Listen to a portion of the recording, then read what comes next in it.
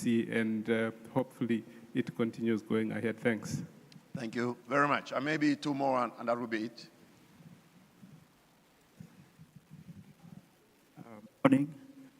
I am by the names of Komakech Dennis.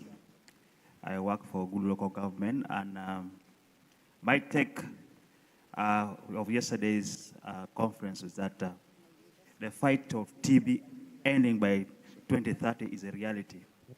And more especially, if we engage the food workers, the VHTs, the LCs, and the health workers at the grassroots. How I wish they were here to see the presentation made by Dr. Loze, the gains that we have made in this period of time. I want to say I live as a witness to this, and I promise to engage more of the community workers in this effort. Thank you. Thank you. Your name once again, sir?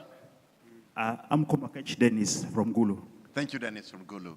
Okay, two more people, and then at least now we know that you remember yesterday's sessions and you have a takeaway, things that you'll go with knowing, and that's a very good thing. Yes, madam.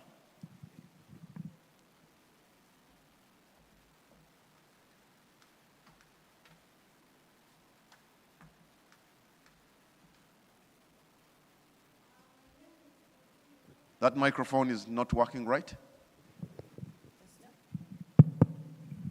Komsinge Catherine Hoima, Child Rights Network Club, a member of USTP.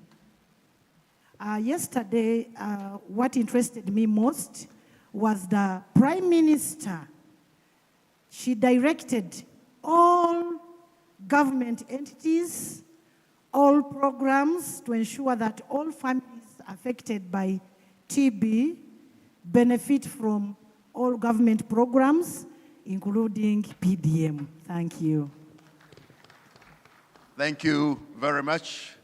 That's a delegate from Hoima. And okay, I can see so many hands up now, so that's a good thing. It means that there's a lot you have. Okay, maybe let's have one more.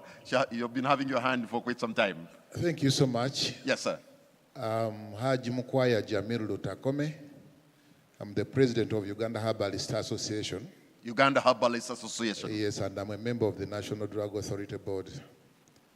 My take yesterday is that TB cannot only be addressed by health personnel. It requires other players also to come in. Issues of diet must be in consideration to make sure that we can take TB out of Uganda. Thank you. Thank you very much, ladies and gentlemen, for giving us your takeaways from yesterday's sessions. So allow me to invite the session chair for today, provide comprehensive care to all people with or at risk for TB and leprosy, strengthen multisectoral accountability. Please welcome with a round of applause, Hannah Monica from WHO.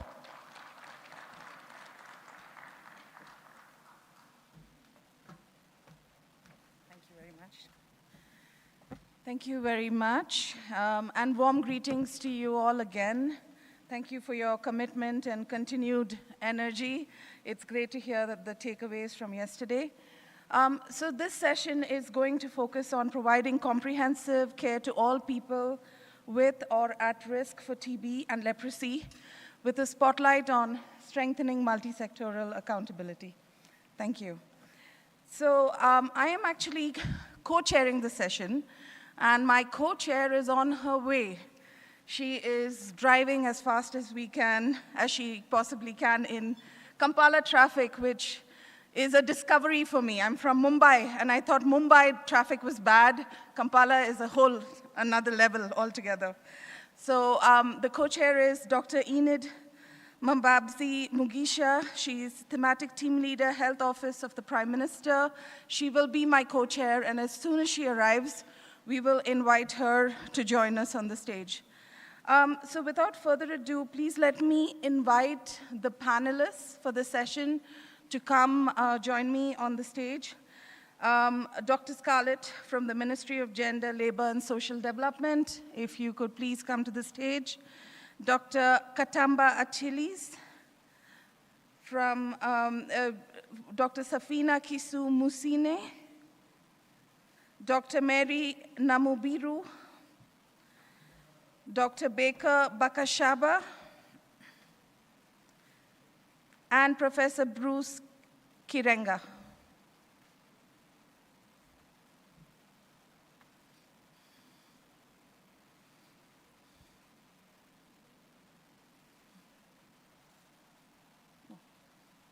Please. Oh, they took it out?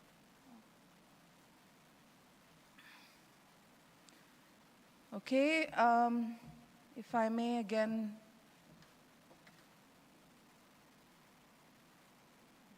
Yeah, I think this way.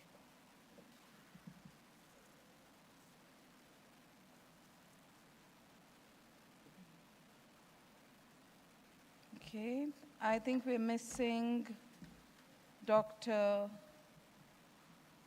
Okay, so we will have the panelists join as they come in.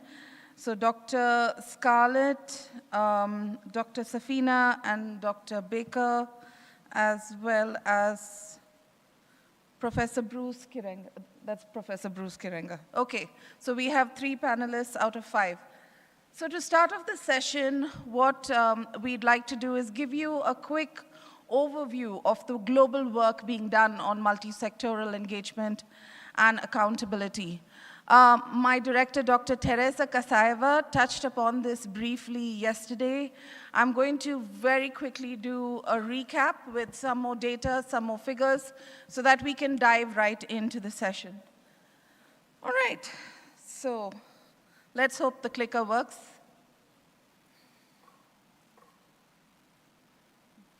All right.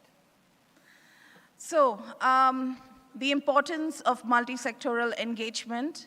This has been underscored by practically every speaker yesterday. All of you know this. When you look at the patient pathway for a person with TB or at risk of TB, it definitely requires not just action from the health sector or just the health SDG, but across all of the sustainable development goals. And you also saw data from our global tuberculosis report, which showed the top risk factors, the key drivers of the epidemic. And you can see that one of the leading ones are undernutrition, which you're looking at food insecurity, all of these issues, alcohol use disorders, tobacco, HIV infection, diabetes, so much beyond just the realm of TB. Now, at the World Health Organization, we definitely prioritize multisectoral engagement in our quest on health for all. You can see our Director General, he has a global action plan bringing together several UN agencies for a very comprehensive, holistic approach on tackling health. TB is one of the priorities here. Now, we at WHO, based on a request from heads of state in 2018 at the first UN high-level meeting on TB, one of the key asks from WHO was to develop a multi-sectoral accountability framework. This was developed and released in 2019, which basically provides an overview of having this comprehensive approach of moving from commitments, actions, monitoring, and reporting to review across with the engagement of all sectors. Since then, we've developed several tools to help. We have a national and operational guide. MAF-TB stands for the WHO's Multisectoral Accountability Framework on TB. And this guide has key steps, 10 key steps, which basically outline what the main components are to adapt and operationalize multisectoral accountability, engagement and accountability. We also have a best practices document featuring case studies, 21 case studies from countries, from UN agencies, from partners, from civil society. Again, a very critical tool just for your information. We have, at the global level, a multi-stakeholder, multi-sectoral platform, which brings together UN agencies, key partners, civil society, to look at how we can advance this work. So it's great to see, for instance, in this room at a national level, the same engagement that we saw. I saw colleagues from IOM at the national level, colleagues from UNHCR. We work with the global counterparts, and it's really important that all agencies come together along with all ministries to address efforts to end TB. And here is some very quick data. Now, we at the Global TB Program at the World Health Organization, in our annual Global TB report, regularly monitor different elements. You saw the data being presented by my director, Dr. Kasayeva. We also document and monitor countries on implementation of the multisectoral accountability framework. And here you can see a very quick snapshot, and you can see the high burden countries where Uganda is part of it, and the African region. You can see that one of the core elements of MAF is to have a national multisectoral, multi-stakeholder accountability and review mechanism. And there is a serious gap in this front, because while we see here that you have highest level leadership, not all countries are able to achieve this, and this is really critical. You do need to have someone like the Prime Minister, bringing together all the ministries under the leadership of the Health Minister. So you do need to have that mandate from above the Health Ministry to make sure that MAF-TB is being implemented. Now, we also collect data on which sectors are engaged in which activities. For instance, you can very clearly see here the Ministry of Defense, for instance, the Ministry of Transport. They're quite involved in provision of TB prevention and care services. You can see the Ministry of Labor, for instance, the Minister of Education, the Ministry of Labor. They're quite engaged in advocacy, information, education, sharing, and of course, the social development sectors are very much engaged in provision of social benefits, social protection, etc. And again, here you can see a snapshot of, for instance, in the African region, which are the key sectors that are engaged. And looking at this, you can see finance, education, defense, and social development. These are the top 4 sectors that are being engaged. Moving ahead. Now, I just want to very quickly show you the work that's being done at the global level to join forces across sectors on the road to end TB. We are doing work on addressing TB during emergencies with UNHCR. We have an interagency field guide that's developed with UNHCR and CDC. And this work continues, where we're looking at supporting addressing TB among refugees. We also developed with UNHCR, IOM, and a whole range of technical partners, including the Qatar Foundation, a special report with key recommendations on addressing TB in refugees and migrants. This was launched at the World Innovation Summit just 2 weeks ago in Qatar. We also work with IOM on TB and migration. Very close collaboration here as well. The next slide, please. We also work with UNAIDS, ILO, FAO, OIP, World Food Program, for instance, on TB in workplaces, on a roadmap on zoonotic tuberculosis, for instance. And we work with UNICEF. We have a child and adolescent TB roadmap. I have my colleague Sabina here who leads efforts on this. Again, a very important area. Private sector engagement or public-private mix, this is something that there have been several examples being presented by your country itself. Again, very key, and we do have data dashboards for better accountability.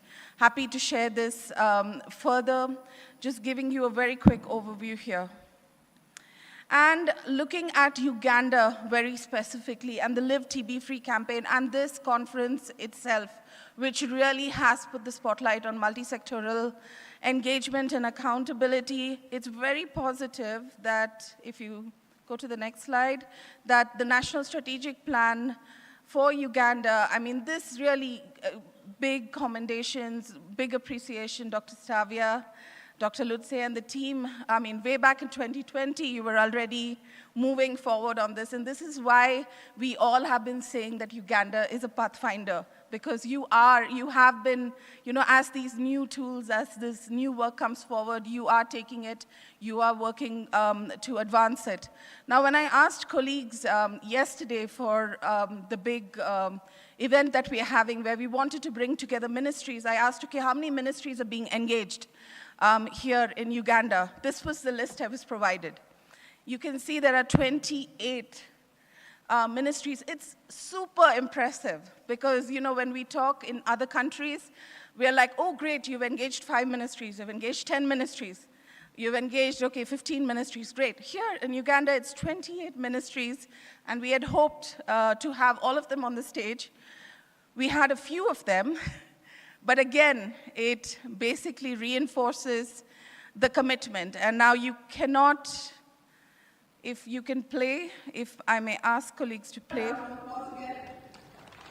This is from yesterday, all the ministries coming together and UN agencies.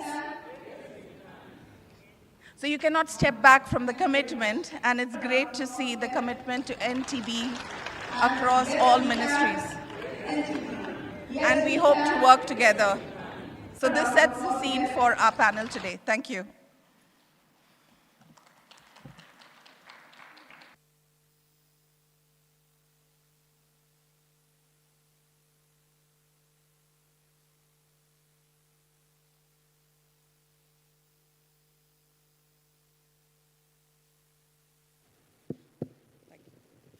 Okay, so now that was a very quick overview. Maybe my colleague, you could stand me. Okay, that's perfect. So let me have a seat, all right? So we have a very rich session here. We have 3 strong panelists, and the way we're going to run this session as we wait for my co-chair to come in is that it's going to be not presentation style, but more Q&A style. And we hope to hear your feedback, short responses, but strong collaboration. And strong feedback from you, from your perspective.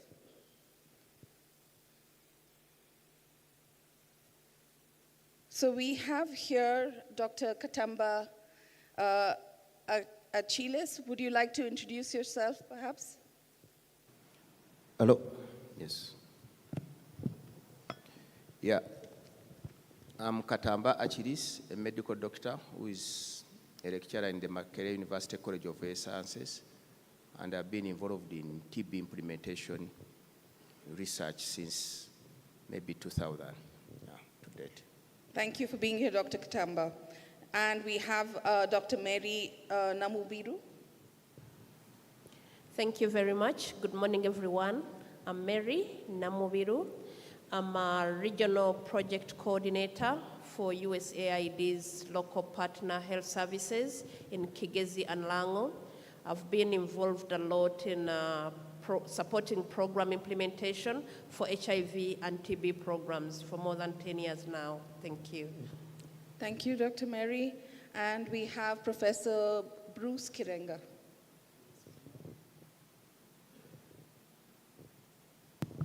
Okay, thank you. Good morning. I'm Bruce Kirenga. I'm a pulmonologist, say respiratory physician. I'm the director of the Makerere University Lung Institute. My main work in TB is clinical care and research. Thank you.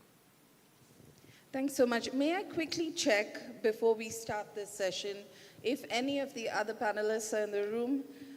Dr. Scarlett from the Ministry of Gender, Labor and Social Development, are you in the room? Dr. Safina Kisu Musine?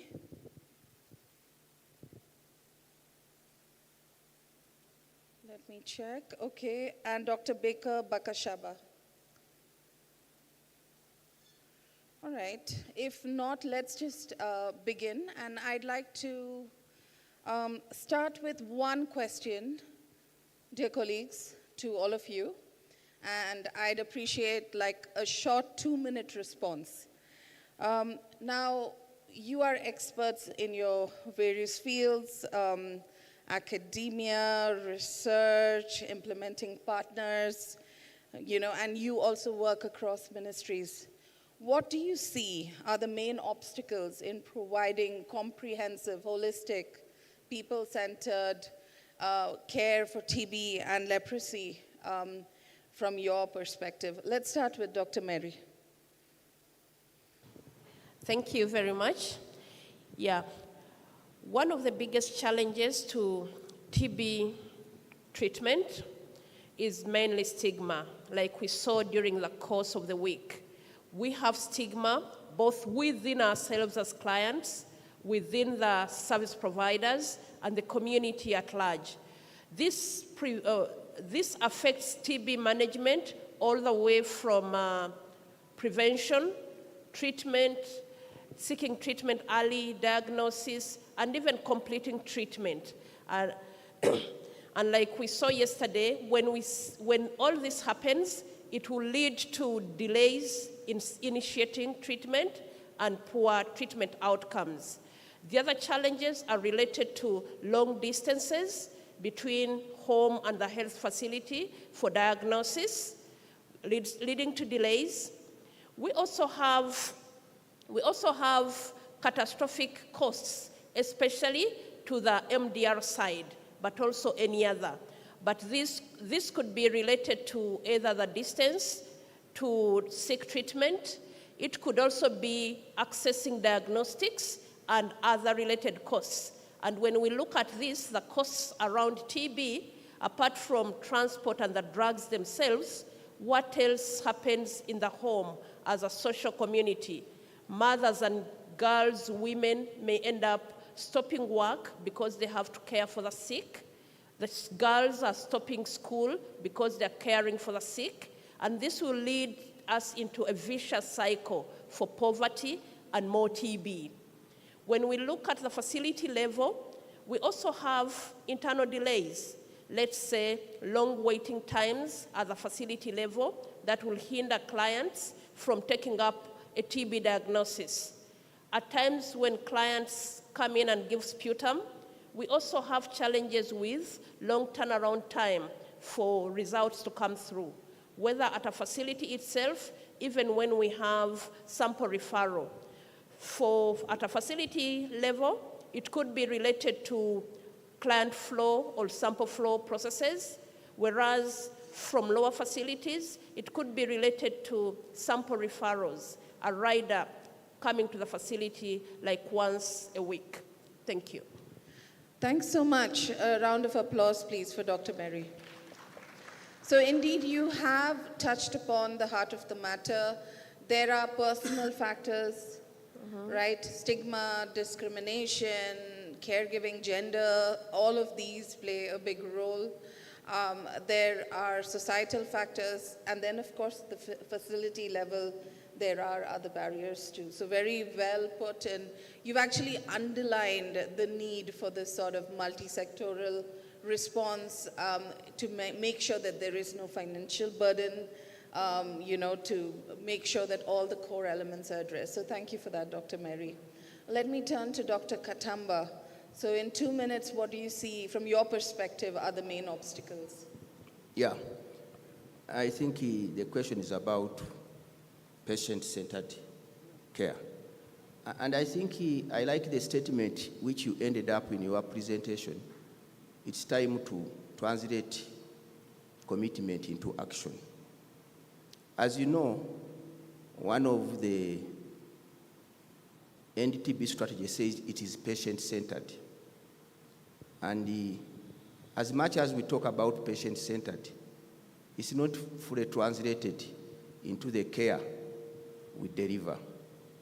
I think it's time that in our actions, we involve all the stakeholders in deciding how to deliver care to them.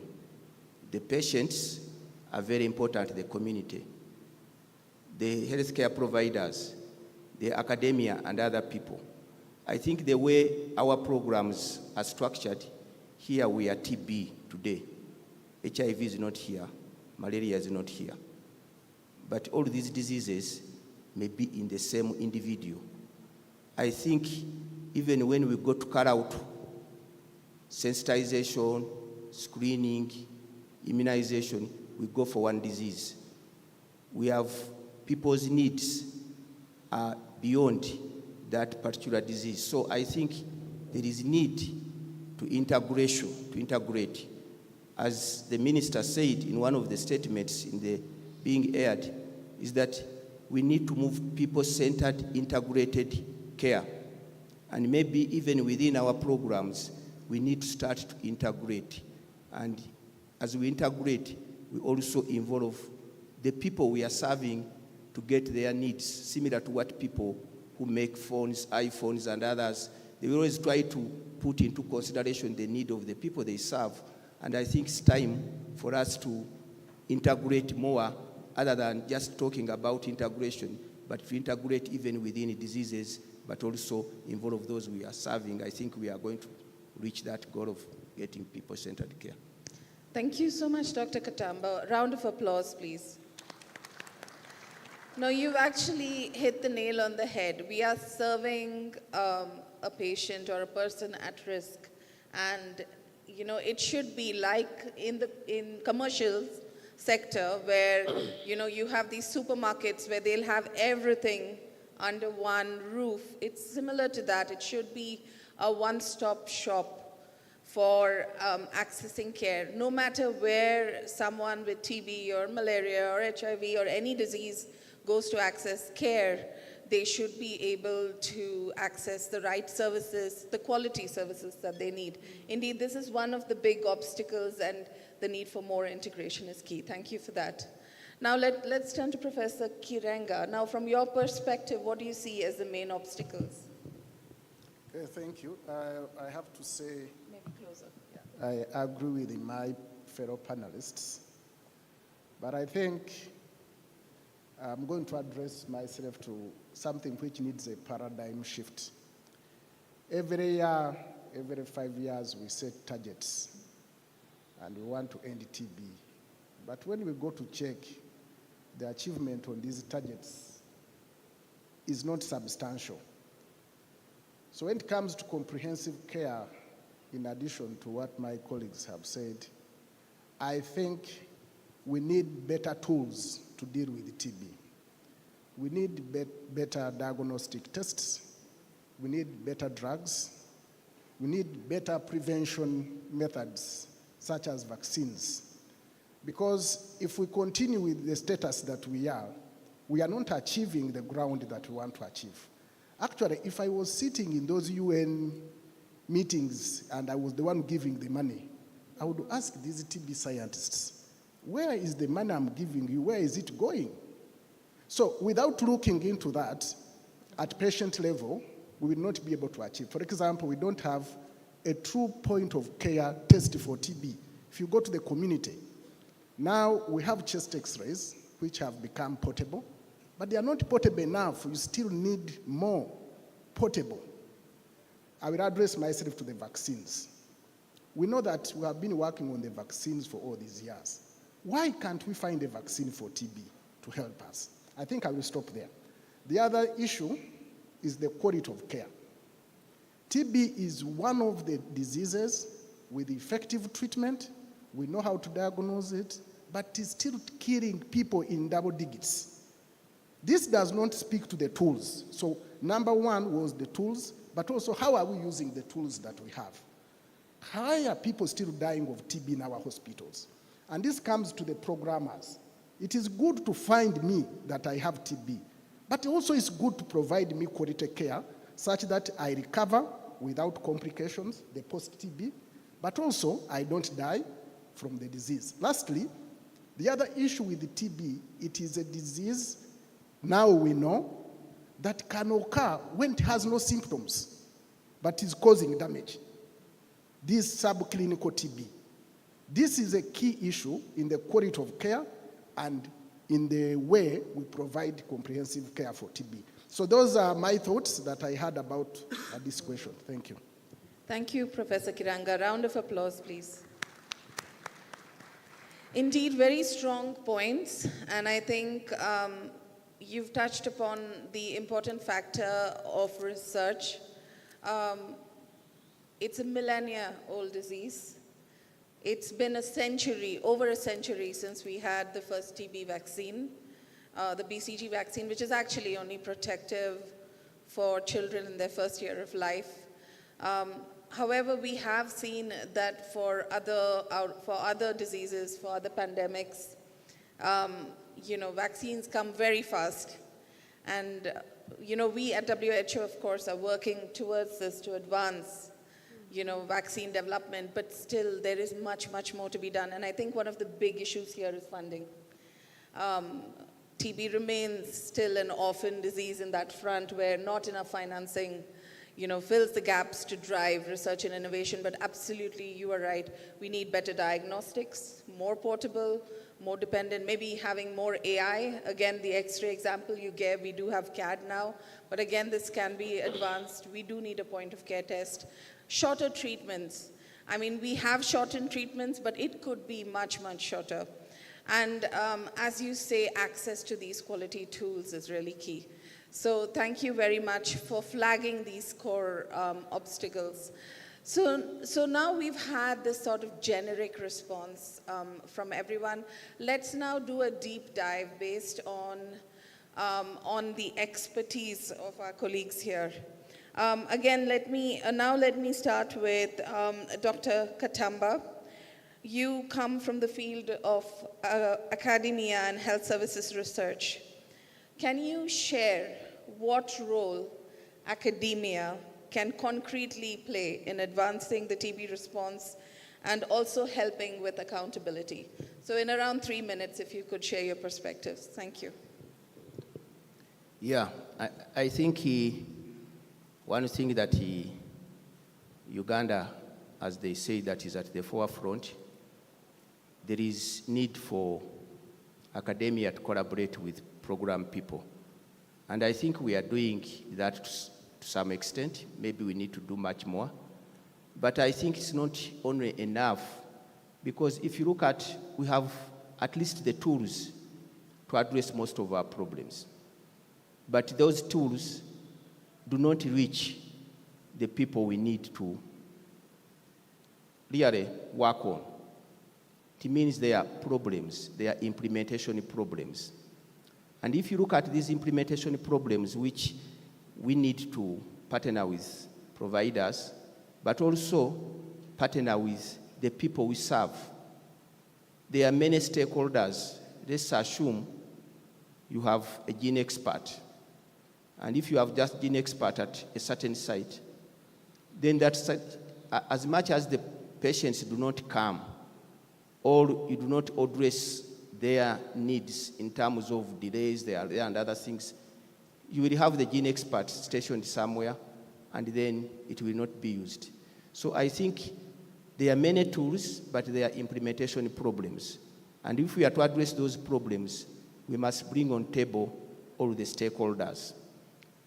And the stakeholders, many times when we are doing research, we forget the community we serve. I like the issue of community engagement.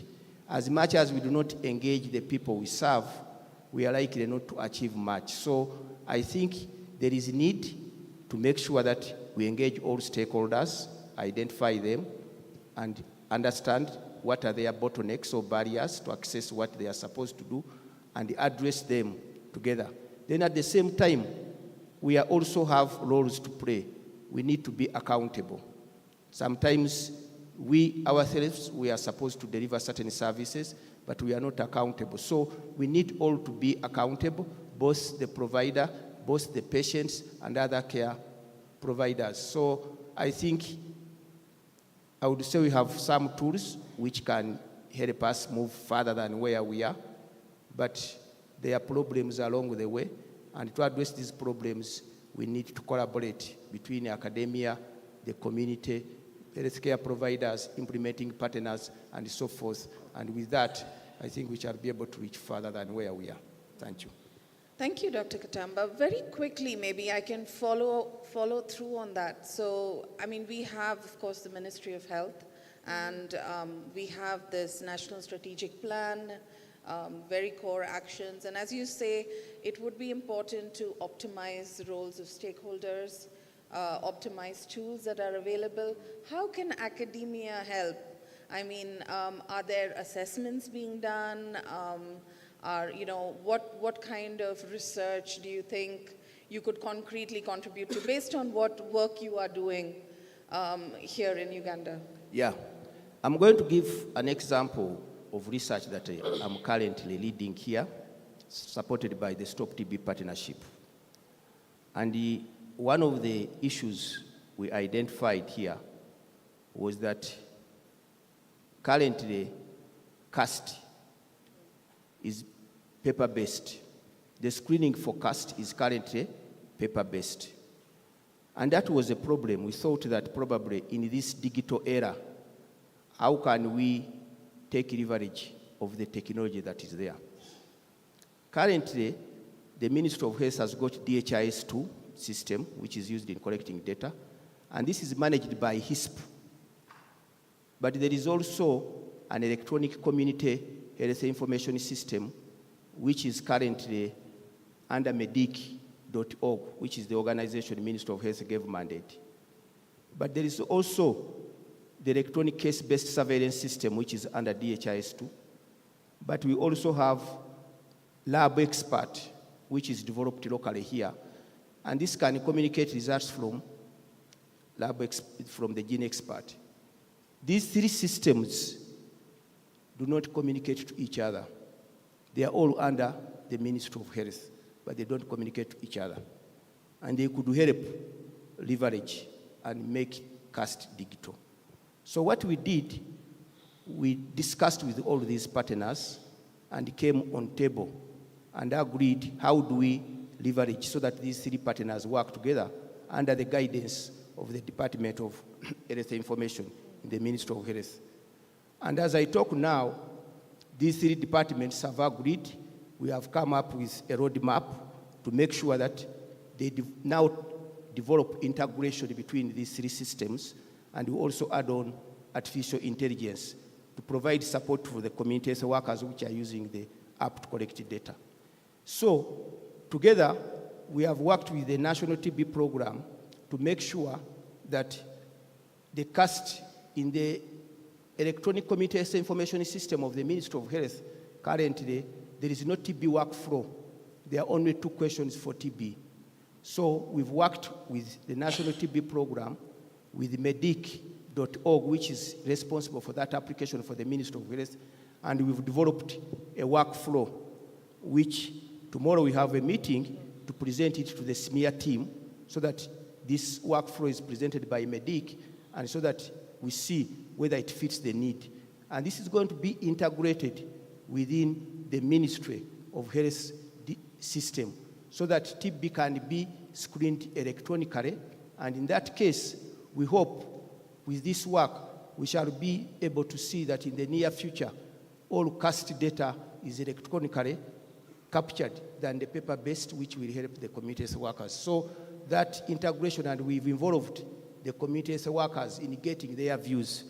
We piloted the artificial intelligence tool in Mukono in 70 community health workers who liked a chatbot to support them because they are screening, they don't know the information about symptoms and others, and they don't have anyone to ask.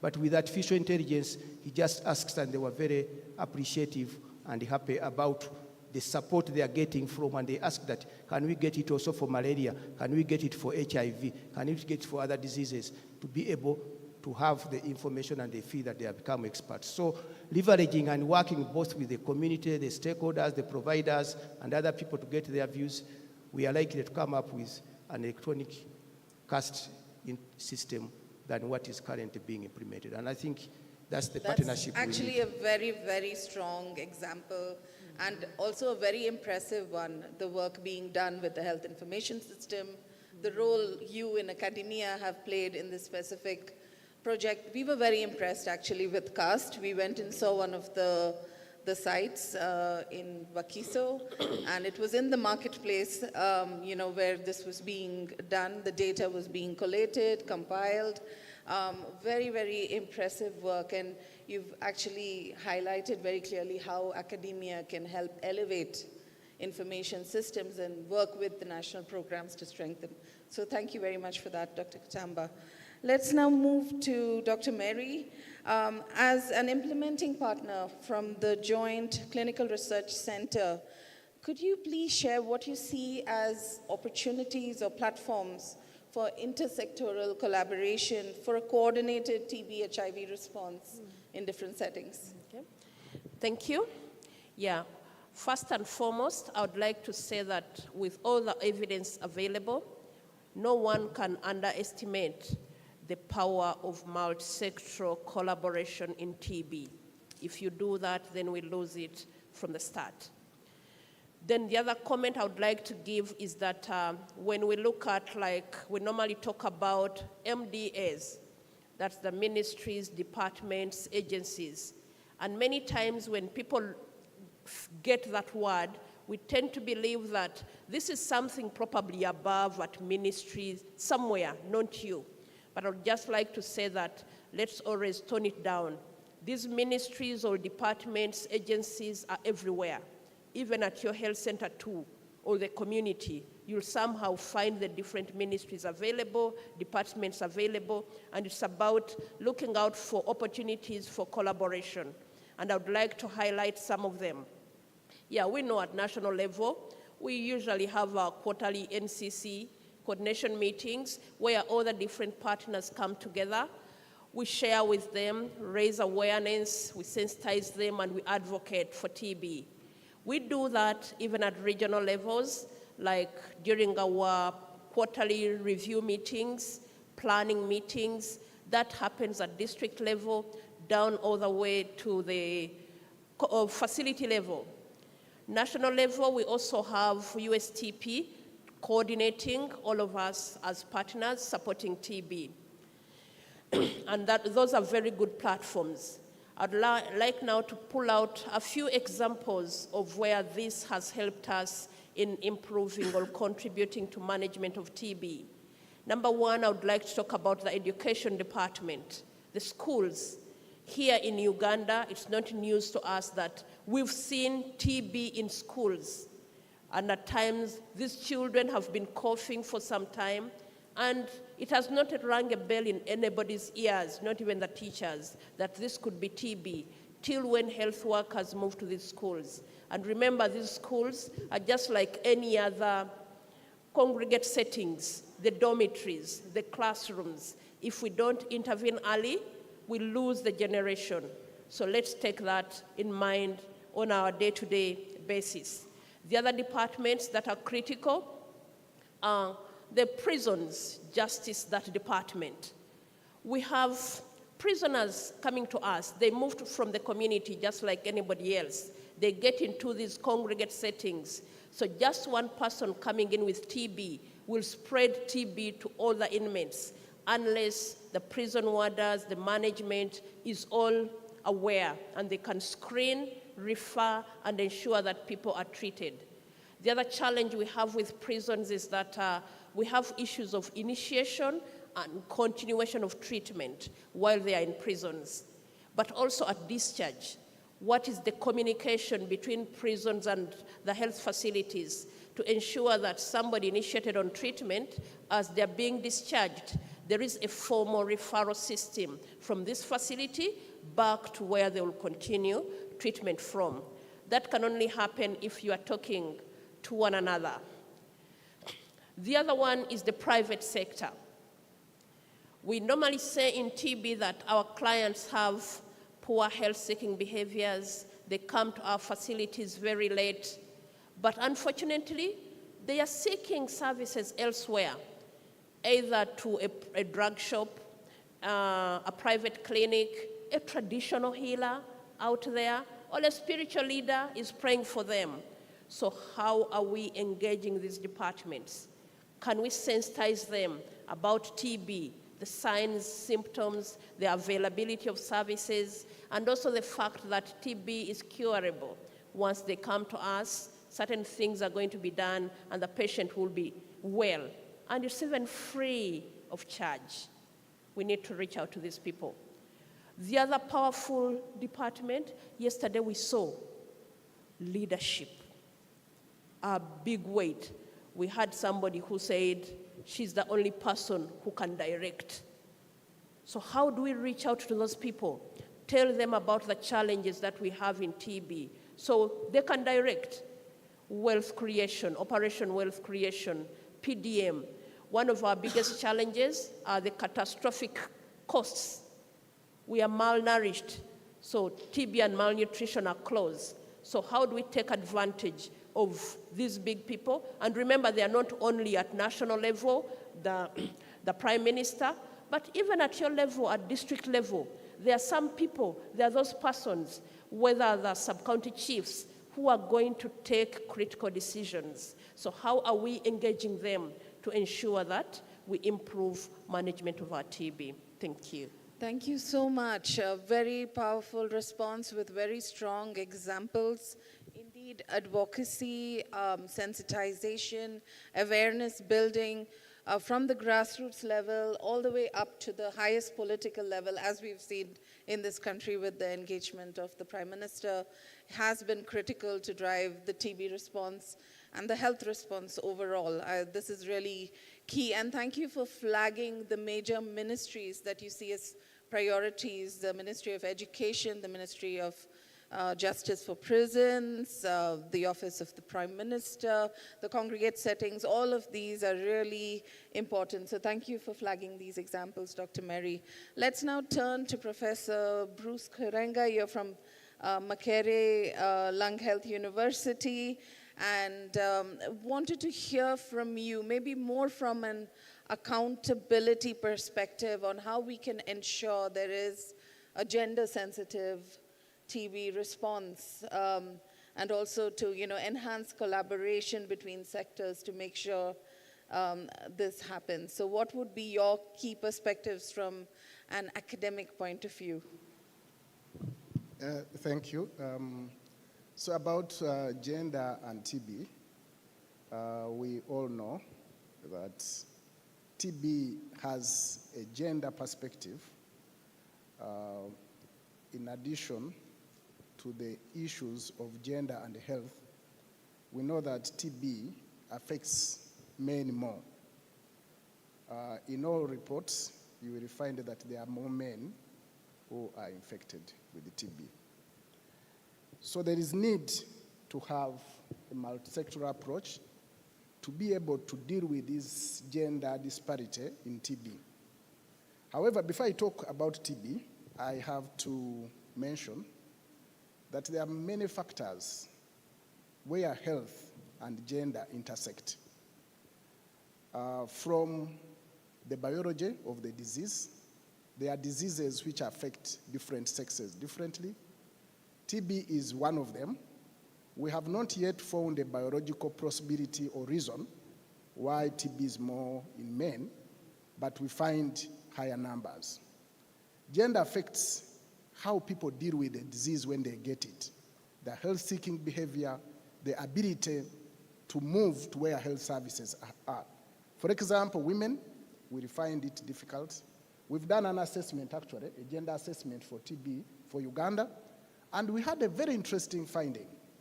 While women were more in the health facilities seeking care, they were getting less of this good test called Gene Expert. This you cannot imagine. The women have come to the health facility, they are there, but the few men who come are accessing the best test more than the women. Meaning that the negotiation, the appeal, we call it the masculinity of men, the few who come to the health facility, they will make sure they get the best. So in TB, while we know that TB affects men more, yes, we need to understand that actually there is a way the infection is affecting women disproportionately compared to men. So there is need to have interventions, and it's good to give examples. Our fellows, our research fellows, have developed an intervention package to make sure that we have more men in health facilities. And this intervention is called IGNITE. This intervention has been piloted in 4 health facilities and has shown to remove the disparity of men seeking TB care less than women. However, what we saw, when you start to implement gender-sensitive interventions, and this is key to the programmers, please remember that there is a component of disparity that you do not want disadvantaged women more because they have already been disadvantaged. For example, if you say, I'm going to put an evening clinic for men because they are in borders, that is good, but make sure that that clinic is also open to women. If you say you are going to open on Saturday, make sure that the clinic is also open to women on that Saturday. So in a way, one of the key things that requires a multi-sectoral approach is gender. Now, lastly, we need to make sure that gender interventions, especially in the Ministry of Gender and other organizations, they incorporate TB. What we will find that you'll find there is an intervention that is helping women to improve their income. They stay with these women. They are growing potatoes, they are growing pumpkins. They need to add in health information, especially TB. Thank you so much, Professor Kirenga. Again, very strong response. And you've shown clearly how, from the academic perspective, having that sort of, and the research perspective, to actually dive into a gender assessment to figure out what the core issues are so that you can make sure that the health services are designed in a way to optimize use to make sure that it reaches those who are in need, both men, both women. And you've also underlined, the importance of how, what the issues are when you're looking at men. And you've gone further into it to analyze as well. And also, of course, about women and the other issues, the barriers that they face. So thank you for this. So may I please ask everyone to give a round of applause to our panelists. Now, what I'm going to do is I'm going to take 2 or 3 questions from the stage. And I'm very pleased to welcome from the Prime Minister's office. I did introduce her right at the start. We have with us Dr. Enid. Dr. Enid, would you like to perhaps, let me give you a minute to catch your breath, but it would be good if you could introduce yourself and a few words of welcome. Thank you. Thank you very much, Monica. Good morning, colleagues. Yeah, Enid Mbabazi, as already introduced, I work with the Office of the Prime Minister. I lead a team that is charged with oversight to health services delivery, and I'm part of the MAF TB Secretariat, backstopping the Ministry of Health-based technical team. I'm glad to be here. This is my 4th conference and my 3rd time as a chair of the panel that discusses key issues related to TB control in the country. Thank you for being here, Dr. Enid. In fact, we were just discussing, and I think some of the panelists here were highlighting how having the leadership of the Prime Minister, especially over all the ministries, is so critical to drive the NTB response, to accelerate efforts, bringing ministries together. So I think absolutely your role, especially from the Office of the Prime Minister, is very critical. You lead the work on health, and it's important to have your leadership and guidance. So thank you for being here as chair of the panel. Thank you. Okay, so we are now at the point, we'd like to take 2 or 3 questions. And I see there's someone here, the gentleman right at the center first. Please introduce yourself and ask your question.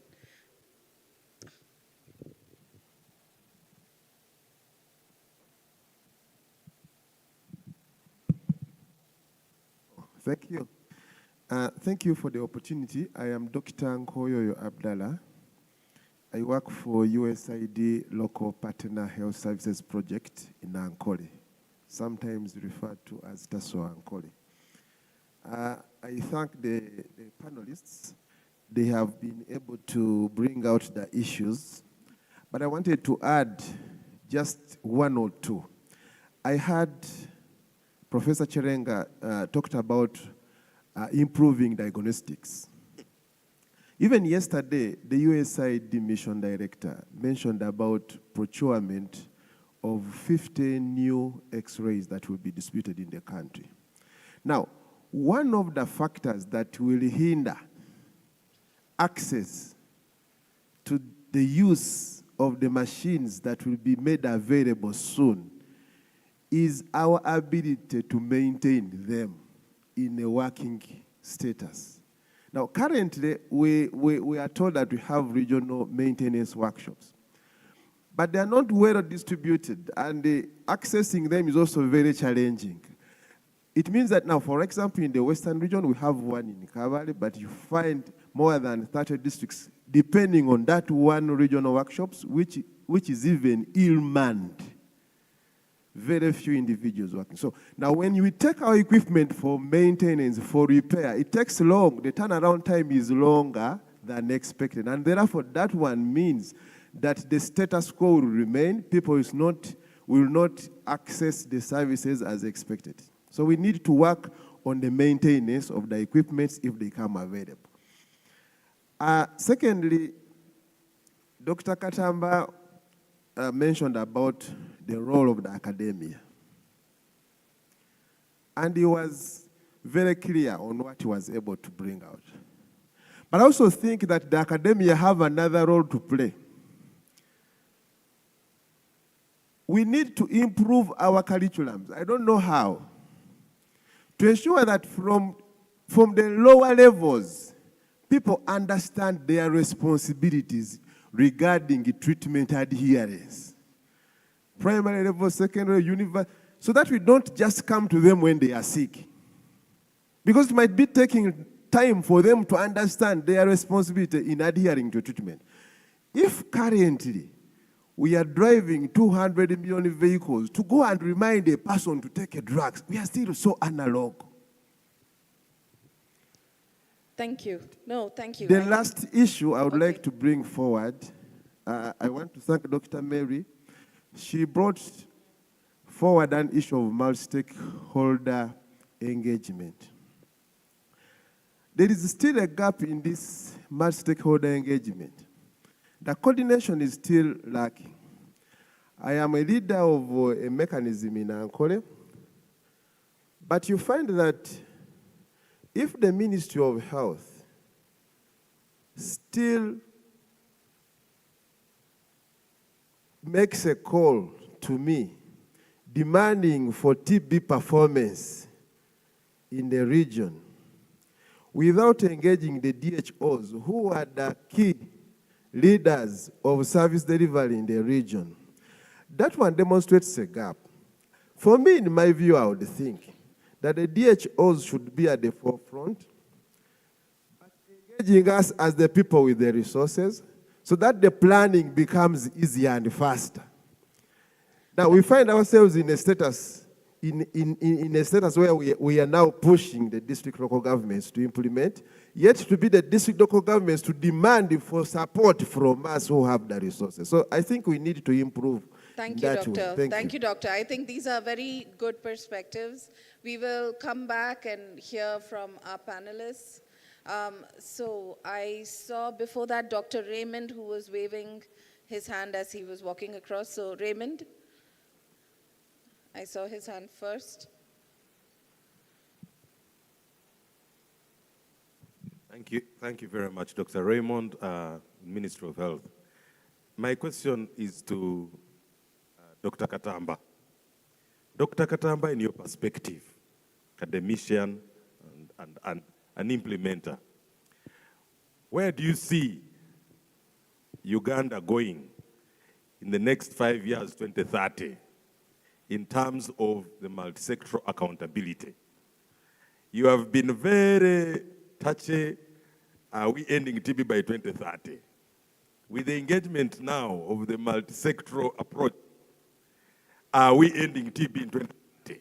Thank you very much. Thank you, Raymond. Okay, I see hands here.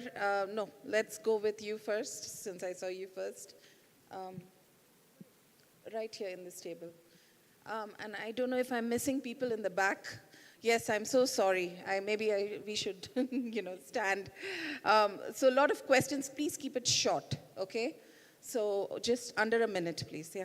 Thank you so much. My name is Valentine Muhereza Kachina, an ambassador of TB and Leprosy in Uganda Stop TB Partnership and National TB and Leprosy Program. But as I told you yesterday, I'm a comedian. I'm also a qualified journalist. I'm also an artist. But there are things that the ministry and World Health Organization has failed to change. First and foremost, I will give you an example of a phone. When a phone had come, you would use a phone just for calling and maybe message. But see this, a phone now is a calculator, is a notebook, is a phone. You can send a message, you can video call, you can use it in many, many different things. So the same happens here in the ministry. It is very difficult for you or for us to end TB when we are still doing like how the phone used to be. Because now, me as a comedian, one, I can get free access to attention to the public. What do I mean? For the minister to go in Rukunjiri and have a conference, as someone said, you need like 10 cars, you need to hire public system, you need to have security, you need to use fuel. But what you are going to deliver, one person can deliver it freely. Thank you. Thank you for that. And I think this is very important. Yes. The role of comedy and, having celebrities engaged, such as yourself, as a comedian in the country. I think we need this. We keep trying, we don't get this. So thank you for that advocacy. I'm going to ask panelists to keep noting things down. We'll come back once we have questions to hear responses. Okay, please. Thank you. I'll keep it short. I'm Dr. Ignatius Asasira. And just last week, I happened to attend a community health partners retreat. It was in Mbale, and something came out so keen for me. We have so many implementing partners in households, but you'll find one household is having like 3 or 4 implementing different agenda, which is okay. But still that household is struggling as far as the health is concerned. So an idea came up of having a minimum package of health package, whichever, excuse me, whichever idea you're coming to implement, nutrition, malaria, TB, at least there is a basic minimum you should implement in that household, irrespective of what plans you have. So this question is for Dr. Mary, who talked about multi-sector engagement. How do you think it's feasible from the side of IPs, since you're an IP? Will they be able to get resources to implement this basic minimum before they can advocate for whatever they are pushing for? Thank you very much. Thank you. Okay, just so I see there's a question. Okay, let's take a question here since you're closer, and then I think we go to this side, which we've missed out. Is there another microphone that can be taken to the back, and any colleagues? Yeah, go ahead.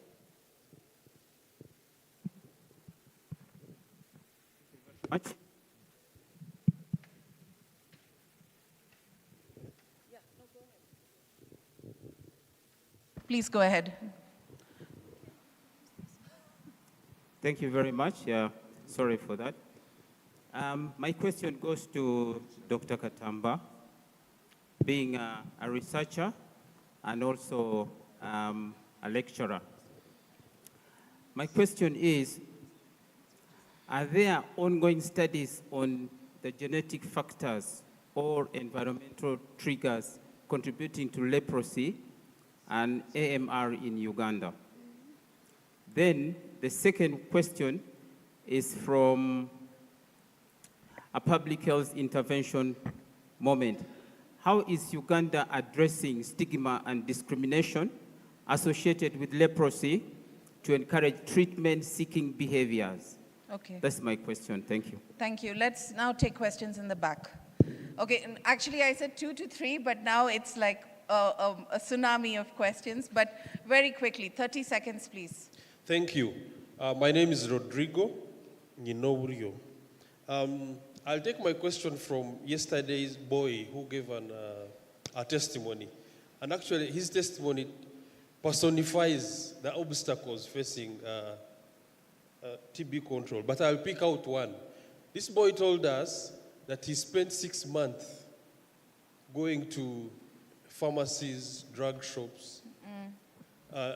But we as the health system, I can say we failed him because we failed to pick that TB. So, why?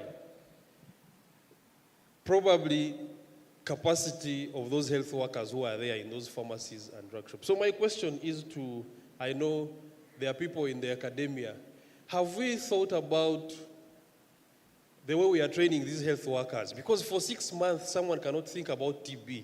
In the curriculum, in the training schools, nursing schools, medical schools, clinical officers schools, is TB emphasized enough so that maybe we can shorten the rate at which our health workers, representatives of the health system, are missing this TB? Thank you. Thank you. Thank you. Further behind, yes. Thank you very much. I am Paul Wevola. I work with USAID PHSEC. My question is, how are we leveraging the widespread drug shops to improve access to TB care? We know that they are available and they are everywhere. Can we tap into that opportunity? Thank you. Thank you. Let's move to this side very quickly. The gentleman in white. Okay, and after this, we'll take just one more question, and then we'll go for responses. Yeah. Opeda, Dr. Katamba. Last year when we passed our legislation to enhance our values, were threatened, were castigated. Question to you. Will this affect funding going forward to leverage on our current successes? Thank you. Thank you for that. And the last question here. Okay, I will allow because we have a TB survivor, we will give him the last word. So first yourself. Thank you very much, Dr. Matthew from the private sector. I think I will mostly aim this at Professor Bruce Jechirenga. And before I fire the question, I'll start by thanking Professor and the Lung Institute for the rehabilitative services that they have actually provided. As we have noted, one of the survivors yesterday actually gave us the story about how we went through it. Please hold up your microphone. Yeah. Yes, and it is clear that we are getting more knowledge about post-TB complications. And in this particular day and age, we should not have someone who has actually completely undergone curative treatment, still take another 3 or 4 years trying to recover from the complications. And that brings me the question. Professor Bruce Jechirenga, is it the mandate of the Lung Institute to take on the rehabilitative services? And if it is so, how exactly are we leveraging the different healthcare providers in rehabilitative services? And also, do we have a plan for the private sector to increase the uptake of these rehabilitative services?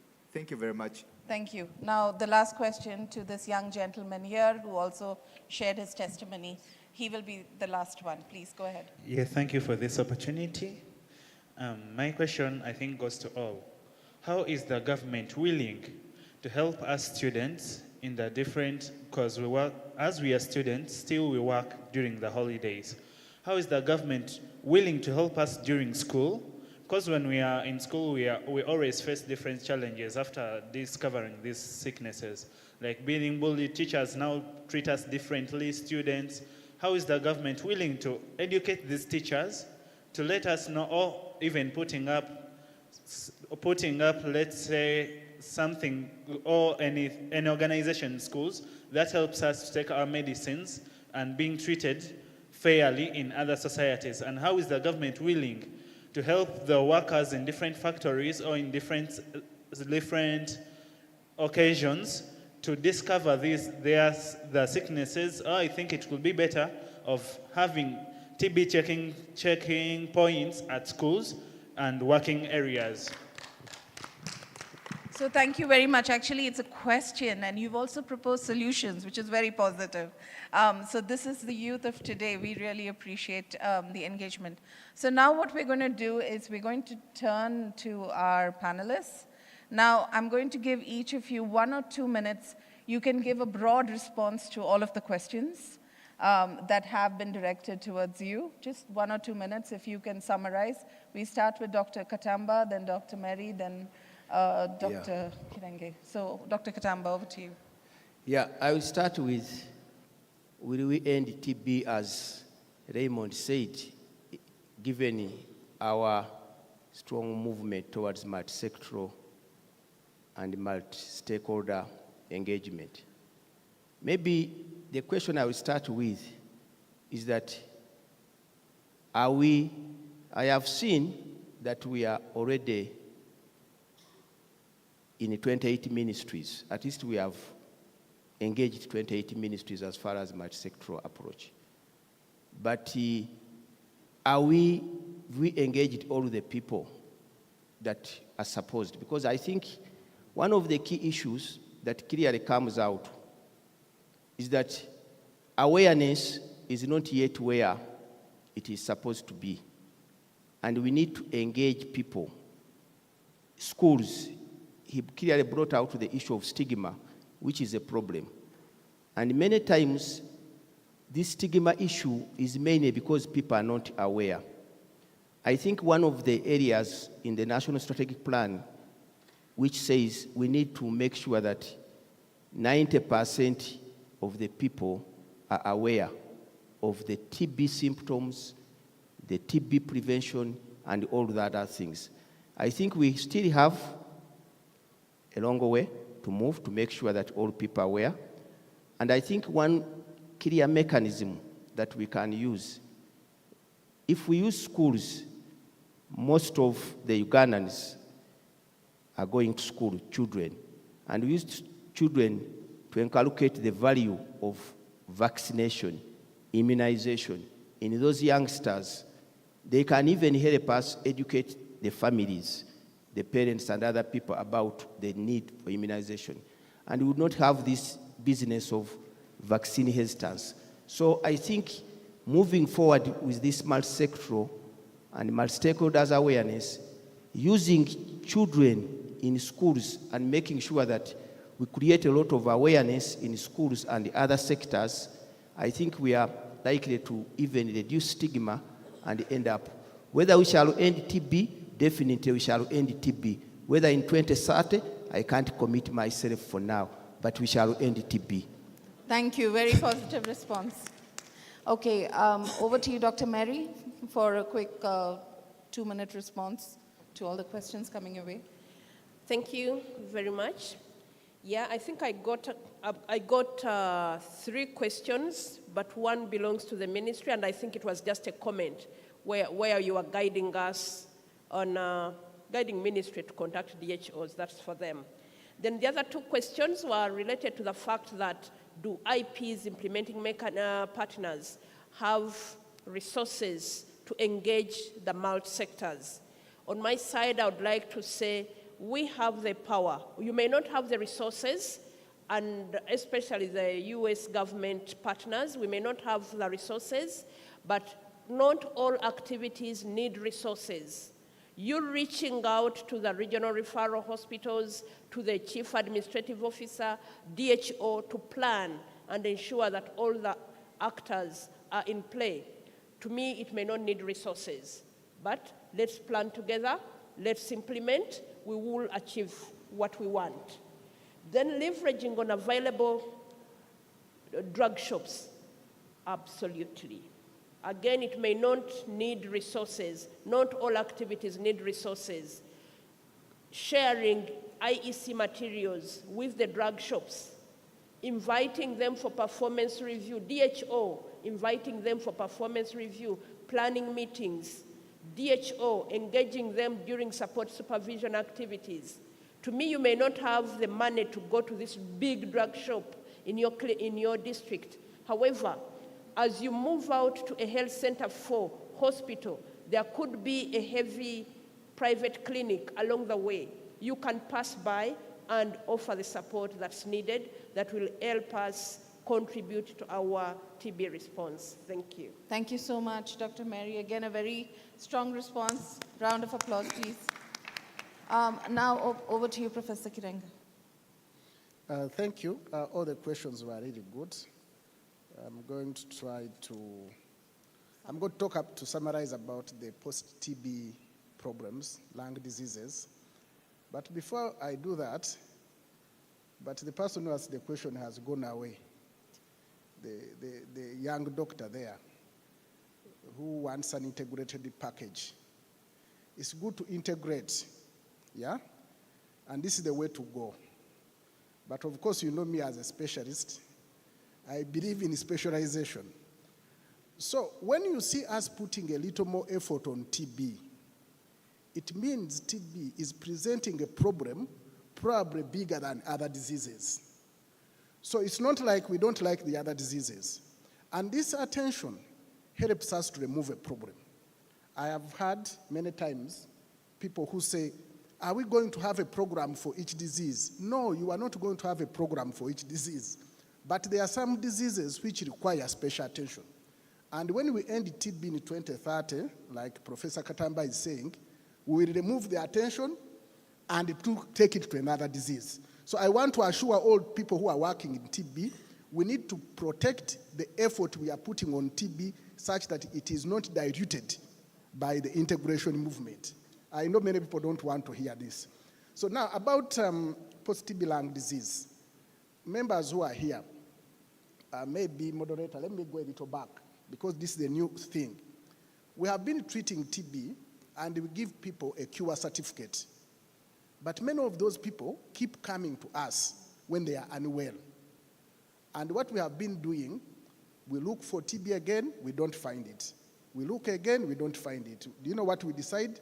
We say, let's treat for TB again and again. We have now established through research that these people, most of them, up to 95%, do not have TB, but they have complications of the TB that you cured. So the treatment they need are for the problems they are presenting with. Some of them develop asthma, others develop heart disease, others have a lot of damage of their lungs, and that's why they are unwell. So we started doing work at the Lung Institute, and we started this work actually some time back, but has now gained momentum. That post-TB lung disease has been recognized by WHO and everyone, and we have now moved from research mode to implementation mode.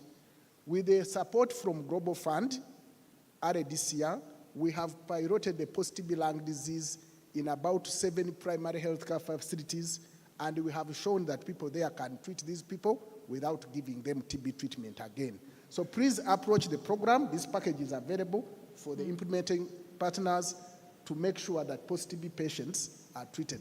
Now, it has been agreed that post-TB lung disease is TB. It is you, it's for you, the program of TB.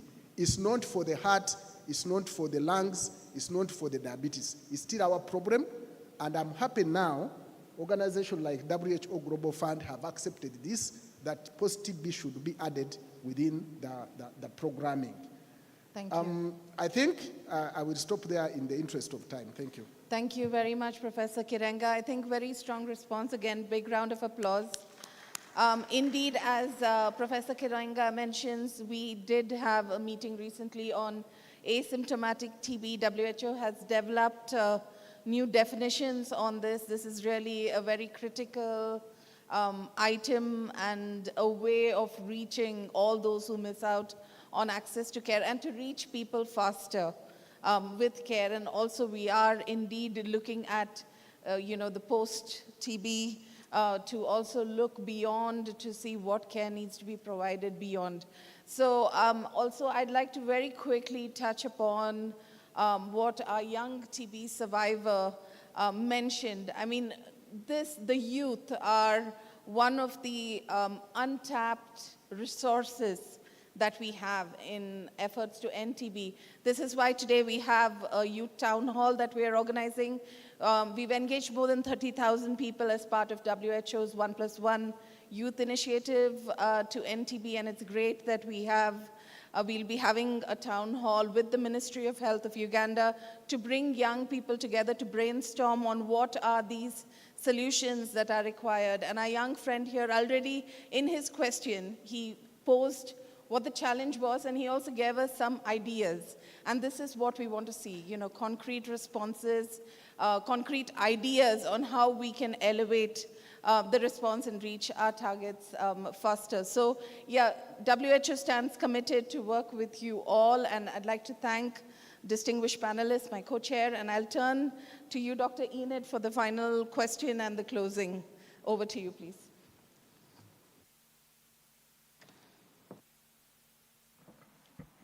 Thank you very much, my co-chair. I first of all would like to apologize that I came late. I lost a brother and a very good friend, and I'd gone to funeral services to pick a casket, and I'll be running away shortly after here. My last question, our last question to the panelists. And this goes to all of you. So I don't know whether all of you would like to have a go at it, or one of you. And here is the question. What is your one top tip or advice on how various sectors and actors can enhance collaboration for a successful end TB game? I'm sure from the conversations that have been going on, and also from your perspective, you can tell us some of those that we can pick on. Thank you. Who wants to go? Miriam? Dr. Okay, I can start. On my side, my biggest tip is about community engagement. Remember, this is a client we are talking about, client-centered. We must ensure that this person, this community is sensitized, they are aware, and they're engaged. They have to participate in the care for themselves. Thank you. Miriam? Yeah, I think yes, Doctor? I think one tip is really to come together and provide mutual respect to each other and work together and come up with a plan that puts into consideration the needs of all those who are involved in that activity. And that way, you will be able to succeed in this collaboration. Okay, thank you very much. And I just wanted to stress that, yes, the people seated here are key resource people, but all of us are resource persons. And just in case you have an idea, especially regarding the answers to the questions that they have asked, feel free to put up your hand and propose. All of us are resource people. I just wanted to re-echo a few things about the questions that have been raised. Somebody talked about the infrastructure for maintenance of the X-rays. It is very true, we are having issues with maintenance, and I have taken note of this, and we'll make sure that I pass on this information or concern to the responsible authorities. But also, just to say that, especially to our development partners, that in future, we can consider mobile hospitals or clinics. They are best practices. The TB mobile clinic is doing a great job in the community. We have the immunization van, we have the cancer van, we have the CPHL laboratory, that has been added to the fleet of recent. And these are doing a very great job. So instead of having tall buildings, infrastructure, which in most cases are not accessible to the people who need these services, I suggest that we advocate for mobile hospitals. And of course, this will have all the infrastructure that is necessary so that the services are taken closer to the people. And those who give us the support, we really appreciate.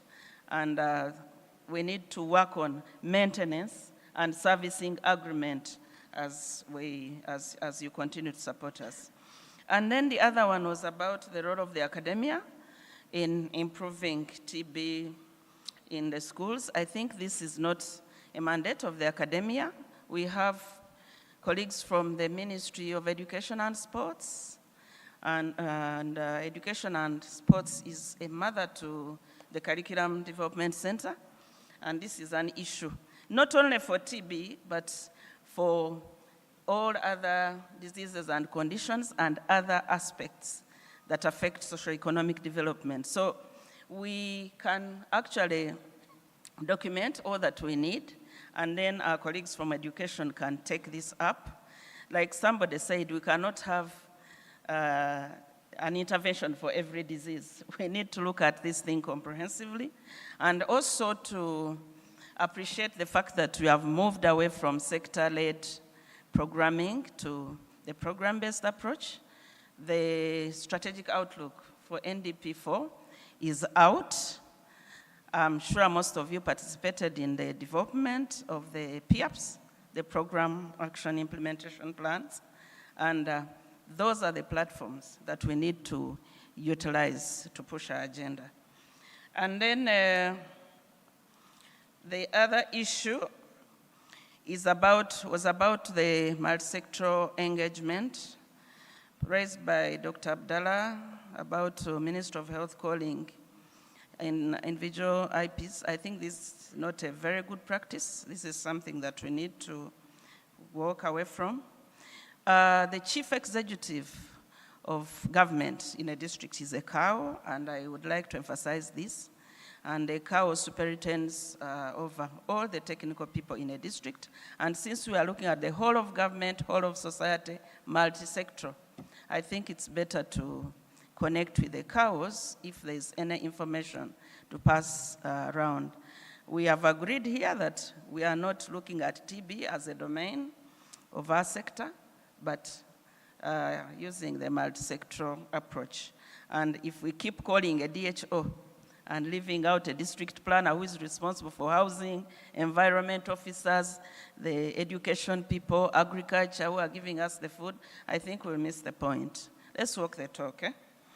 And the other one is about what Mr. Kachaina said, making use of influencers, people who have influence in our society. I think it's a good thing.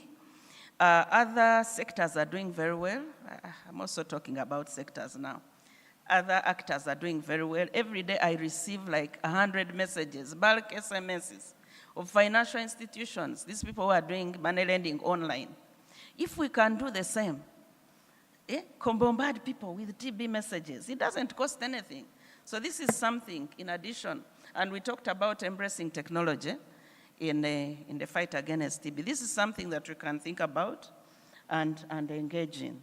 We can use influencers, but we can also be intentional in our communication and bombard the public with these messages. I will not talk about the community, the issue that the gentleman who attended the community retreat at Mbale, I was also there. And yes, we appreciate the minimum package, but also as we go into these communities, let's appreciate other stakeholders in the community. Not only your VHTs, your extension workers, the health educators, but other stakeholders within the community. There are churches, there are mosques, there are structures of government, the parish chief. Right now we are talking about the parish development model. How do we utilize the social services pillar to push our agenda for TB? So I would like to stop there and request if there's any other person who would like to make a comment, especially general comment on this session. Kindly pick the mic and do the needful. Thank you. There's a hand there. Thank you. We need to be mindful of the time. Let's keep them short. Yeah. Yes, there's someone there.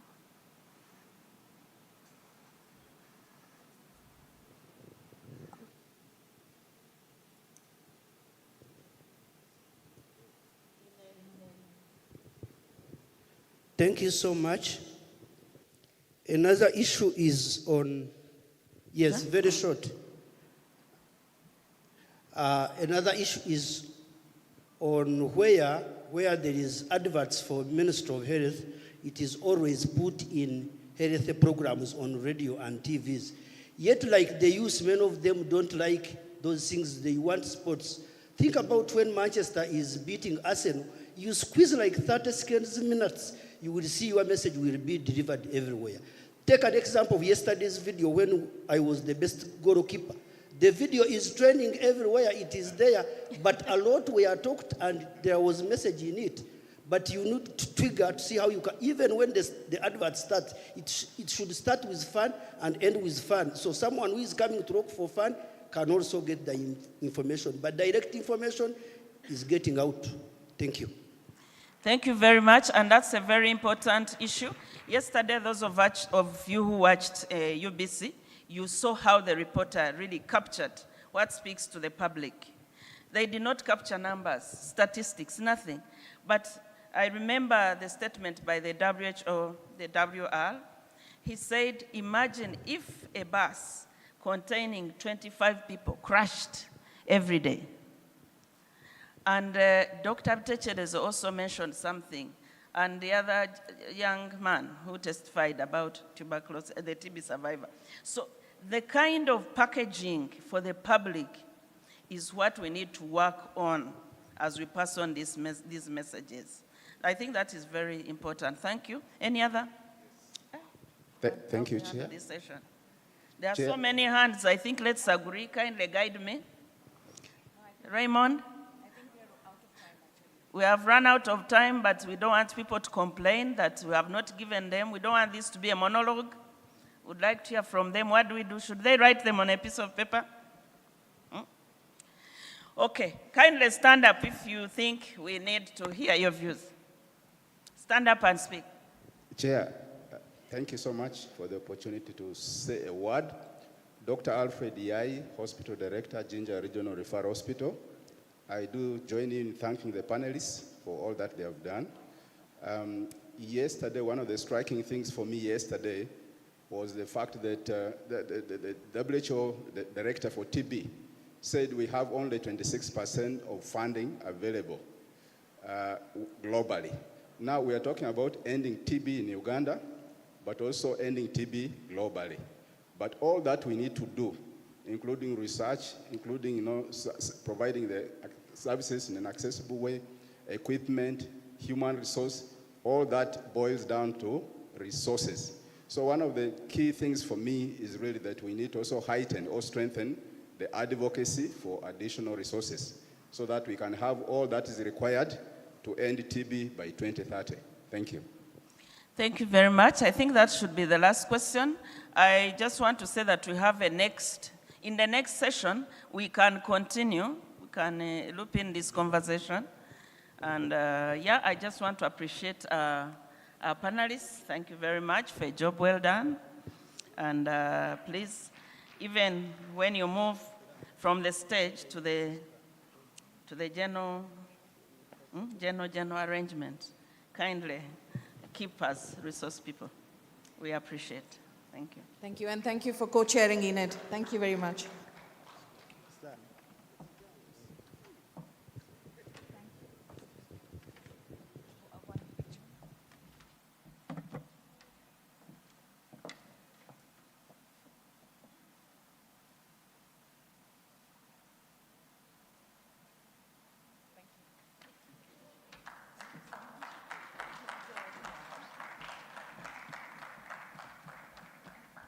Surely you can give them a bigger round of applause.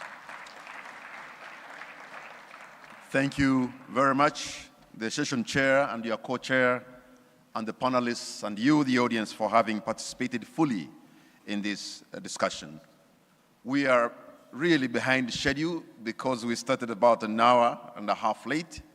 I'm going to request the next session chair and the panelists to use time sparingly, to be mindful of time. So now may I invite the next session chair, who will be taking us a discussion on coverage of health and social benefits package for people with TB and leprosy, social protection for people affected by tuberculosis and leprosy. And let us welcome, with a round of applause, our chair, Farai Mavunga from WHO. Farai will be able to also introduce the co-chair and also invite the panelists to take their seats. Mr. Farai, sir.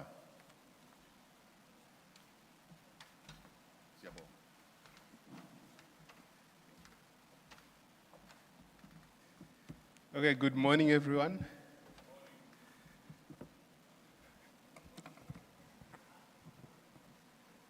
Good morning, everyone. Thank you. Yes, welcome to this panel session where we are going to get perspectives on implementing and scaling up social protection for people and households affected by tuberculosis in Uganda. I am not chairing this session alone. I do have my co-chair who will be joining me on stage, Ochero Ogola, who is from the Ministry of Gender, Labor and Social Development, working more specifically on the expanding social protection program.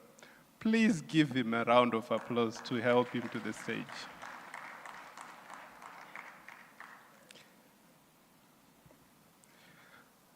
On the list that we have for the panelists for today, we have a representative from private sector. If you could come and join us on stage, please. We are also supposed to have a representative from academia, who is also part of this panel.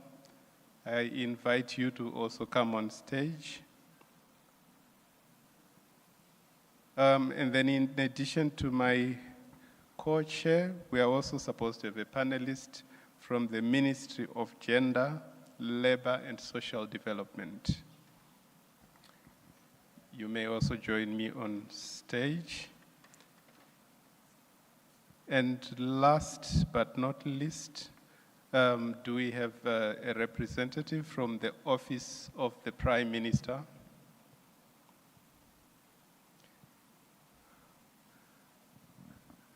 I am probably going to get into trouble with the organizers for what I'm going to do next, because it's not on the agenda. But do we have a representative of civil society who can join this panel, please?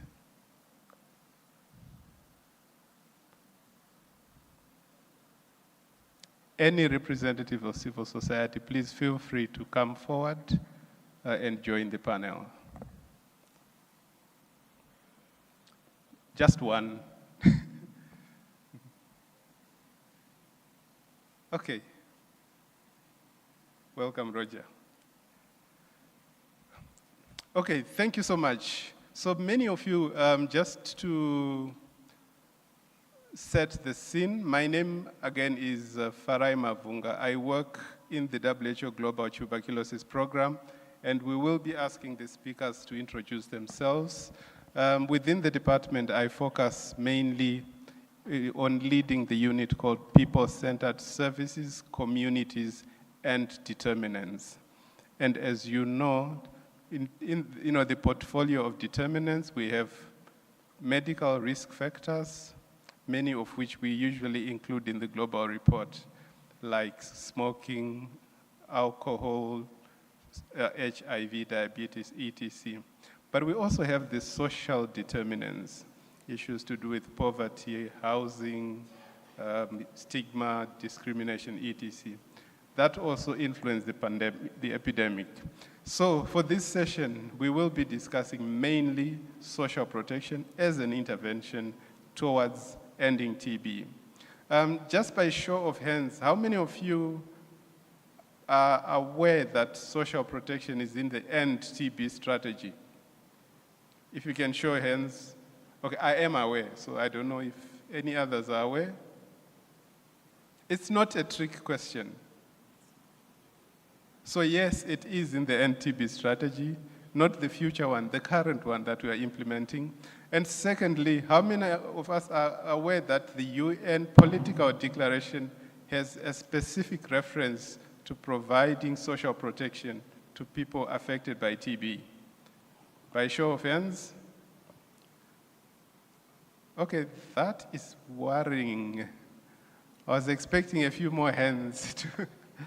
Okay, so we will just give a brief background. So social protection, the provision of a social benefit package is a key component of the United Nations High-Level Meeting Political Declaration to End TB, which member states have signed up to. And what we now need to do is to translate that commitment into measurable action on the ground as part of the path towards ending TB. So that is the context in which we are having this panel discussion. We have been warned that we are behind time, so we try to be as crisp as possible in terms of our time management, but at the same time to try to get the various perspectives reflected. I'll give over to my co-chair to introduce himself.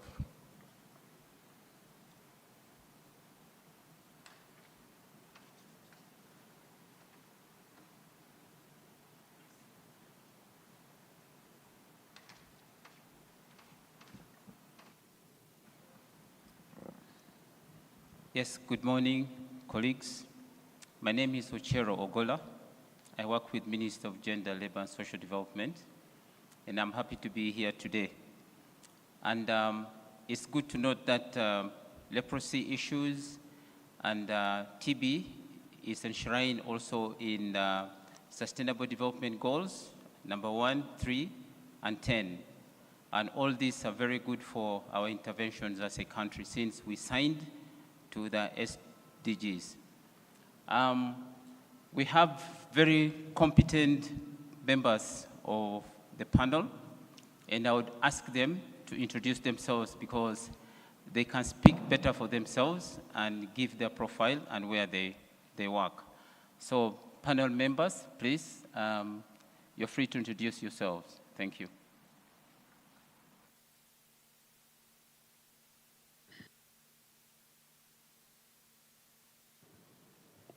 My name is called Shem Wesigwa. I work with the Ministry of Gender, more specifically with the Expanding Social Protection Program as a Program Liaison Officer. Thank you. Achilles Katamba from Makerere University College of Health Sciences.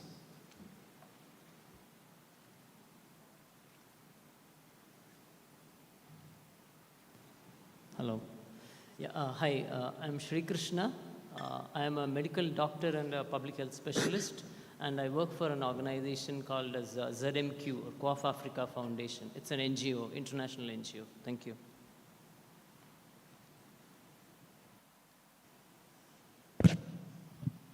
Hello, I'm Roger Paul Ramsanzu. I'm the Executive Director of Kuborisa Africa and the National Coordinator for the CAL Consortium. Yeah, thank you very much. As you can see, we have very competent and intelligent panelists who will be ready to answer any questions that will come from the public, and they will be able to give us all they have in relation to social protection issues. Thank you.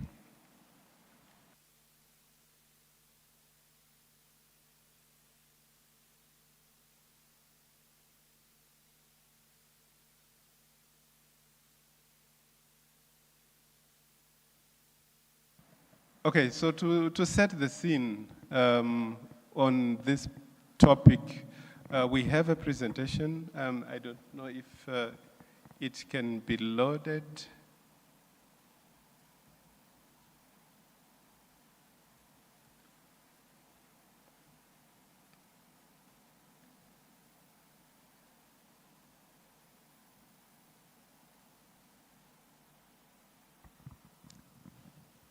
Okay. So we have a presentation on the baseline assessment of social assistance programs for people affected by TB and their households in Uganda, a situational analysis. So Ms. Grace Nanyunya from Walimu will be sharing that presentation. I hope it is loaded and ready to go. You can.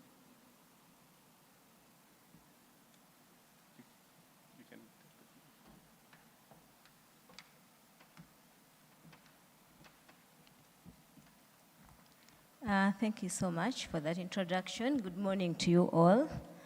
My name is Grace Nanyunja. I work with Walimu. Walimu is a World Alliance for Lung and Intensive Care Medicines in Uganda. So mine, just like Dr. Farai has said, is to set a pace for the panel discussion. It's a requirement by WHO for countries to do a baseline assessment for social protection, social assistance programs in the country.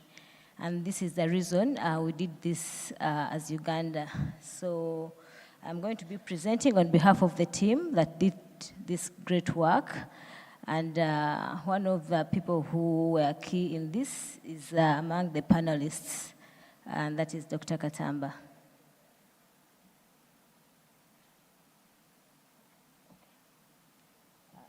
Thank you so much.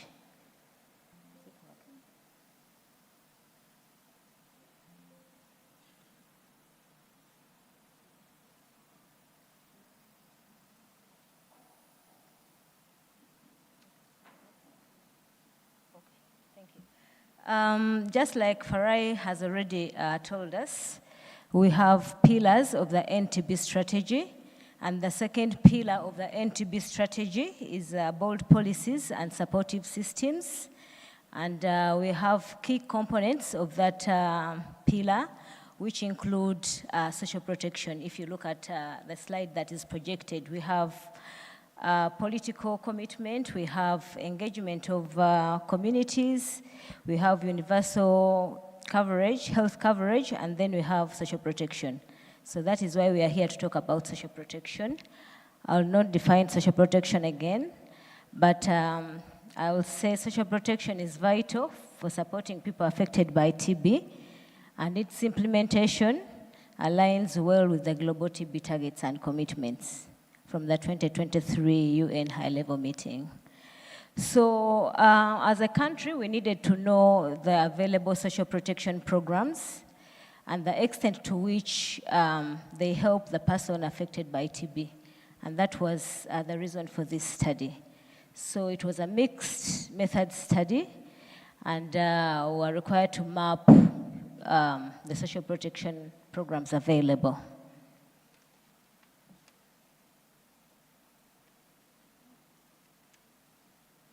Oh, sorry.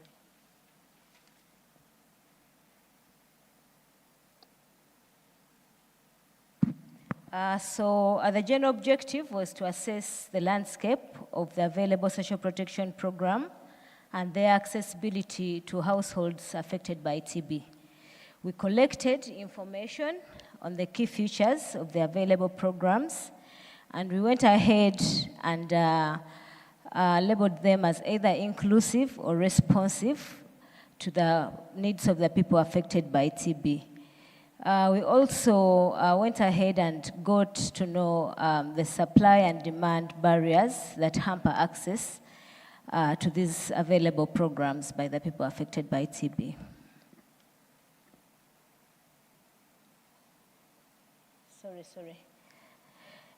So this is an overview of the methods that we used. Like I've already said, it was a mixed methods research. We did both a survey, and this covered the quantitative component of the study, and the tool was adopted from the generic protocol that WHO provides to countries to carry out such kind of work.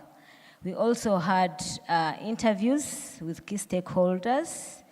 Our population comprised of people right from the household level up to the international level. And at household level, we had TB survivors being interviewed. We had people affected by TB and the community health workers. And we had people at the district level, we had representation at national level and as well as international level. These people were all knowledgeable on the local TB context of the country, as well as the social protection context of the country. We managed to interact with 44 respondents, and this work was done last year between October and November for a period of 10 weeks. Like I already mentioned, for the surveys, we collected data on the available social protection programs and categorized these programs as either TB specific or TB sensitive. And we also went ahead and categorized those programs as either responsive or inclusive to the people affected by TB. And for the interviews, we are particularly looking for the barriers to access of these programs. So what did we find? During our 10-week study, our respondents mentioned that there are quite a number of programs, and they were to a tune of 19. But this is not all that there is in Uganda. There are others, but because it was the time was limited, this is what we came up with. But I believe it was also informative. So among the 19, as we shall see, only one was TB sensitive.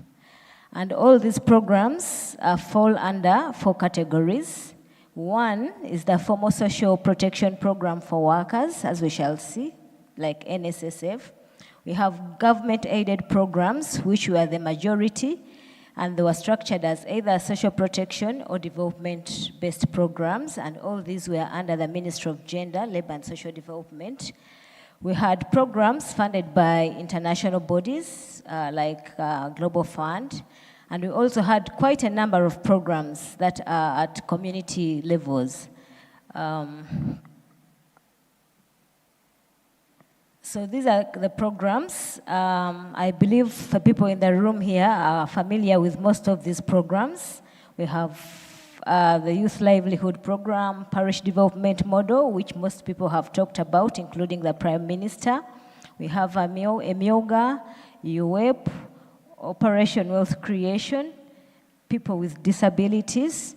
But when you look at, I want to draw our attention on the last 3 columns of whether the program is TB sensitive or TB specific, whether it is inclusive or responsive.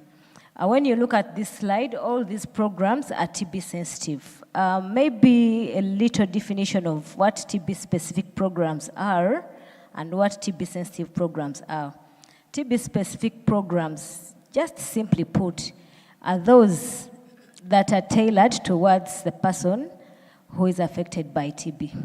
So the eligibility criteria is that you must be affected by TB, as opposed to the TB sensitive programs, where the criteria is not the person affected by TB, but if you fulfill the other eligibility criterion, you can benefit from those programs.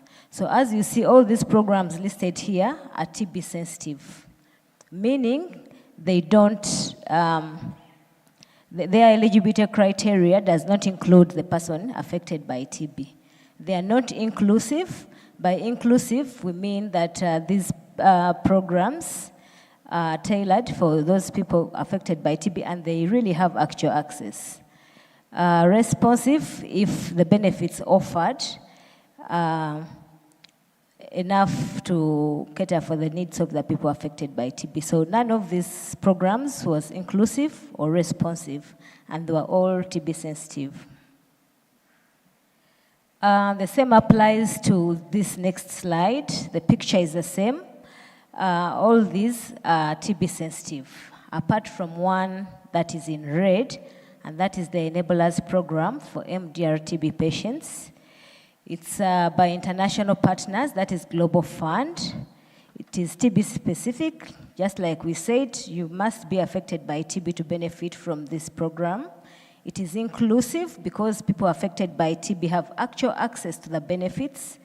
And our respondents thought this program is responsive because the benefits offered are enough. That's what they said. So what is this Enablers Program for the interest of people who are hearing it for the first time?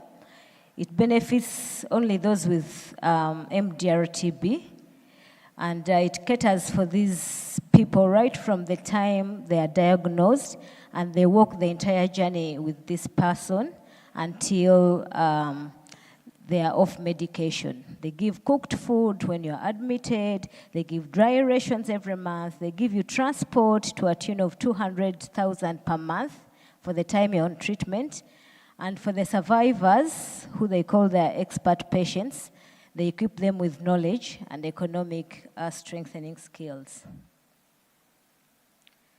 So what did we find for the results where I said we are looking for the barriers that hinder access to these programs? We have two sides, the demand side barriers and the supply side barriers. The demand side barriers are for the beneficiaries, and who in this case is the TB affected individual. These people told us, of course, what hinders them access to the available programs, much as they are TB sensitive. One, there are a lot of bureaucratic hurdles. You must possess a national ID, you must have a bank account, you have to form groups, you have to register at different offices, you know, for you to benefit. And some of them told us they are not even aware of these programs. They're not aware that these programs exist in their communities, so there's limited awareness.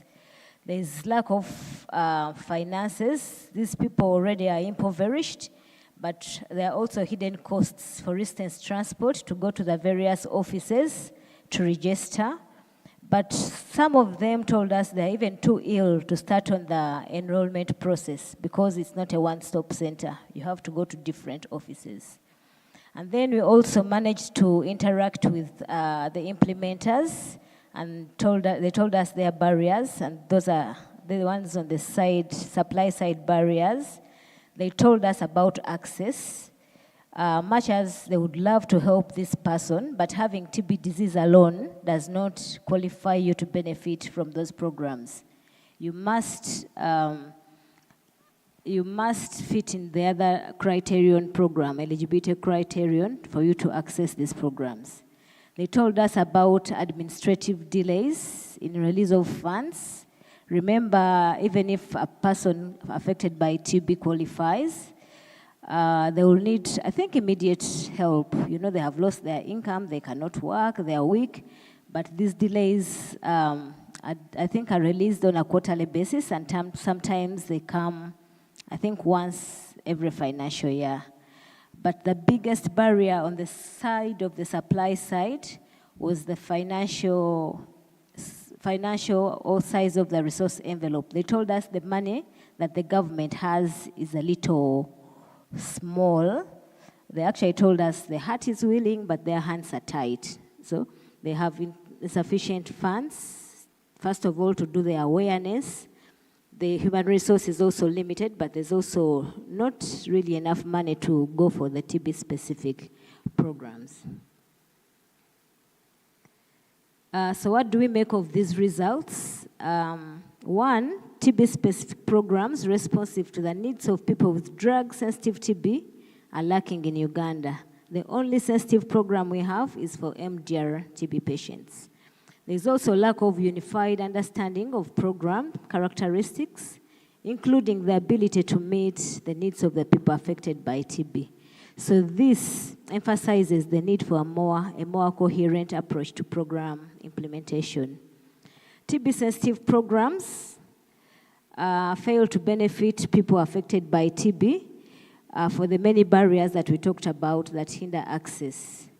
And then lastly, We believe that if we address these programmatic barriers, we shall be able to ensure equitable access to social protection for the people affected by TB. I think this is the end. I would like to acknowledge the efforts and support from WHO Global TB Program and WHO Uganda, Walimu, Uganda Ministry of Health, Ministry of Gender, Labor and Social Development, Uganda Stop TB Partnership, the civil society representatives, and the individuals affected by TB. Thank you so much for listening.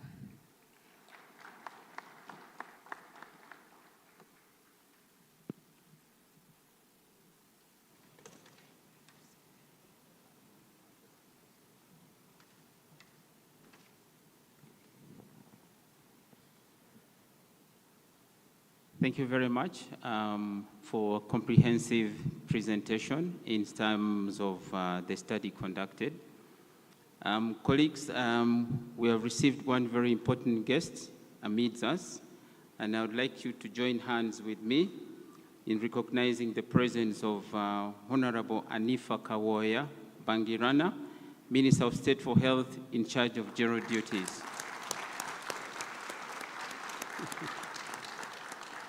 She will later come up here after the panel discussion is done to give us a motherly word. Thank you. At this juncture, I would ask my chairperson for the panel, the co-chair, to come and take us through the questions, then I'll come in. Doctor, you're welcome.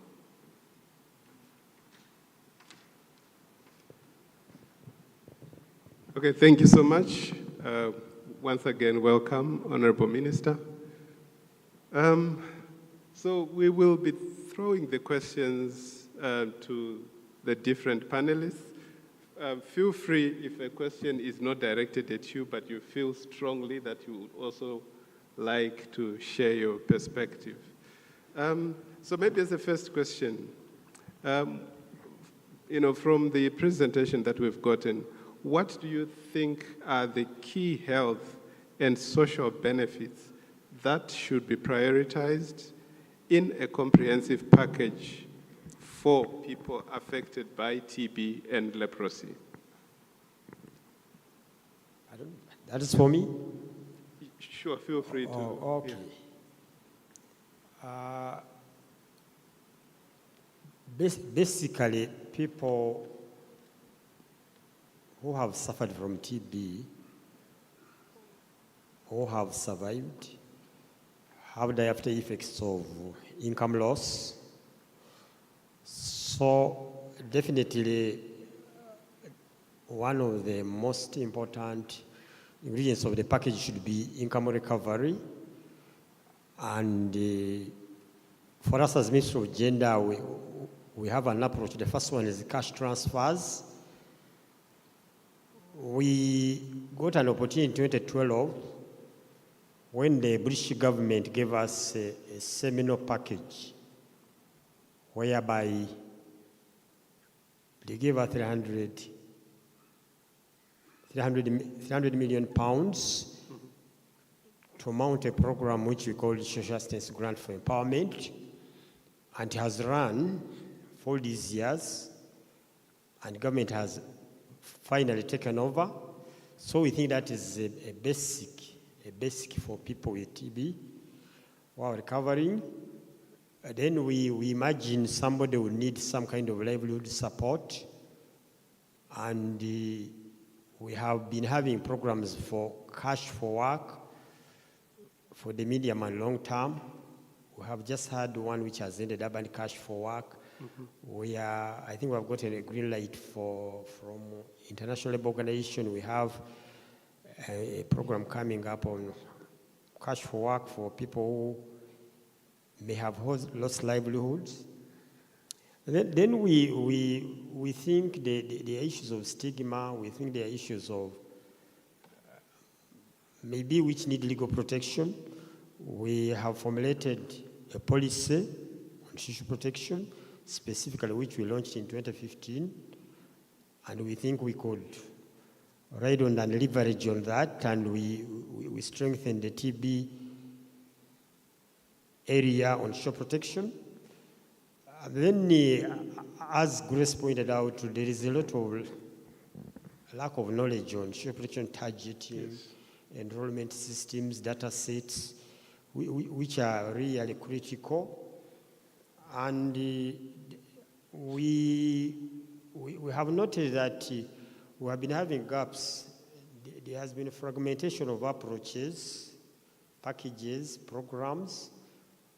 Like Grace pointed out, we have social protection for workers in NSSF. We have the public service pension. We have SAGE. We have the disability grants, all of that. And we think we could strengthen these systems to make sure that the delivery is better. And then we have realized that the emergency settings whereby you need kind of responses. COVID-19 taught us in 2020 that there could be a breakdown of delivery systems.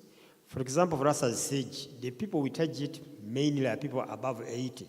These are the very same people who are suffering, the most vulnerable to COVID. We got problems when even though people were saying you come and pick your cash and then you die. There was a lockdown. Yet these are the very people who were even more vulnerable, and we needed to build emergency setups and systems. We had to make sure that now deliveries moved from the sub-county to the parish and village levels. So all those issues are very important. Then we also realized we needed stronger data sets and restitution systems so that there is no overlap and targeting can be comprehensive. So some of those, and then of course we realized there should also be community engagement. Pardon? Community engagement in targeting and registration. When the British government gave us the initial package, we tried to use your boss to register for us universally for 14 districts. It was a problem getting the data. People were not responsive. They thought it was for tax assessments, and then even uploading the data, it was a problem. Then now we realized it was very expensive. We went for community targeting. We used the local council, the village itself, and it worked. People were able to pinpoint and say, that one deserves, that one deserves. So those are some of the components we could have. Thank you. Okay, thank you so much. I think you highlighted quite a good point in terms of demand creation and people being able to access the services that they're entitled to. So maybe if I can come to you, Roger, working with civil society and various groups, what are the challenges and opportunities in linking people with TB and leprosy to existing social protection programs, such as cash transfers and disability benefits?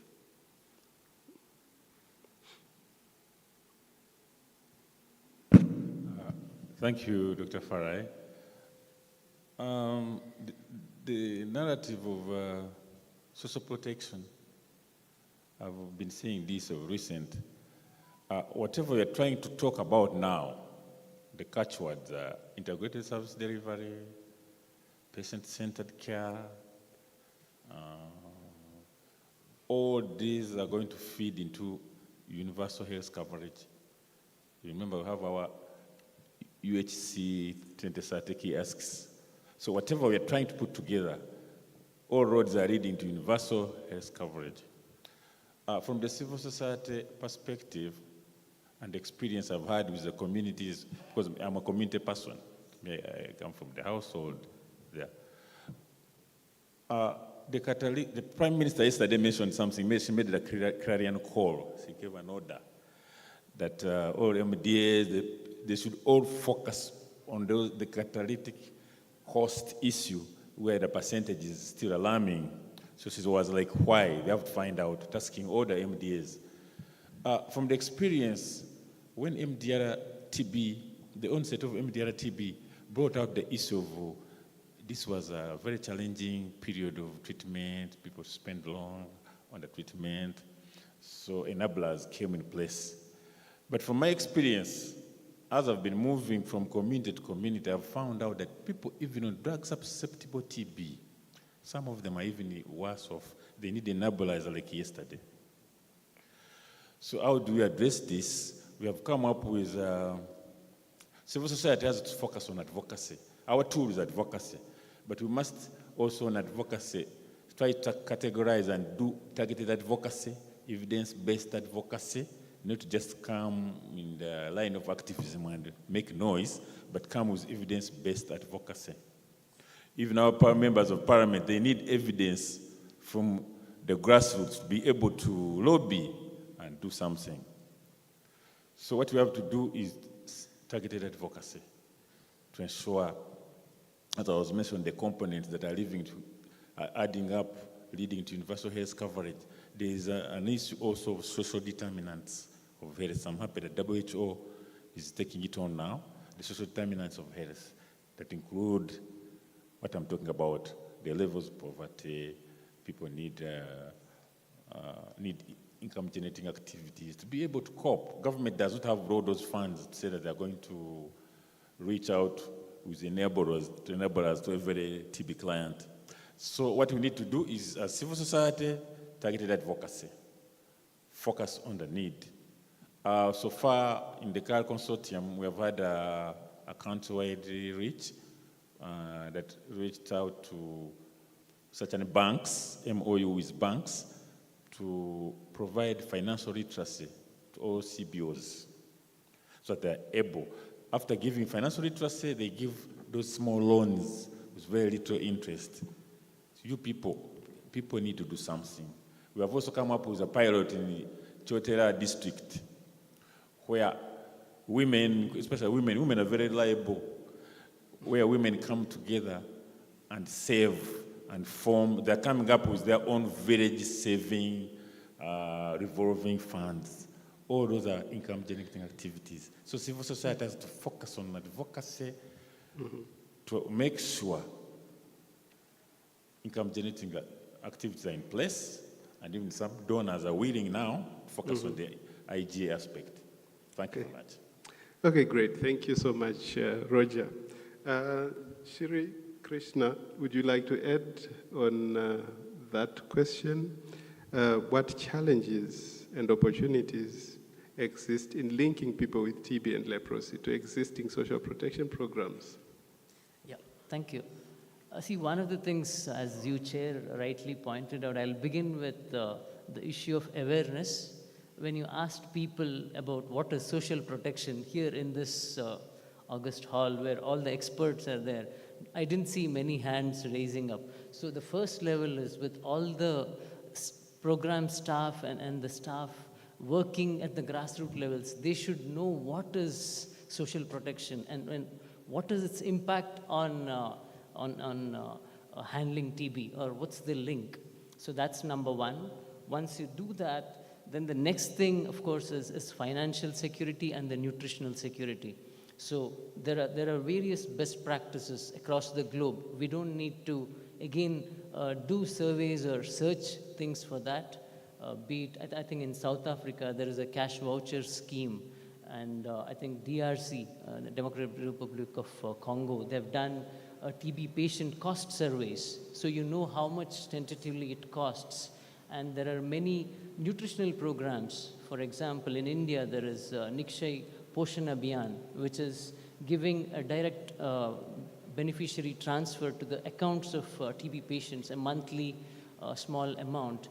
So that is available. So some of those best practices across the globe can be looked into, and what is locally contextual here, say for example, I think in Afghanistan there is a program which gives apples along with the TB medication for patients. So here, what is locally available, probably avocados, something like that, that could be looked at because it's again protein rich.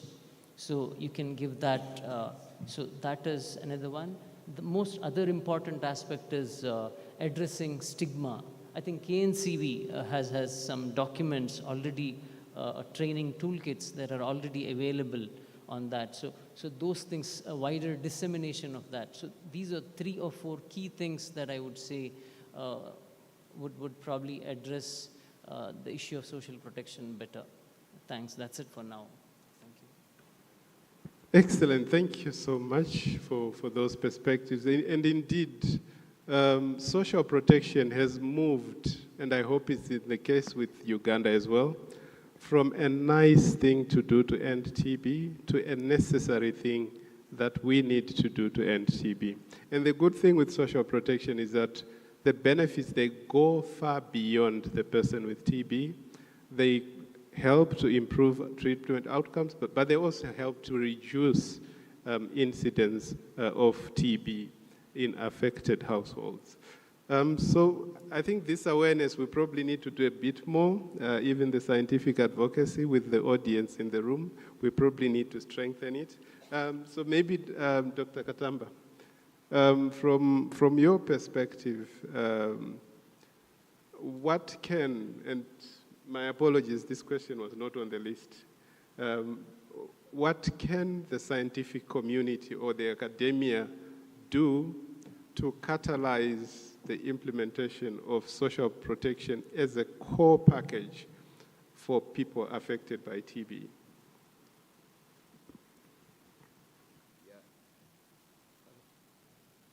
Yeah, thank you very much. I think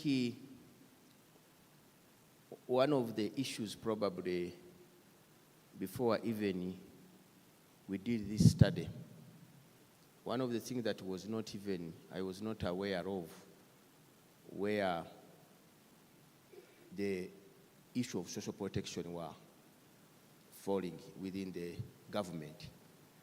But after reviewing various documentations, I saw that already there is a conducive environment in this country. There is a national social protection policy that is in place, and already through engagement with a number of people in the Ministry of Gender and Labor, we realize that there are many social protection programs that are going on. Though, as was said, they are not specific. But one of the things that we can do, I think there is need for collaboration, and this collaboration will not only be local, but international. My thinking, given the status currently, if you look at the resources and other things, and this has been put up there for the United Nations as saying that in order to end TB, social protection is a key and a paramount. So my thinking is that through the same mechanism through where we are supporting the Enablers program through Global Fund, probably TB could be looked at, and also a TB-specific intervention is put in place and maybe supported through the Global Fund in the beginning and probably over time taken over by the ministry. One question which came up when we interacted with people from Ministry of Gender and Labor, why TB? Why not HIV? Why not cancer? Why not all these other conditions? So I think when you start to discuss that we need a TB-specific social protection in addition to those that exists, then the people in cancer, in TB, HIV, malaria, and others. So I think one way forward may be to look at it like the Enablers program, and maybe through WHO, Global Fund, there is a specific program for drug-sensitive TB to enable reduce those catastrophic costs if we are to really achieve the NTB strategy goals.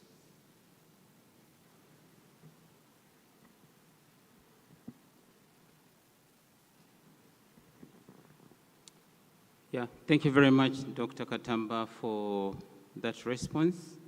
And we are all aware that social protection is not something new to everybody in this room. We are just trying to bring in the modern approach in terms of social protection. If we go back to our origin, we know that we have been having the traditional social protection system, which unfortunately is being eroded by the urban-rural migration in search of better opportunities in the cities. And this has affected the traditional social protection system, where we used to have community-led social protection in a traditional manner. An older man who is not able to cultivate, a group of youth who would organize themselves, and they go and cultivate for the older person. Someone is not in a position of harvesting crops, the youth still organize themselves and they go and harvest crops for this person. So unfortunately, it's being eroded because of modernization and the advent of artificial intelligence. Having said that, I'd like to ask this question to Enid. This is in relation to what are the best practices among MDAs for coordinated TB HIV response at workplaces. This is basically to ensure social protection and access to services. So what is your take on this? Thank you.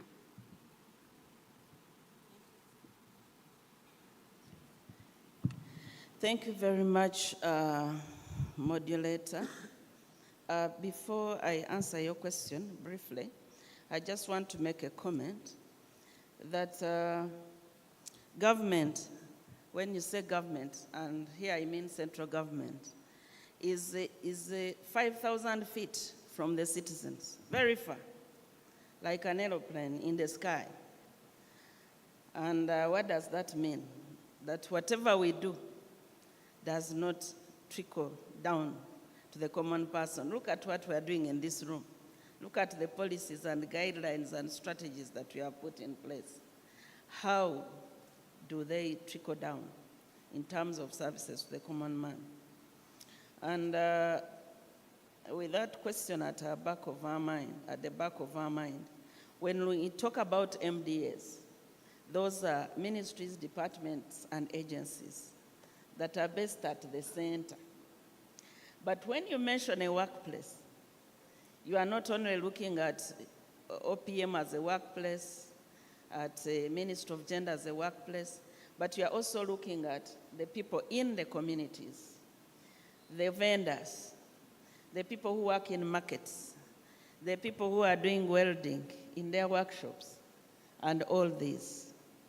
So, when you say best practices, I don't know whether I should talk about what happens at the level of central government or in the informal workplaces as well. When you, for instance, when you look at housewives, these stay-home mothers, my workplace is a home. So, but let me just briefly outline, because I don't want to take much time, outline the best practices in the central government, MDAs, and I think this can be cascaded downwards up to the common person. Workplaces, MDAs, are headed by politicians, mainly the M's, the ministries. The departments have executive directors and CEOs. And these ones, being politicians, there's a political will.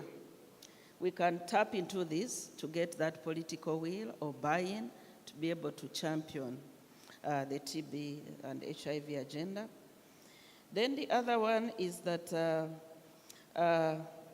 most of these MDAs have already established HIV and AIDS, TB workplace programs, and whatever we are saying can be mainstreamed into these, leveraging on the resources that are already available. I don't want to front the issue of finances.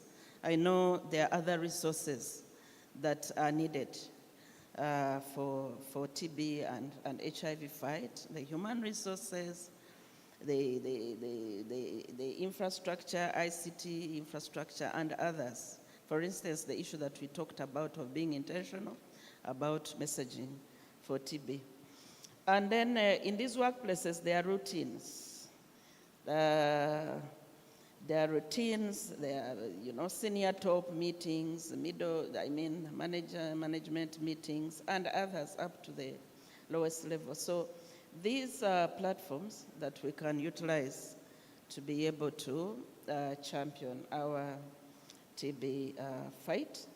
The other one is about structures. The MDAs are structured, and we can really take advantage of these structures to make sure that all these things that we are talking about do happen.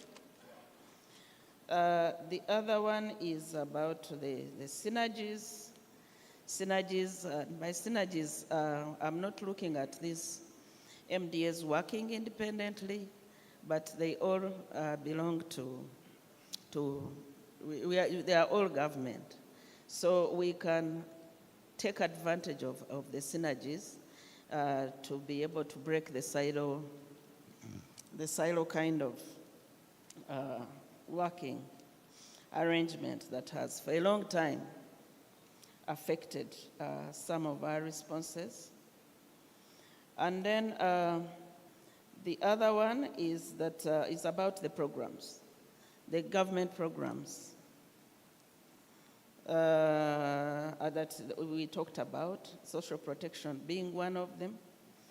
And so now that we are moving away from sector-led programming and implementation and embracing the program-based approach, I looked at the strategic outlook for NDP4, and when you look at the section of key investment priorities, there are programs that we can ride on.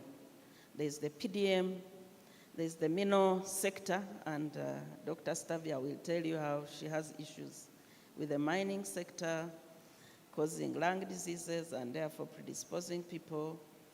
There's embracing technology and others. So in brief, those are some of the things that we can ride on to be able to achieve our agenda. Thank you. Yeah, thank you very much, Madam Enid, for bringing out the structures in relation to coordination mechanism and implementation of the services relating to TB and leprosy. And would love to appreciate that government is doing that through the various MDAs within the country. I would like to ask the last question, which will go to Shem of the Ministry of Gender, and then to Dr. Achilles from Makerere University.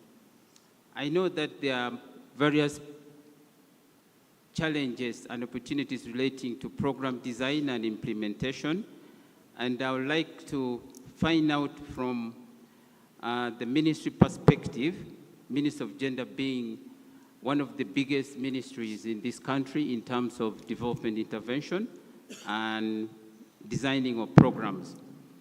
How can we design and implement social protection programs that effectively support the categories of people we are looking at in this conference, that is TB and leprosy, and looking at the areas of cash delivery, and especially in the areas of poverty? Over to any of you. You can start.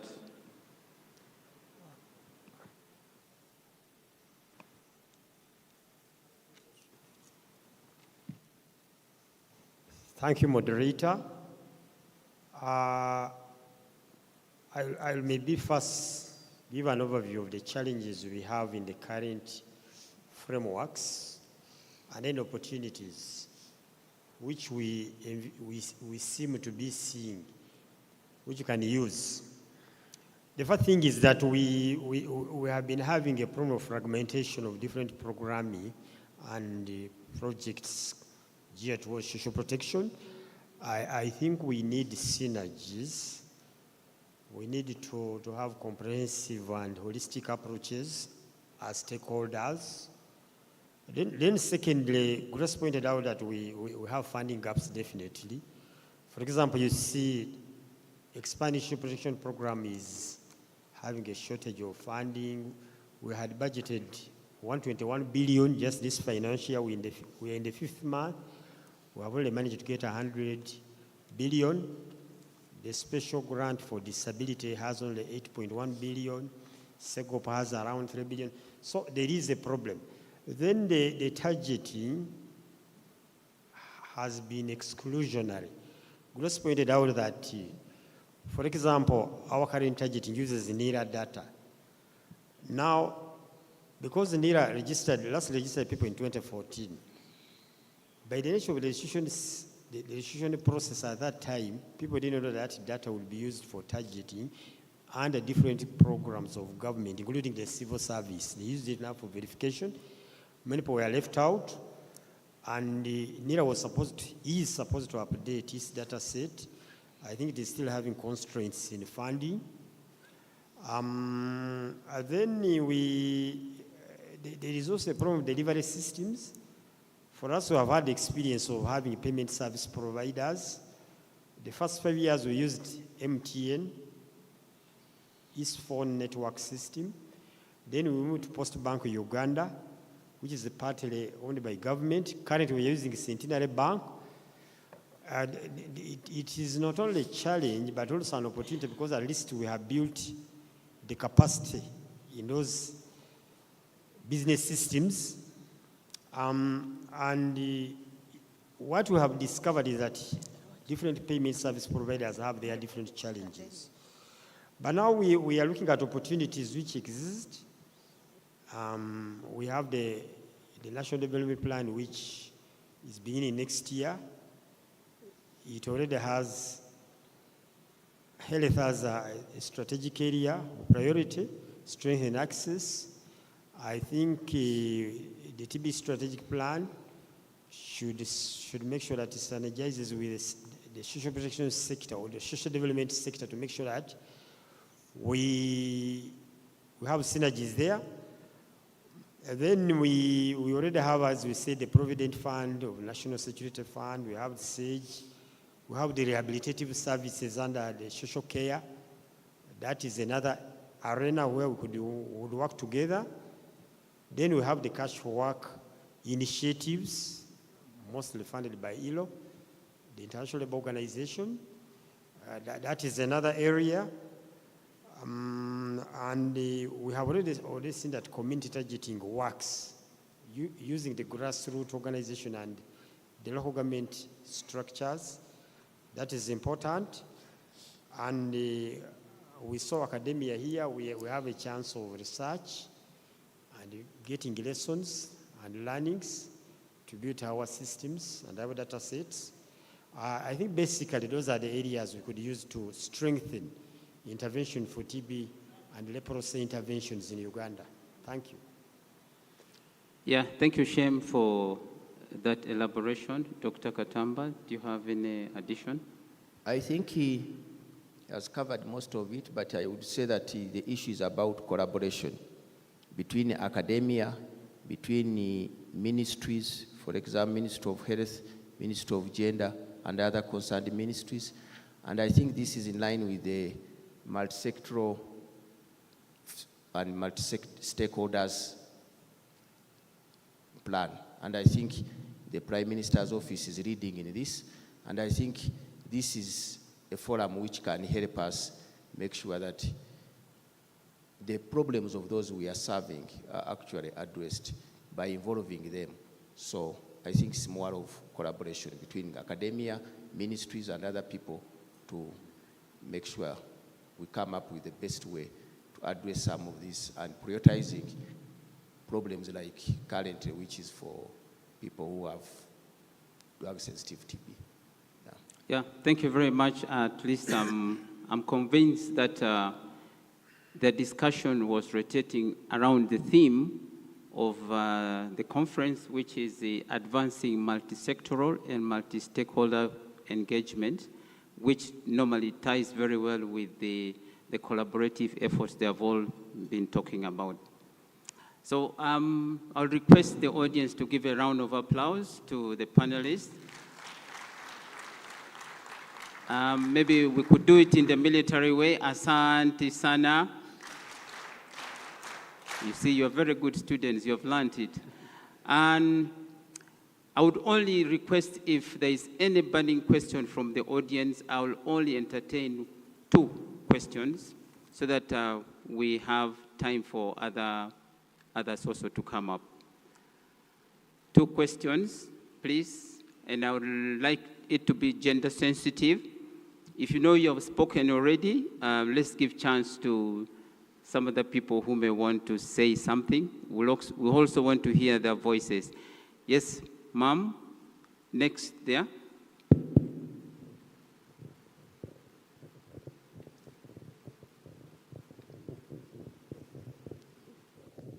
Thank you very much, Chair and the panelists. Dr. Evelyn from WHO Country Office. It's not a question, I have a few comments. One, I will start by supplementing on the question which was about TB and the world of work. Just to inform the audience that in addition to what Dr. Indy said, the country has worked, the NTLP program has worked together with the Minister of Labor, Gender, Social Development, ILO, WHO, and other partners to develop a policy. It's an integrated policy for TB HIV in the world of work, aiming at creating a TB stigma-free services in workplace environments. Away from that, I have a few comments on social protection for the assessment which was done. It mainly focused on the economic empowerment, leaving behind the nutrition and food security. So there is need for comprehensive data if we really have to come up with evidence-based interventions. We need comprehensive data, and we also need to assess the access of really the available social protection schemes deeply, because we could be having actually our TB survivors of patients benefiting on the available social protection schemes. So it's just a call to all of us here to look into that from the service provision. Maybe we could start assessing our TB patients, their vulnerability, and if they are really accessing any social protection scheme. And lastly, we really, apart from the economic empowerment schemes, we also need to look into the available agricultural schemes. I know we have like the Farmers Association, which could help us really to ensure that we mitigate the malnutrition, which is a risk factor to TB, but also not focusing only on TB patients, but going beyond these communities which are more at the risk more at risk of TB due to their vulnerability, like food insecurity. We need really to ensure that we also don't leave them behind, not waiting for someone to get TB, then we enroll them on these schemes. Thank you. Yeah, thank you very much. Can we have one gentleman? You see, me, I come from Ministry of Gender, so I want to be gender sensitive.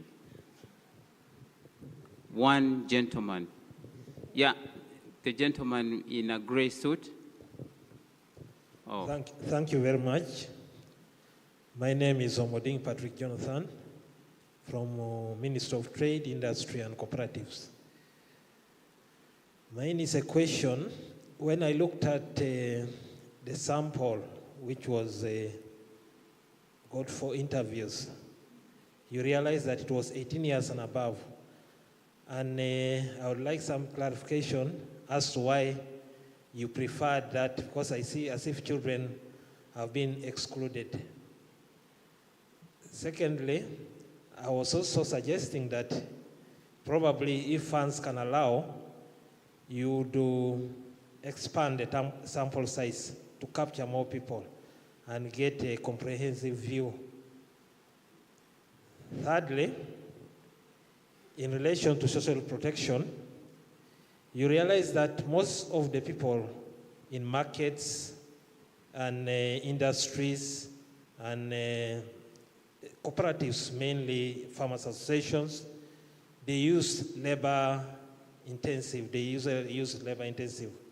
So when they are affected by tuberculosis and leprosy, their health is generally affected, and therefore their outputs generally affected, and they really need social protection in order to move forward. Thank you very much.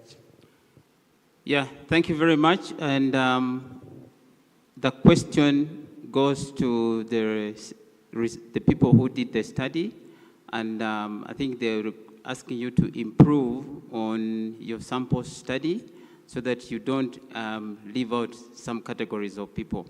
And I also thank the lady from WHO who gave also very good information in terms of enriching the study, and all that is very, very good. I'm informed that there are some people online, and if they can be able to ask a few questions, just one question, so that we also entertain the people who are on Zoom and listen to us from outside this conference hall. So I would just ask only one question for those guys online so that we push on. Thank you.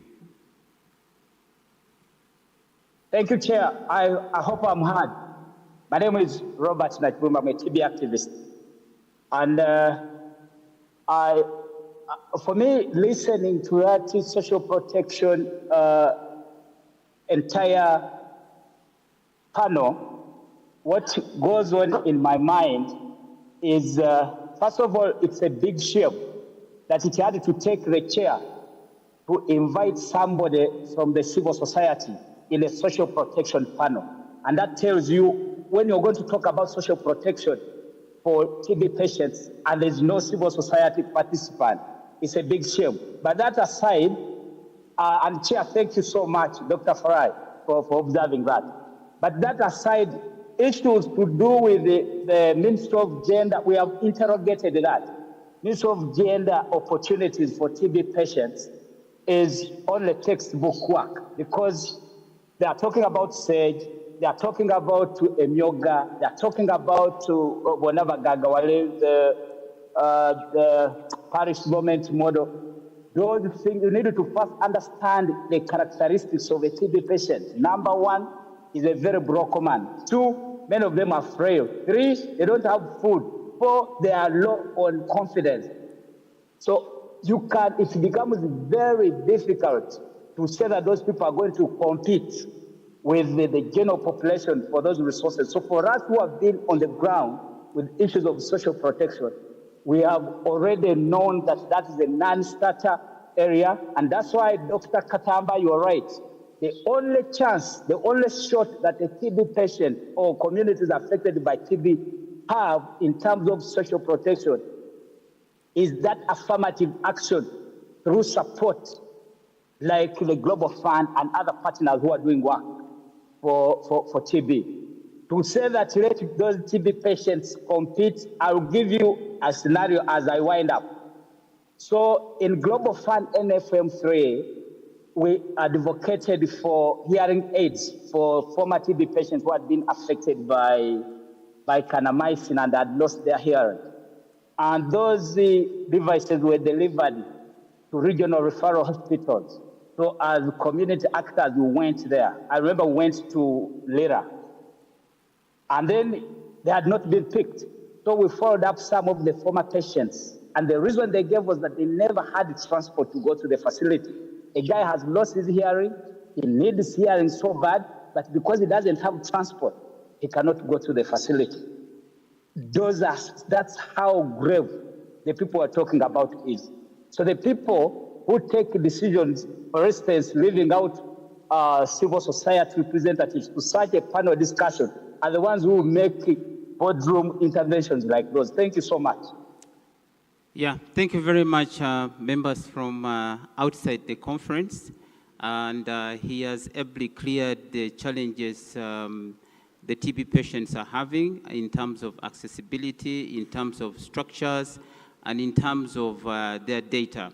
And all this is all-inclusive, and at least we have tried to accommodate the people who are listening to us on Zoom.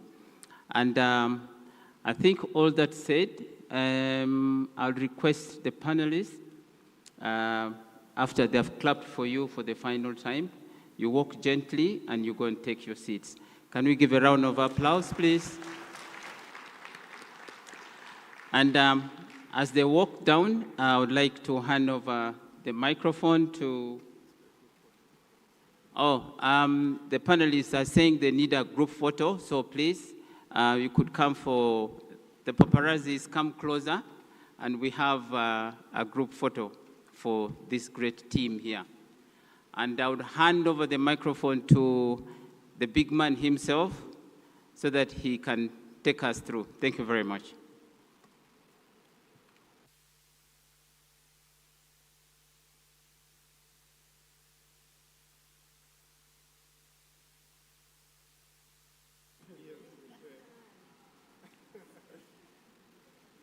Another round of applause to our panel, our session chair and the co-chair. Honorable Minister, ladies and gentlemen, Honorable Minister and ladies and gentlemen, we are really behind schedule, and for that, for the next people who are going to speak, apart from the Minister, I will request you to really make sure that you use time in an innovative way so that we are able to go through this program as quickly as possible. I don't have the mandate to invite the Minister to come and speak to us. And for that matter, may I request you, Dr. Stavier, to come and invite the Minister to speak to us. Thank you very much.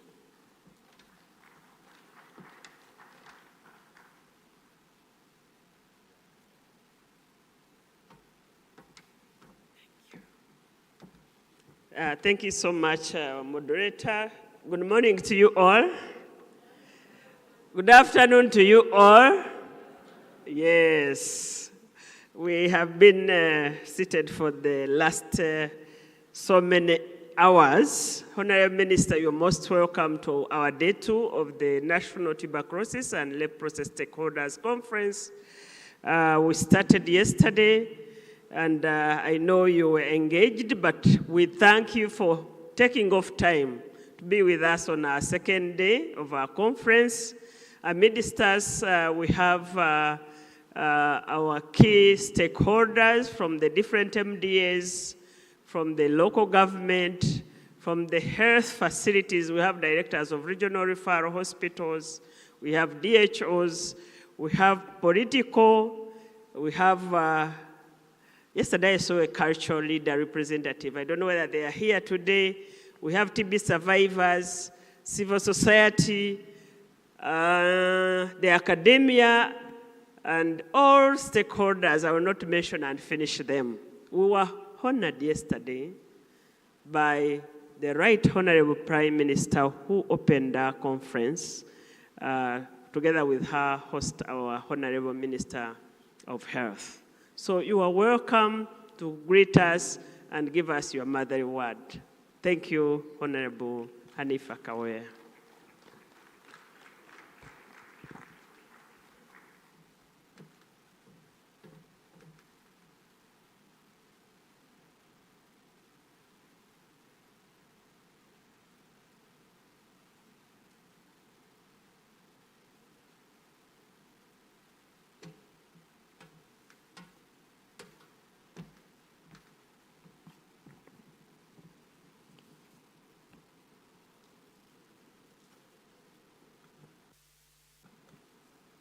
I want to thank each and every one of you, and I want to say that mindful of time, I know I have gone through the list of everybody that has been invited, and the list shows that you are all distinguished delegates of high capacity and integrity in your different fields.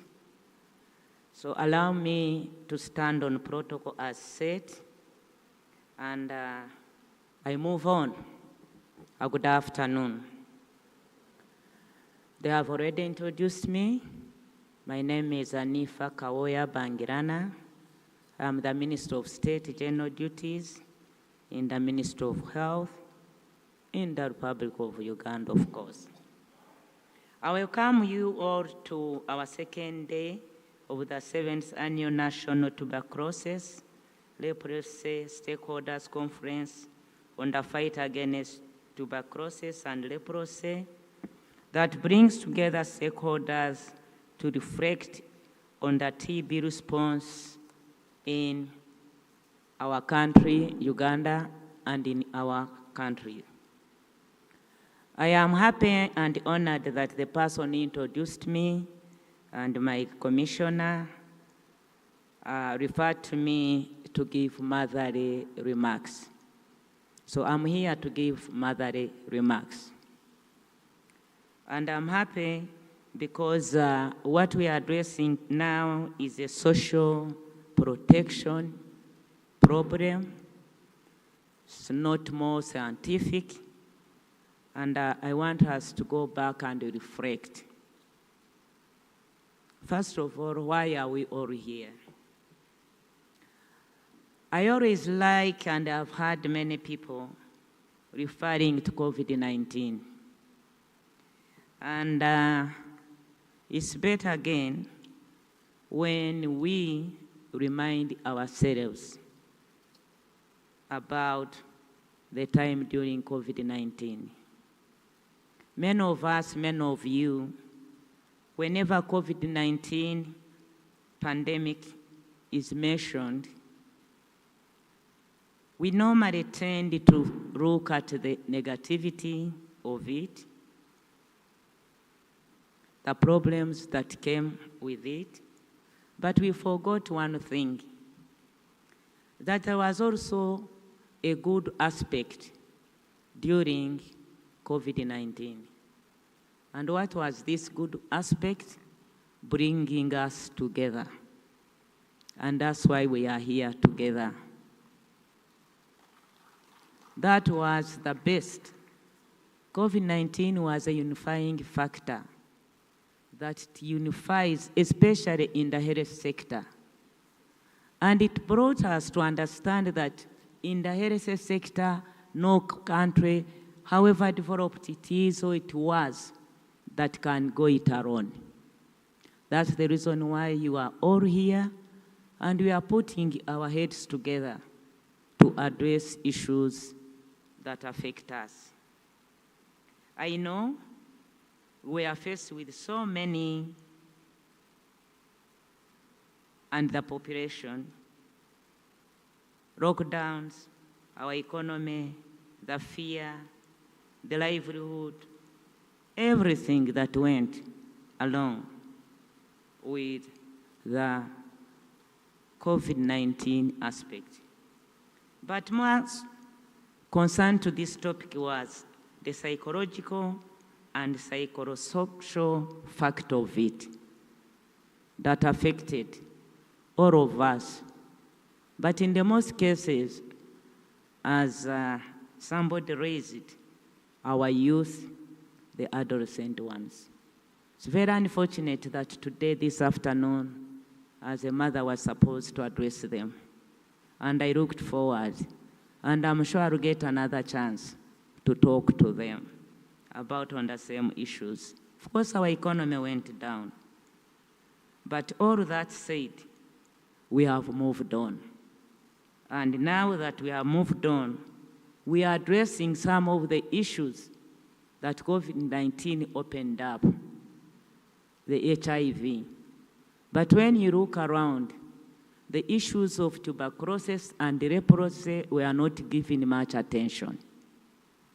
And it is high time that we are here now to give much attention and focus on it.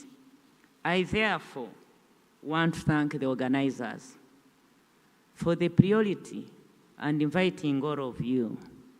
I'm always happy and proud that nobody enters a room, conference room, and walks out the way the person came in. And I'm one person who takes time before my opening remarks to look at the audience I am happy that the audience is focused on that topic. Nobody other than those who are referring to their laptops, no one is doing their own things, especially on the mobile phones. You are all. That's the importance of it. You have not moved out, you are focused, you have come here for a purpose.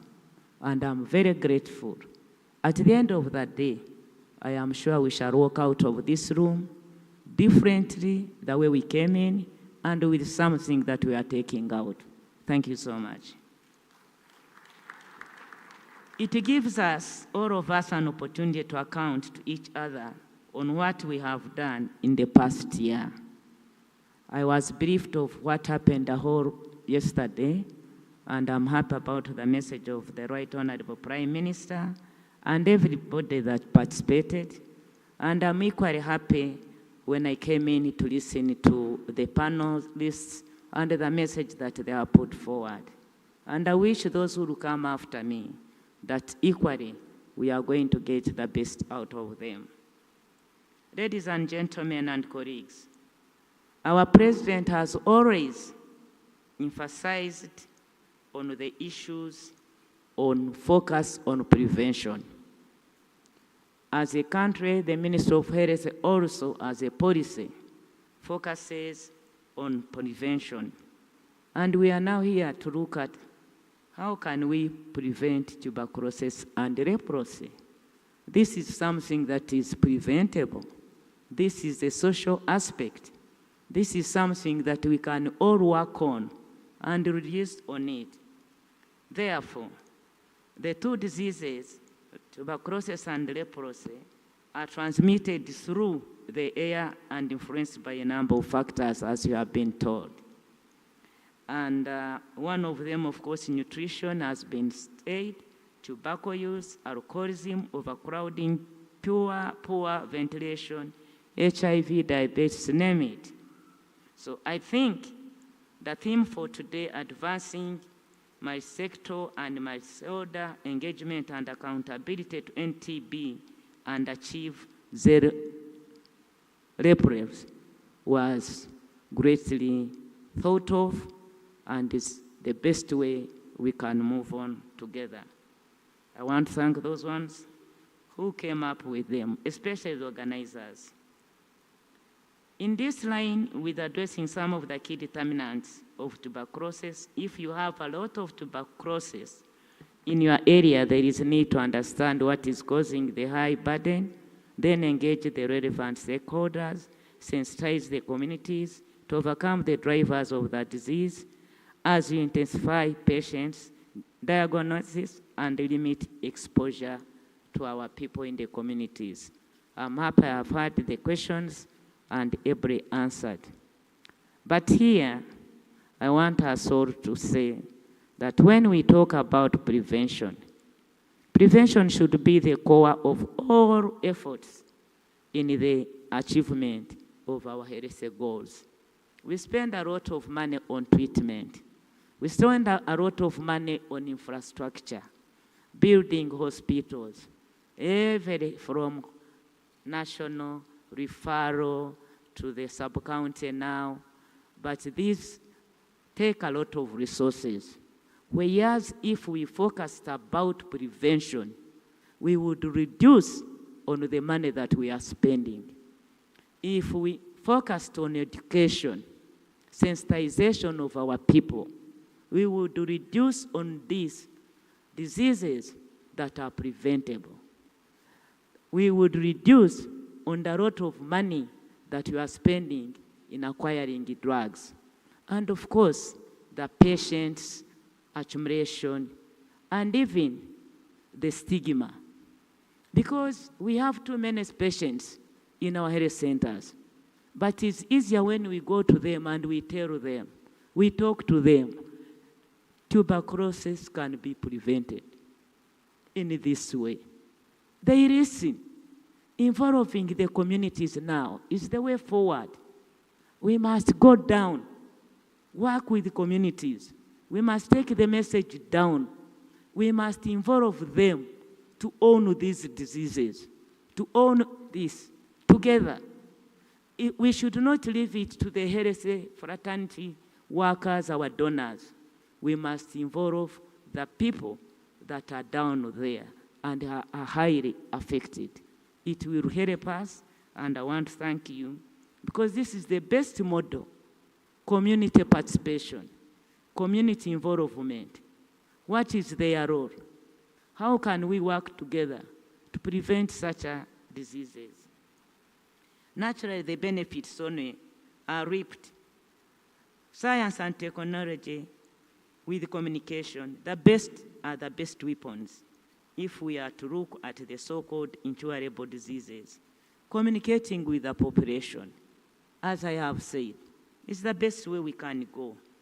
Every form of progress is highly welcomed.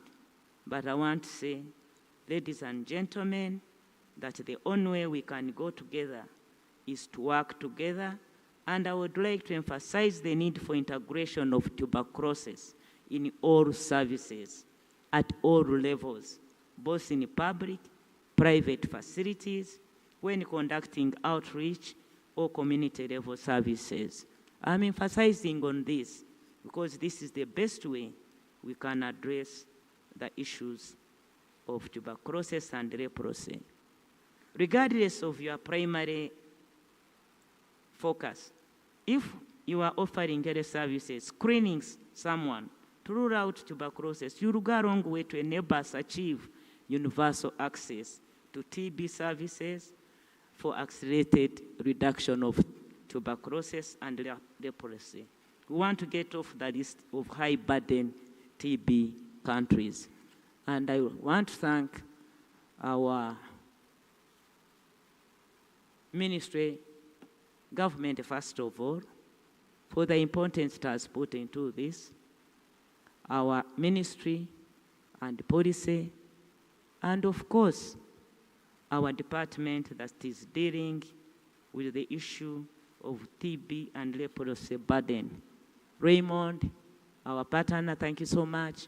My very able commissioner, Dr. Stavia and the team.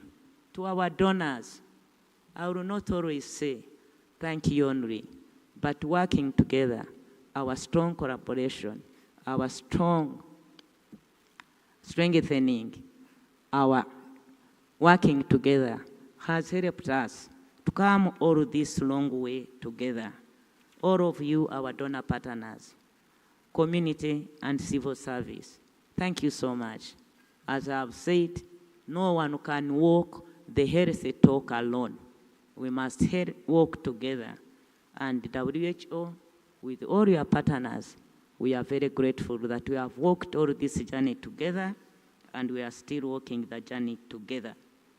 I would once again like to use the digital service such as electronic case-based surveillance system. It's the best way to go. In line with overall sector, the digitization agenda is very key in order to follow up on the diseases, to know the patient cases we have in our communities. Data has been mentioned, and data is extremely very vital in these issues. It's not just going outside and taking data. It's important how, again, you store that data. It's not only data collection, storage, but how do you disseminate and share out this data so that everybody is aware what is happening in our communities. And I'm very happy that I have heard and seen people emphasizing on this one. It will help us so much. I therefore call upon all of you to embrace the use of the digital facilities we have. And I also want to call all of you that in Uganda, for example, it has been said, we have our foot soldiers who are known as VHTs, the village health workers. We are moving to choose the community ones. We are bringing them on board because they are the people living within our communities, and they are our first people to bring on board this information to us. I therefore want to say that once we are focused on the right way, with the right policy, and putting the great importance of primary health care services. Primary health care services. In our health systems, from the fact that those services concern all the society, healthcare is shaped by needs to prioritize the individuals, the families, the communities, to focus on each and everybody. So primary health care services is very vital for all of us so that we use the structures that we have in place and we address these issues. I would like again to say that as a country, I want to remind you and remind all of us about leadership and accountability to ensure that resources are being used for the intended purposes and achieve the required outcomes, especially our donors. This is money that is collected for a purpose. And I want to thank the department that is putting it. As a Minister of Health, we remain committed to improving access to quality TB screening, testing, treatment, prevention as our core tool, services through embracing new tools. I want to thank our health development partners, MDS district leaders, the civil society and everybody, the TB survivors that are sharing their experiences with us. They continue to support the sector towards the TB response and leprosy. I applaud each and every one of you that has come here to address and ensure that the National TB and Leprosy Program, with all its stakeholders, goes far a greater stride that have taken us to the level where we are. And it is within all of us that we should look that TB and leprosy can end and can be ended. I don't anticipate that you are going to work out here with challenges. I am one person who doesn't believe in challenges. If you don't have a challenge, then why do you wake up or why are you living? You must have something which is before you and you wake up ready to address that. Challenges are opportunities. And I'm happy I didn't listen. We have challenges here, we have challenges there. They are not challenges, they are eye-openers for opportunities for you to address to meet your goals, expected goals. Why would you wake up in the morning? For example, the gentleman, you just go, you finish your dinner, laptop, you sleep, you don't think what you are putting on tomorrow when we are going to address such a conference. That is a challenge that you must have a challenge. You must think. You know, challenges gives you an opportunity to think. When I came here, I said, how should I dress? I said, I should dress in this way for these people to know that I am a mother and which gives me the dignity to talk to all of you. So challenges are there in our homes, everywhere. Financial obstacles are everywhere, especially when the economy is slowed down. But when you go out, don't go with these challenges. Write them. These are the opportunities that I must address. And when we come back to the next conference, then you give us a testimony that this is what we addressed, all of us. And as a minister, of course, all that you are saying there are challenges is to bring them to us as a ministry, as a government. We share them. We find solutions for them. So I want to thank you, because when I was listening and reading into this, I want to applaud all of you for having and for keeping the momentum to end TB and leprosy to zero. This momentum must continue. The way you have been focused, the way you are focused to ensure that by 2030, there is no more TB, no more leprosy. I want to thank you in advance. I don't want to be invited here.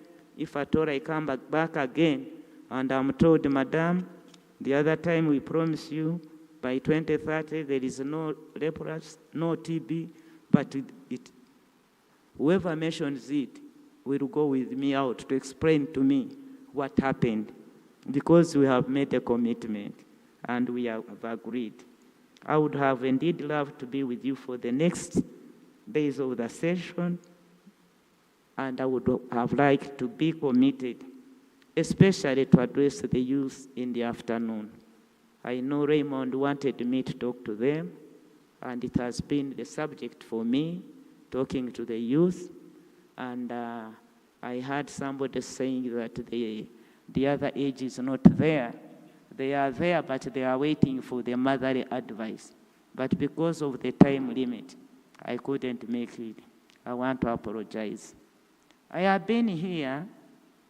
My only participation and my expertise is in legislation.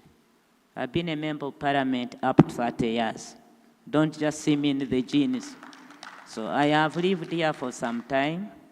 I was part of the people that participated in the making of the constitution that we have. I have been chair of the HIV committee for 5 years. I've been at the Pan-African Parliament for about 6 years, and I'm now in the ministry. So they refer to me as mother. And I come here with that experience that, especially when it comes to policies, I was reading something and I thought I would share when we come to that, but due to time. But I promise next time I will come in and we continue sharing. And whoever needs to share with me, you can share with me anytime, at any time. My office is open, my phone is open, and I have enjoyed the few minutes that I was given. I came in earlier to listen because I thought I should also be part of the participants. To our donors, thank you so much. Organizers, thank you so much. To the participants, thank you so much. And everybody that is concerned to ensure that by 2030, TB and leprosy is no more. I thank you, and I say this for God and my country. Thank you so much.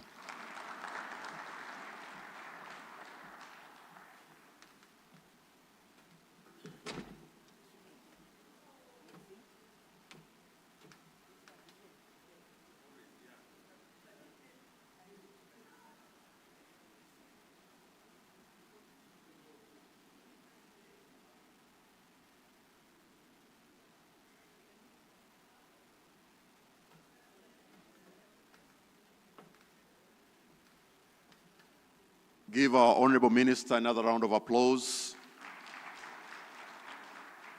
Thank you, Honorable Minister, for spending time to come, and thank you for your message. Thank you very much. And the Minister is commending you for being very attentive, for participating in this conference, which is a good thing. And next we're going to have a break. Let me explain this. We are going to have a break in the time of lunch. And that's not a very good thing. And also, let me also state this. We started this conference like 2 hours late. I know somebody may think that it is because me I'm managing here I've failed. I do not want to really make people delay as much as possible. It's not how I do things. But let us always remember that this morning we came in here late, we started late, and this program is quite packed. But this is what we're going to do now.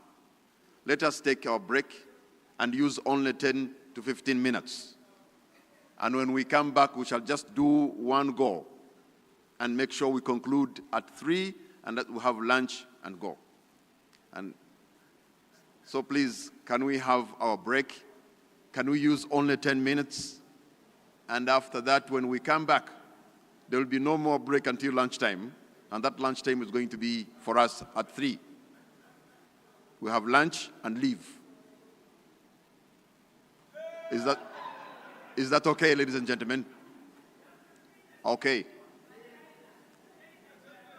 We don't want to have emergencies, medical emergencies, because people have stretched them so much time without having lunch or something to eat.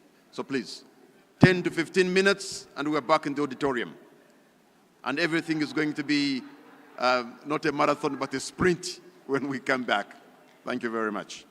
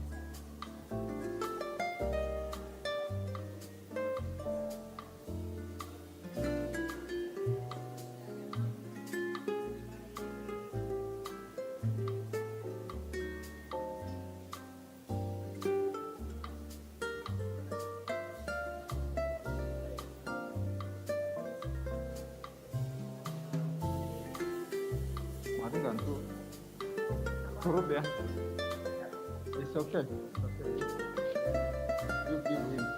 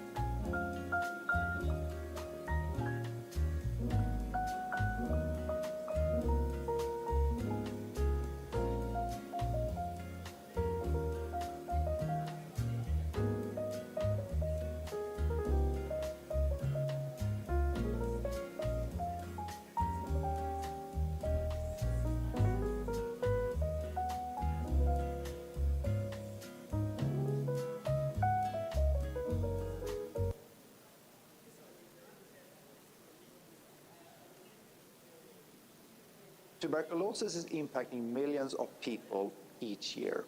Even 140 years after it was first discovered, it remains one of the deadliest diseases on our planet. To achieve the elimination of tuberculosis, it is critical that patients have access to rapid and accurate molecular diagnosis wherever you are in the world, whether you are in sub-Saharan Africa, in China, India, Latin America, or even in the United States. And this is also an area where we continue investing millions of R&D and innovation dollars each year, with the purpose of helping patients for many years to come. We firmly believe we can defeat tuberculosis. So let's join us today in this important fight. Yes, we can defeat tuberculosis.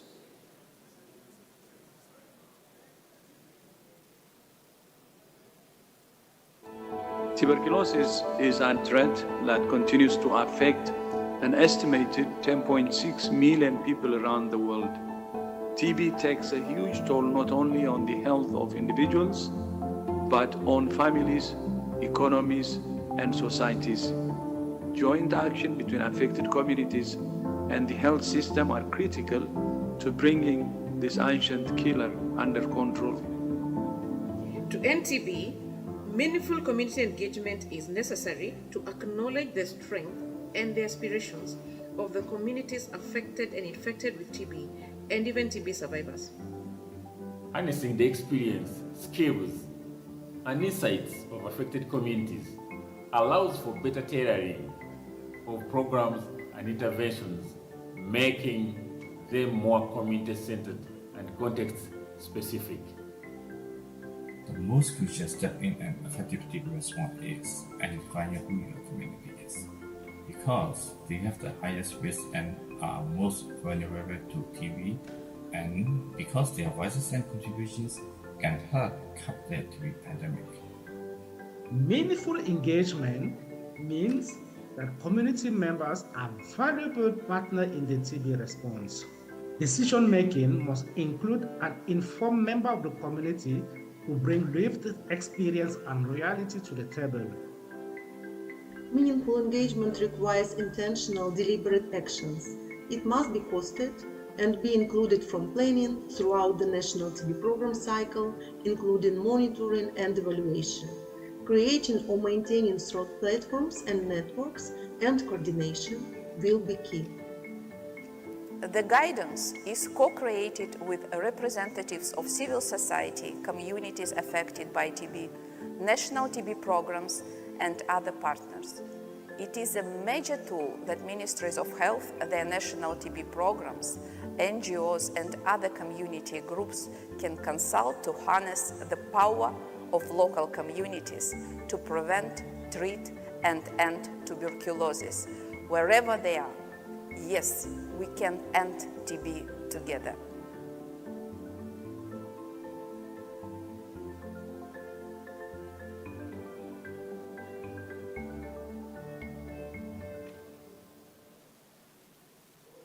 One of the impacts of this EcoClick project in our facilities is it enhances availability and use, proper use of the data collection tools in the facility. The health workers were not working as a team. The people in the lab did not know delaying with the results in the laboratory. You also delaying the other process in the clinical room. But when this project was initiated, health workers were trained. Their capacity was built. When you build somebody's capacity, you create a conducive environment. Enhance my capacity. Tell me what I am supposed to do. Give me the tools I need to do that work. Come and monitor the way I'm doing it. You will see me doing the exact thing you want me to do. The data we have indicate that 10% of the attendance in any care entry point to be presumptive TB cases. So when we look at our data at the beginning of the project, we found we were not doing well in looking for TB among the people who come to the health centers. We were missing out so many TB cases because they were not being presumed. The percentage presumed or screened for TB were like 40, 50%. During the course of the project, we saw it improving to 60, 70, 80. Everybody on the presumptive register, to prove that they reached the laboratory, you get their details in the lab register, meaning they reached. with the implementation of the project, that challenge of samples getting lost, samples processed but not documented on the register were reduced. And as I talk now, that is a very big impact that we have realized. Nearly all the samples are accounted for and the clients get their results. The interface, the linkage between the clinical room and the laboratory was also met.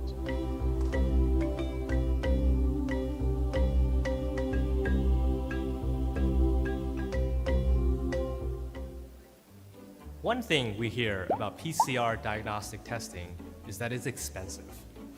Other methods may seem cheaper at first, but since they're not as fast and accurate as PCR, you can face hidden costs like confirmation testing, staff time, and the expense of sending your samples out to other labs.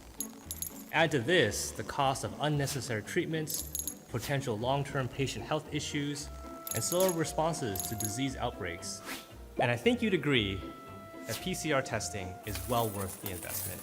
But don't take my word for it. We've got the data to prove it, and you can check it out here.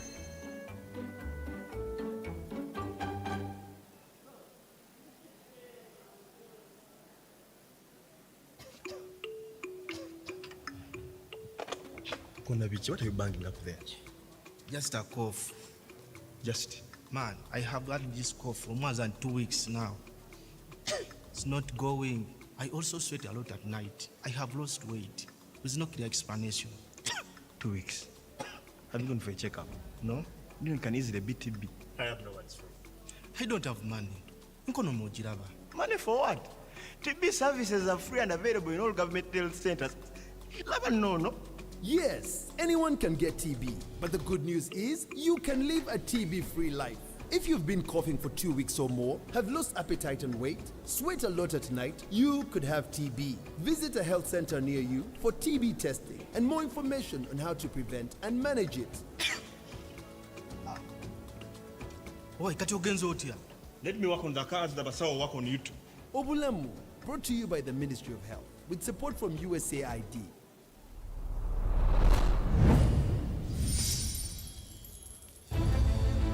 In an age inundated with aspirations to alter the course of the world, only a scant few truly succeed, imprinting an enduring influence on forthcoming generations. MolBio is one such name whose impact has been nothing short of revolutionary.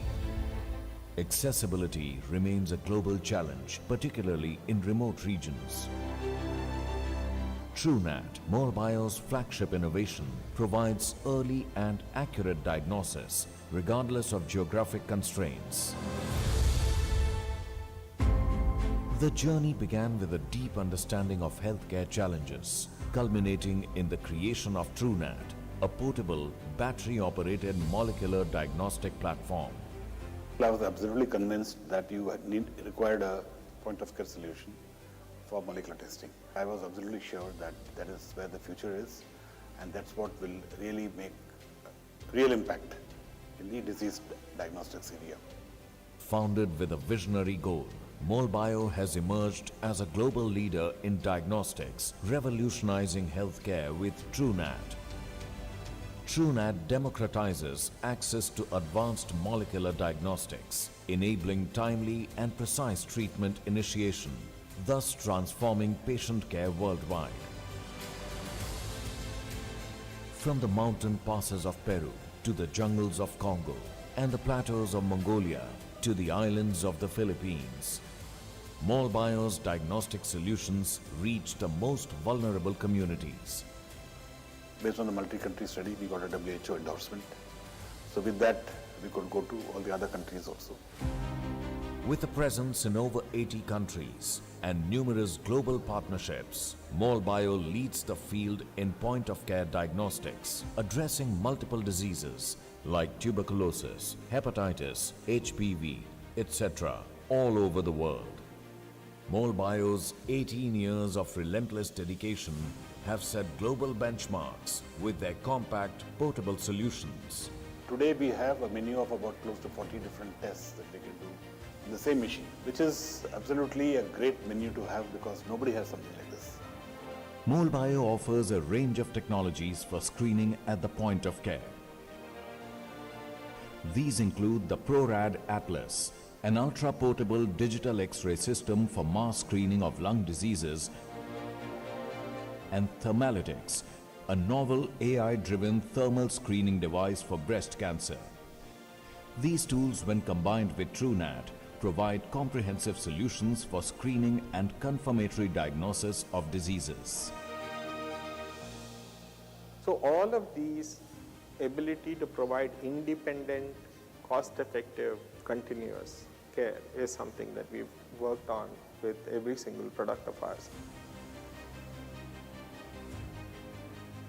MolBio remains committed to innovation, striving for a future free of illness by offering cutting-edge point-of-care solutions. MolBio's impact transcends mere numbers, touching lives and paving the way for a healthier, brighter future for all.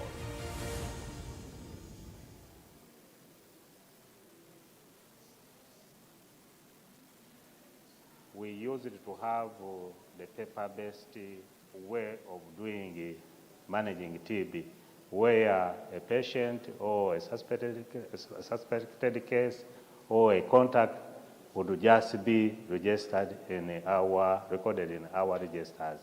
And even going to the laboratory, they use laboratory request forms and so on and so on. As a DHO, if I wanted to know the number of cases that a certain diagnostic unit, like for instance, Kaboroi Health Center, I needed to call the TB focal person there through the in charge to bring for me the report. If you are going to use that method to call every unit where you require such information, you can see the amount of time that you are going to require. And not only that, but even the time the other health worker uses to bring the report physically, you are actually denying the services at the unit.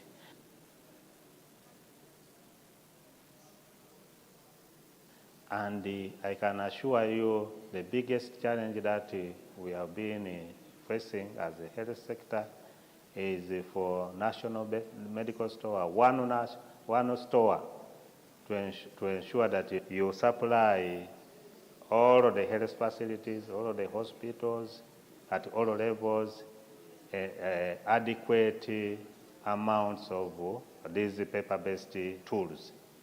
Most of the time, you find that the required tools are not in place, and the health workers have to improvise. And you know, when you improvise, you are not going to have all of the required information. Sometimes the information which is recorded in the papers can be lost, and it can even be misleading.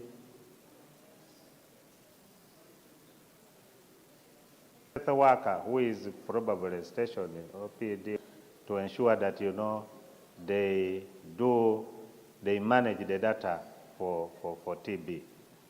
If time comes and they are transferred, that means you have another challenge or burden to ensure that you train the incoming one to ensure that, you know, there is no gap.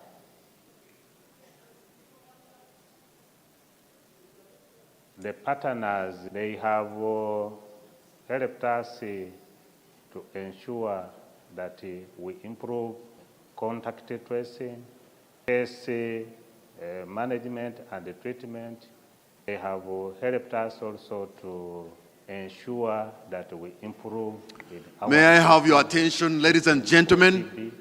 In the interest of time, I'm about to call the session chairs to take their position and the co-session chair so that we begin. Other colleagues who are still having a cup of coffee or tea, they'll find us into the discussion. We cannot, you know, lose any more minute now because that will stretch us to late in the afternoon.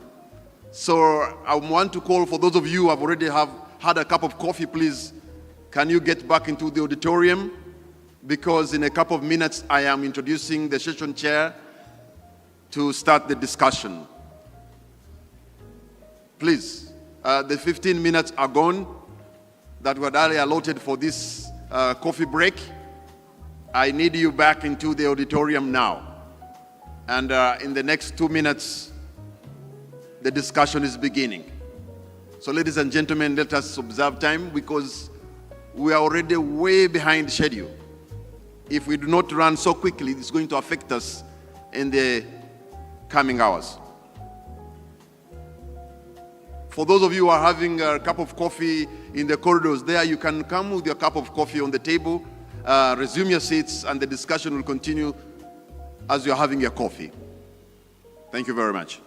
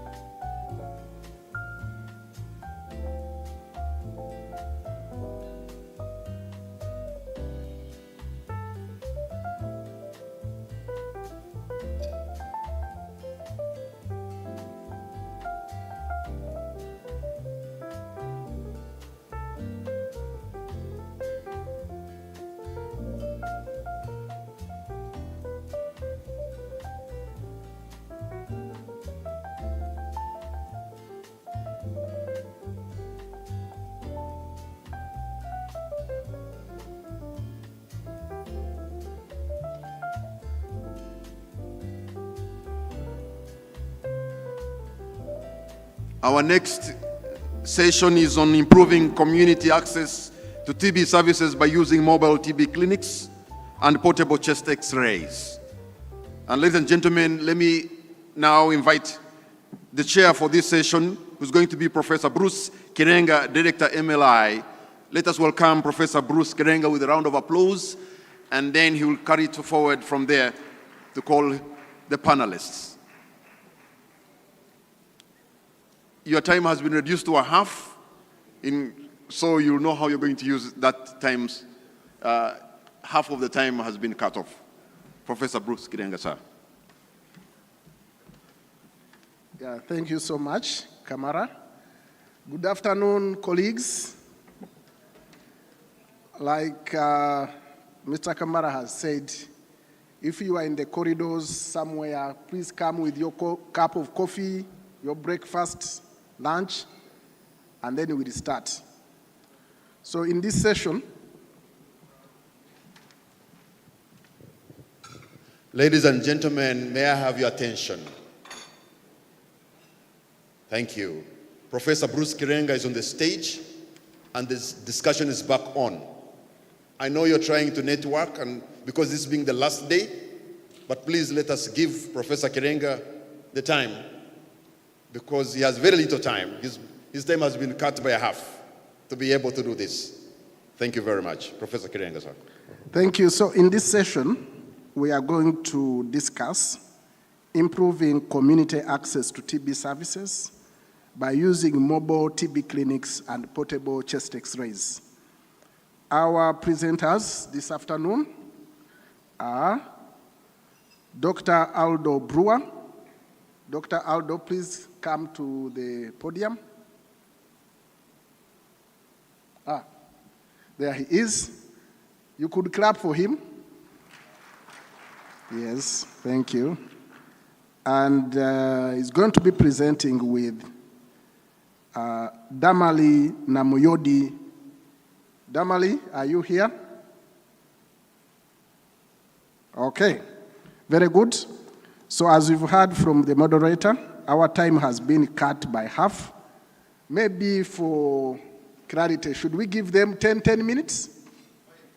5 minutes? Wow. 5 is really too small. Okay. Okay, we will give them 5 minutes, and then we allow both of them to talk, and then we'll have a discussion. Thank you. Aldo, I don't know, you have slides? Yes. Okay.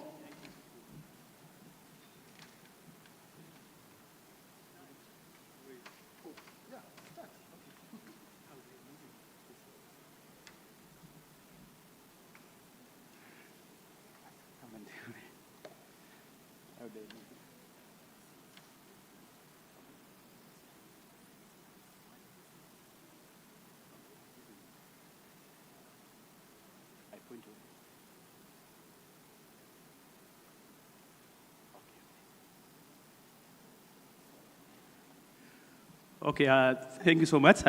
Good afternoon to you all. In the next couple of minutes, we are going to share our experience in improving community access to TB services with my colleague, Damali Waiswa, who's based at Mbale Regional Fire Hospital. So I'll just give a quick background to chest X-ray services following the WHO recommendation on use of innovative tools to improve TB screening. The country adopted the use of chest X-ray technologies in our strategic plan, which is currently in place. So this is where the technologies have been deployed in the country. You can see we have deployed these X-rays in almost all the regions. At the moment, we have about 22 X-ray systems. This includes 17 portable digital X-rays and 5 mobile clinics. The ones in red are the mobile clinics, and the ones in yellow are the portable X-rays. Where we place them is based on need in terms of high burden of disease and missed TB cases. And also in the sites where we've placed this equipment, we had to conduct a needs assessment to see that they are ready to use the services. So how do we support the country response in terms of use of these technologies? We developed screening algorithms and SOPs to support the use of the systems at the facilities, and also build capacity in terms of training and mentorship. And then through support of the implementing partners, the facilities have been able to use this X-ray equipment in their communities for screening the high-risk populations and targeting hotspots mainly. So I'll just quickly show what we are seeing in terms of utilization of the digital X-ray systems in the country.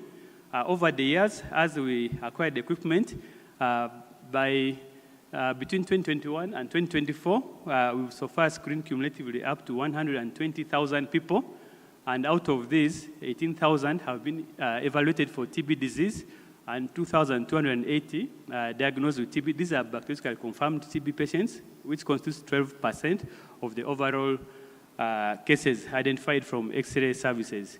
And because we've been getting more systems over time, that's why the utilization looks to be increasing over like in 2024, we had over 60,000 people screened with X-ray technology. So there are some few lessons that we learned, which I would like now request my colleague from Mbale Regional Hospital to share the site-specific experiences from implementation. Thank you. Yeah, thank you so much, Dr. Aldo. I'm sharing just a few lessons from using the mobile TB clinic van in the Mbale region. You are all aware that Mbale region was allocated this mobile clinic van way back in March 2024 to support the community TB screening activities. So currently, it's covering the regions of Bugisu, Bukedi, Tesa, and Karamoja till probably each region is allocated their own. You can see a picture of one of the screening activities way in Mbale City.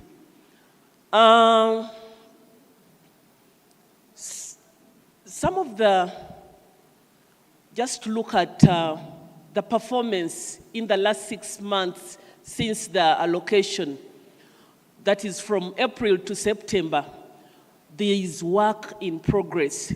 We see an increment in the number of people that are screened using this X-ray in the van to almost twofold between April, June, and July, September. And comparing the number of hotspots that have been reached in the 2 different quarters, there is still an increase over time. And key to note is the contribution to the cases that are being identified over the different quarters. And this now translates to the achievements for the different districts. Now, key achievements by use of this mobile clinic van is the regional capacity to run the van. We've had the radiographers in the region trained so that we are not depending on one, but on the entire team of radiographers. Then we also re-echo the commitment of the implementing partners to support the running of these mobile van teams. And just to re-echo the improvement of TB case finding for the respective districts. Some of the lessons that we've been able to pick is the high yield once we engage the van in the congregate settings. And here we are looking at the marketplaces, the prisons, and any area with several people.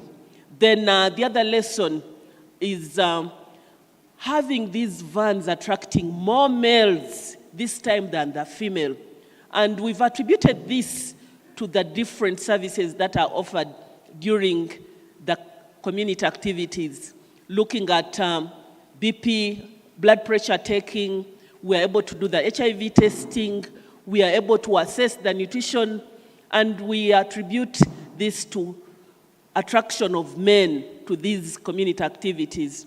The other lesson learned is having gene expert positive results that have been observed with people that have a CAD score lower than the threshold score of 50% that we thought was our cutoff as a country, that we've gone ahead to see even those with CAD score 30 also turning out with gene expert positive.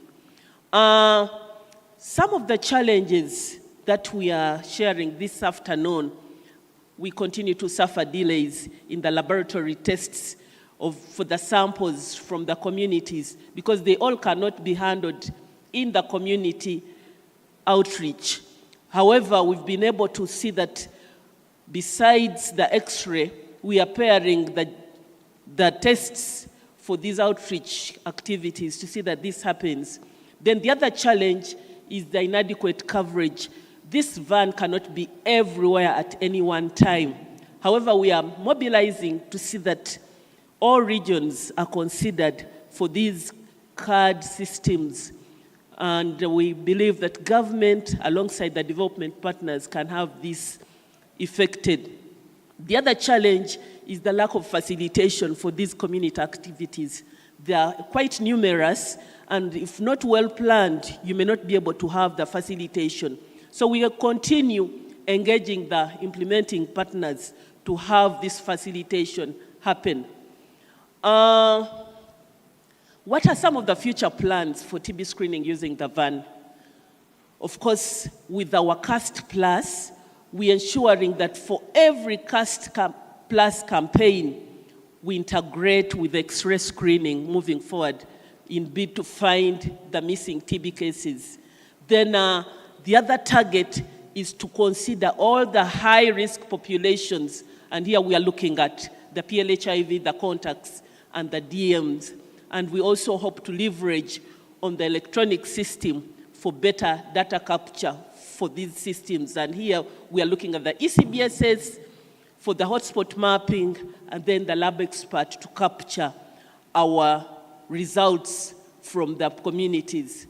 I want to thank each and every one, but our acknowledgement goes to MOH and the National TB and Leprosy Program, Global Fund for really supporting these activities, the USTP, USAID, CDC, and all the other donor agencies, the DELF imaging, district civil societies, the health facility teams, our patients, and the community members. Thank you.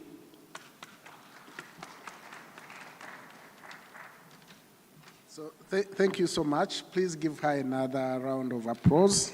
That's really very good from the regions. You want to appoint a timekeeper seated that side. Can you put up your hand if you want to be a timekeeper? Okay, so you will keep signaling our what? our presenters, because we are really time bad. We'll ask the questions at once. Members, allow me now invite Joseph Kaira, who is the Executive Director of Feromera Foundation, who is going to present about enhancing TB service access to PHC through community-led monitoring. You have actually 5 minutes. If you exceed, add 1 or 2, but not 10. But I thank the last presenters. Thank you. Joseph, where are you?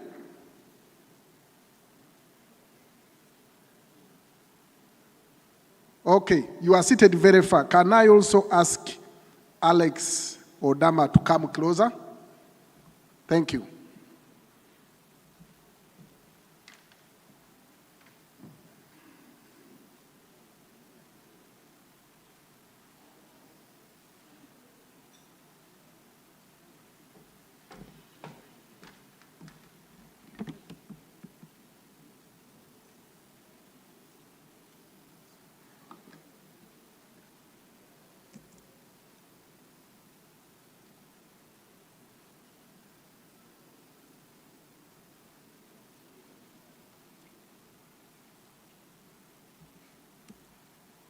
Oh.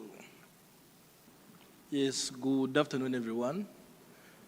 Just like I've been introduced, Joseph Kaira is my name, and I'm the team leader and founder of Leprosy Foundation Uganda. We are basically a civil society organization in TB response. I'm going to have a simple, presentation around one impact community-led TB approach. I'll ask my PowerPoint. Yes, first of all, this is a new approach that is being supported by, Stop TB Partnership Global, and it was built by an Indian firm called Dure Technologies. The one impact.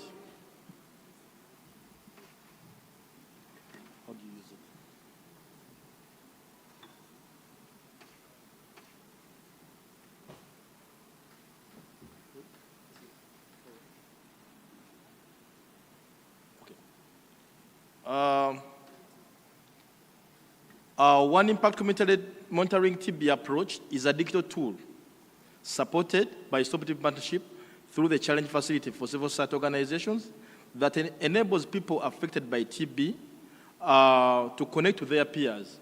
Those are, say, TB survivors, to access TB services and accurate, up-to-date information, and additionally report TB challenges while the challenges they get while accessing TB treatment,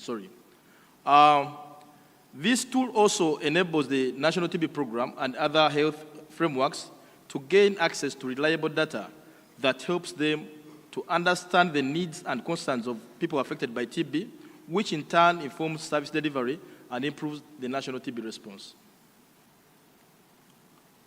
Who are implementing one impact community TB approach in Uganda? In Uganda today, we Leprosy Foundation, we are in districts of Kalangala, Mpigi, and Kasanda. Then we have ADFA Uganda, who are implementing in Masaka, Luengo, Bukomansimbi, Rakai, and Kalungu. Then the Uganda Stop TB Partnership that are in Wachiso and Kampala. Who are our target population? We are basically in two key and vulnerable populations, including the fisher folk, persons with disabilities, minors, the health workers themselves, likely-minded civil society organizations you people in this room, then TB survivors and TB champions, persons living with HIV, and persons affected and infected by TB, and then the general citizenry. How does this tool work? This is more of an application. So one is supposed to go to the Google Play Store and download this application. Then after downloading the application, for the case of Uganda, you'll go to your Google Play Store and download Uganda One Impact. It's well written, Uganda One Impact, with the logo and the flag of Uganda. So after, downloading that application, you will find the different modules that I'm going to explain in the subsequent, slides that will come. This application is basically aimed at putting people at the heart of TB response, and this is critical in ending the disease. Every year, the health systems miss millions of people affected by TB because of barriers to health services, human rights violations, stigma, and lack of access to support services. And this is the epitome medicine to all these barriers. The community engagement solution tool helps to mobilize and empower communities affected by TB and inform the response in Uganda so that high-quality, stigma-free TB care and support services are available to specifically to the key and vulnerable populations in remote and hard-to-reach communities.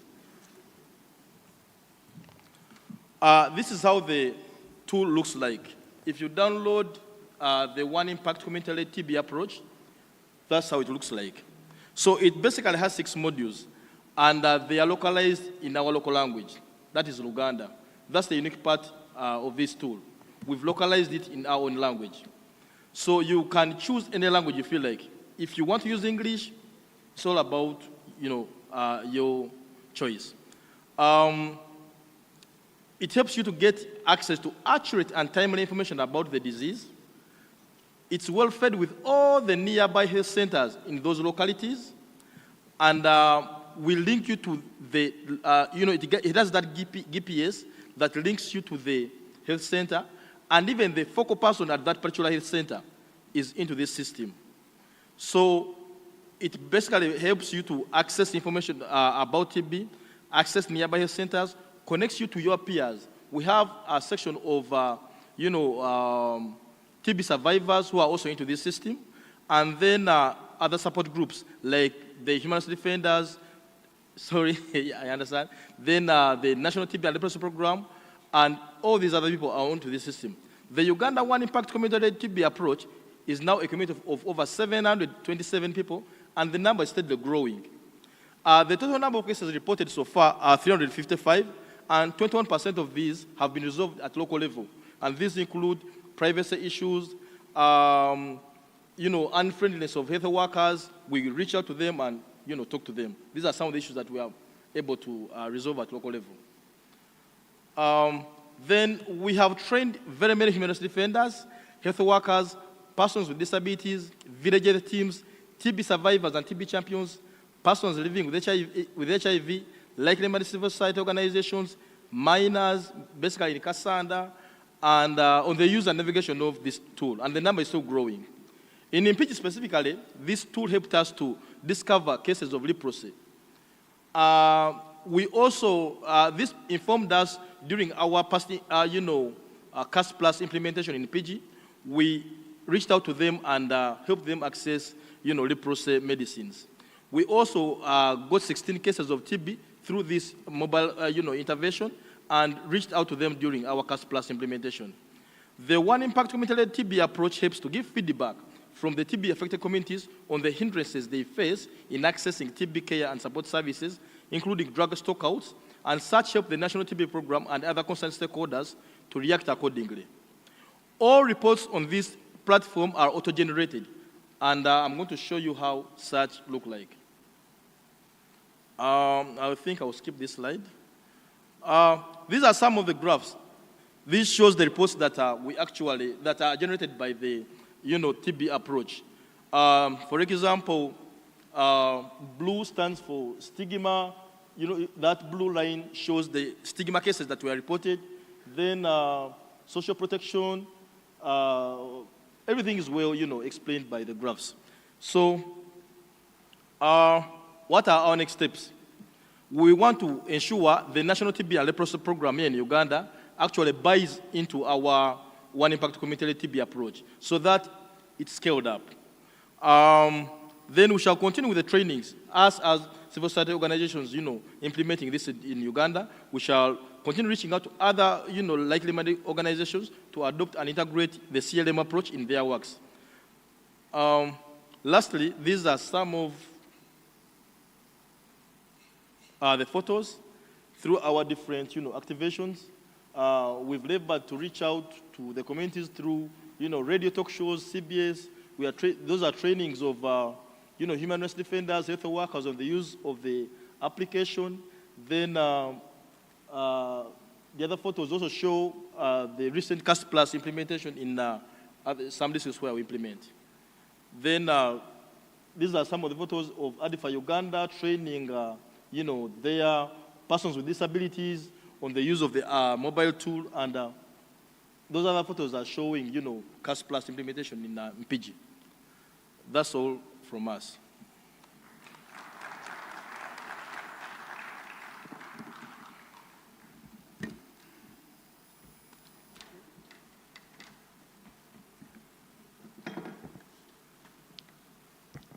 Thank you so much, presenter.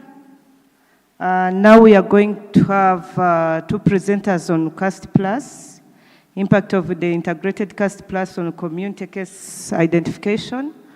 That is Dr. Alex Ondama, who is already here, and Francis Kainda. Francis Kainda, are you in-house? Please hurry. Dr. Alex, both of you, you have 5 minutes. One can use 2, one can use 3. Dr. Alex, over to you. 3 minutes, Francis, 2 minutes.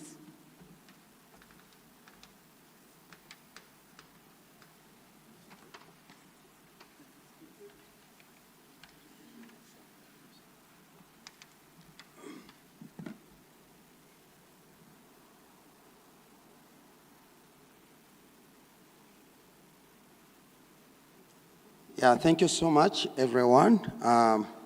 What we are presenting about is impact of integrated CAST Plus on community case identification.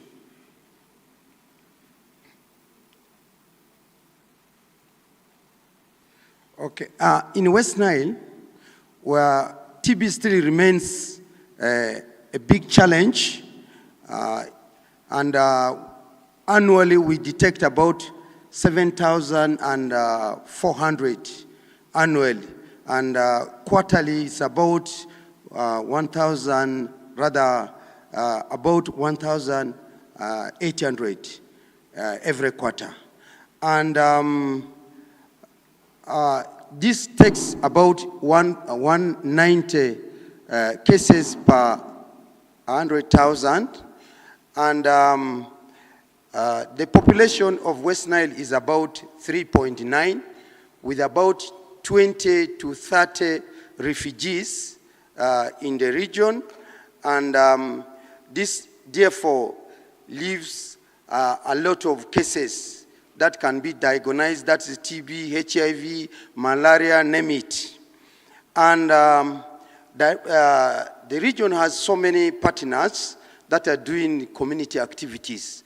However, many of these partners tend to do parallel activities, and many times they don't prioritize some of these conditions. Therefore, CAST Plus presents an opportunity to bring all of us together, mobilize resources in terms of finance, in terms of human. So usually when we are doing CAST, we are all aware it is community awareness, screening, testing, and prevention. We are aware about that, and usually the objective is to create awareness and increase healthcare seeking behaviors from the community. And this therefore leads to improvement in community referrals. And this is done by community actors as VHTs, the chewers, but in West Nile we have also added what we call 5-member teams, which includes the VHTs, the teachers, the religious leaders, traditional healers, and the health assistants. They are part of the community actors. And this leads into improved case detection in the communities in various areas of TB, HIV, malaria, and so on. So, from what we are doing also, it leads into identification of hotspots, where we usually detect hotspots through ECBSS, but through CAST Plus, we are also able to identify new hotspots that we are not aware of. And we are able to harmonize resources. This can be in terms of finances, in terms of human, the personnel. And leads into improved districts' capacity to prevent, detect, and manage these conditions. So, in other words, we now have capacity in these districts to manage conditions like TB. So this is what we got in the last financial year. So that is March and September 2024. You can see in West Nile, we're able to reach to about 4,000 villages, and households were about 120,000, and individuals reached with the messages were 424,000, and overall we're able to detect in 2 campaigns about 1,000 PBCs in those 2 campaigns, and we got about 18 RR cases. So this is the tracker that we use, and this tracker is able to tell us the samples that we received, and the samples that are tested, and the samples that are positive, RR, and eventually is able to tell that these are the positives that have been detected, and it talks of the linkages, and this goes strictly to health workers, and confidentiality is emphasized. So this is a tool digitalized for us to monitor what we are doing in the communities and to the given time. So I'm going to stop there, and I'll call upon my colleague to take over from me. Thank you.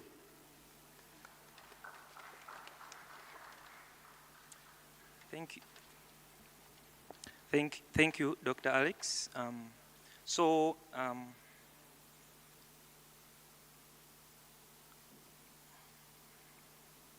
Okay, so what are the outcomes of the campaign that we customized for West Nile? Of course, we built from the national guidance, but we also managed to customize to our region. And as you can see, this is a snapshot that was taken from DHIS2, showing that West Nile, in the last financial year that we are reviewing, we were able to get over 3,000 TB cases that were referred from the community, above the national average of 20%. And a lot of this is attributed to the structures that were built within the communities. So from the CAST campaign that campaigns that we conducted, we managed to summarize to around 6 important outcomes. And this is, the first one was resource mobilization from the different implementing partners handling different conditions. Over 400 million Ugandan shillings we were able to mobilize and utilize for this campaign. The campaign was district-led, meaning the districts were able to own the data, and sustainability is impaired. We are going to have sustainability even if there is minimal input from the implementing partners, and this is one of the reasons why these campaigns are conducted. We are able to see the improved referral to around 45. We are able to identify new TB hotspots where we found health center tools and some villages where we don't usually get cases, but from the campaign, we're able to identify them and then able to minimize the cases from there.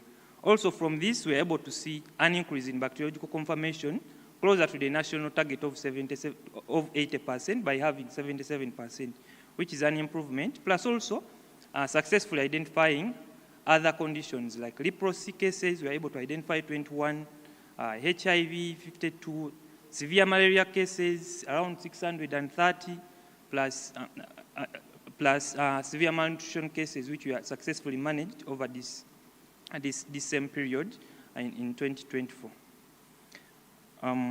So some areas of improvement that we identified were, of course, routine integration of services, which we have started on, especially continuing to leverage on the resources that we have within the region to get the maximum output from it. Improvement in resource mobilization, which there's always an area for improvement. And, improving on the resources that we have. So this is just a snapshot, an acknowledgement of the different partners that we have within the region we've worked on, who have contributed. I will not go through them. This is just to show them and acknowledge. Thank you very much. So finally, the conclusion that we got from this campaign is that the district leadership is very key and has been the backbone, the pillar to the achievements that we have had over the different campaigns. The campaign has been successful in creating awareness and having the demand created and people seeking services with minimal input from the facilities. And also, integration of services has proven to be very cost effective for us within the West Nile region. Thank you very much. Thank you so much, Team West Nile. We are going to have the last presenter for this session, Dr. Amon Bahati. Are you in-house? Yes, he's going to present on leveraging on district-led programming to improve district-level TB and leprosy services. 5 minutes, over to you. Thank you, Chair. I'm Dr. Bat Amon, and I'm the DHO Karenga. First of all, I would love that we share, where Karenga is found, so that when you see on the north east, that is Karenga, and beyond that point, there is no any other village. So for some of us who don't know Karenga, that's where we serve. When you check on the data, I wanted to give you a snapshot of the data, but since from the previous presenters have summarized, I want to give ourselves a take home. First of all, let me give you a history. Back in 2020, we were the last in TB performance, and last year we were the 30th, and this year we are the 6th. For some of you who will be seeing the league table, you'll appreciate what Karenga does. And permit me give you what works for Karenga, particularly in Karamoja. Take-home message is we have active DHTs, and in particular, the TB focal person. For us, we are result-oriented, and we are committed beyond self. We have availability of transport means, particularly the motorcycle, which is available 24/7 to ensure that in case it is needed, maybe transport a sample, for up a case, the transport means is available. Ladies and gentlemen, what I'm going to give you is what has worked for us, so you can be able to scale it to your own location or district. Medical supplies, we do timely ordering of drugs and medicines, and also we ensure that we redistribute where there is a need. And when it comes to human resource, for us in Karamoja, we are all committed. We do not have moving from one clinic to another. So once you are on duty, you are on duty. And that is a privilege we have, that once you are on duty, you are on duty. And we are driven by results. Each facility is given targets achieved, so they keep on seeing how they are performing. And on the management and investigations, First of all, before we come to that, we also involve the VHTs. They sensitize our communities and ensure that they have the message on TBs, on TB disease prevention, management, and investigation. So we also use linkage facilitators who are able to identify that patient who is coughing in the facility, in the community, and we go ahead and utilize our gene expert and microscope. Ladies and gentlemen, we also screen in hotspots, schools, SAGE groups, last mile, barracks, and even Kwete groups. For us, we have, like the way you are seated, now I expect you to be having Kwete and begin sharing. So we also bombard them and we begin giving them a message on TB testing, and eventually we get some cases. Lastly, we implement SOS strategy, particularly in TB in children. And this has helped us because our community are so mobile. When you tell them to go to the facility, they usually don't afford. So this strategy has been helping us. And we also been privileged to use digital X-rays, particularly in the risky communities. When it comes to performance review, ladies and gentlemen, we always involve our local leaders. And in particular, we involve even the TB focal persons. So whenever we involve them, they appreciate where there is a gap. And when you come to implementation, the community leaders, the local leaders, they usually support us so much.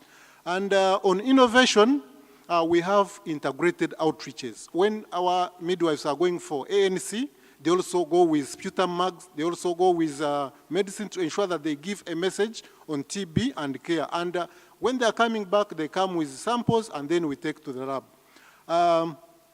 On capacity building, we usually give capacity building on our health workers, particularly on the modern methods of management of TB. And we also share the links, the national sessions which are shared on TB in particular. We also share on the group, and they are able to join and learn more. On political support, I've said for us, for us to achieve this, we involve our political leaders. And that's why they have enabled us to even reach that last mile. And you know, for us, we have isolated cases of insecurity. So because of their involvement, they have enabled us to reach all that last mile. And lastly, single one step for TB diagnosis in children. Then on data management, we usually we set targets per facility to achieve. And every Tuesday, we review the progress of those set targets, and whichever facility has not achieved, we usually call them, follow them, and see where we can support them. And every month we do data cleaning and harmonization. This has made us make miles, particularly to achieve in TB management. We had hiccups, and I would love that it is good to note, particularly our TB lab person, particularly the laboratory, does not have a motorcycle to enable him be able to pick some samples and follow up. And as a district, we also do not have X-rays. And if we could have an X-ray machine, it would also aid in diagnosis of these TB cases. And lastly, for us as a district, we are relying on laboratory assistance. And most of they do not have the capacity to run complicated machines. And I would love that if there is any other support which we can be given to the district, this is where we need to focus much more better. Ladies and gentlemen, this is what I had wanted to share with you. For the interest of time, I'll be able to add on in case there is a need. Thank you. And Alakala Noi. Okay, thank you so much. Can you clap for all our presenters? And for the last presenter for improving from number what? Number last to 30 to number 6. Please clap for him. So all these have been very good presentation. Mr. Kamara, do I have time for 1 or 2 questions? Okay. 2 really burning questions. One this side, one this side. Okay. Who has the mic? So who is asking the question for this side? Put up your hand.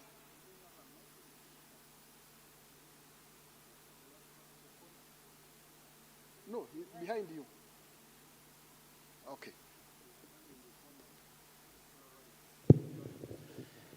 Thank you very much, presenters, for the eloquent presentation. Mine is a question and a concern. I've not seen one key aspect of prevention in all your presentations, and this is the aspect of using visual aid.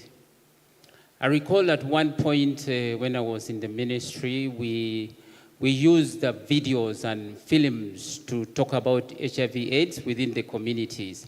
And I'm not seeing it coming from all your presentations. So what are you going to do in terms of having short clips or videos to popularize the issues around TB prevention, TB cure in relation to what we are trying to look at this moment? Thank you. Thank you. We can receive the one from this side.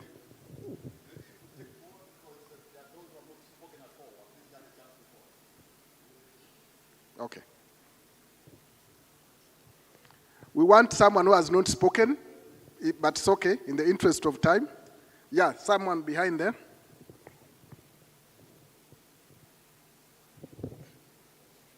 Yes, thank you. My name is Solomon Ranga Owino from the Makerere University Lung Institute. And thank you, presenters, for the nice presentations. And my concern goes to the person who presented enhancing TB service access to PHC through community-led monitoring. The question is, this intervention shows capability in addressing access to TB services. How are you planning to deal with the equitable access so that you address concerns about the digital divide, given that these people might be vulnerable and not able to access such devices to have access to this app? Thank you. Okay, thank you. That one is direct, I think, to Mr. Kayira. For the first question, panelists or presenters who would want to tackle it. There are no visuals. Alex, you want to try it? You're a senior TB programmer. You come and try that question. Why are there no visuals in whatever we are doing? Actually, I had never realized that we don't have visuals. Visuals? I think visual aids. The questions we had closed, we said two. Unless if Mr. Kamara allows me one more. Okay. Meanwhile, presenters, Aldo, Dr. Yes. DHO, what do you think? Why don't we have visuals? I can, thank you. I can respond to the first one. I think there have been efforts to integrate information, education, and communication materials in our programming. For example, for the community active case finding with the X-rays, the mobile clinic, if you look at the design alone, it carries messages that live TB free, test and treat TB here, and other comorbidities. So that's already meant to provide information to the community. And what we are now trying to do is to mobilize resources so that we can place public address systems on these mobile vans, such that when the systems are deployed in the community, they're also able to communicate to the community and mobilize them for the services and provide information. And I think as the technology improves, even I've seen these trucks which have the talking bodies, which have like television. I think that can be the level to reach, but all these require resources. Thank you. Yes, I can add. Okay. What we have done is, just like he said, we have IEC materials in local languages. And in West Nile per se, there are 4 local languages that have been adopted, and those have details of disease conditions about TB and leprosy, And these IEC materials goes up to community levels, up to VHTs, and they use it. That is actually the tool that they use for advocacy, and they look at the pictures, and usually when we are building their capacity, they are able to see the pictures and refer to what they saw earlier, and immediately go and refer. And we use those IEC materials, and it is working. And actually, TB and leprosy detection is no longer near the health facilities. They are now in the communities.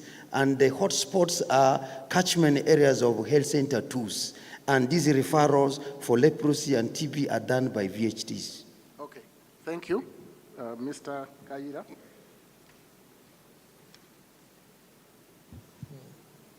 Yes, thank you. Thank you so much for your question. The gentleman from MLI. The question of digital divide. First of all, the first approach, we are in talks with the developer to develop an SSD code.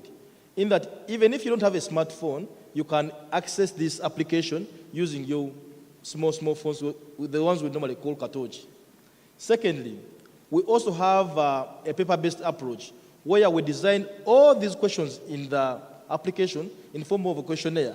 So the VHT who has been trained on the use of the application will reach out to a family or even a person who actually needs, something about TB.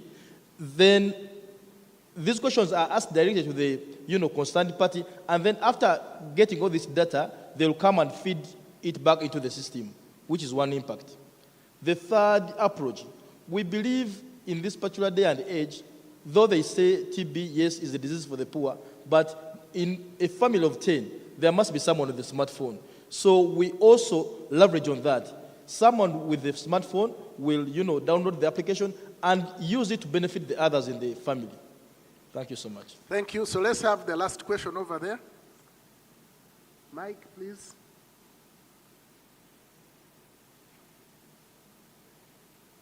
Oh, where is the mic department? It has gone to sleep. So as they reach him, I think Dr. Aldo and Alex, this comment of visuals should be taken seriously because we want inclusion. You will have a sign language. There are people who cannot see, but they could hear. I think we need to take it seriously. Over to you. Thank you so much, our moderator. Once again, I'm Simon Ayevale. I represent Fisher Folk, and I work across the Great Lakes. My organization is called FAD, and I'm the executive director. I'm very concerned about my constituency, which is the Fisher Folk community. When you look at the interventions we have, I have not seen those trickling directly to this vulnerable population. These are hard to reach people when it comes to access, right from the road network and water network. The systems are really not the best. I'm looking at the peer model, which could be the best to reach such a kind of population, because without them, I think nothing can succeed very well. I've not seen Fisher Folk being engaged right from the mainstream coordination entity. We most of the time, we hear stories, but being brought on board in coordination, in planning, it is still a big problem in all the three diseases, HIV, TB, and malaria. I'm looking also digital innovation at this level not being the best for the Fisher Folk, because I tried the Avavuvi application to market the business value chain, but people felt very relaxed with their normal market of selling through one-on-one. So really it takes long to innovate so much with digital in the fishing community. I submit. Thank you. Thank you so much. Any panelists who would want to respond? Alex, thank you. Thank you. in CAST Plus, which is district-led programming, we tend to line list all the hotspots. Discuss with the district, we line list all of them, and all of them are reached, including Fisher Fox. In West Nile, we have the Fisher Fox community, and where they exist, we still send a team to offer CAST Plus services. We don't miss them, and they are part of the team where we have got positives. And this can apply to any region. These hotspots for our area can still exist in any other region.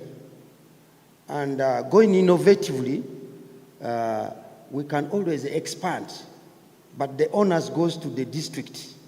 Since it is a district-led programming, you can actually be directed already by ECVSS, but still during CAST, you can still go to those places, and you are able to get more positives. For example, we have not been directed going to schools, but at the back of our mind, we know schools, we can get a lot of positive cases. So we send a team to the schools, and in the recent September CAST, P1 and P2 were able to get 26 PB cases. That is only in P1 and P2. We are not directed by ECBSS, but we think these are congregate settings. Since they are a congested area, they can be positive cases. And this innovative approach can apply in any region. Thank you. Thank you so much. Amon, you want to add? But be brief, we have 1 second. Ladies and gentlemen, when it comes to hard-to-reach areas, and in particular in the TB management, there's no hard-to-reach area, because every hard-to-reach area, we've got VHTs, and we've also got TB linkage facilitators, and we've also got TB focal person in the facilities. So what we do during performance review, we discuss this in details, and we empower our local leaders to work with the VHTs, to work with the health unit facility in charges, and we trace these patients with TB. And in particular, the resources have been available to track patients who are defaulting, track patients who are suspected of TB, to track TB contacts. So in the resource-limited setting, there are strategies which are available, and resources have been allocated to ensure that every person who needs TB services is reached. Thank you. Thank you very much. Thank you very much, panelists and Chair Professor Bruce.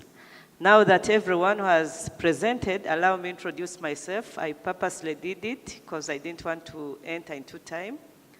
I'm Dr. Evelyn Tivananuka. I work with WHO Country Office as a technical officer for TB and leprosy.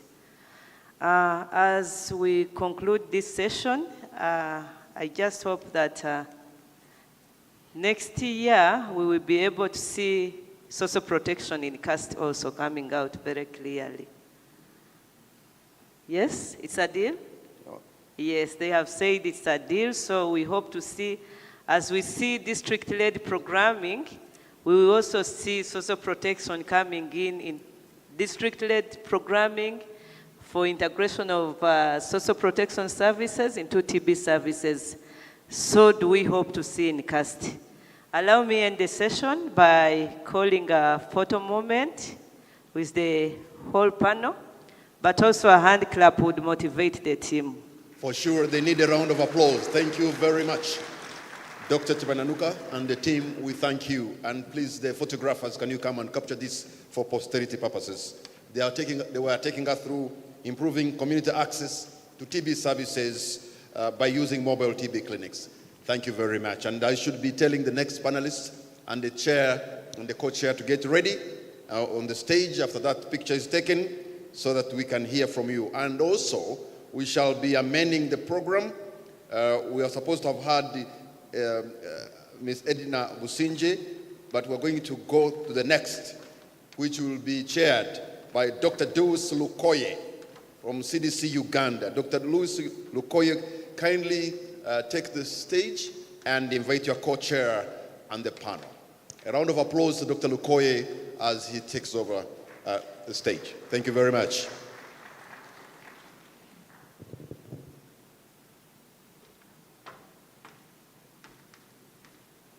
Yes, good afternoon, colleagues. I'm here to chair this session on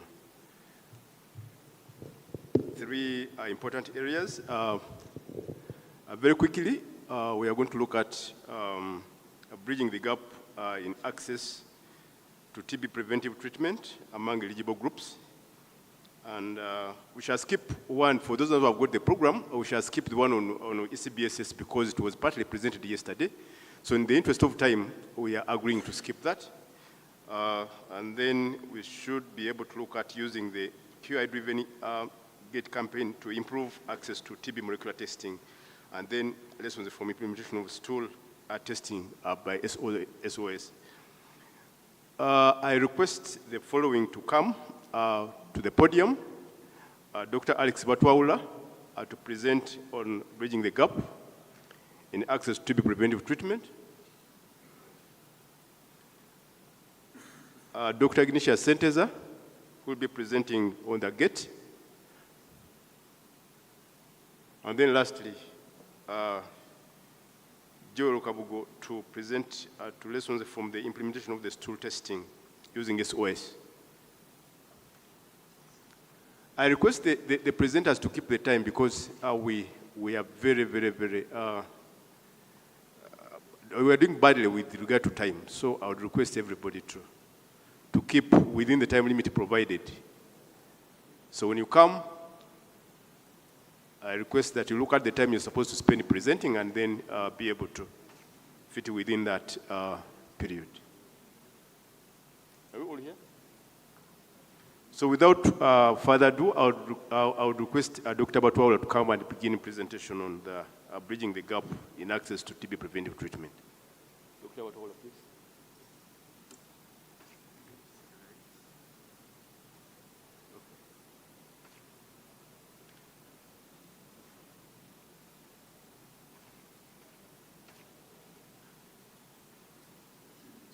So good afternoon, ladies and gentlemen. Yes, I will be taking you through bridging the gap in access to tuberculosis preventive treatment among eligible groups. I'm Dr. Alex Batwaula. I work for LPHS Chigezi and Lango as the TB technical lead. I can skip this since for the interest of time. A bit of background. The region has registered progressive improvement in TPT since the national guidelines were actually updated and launched in 2021 for the programmatic management of latent TB infection. There has been intensified efforts to invest and in capacity building, contact investigation, and improve the uptake of TPT among under 5 and 5+ contacts and people living with HIV. We identified opportunities for improvement. Before October 2022, we had a low quality of contact investigation, and there was lack of weighing scales. We realized that our health workers were struggling to compute the dosages for children, especially children under 5 years. And then there was a high rate of TPT rejection by caregivers and they were not willing actually to initiate TPT for children that were not sick. And then there was delayed documentation upon conducting activities in the communities. Health workers would come and keep whatever documents they had in their notebooks and forms, and this actually impacted on our performance by then. And also there was low data quality and use. So what did we do? We procured about 40 weighing scales, which were distributed to 40 high-volume facilities. And recently, we were boosted by Ministry of Health under Global Fund arrangement. We received additional weighing scales that we distributed to our facilities. And we had to step up client literacy and the dissemination of talking points that were given by MOH. We conducted dedicated monthly contact tracing activities. The recommendation is that upon identifying of a bacteriologically confirmed TB case, we are supposed to do real-time contact tracing. But we realized that some of the index TB cases were missed, and also some of the contacts were not being initiated. So we innovated and we started implementing a dedicated monthly contact tracing activity. And then we did to do a mop-up and also address the backlog. We emphasized more of community initiations, and also we conducted dialogue meetings leveraging on the TB hotspot screening activities that we are implementing to continue giving the messages on TPT uptake. We addressed data quality issues and in real-time documentation of contact tracing activities. We are conducting data transaction meetings on a quarterly basis. So when you look at the table, it really emphasizes the importance of implementing a good TPT a good contact investigation program. If you have a good contact investigation program, definitely you will implement a good TPT for under 5 and above 5 contacts. The beauty about contact tracing is that you are killing 2 birds with 1 stone. You get the numbers, the TB cases, and you will also enroll patients on TPT, clients on TPT. Just that year, from October 2023 to September 24, we were able to identify 1,400 TB cases. And this translated into 35% of the TB cases that were identified during that year from just contact tracing activities. So our contact tracing coverage stood at 98%, and the 17,500 eligible contacts that were identified, we were able to initiate 90% on TPT. So when you look on the extreme right, you will see that for the last 2 years, we have been able to achieve above our target in terms of TPT enrollment for under 5 contacts.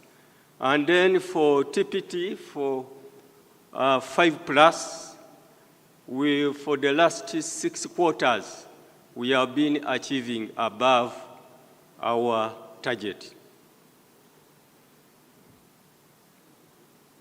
So when it comes to people living with HIV, I just want to emphasize what we are doing for PLHIV. These days, we don't have backlogs.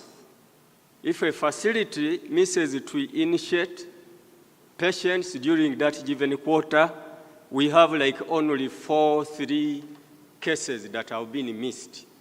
So we are using TXNew, those clients that we identified for that quarter to project what is going to be our TPT gap for the next quarter. And on a weekly basis, we have been able to generate line lists. Facilities are able to generate line lists. And some facilities generate line lists on a monthly basis. And we are able to monitor and track performance using Uganda EMR and the audit tools.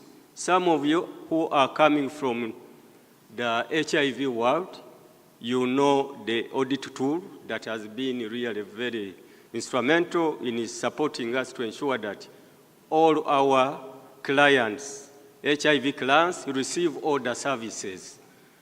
And then we have also been implementing a multi-monthly dispensation for underlining our refills with art refills. We have done chart reviews, triangulation with TPT registers, EMR, and audit tools, and also we do weekly data reviews at the program level, and then we have, this is cascaded down to district reviews and also facilitate weekly reviews. This has actually helped us to ensure that we mop up all the clients that are due for TPT. The lessons that we have learned, monthly dedicated contact tracing activity is critical in reaching the missed index cases and contacts that are missed, that missed TPT. Then integrating caregivers' literacy into contact tracing activities increases TPT uptake among under 5 contacts.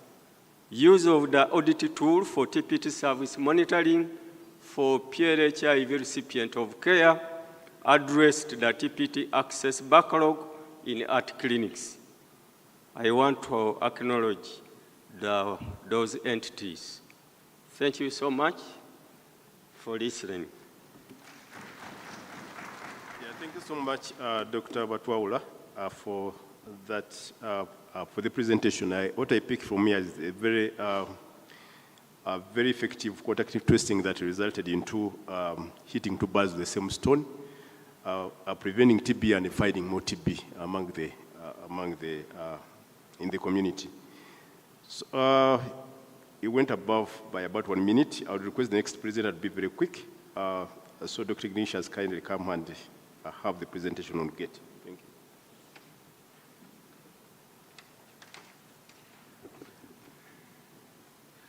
you. Good afternoon, everyone. Yes, so I'm making a presentation on using QI-driven GET campaign to improve access to TB molecular testing. I'm Dr. Ignatius Senteza. I work with the USAID, OPHS TB activity as a senior technical advisor. Next slide.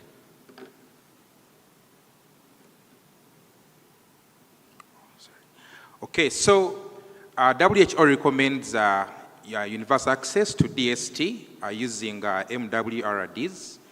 MWRDs are WHO recommended diagnostic tests for each and every TB patient.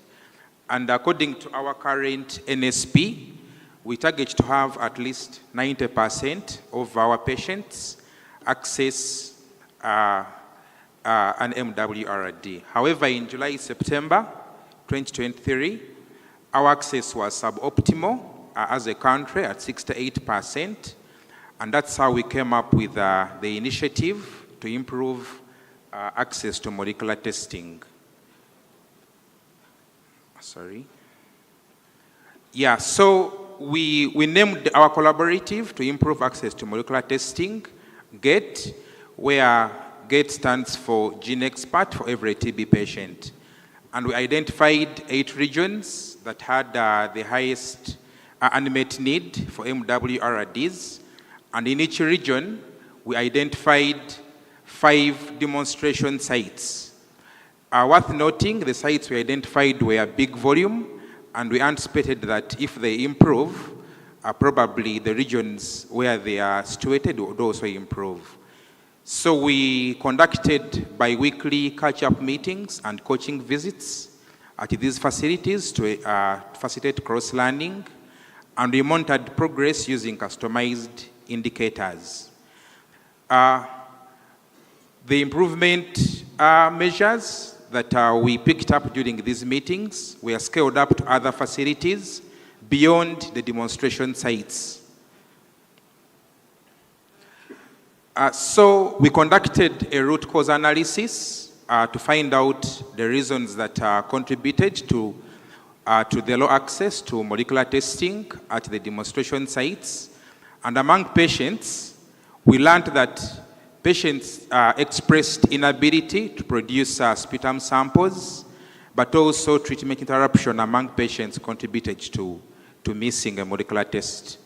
Among health workers, we noted knowledge gaps. Some health workers hadn't yet appreciated SOS for children. We also learned that health workers were reluctant to do molecular tests for patients who were initially diagnosed using TB-LAM, X-rays, and other modalities. We also noted suboptimal documentation and reporting. And lastly, we noted non-harmonized sample result flow. So some results could stay so long in the lab, others could get lost along the way. For the facility systems, we noted that some facilities had not identified sputum collection centers. And actually, we learned that some patients were hesitant to provide a sputum sample because of uncomfortable sputum collection areas. Sample processing was a challenge. Long turnaround time was identified, and some facilities actually discarded samples. We also learned that facilities never had someone identified to oversee, to ensure that patients access a molecular test, and also facilities never had running QI initiatives targeting improvement for MWRD access. So some of the interventions that we implemented for patients, we worked with the health workers, and patient training for sputum production was incorporated in the education talks. Patients were educated to do some exercises. There is a video we came across and saturated it on sputum production. But we also learned that some health workers found it working to have some flexibility. If a patient was unable to provide a sample on the day of enrollment, the patient was allowed to provide the sample on the subsequent appointment. And actually this worked, especially in the morning. And we also incorporated MWRD access in patient follow-up, because we saw that patients who were lost never gave us samples. So whenever patients were followed up, a sputum sample for a molecular test was also picked up. For health workers, we had robust coaching and mentorship visits on a monthly basis. QI projects were opened up, especially targeting patients who are diagnosed using TB-LAM, X-ray, and among children. We shall see the results shortly. We also integrated sputum production techniques in health talks. Routine review of records. This was meant to, this actually addressed the reporting challenges that we saw.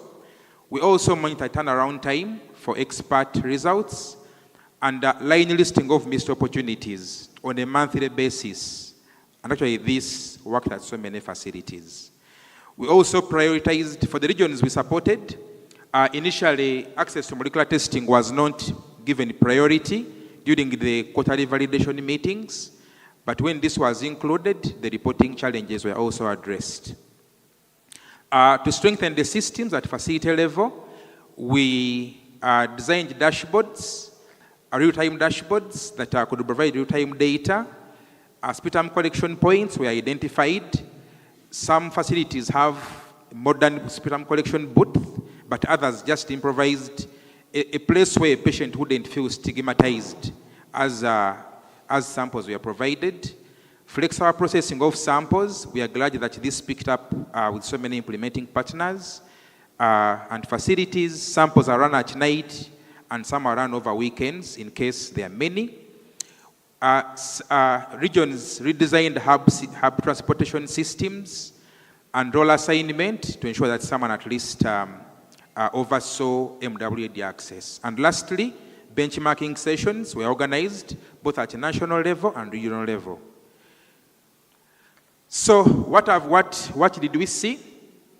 We saw that access among children at the demonstration sites greatly improved from about 20% to about 80% at these facilities.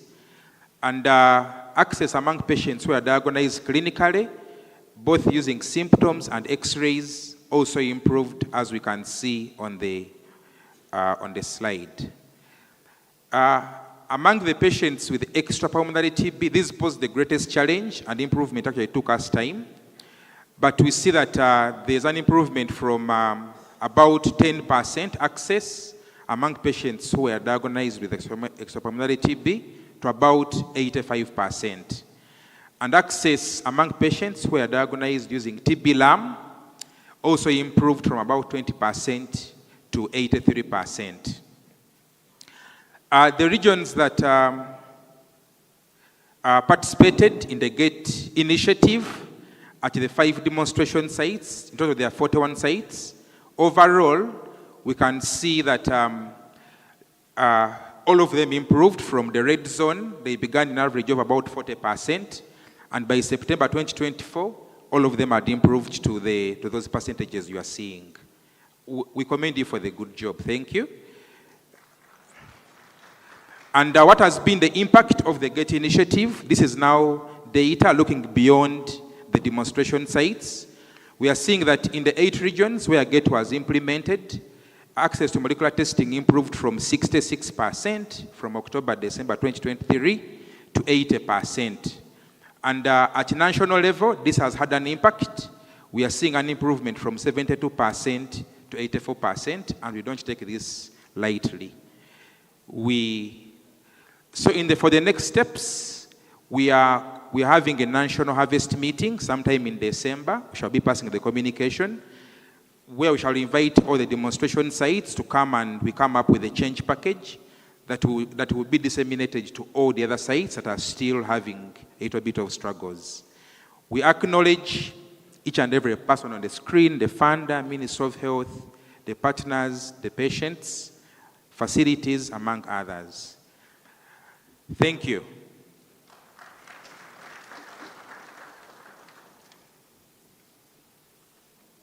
Thank you very much. I think we are adding one presenter.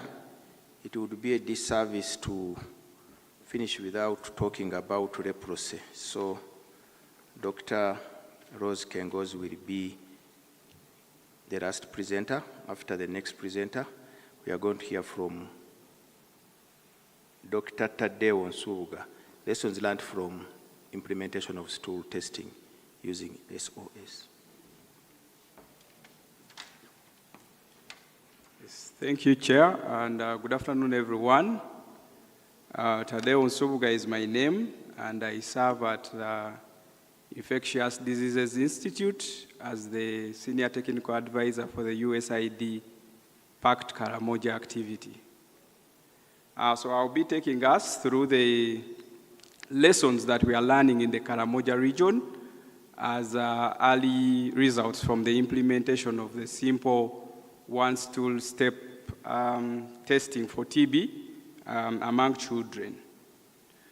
So Karamoja is in the northeastern Uganda, majorly nomadic pastoralists with a number of marginalized groups, the Ik, the Tepeth. I think some people have argued that the whole region seems to be marginalized. But there's also a lot of hunger, malnutrition, insecurity, and we know that most of these are the drivers of TB with very unique cultural practices. As you can see, the hut, the housing is not really well aerated. They take blood from animals directly, and the region has one of the highest prevalence of TB in the country. Sorry.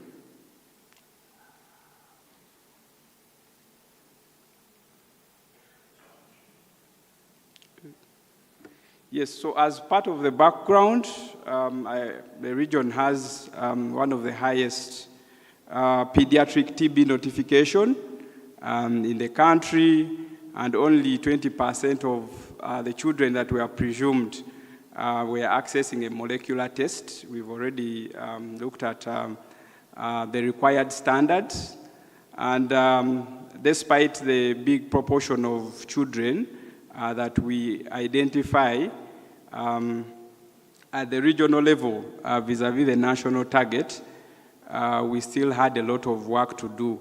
And the challenges really were among the children that are malnourished, and most of them were below the age of 5.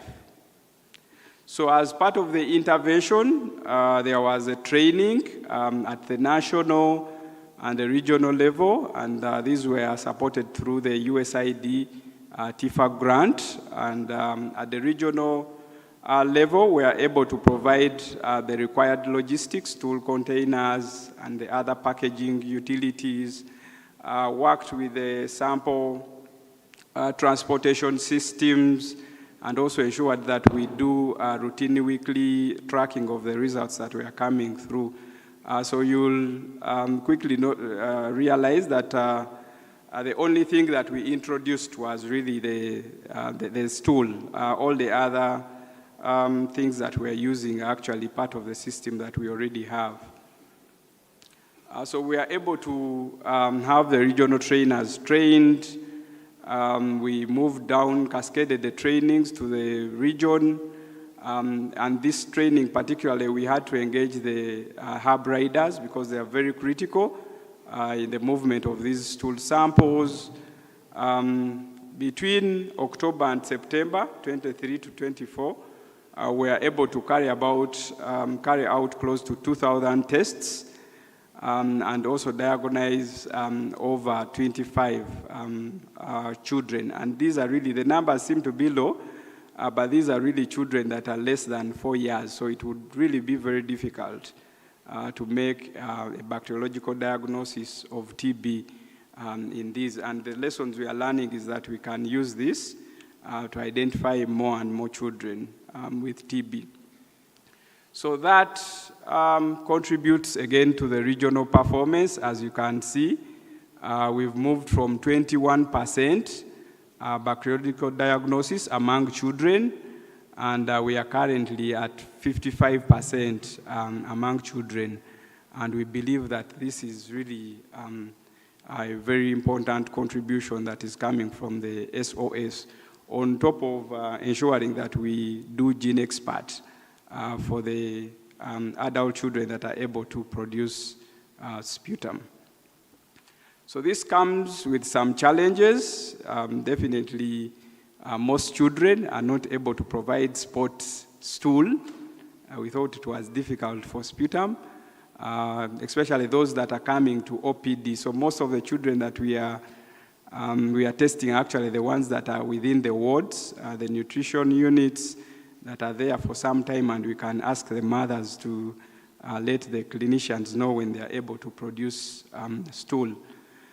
Then for this particular age group, again, it becomes very hard because we know we can't use stool to monitor treatment progress. So definitely, we continue to have challenges if it comes to monitoring at month 2, month 5, and month 6.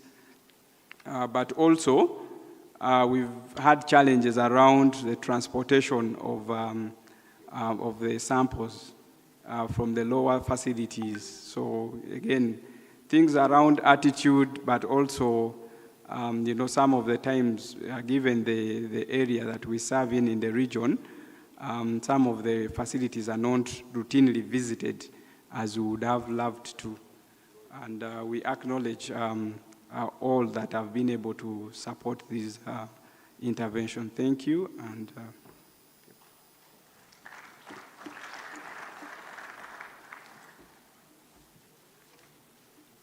Yeah, Rose, next. Leprosy prevention.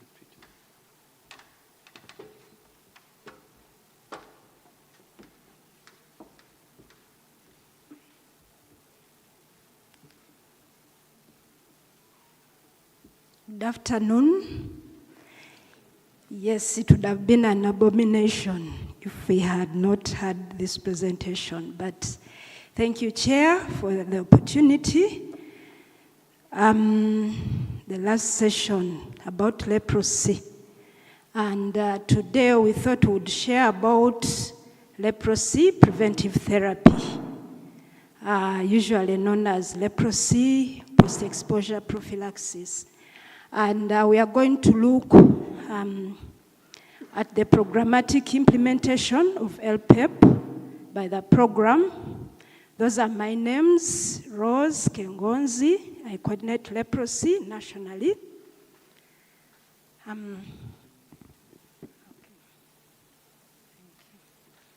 Next slide.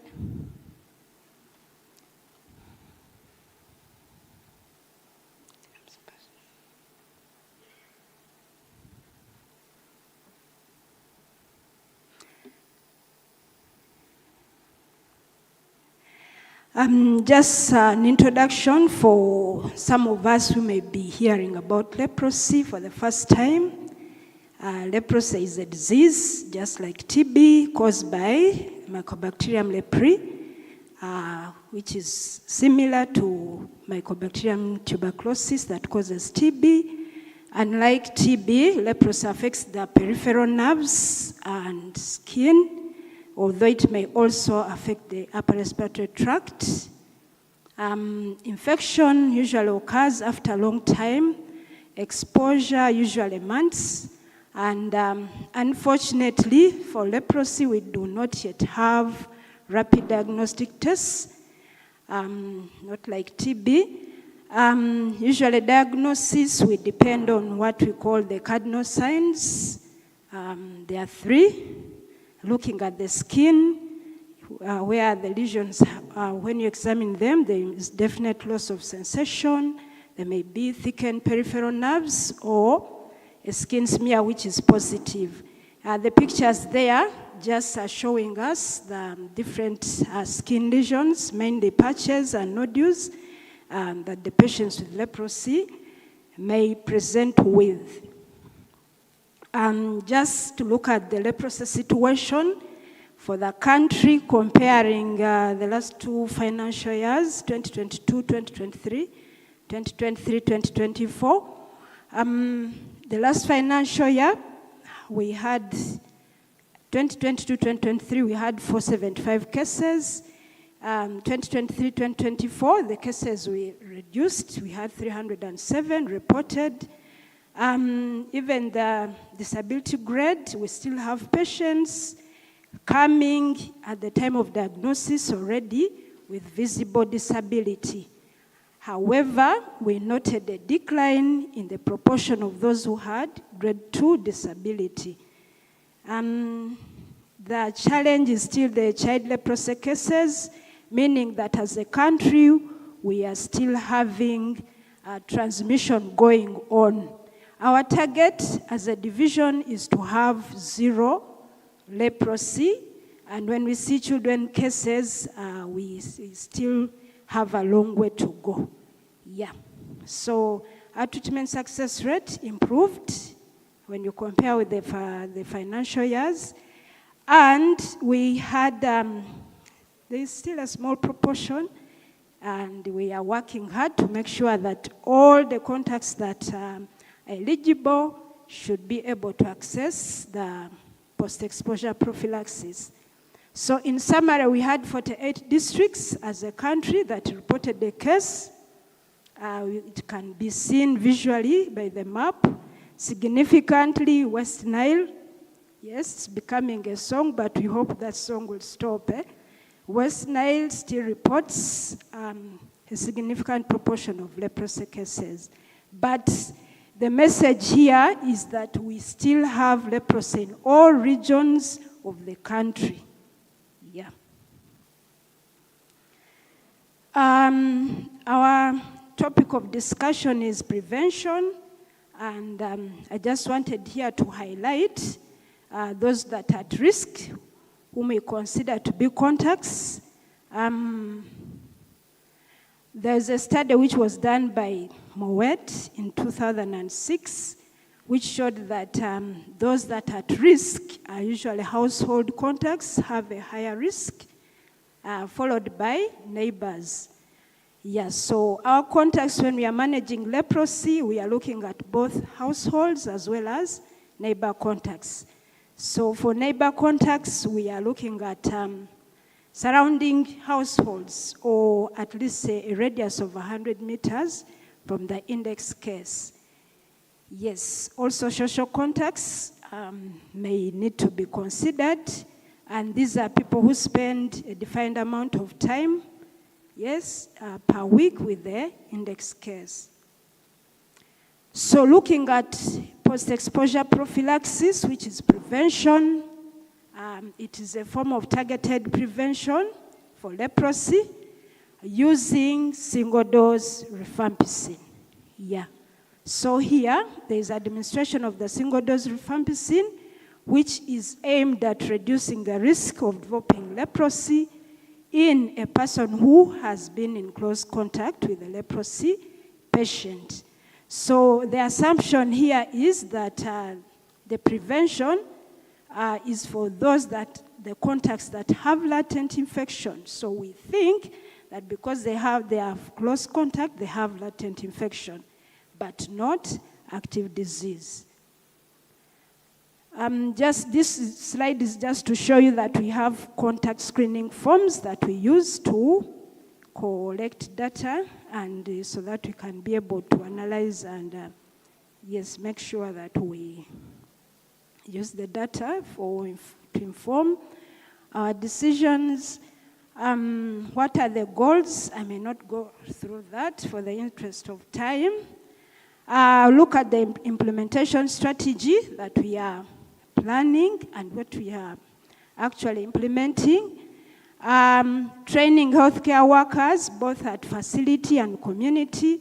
Then contact tracing, as well as screening and administration of single-dose rifampicin. SDR is single-dose rifampicin for those who are eligible.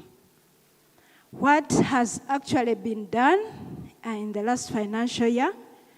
As a program, we started by doing feasibility studies, because this is a new tool in leprosy management. So we did feasibility studies in West Nile, as well as Teso and Bukedi regions. And our study actually ended in March this year, yes. And we were able to implement and get findings that have actually informed us as a program on how to proceed. And we intended to do these studies because of the issues of stigma associated with leprosy. Yeah, making sure that before you go to the home of the index patient, is there stigma? How can it be mitigated? What did we need to do? Okay, how feasible is it for us to implement contact management in leprosy? So that was the main reason why we needed to do the pilot studies, which were conducted with good results. And the results of those, the study has helped us to start implementation, which we are doing. We are in a phased manner. So we've been able to implement enhanced contact management, which includes the administration of single-dose rifampicin in the districts of Yumbe, Zombo, Kuboko, Nebi, Chibuku, Budaka, and Rukunjiri. And I think next week we shall be doing an MPG, yes. We've had comprehensive leprosy training in 23 out of the 48 districts that reported a case of leprosy, and 49 index cases were contact traced out, and we had those contacts, 178 contacts given single-dose rifampicin. And as I said, The data which I'm presenting, the 49, is from the feasibility study. We have not yet put together the data from the Yombe, Zombo districts. We shall be able to give us the data maybe in the next stakeholders conference.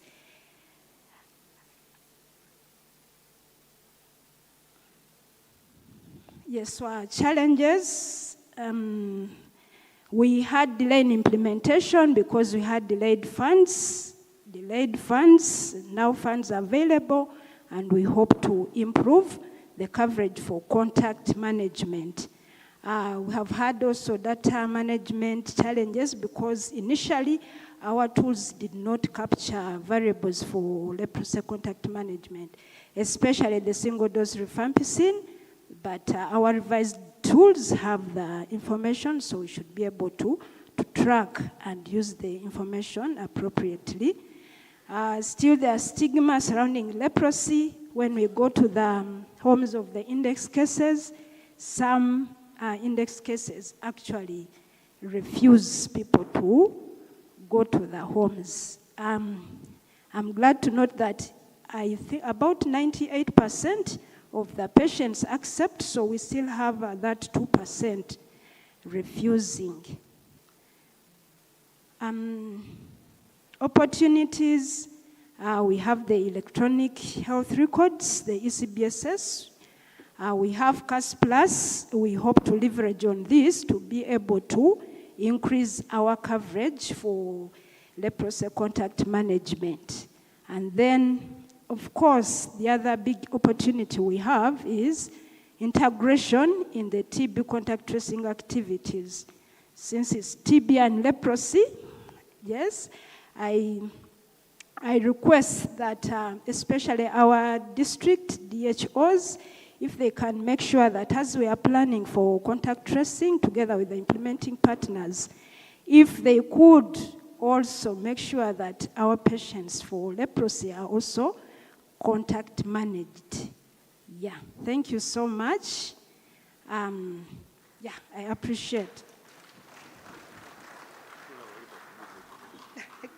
Yeah, thank you so much, Dr. Rose. I gave Dr. Rose more time because this is the only leprosy presentation we have, but also being the last presentation, so you can just be fair to that, otherwise it took a little bit more time. Yeah, I would like us to have a very short discussion. In interest of time, we are standing between lunch and you, and because of, we also have some other two, which are not necessarily on the program, but will be presented after here. So I would request one burning question on each of the topics, important topics that have been presented, so that we manage our time very well. And by show of hands, please go ahead and ask your question. There's a hand in between here.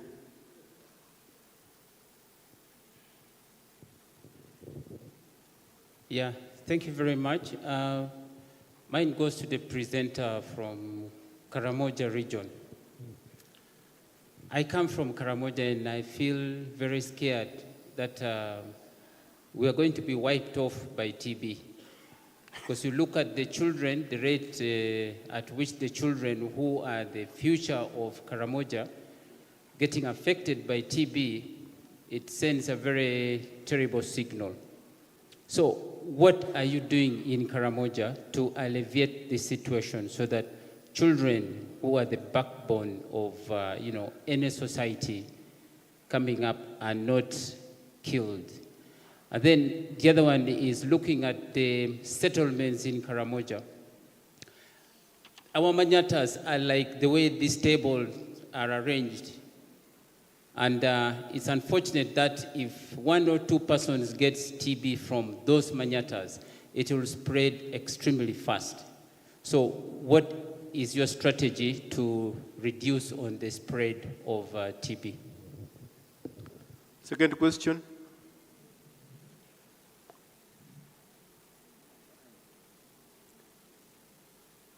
Yes.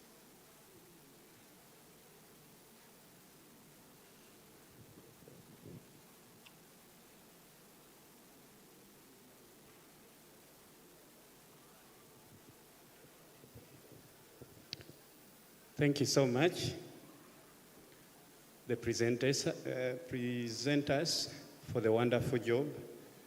With utmost respect to the protocol, I am Mol Bosco from Matanya Hospital in Karamoja. Actually, I have two questions.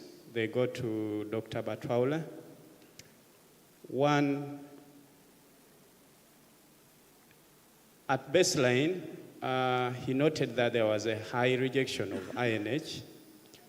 And in Karamoja, it's one of the challenges we are facing, where the patients or people who are eligible for the TPT reject it on the basis that they don't have what to eat while taking the medication.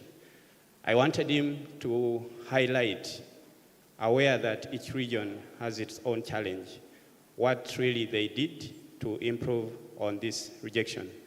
Then secondly, I wanted to know if there was a role of the 3HP and the 6 months of INH in improving this uptake. Thank you.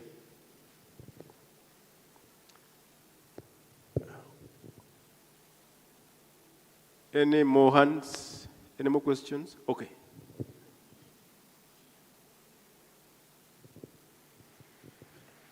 Thank you, Chairperson. I would like to thank Achilles for spotting out the Leprosy presenter. Since we came, everything talked has been on TB, and yet it is TB and Leprosy. I wonder why Leprosy has been given little time and only one presentation. Yet in the presentation, I've seen people affected. If it is 10 meters away from you, then those ones will also be diagnosed. I think it is also a serious disease whereby it requires much attention in order to move ahead by that time. Thank you.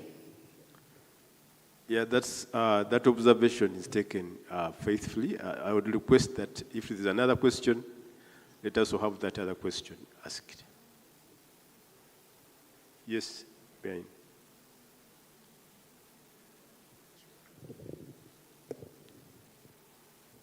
Then after that, we get the responses. Thank you. Thank you. My name is Wojibera. I'm a health reporter, health journalist. My question is, my observation. One, when I was growing up in my village, we used to have a leper camp where the patients used to be contained. Later, it was closed down, saying that leprosy has been eradicated in Uganda. But we see cases coming up again of leprosy across the country. Another issue is the other presentation by the lady that most of the cases are along the border with Congo.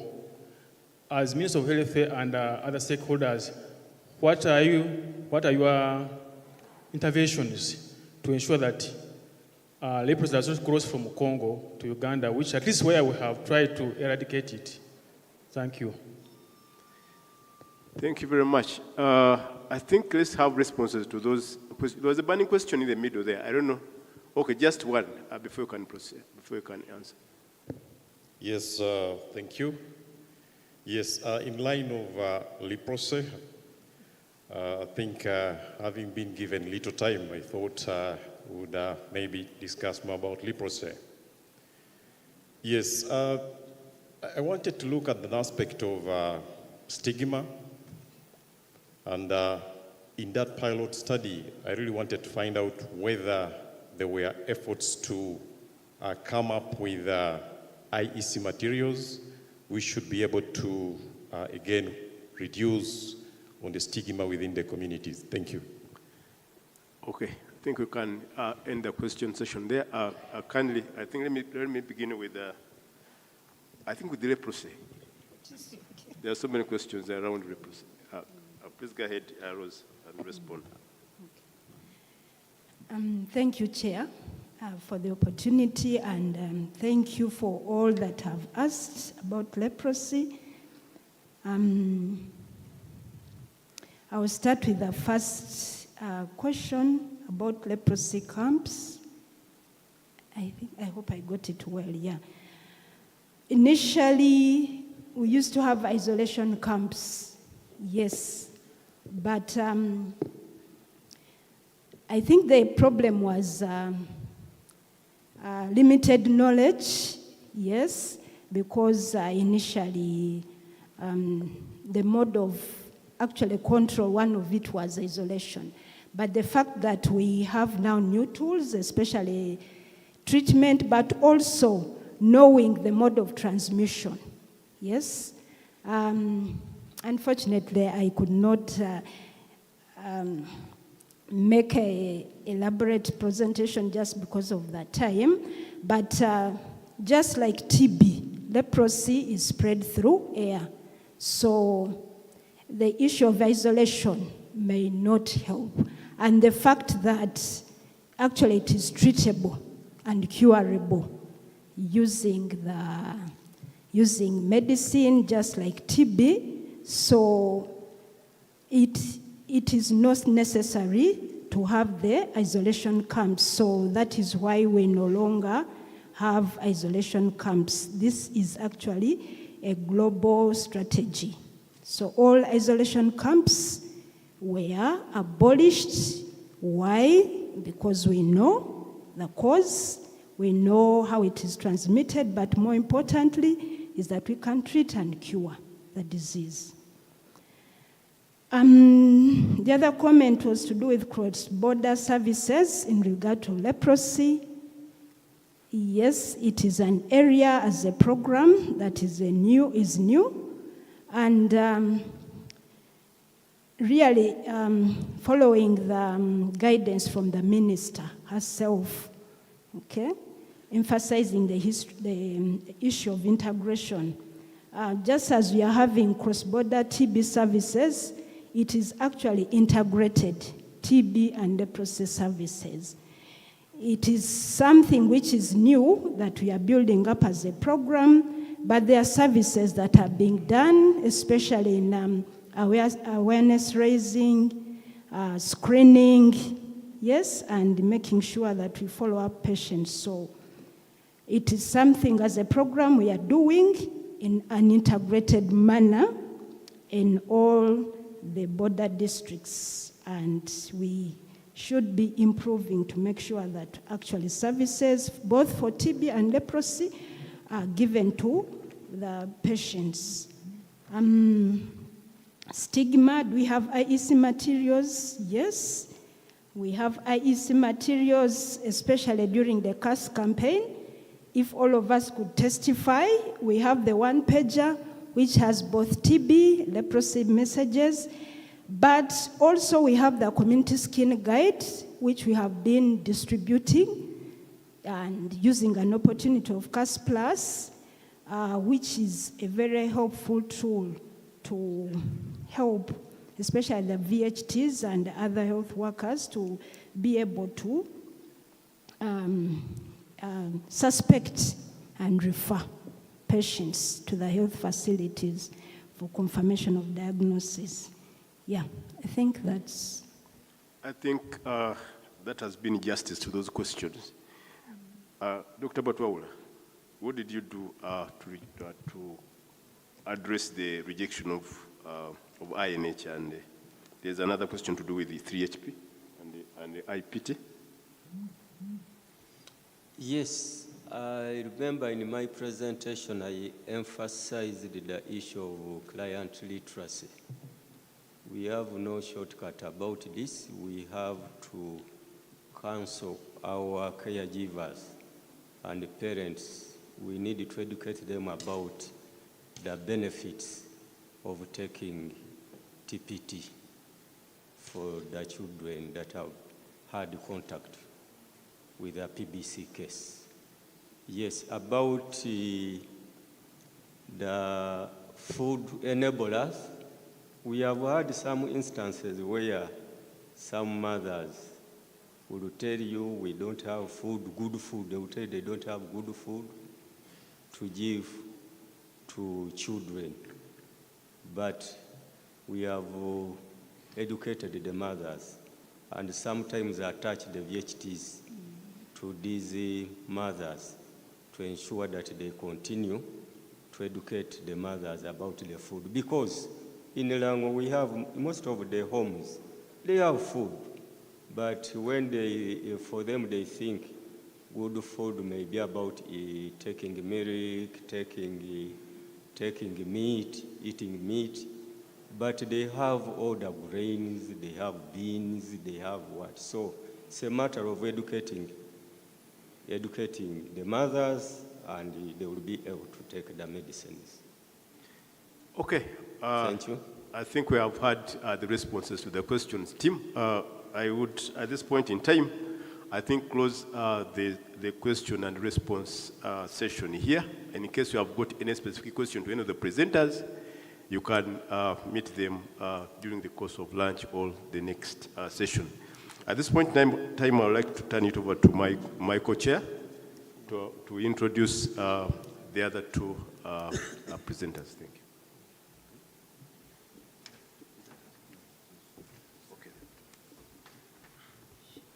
Yeah, as we come towards the end, there are two sponsors who would want to say a word to the conference, and this, one of them is online. I don't know whether he's ready. This is Seffield and Olibio.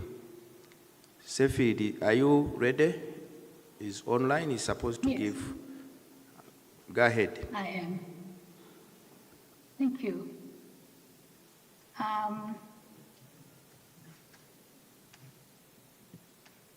Just let me know if you can see my presentation.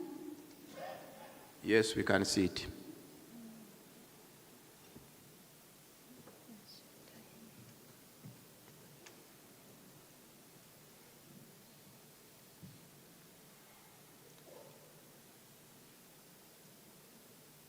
Hi, everybody, and thank you for this opportunity to present a short session today. And I'd like to, I've been listening to a lot of this day's presentations, and of course, there's a lot that is being done in Uganda to reach these NTB strategies. So I'm happy to share some information from a CEPHADE perspective on the on tuberculosis and the role of molecular diagnostics that we have available to support some of these NTB strategies.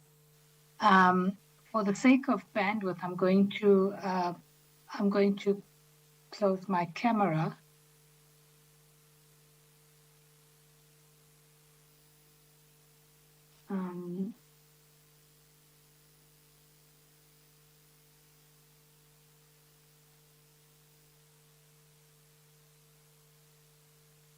Can you all hear me? Yes, you are loud and clear. Go ahead.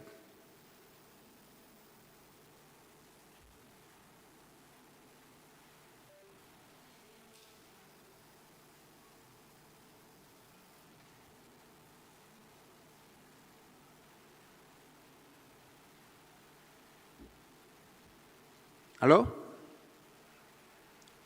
Are you still there?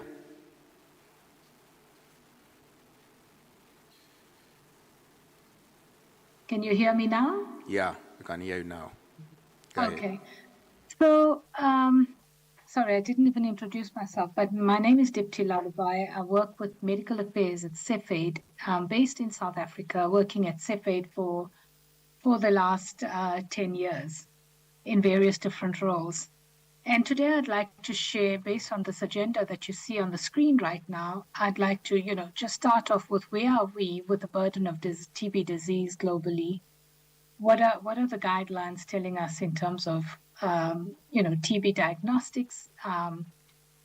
What's new in 2024 from the guidelines? What are the recommended WHO algorithms that are available? And And I'm going to touch on a few of the key publications and talk about the MTB XDR assay during the session today. So in terms of the burden of disease for TB, I mean, these data come from the 2023 report, but of course there's some updates recently made just about, short of a month ago. But, we have a total TB mortality of 1.3 million in 2022 and an incidence of 10.6 million and TB case notification of 7.5 million.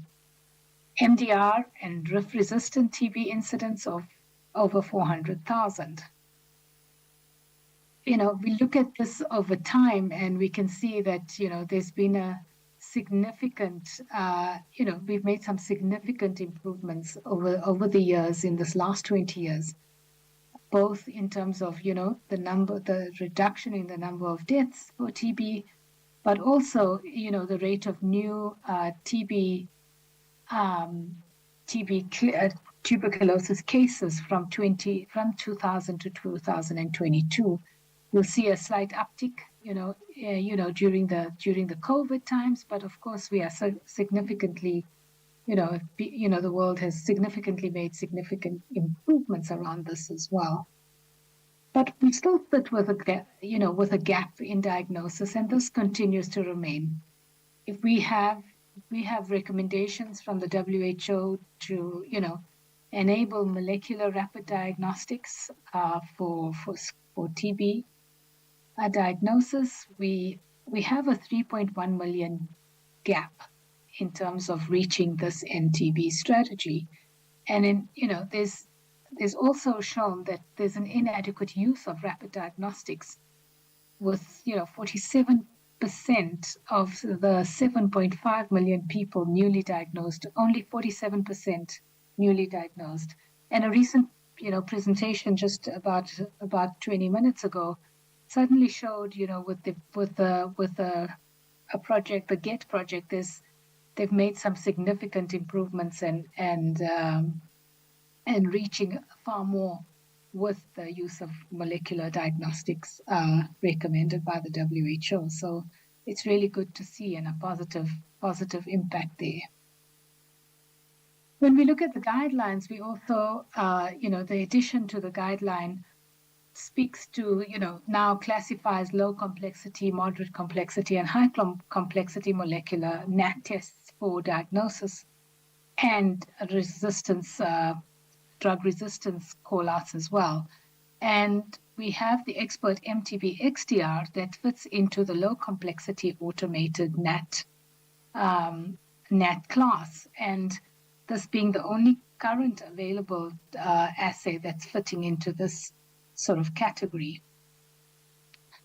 In addition to that, there's a new chapter that speaks to the targeted next-gen sequencing for the diagnosis of drug-resistant TB in people diagnosed with TB or with or without rifampicin resistance. So that's also an additional, tool that is available to reach the NTB elimination goals.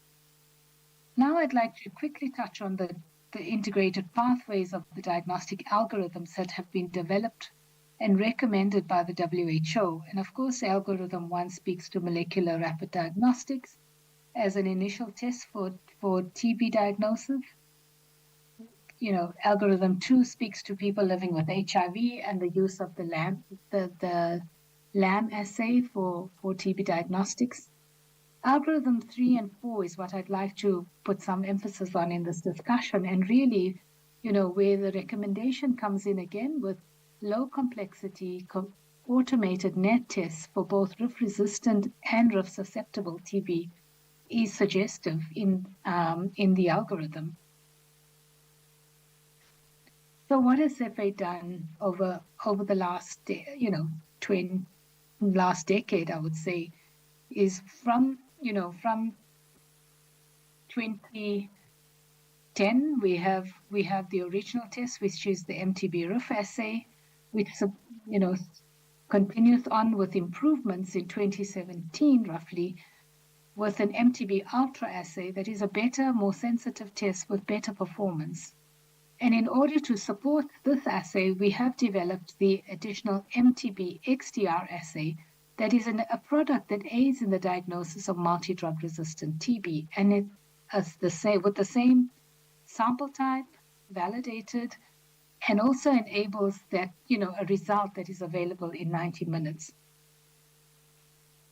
So a little bit more detail around the expert MTB XDR assay really speaks to the PCR IVD diagnostic test that detects for the extensive drug-resistant Mycobacteria tuberculosis complex in unprocessed sputum and concentrated sediment samples, as well as the midget. We also are basically looking at detecting isoniazid resistance using the CATG Fab1 Oxy AHPC intergenic region, as well as INHA promoter. We're looking at ethionamide, fluoroquinolone resistance, as well as the second-line injectables. And this assay is really recommended for use, and the thought behind this as the development stage was really to consider this as a reflex for any MTB positive sample received from an ultra assay.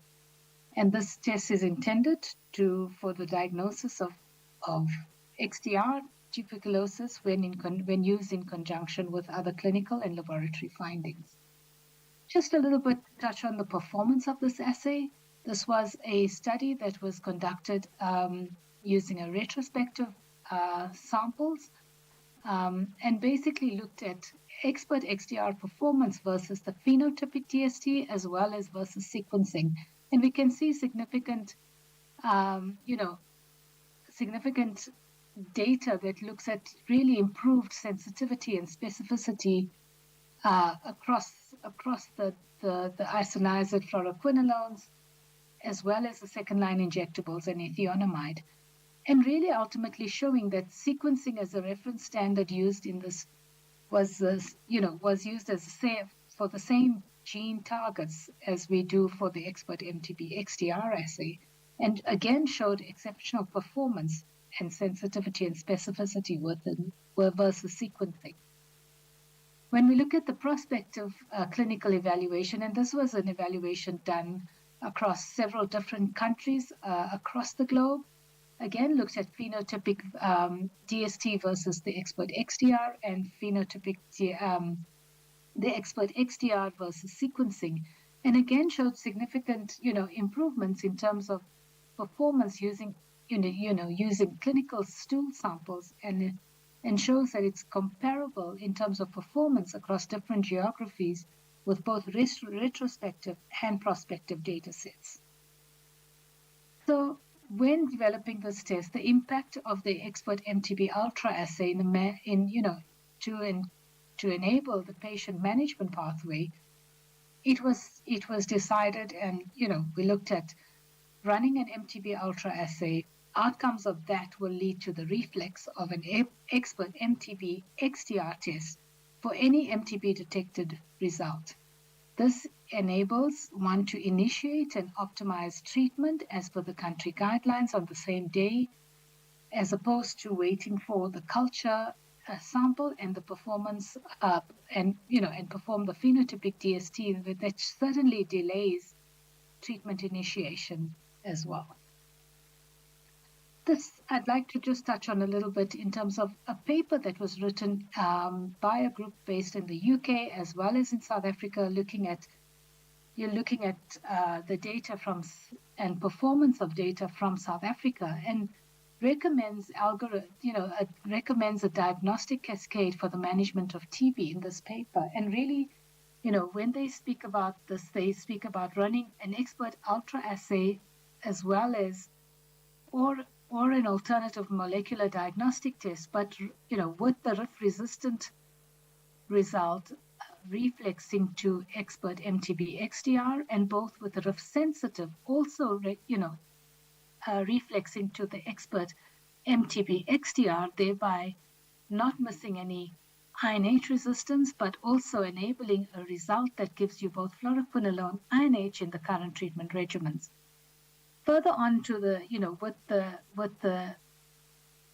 with the inclusion of targeted next-gen sequencing that was also listed in the recent updates for the WHO, they also suggest, running both the XDR concurrently with targeted next-gen sequencing to make it more cost-effective, enabling one to be, to focus on the more critical cases for XDR treatment and diagnosis.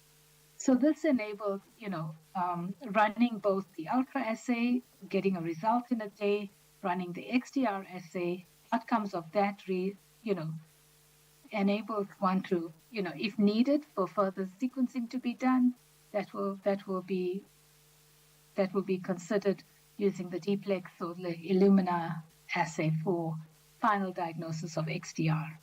So overall, this proved to be more cost effective because you focus on targeted sequencing, which is a very expensive tool to focus, those samples that really need to go for sequencing after the XDR test. So, and that proved and showed to be more cost effective in this publication. I'd like to then just touch on a little bit in terms of the performance of the XDR assay. And really, this was the paper from FIND, which highlights the performance of the test as a valuable tool for expanded TST for all presumptive TB patients. They also showed it to be a decentralizable technology to optimize treatment, and also showed its high relevance in the expert MTB XDR assay, given the importance of both fluoroquinolone and INH in current drug-susceptible and drug-resistant treatment regimen. This paper was from a study conducted in Pakistan, and really again showed the rapid and equitable access to drug-susceptible testing for TB, ultimately improving TB care and control in the country. And with the high fluoroquinolone resistance associated with INH monoresistance in Pakistan, they showed that, where INH monoresistance is roughly about 9.8% in new TB cases. They also showed a significant reduction in the turnaround time of approximately 10 days with the LPA to 1 day, offering upfront DST using the expert XDR assay.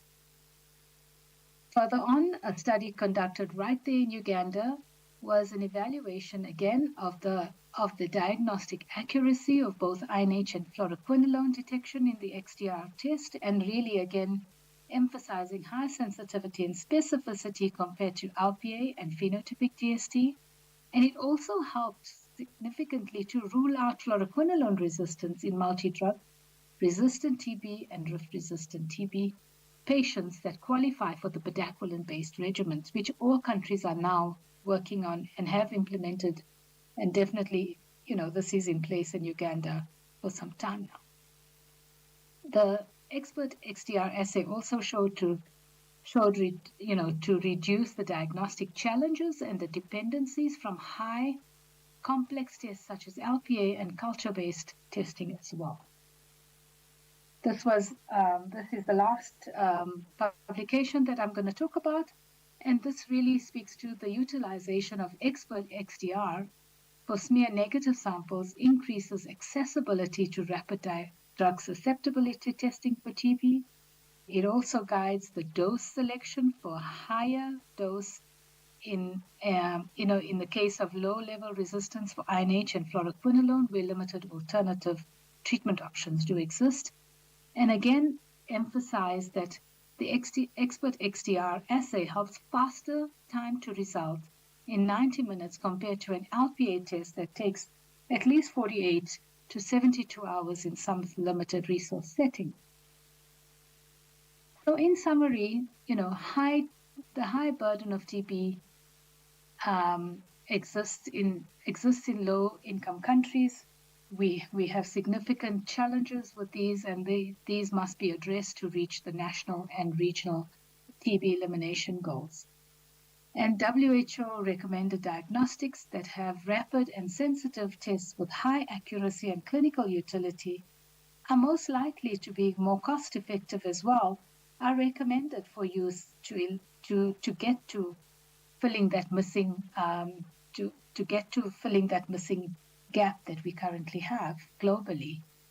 And of course, tests that are designed for use across multiple healthcare settings to increase adoption, and more importantly, for tests to accurately identify drug resistance, which is recommended prior to appropriate treatment initiation. Thank you so much. I hope I kept time, and we can, I'm online for any questions if needed. Thank you. Thank you very much for a very eloquent presentation. I think it's very clear that we need more diagnostics. We need to make sure that all our patients are diagnosed using at least a recommended diagnostic test so that we can quickly be able to initiate them on the right treatment. So thank you very much for that eloquent presentations. We'd like also to hear from the second sponsor, from Morobio, Herbert Mutunzi, who is the Regional Business Development Manager for East Africa and Southern Africa.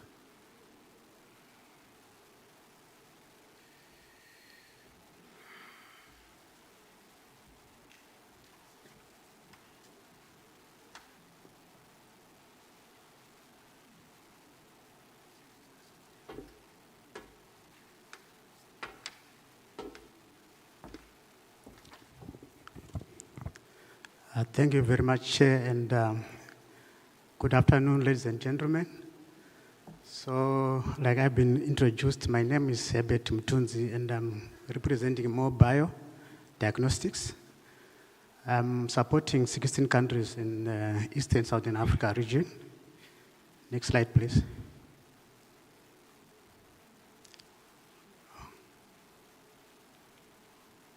So, Mobile is an in vitro diagnostic company that is based in India, and it aims to decentralize and democratize access to high-quality diagnostic tools across the world.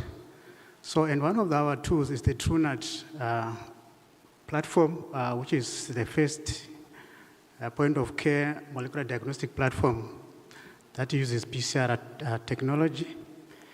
And this tool has some very good features, which includes getting a result within 1 hour. It's portable and can actually charge the battery and use it for 8 hours.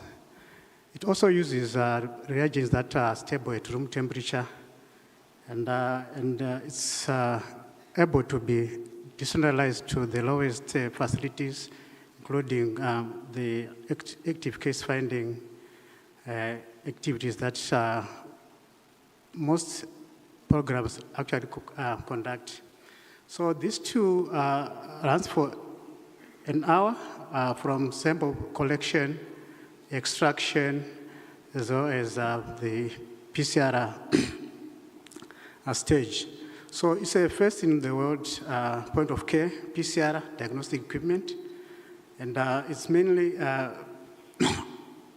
focused for resource-limited settings, and this enables us to decentralize diagnosis within 1 hour, and it's relatively cheaper compared to the conventional or centralized PCR technology that are there in the market. So this technology received WHO endorsement in 2020, basically to replace microscopy and as an initial diagnostic test for TB. And also what happens next is the reflex testing for rifampicin. So we are present in many parts of the world, and in India alone, there are more than 8,000 devices that are being used, with more than 6 million tests have been conducted. But in this region, we have devices around even Uganda. Currently, there are 41 devices. And most of these countries or programs have actually integrated this technology into the diagnostic algorithms. So this is one of the equipment that is used, part of the equipment for extraction of the nucleic acids. And we have 3 models that, which is the Uno, the Duo, and the Quattro. So for the Uno, it means it can run 1 test at a time.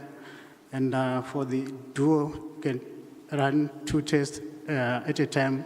And these bays that you see are actually independent of each other. So you can run different tests at the same time. It also comes out with a printer that you can print the patient results wirelessly. So in terms of the throughput, the Uno can do 7 to 9 specimens or tests per day, and the Duo 15 to 18 specimens a day, and the Quattro, which means it has four bays, can do up to 36 specimens a day. That is assuming an 8-hour shift. So this platform can actually be used for active case finding. You can actually carry it to the field. It comes with a carry case. It's a point of care. Like I said, it's portable, and the battery can be used for 8 hours after a full charge. And there is also a capability of transferring the data wirelessly. So these are the assays that can be performed on this platform. Currently, we have 40 assays, and most of these are also CE marked. And we also have some that are under validation, and also some that are going to be developed in the very near future. But for the purpose of TB, we have MTB, MTB plus, MTB RIF, which is a reflex test. But we are also have MTB INH for INH resistance. And in the pipeline, we are developing MTB fluoroquinolone and for bedaquiline also. So this we must expect them in 2025, and they are still undergoing validation. So these two can also implement diagnostic connectivity solution, and we understand for Uganda, all the platforms that are in this country are connected to Lab Expert, so that the program can actually monitor the tools and also get real-time data from all the facilities that are implementing the TrueNut platform. In addition to the TrueNut, we also have the ultra-portable X-ray device, which can be used to screen TB patients so that they can be referred for PCR testing. So it comes with the device and also the panel detector. And this panel detector is linked to the computer, which is artificial intelligence, to be able to interpret and to give the clinicians a report. So there is also a tripod stand where you can put the one for the device and the other for the detector. One other advantage of this ultra-portable device is that you can actually put them into a carrying bag to go into the field, and also after that you can then refer the patients for PCR testing using TrueNut. So all these units can also be mounted into a mobile van, especially for active case finding. We heard about CAST TB in Uganda. So this can also be an advantage in terms of implementing this. Currently, this has been implemented in Cameroon. So I think programs can also use this for active case finding. So we are also in the process of improving the TB tests, the current and also additional tests, looking at the TrueNat MTB Outma, which is a mouth copy gene target.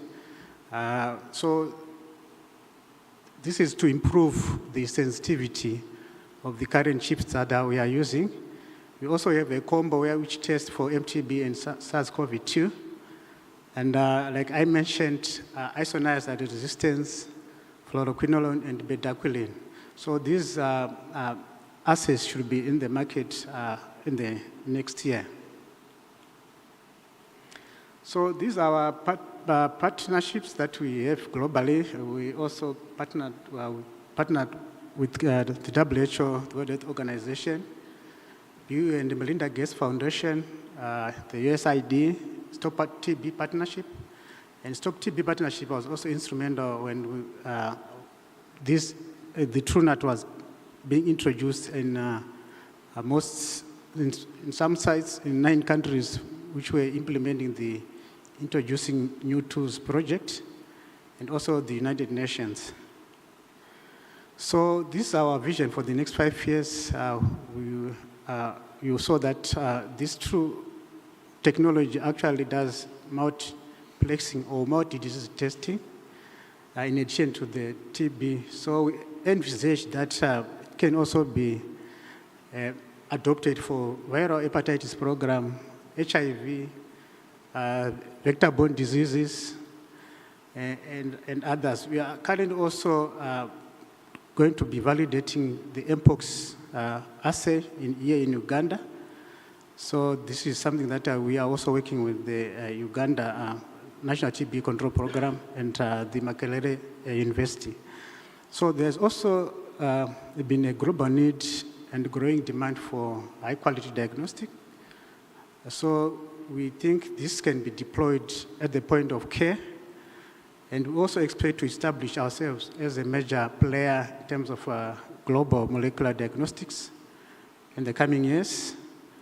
And we continue to work on other point-of-care technologies for providing better solutions for antimicrobial resistance, which is now becoming a major public health issue globally.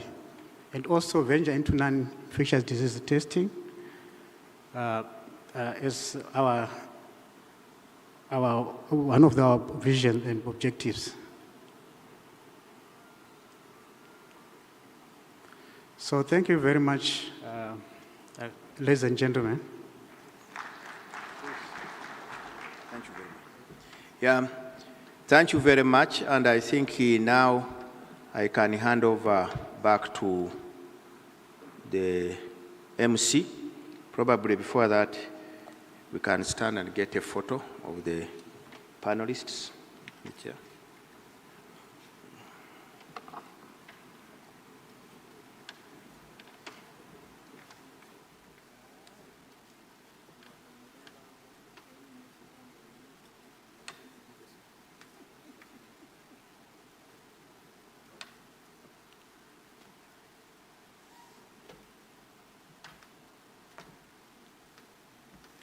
Give a round of applause to the panel and the panelists. And also our sponsors, Safeid and Mulbio. Also, we are grateful for what you're doing. Thank you very much. And ladies and gentlemen, we are now going to the closing session. And this closing session is going to be chaired by Dr. Daniel Shabayinze. Ladies and gentlemen, we have the Honorable Minister who has just joined us right now. Can we welcome the Minister with a round of applause? Thank you very much, Honorable Minister, for joining us. And you've come at the time when you're going to be listening we've just had a panel discussion, and now Dr. Daniel Chabayenze will be taking us through the closing session.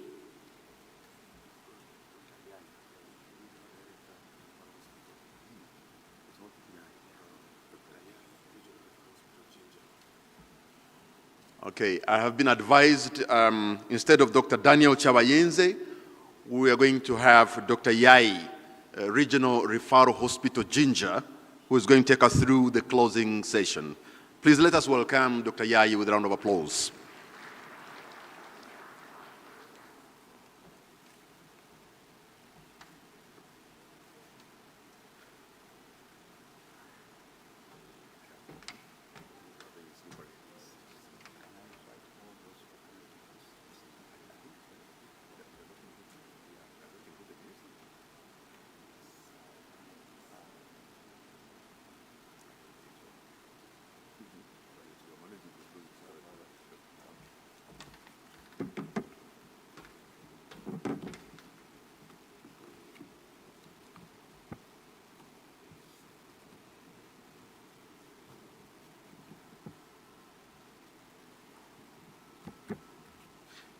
The Honorable Minister of State for Health, Primary Health Care,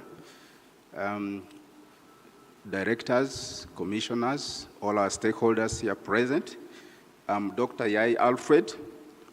I'm the Hospital Director, Ginger Regional Referral Hospital, and I'm honored to be chairing the closing ceremony of the 7th Annual TB and Leprosy Stakeholders Conference. I would like to state here that my role as a hospital director is to oversee health services delivery in East Central Region, aka Busoga. But currently in this session, my role is going to be to ensure that the speakers, those who are going to make closing remarks, come here and speak to us.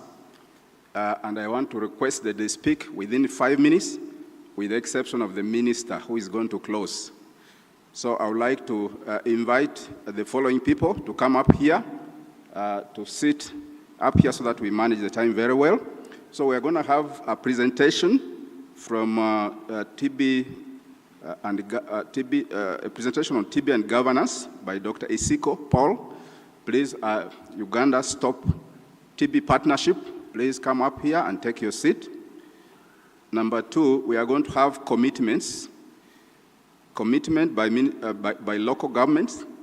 We have Mrs. Businje, kindly come up here. We are going to have number 3, reading of the 2024 communique by Dr. Alex Mulindwa. Please be ready with the communique. We shall have certificates awarded by the minister. I think the Honorable Minister can be seated comfortably where she is. She will be invited at the appropriate time. We will have implementing partners, closing remarks by Dr. Mary Mudiope, the Project Director, USAID LPHS TB activity. You can come up and take your seat. We'll have another closing remarks from WHO Global TB Program. The WHO Country Office, I believe, has a representation here. They will make a closing remark. We'll have closing remarks from a representative from Ministry of Local Government.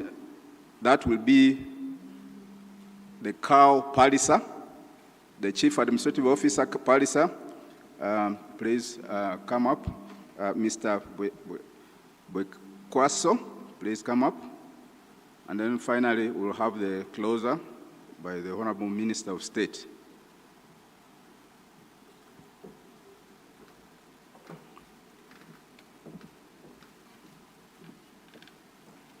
Okay. All right. So I believe the people I've mentioned are already here. I want to thank all our panelists for today and the entire the audience for the effective participation we've just had in a number of sessions. Time has come for this last session, which stands between us and lunch and our departure. And I want to once again request all our speakers to speak within 5 minutes. Kindly summarize so that we are able to, I as chair am able to see the audience out of here in the next few minutes or at a designated time. So without further ado, I want to go to the first presenter.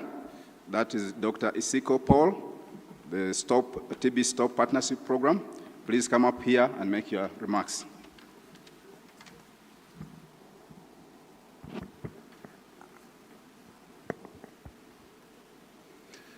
Yeah, good afternoon to you all. Honorable Minister, ladies and gentlemen, all protocol observed. Apologies from Dr. Luchika Detiu, who is the Executive Director of Stop TB Partnership at Geneva. She was supposed to have made remarks here in the morning.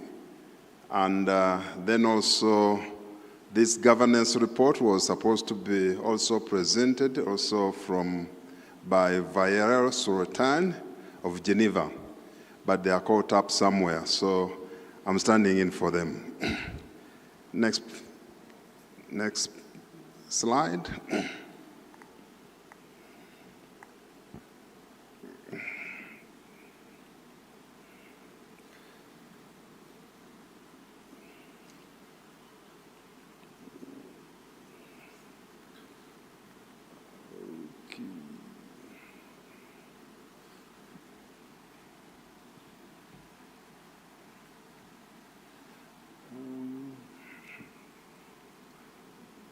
Okay, so this governance report, there was an assessment that was done, and this was the third. It was done in 21 countries. The countries are lined up there. Those are actually 22, but the results were for only 21, and the assessments were carried out between December and 2023, and then 2024 April. So the assessment was done by Stop TB Partnership Geneva and USAID, and the people who were involved are those ones there.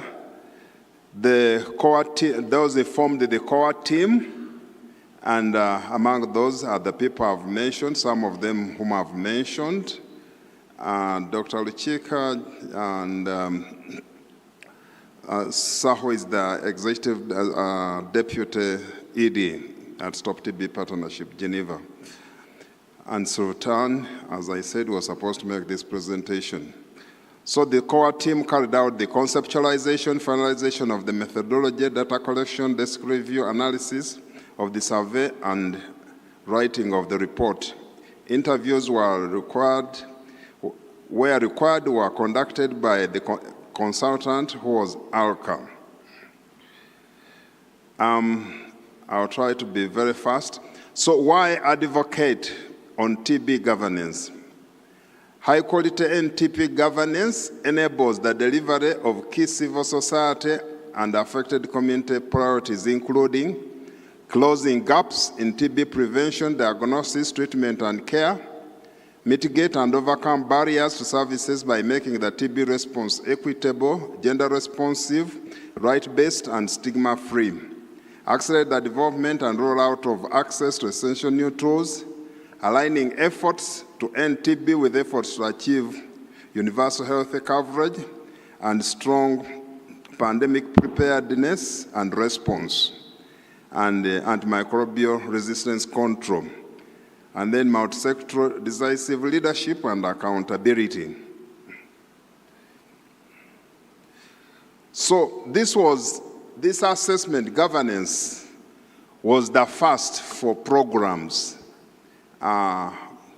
So this kind of assessment of governance of tuberculosis TB responses in relation to 4 themes of transparency, inclusiveness, legal framework, and process efficiency and effectiveness of national TB responses. The assessment enables countries to understand their status on each of the 20 governance benchmarks, prioritize activities, and track progress. So I'll take you through the different themes, the details and I'm going to concentrate basically on Uganda. The other 20 countries, I will not go into their details. So each benchmark consists of one or more components with a maximum of cumulative score of 4. You'll be seeing the scores. The maximum is 4. And a score of 0 signifies that meaningful action has not yet been initiated. Score of 4 indicates meaningful achievement of the benchmark, which is the maximum, as I said, while a score of less than 4 signifies intermediate progress, that progress is still being made. The theme index, which summarizes, is a percentage derived by aggregating the scores of the benchmarks in that theme and dividing by 20. So we shall go for how did Uganda perform. This assessment was done very fast, and the respondents were the program manager, Dr. Stavia, then who was the program manager, and there were some other 3 people from the communities. Rogers was one of them. Dr. Lydia Mongerera was one of them. The other person, I forget the name. Roger, I hope you are in the... So, transparency. How are we transparent as a program in Uganda? So, do we have a working NTP? At NTP, do we have a working website? Unfortunately, there was no NTP website or a page on the Ministry of Health website, but some information was available. So that's why you see orange.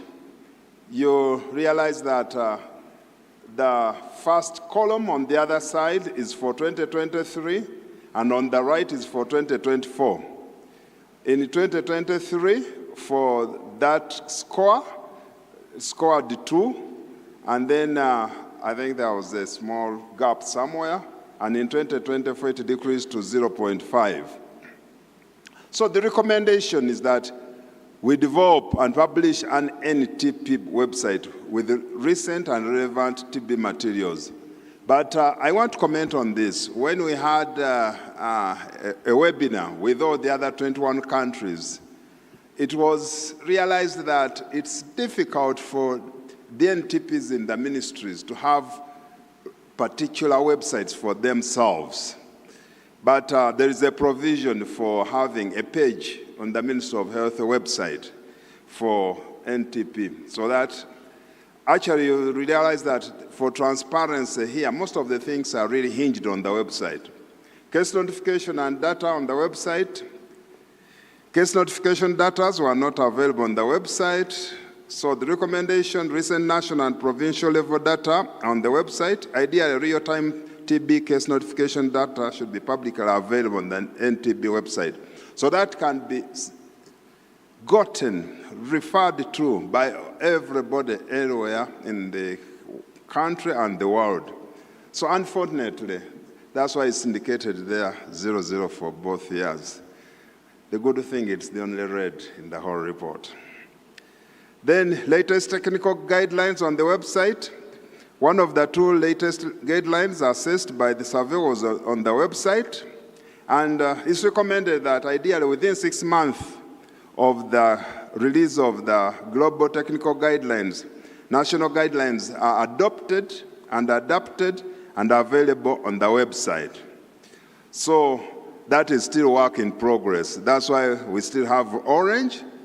We have 2 for both years. It's work in progress. Then the NSP and annual budget on the website. The approved budget, NSP, for 2021 and to 2024-25 financial was available on the Ministry of Health website. But that's not NTLP website. So let's work on that in case we can. But I believe we can. If we can't, at least have a page on the Ministry of Health website. Then external review. Joint external review was done in April 2023, and the final report was available at National TB Program. Recommendation, the report should be finalized and shared with all the stakeholders. It was eventually finalized and shared, but it had been recorded here. We got 3-3 there. So in year 2023, we scored 10 marks, and then in 2024, we slightly slipped to 8.5. So the transparency score from the 2024, the 8.5 out of 20 times the percentage is 43%. And so transparency, we got 43%, which is lower than 50%, which is recommended. And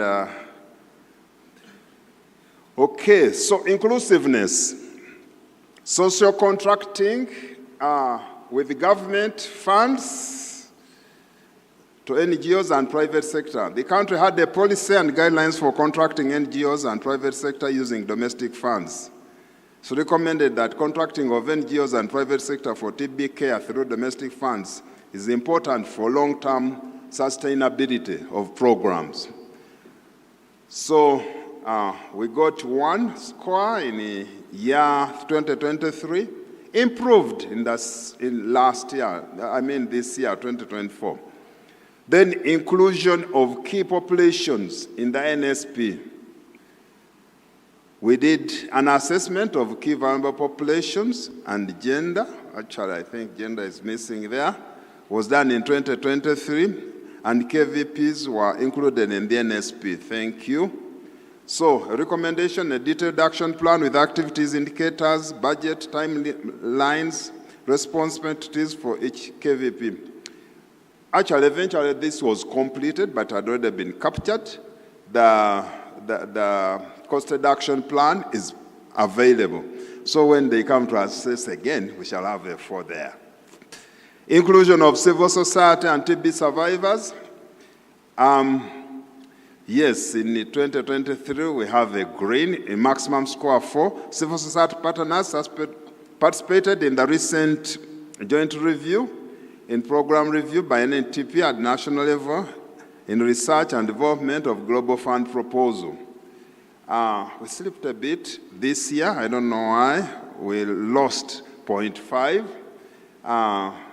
And then when it comes to inclusion of TB and community subnational entities, 2023 we got maximum score, and then 2024 we got 3. Community feedback to the program was through various technical working groups. Subnational entities provided feedback for NSP development, program performance. Recommendation, subnational entities actively participate in the joint reviews.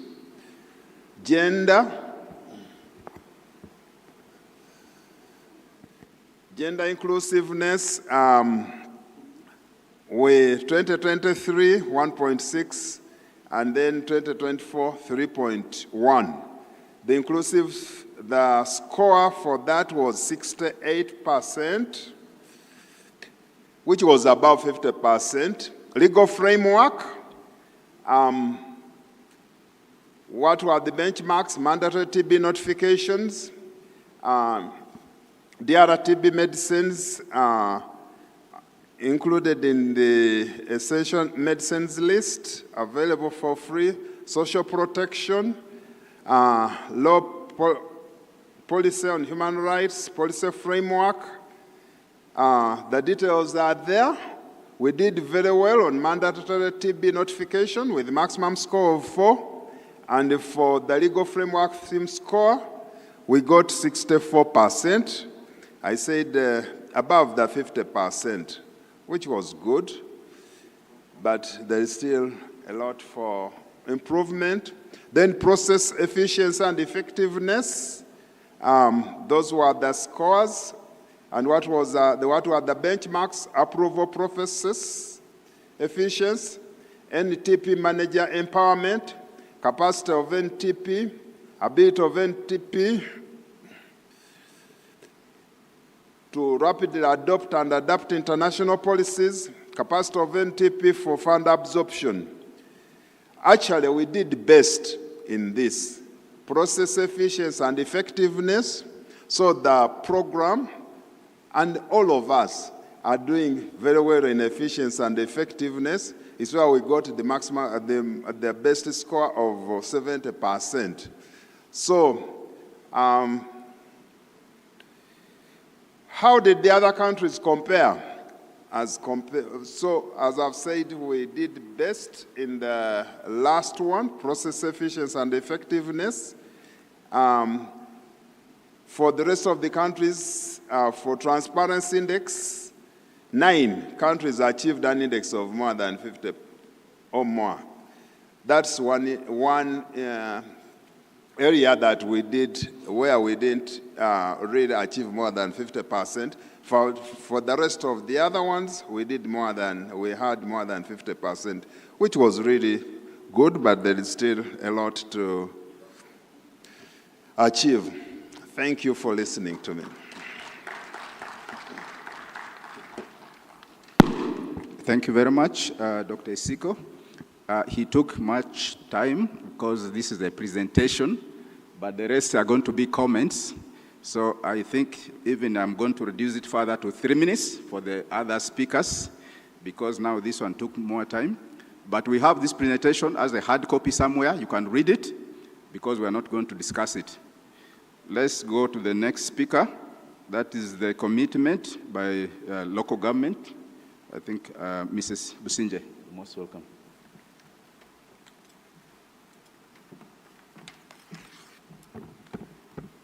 Yeah, thank you very much, the chair of the session. Good afternoon, ladies and gentlemen.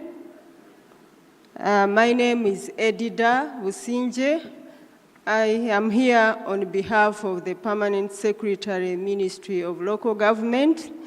He should have come, but he apologizes because there are so many commitments he's attending to.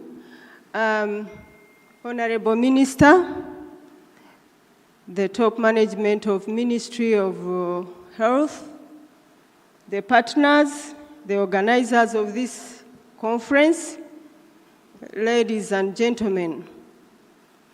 I'm privileged to talk on behalf of the ministry in this conference. It is a high privilege indeed.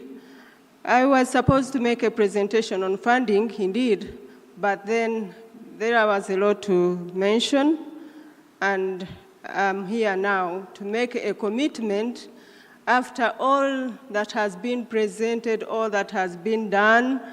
I am here to make a commitment on behalf of the Ministry of Local Government. And everyone may ask why Ministry of Local Government make a commitment towards the eradication of TB and leprosy in the country. You may all be aware that the Ministry of Local Government is a football pitch that we saw here yesterday. Those who were here yesterday and those who were not here, you could have seen a football pitch there where the Right Honorable Prime Minister was a lead player, where we were kicking the ball into the goal so that we can kick out leprosy and TB and leprosy out of the country. And all the participants who made the kicks, the ball, who kicked the ball, they scored. The Ministry of Local Government being a football pitch means that all services, we have talked about the health services, education services, water and sanitation, agriculture, all services provided in the country, they are all provided in the local governments.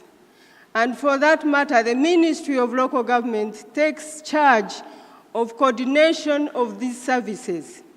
And for that matter, we come here to assure everyone who has participated that if we can take charge of health services, we are not going to talk about COVID-19, we are not going to talk about malaria, we are not going to talk about nutrition and others, and HIV/AIDS, and then we forget about what we have been discussing since yesterday and today about eradicating TB, tuberculosis, and leprosy out of this country.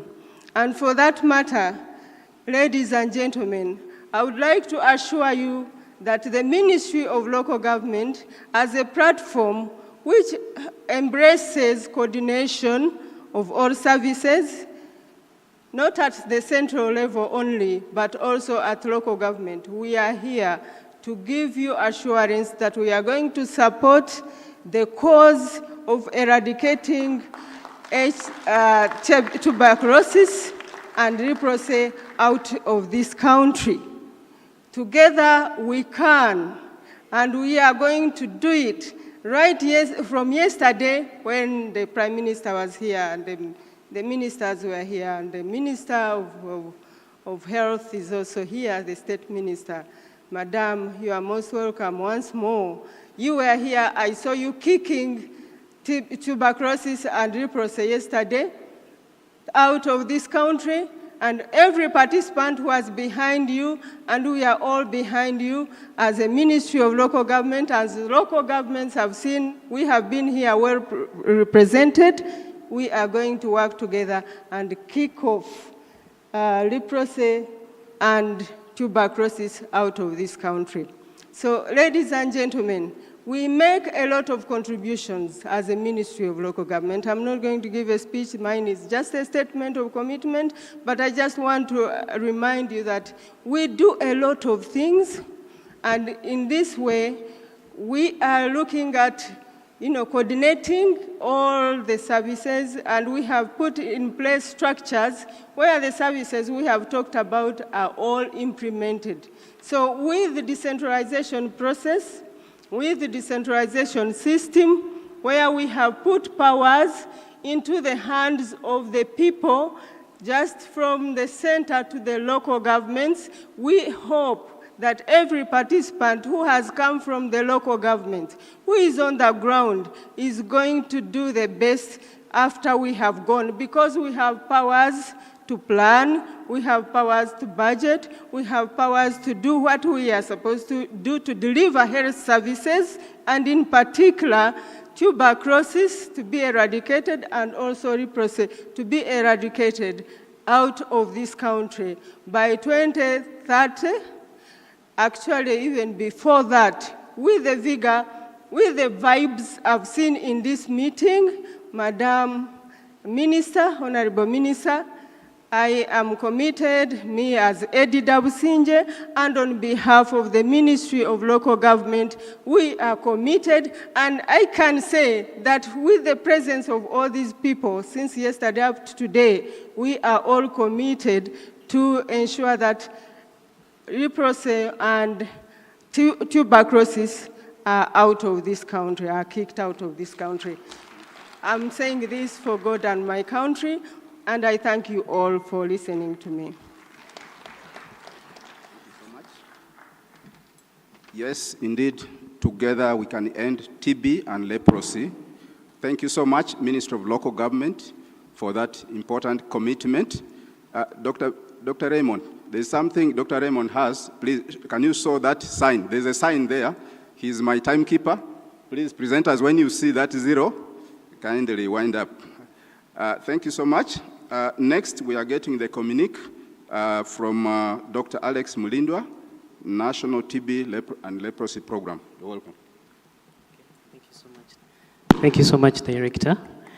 So I'm Dr. Mulindwa Alex. I work with the National TB and Leprosy Control Program as an epidemiologist.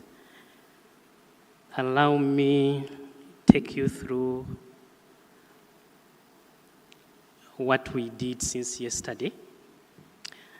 We did this work with a team, and we do believe that the ball that we kicked yesterday, if you saw that, it was so good that we shall be able to end TB and achieve zero leprosy in Uganda by 2030. That said, allow me to take you through the theme, just to remind you, for those that probably joined today. The theme for this year is advancing multisectoral and multisector engagement and accountability to end TB and achieve zero leprosy in Uganda. And with that, you realize, like my predecessor said, we had a lot of vibe. This vibe that we had yesterday, we had the ball. And with that ball, we do know that you all kicked, or you're planning to kick TB and leprosy out of Uganda by 2030.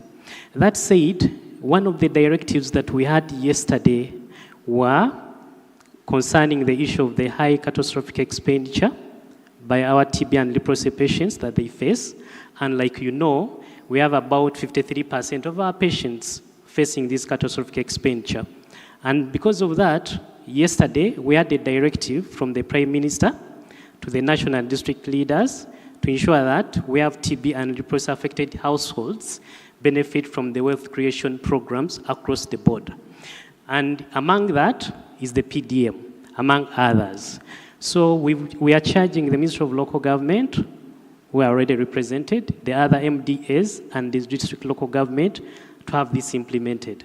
And we shall work with you to ensure that this is worked out. The other is about the inadequate TB and leprosy funding portfolio at the national and the district level. And because of that, from the discussion we had yesterday, we want to have the district to allocate more resources, looking at the PHC and local revenue where they exist, to the integrated health services delivery, particularly TB and leprosy. More so, we want to have political commitment and accountability. That was here highlighted yesterday. In addition to that, we want to, you realize that there are increasing rates of TB and the HIV co-infection rates, and we saw this, and this is in addition to the high TB case notification rates that we've seen in urban centers. And the urban centers that we noted is Jinja, Sorority, among others. So we want to work with you to map the informal settlements, including the urban slums for TB services as well as social protection. And because of that, we'll work with the Ministry of Health, the CSOs, as well as the IOM to have this worked out. We also want to address the private sector in the TB and leprosy fight. And like you see, we've already worked out on that. We have a PPM desk at office, and we do hope that that will help us. Furthermore, we also want to do the stakeholder engagement. And in the stakeholder engagement, we have this engagement that we've had today. We plan to have the same.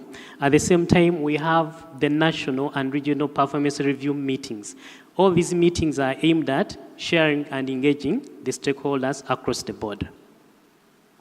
We also plan to address TB and leprosy as a socio-economic issue, and because of this, we want to adopt the multisectoral approach in addressing the determinants of TB and leprosy, and more specifically, the socio-economic factors. And we want to work with the Office of the Prime Minister, as well as the other MDAs that are in line with this. We also want to advocate more for TB and leprosy services. And because of that, we want to conduct TB and leprosy advocacy and awareness sessions using a number of approaches, and among them, the audio entertainment that we had from Kachaina. I remember that yesterday. And because of time, allow me end here, and more of this will be seen in the report that we share with you in the due course. Thank you.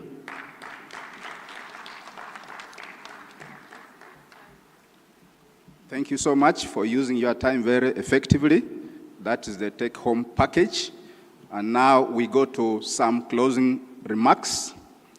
We'll get the first closing remark from the representative of the implementing partners, Dr. Mary Mdiope. You're most welcome to give some closing remarks.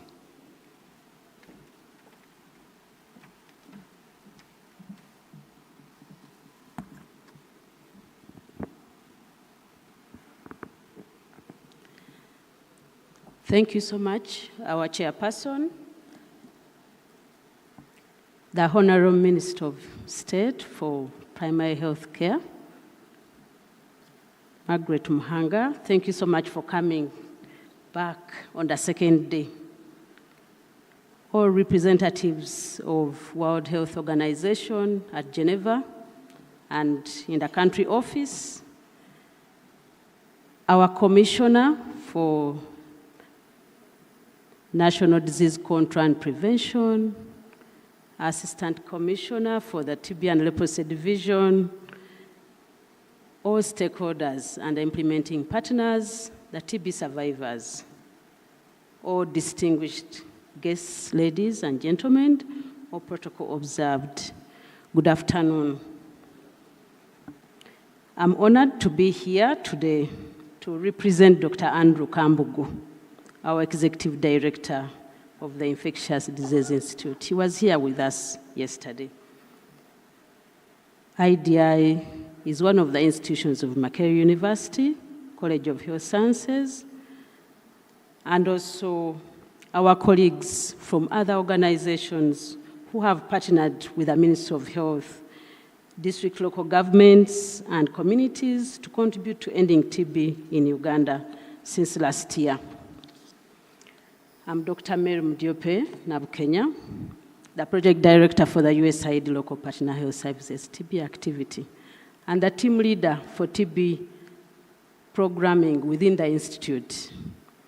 The Infectious Disease Institute is a local organization that envisages a health Africa free from the burden of TB and other infectious diseases, and most recently, the communicable diseases of global health concern, like Mpox, that has been leveraging the country, COVID-19, Marburg, and Ebola. Through the Health System Strengthening Department of the Institute, we are privileged to implement as a prime partner of the US government flagship project to the Ministry of Health, the USAID Local Partner Health Services TB activity, and the USAID Program for Accelerated TB Control in Karamoja sub-region, referred to as Pact Karamoja, with the generous support of the American people. These awards are implemented in partnership with 8 other indigenous community-based organizations within Kampala, Metropolitan, the islands on Lake Victoria, and Karamoja sub-region. In addition to those, USAID-funded TB and TB-HIV specific awards, IDI provides comprehensive care to over 210,000 people living with HIV in Uganda across 24 districts and 2 cities in West Nile and the South Central regions, funded by PEPFAR through Centers for Disease Control and Prevention, in partnership again with several other small community-based organizations, reflecting on the theme of this year's national conference, advancing multisectoral and multistakeholder engagement and accountability to end TB and leprosy in Uganda. I'm reminded of our recent experience as a flagship partner to the Ministry of Health in engaging government ministries, departments, and agencies, the Office of the Prime Minister, the President's Office, and the Head of Public Service that have significantly contributed to mainstreaming TB and leprosy at the central level. TB is currently integrated in the HIV workplace policies and HIV workplace budgets as guided by the Ministry of Finance. We also have memos on screening for TB in schools that came through from the Ministry of Education for all institutions. As implementing partners, we pledge to work with the district social services committees to ensure that the TB agenda enters the district councils and budgets. As we heard from the conference discussions, there are opportunities for us as partners to support district leaders to leverage social development schemes like the SURGE. We talked about the PDM and others, youth livelihood programs, and many more. As implementing partners, we look forward to the commitment from leaders at all levels that we have witnessed by the Prime Minister our Right Honorable Prime Minister yesterday, and through to all levels of the government, to lead the fight of ending TB and leprosy in Uganda. As observed in the last year, more TB cases were identified every time we went out into the communities.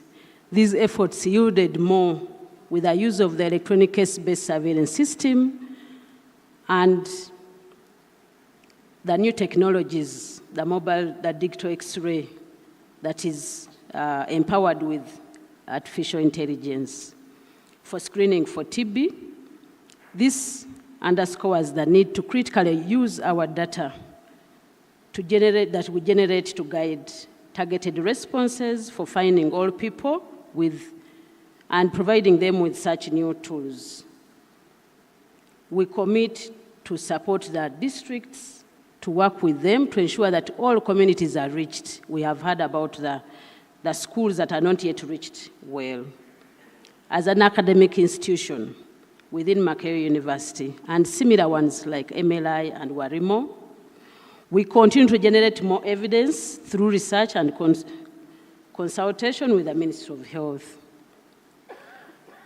As partners, we pledge again to continue aligning our implementation and efforts to the Ministry of Health guidance and complement national, sub-national efforts towards ending TB in Uganda. I therefore take the opportunity to recognize the role of the implementing partners that have contributed to the TB and leprosy achievements registered in Uganda. Many of you have looked at the annual report and you have seen the greens that are there. I think it's not only the districts and the national program. Thank you so much to the partners. Those that give us money. We also thank those that give us money, our donors, USAID, CDC, PEPFAR, Global Fund, WHO, and other research institutions like NIH that provide funding to all of us that implement to ensure that we reach everyone. As we go back to our respective regions, we commit to support the campaign of living TB-free and kick TB and leprosy out of Uganda, as we witnessed yesterday. Thank you so much.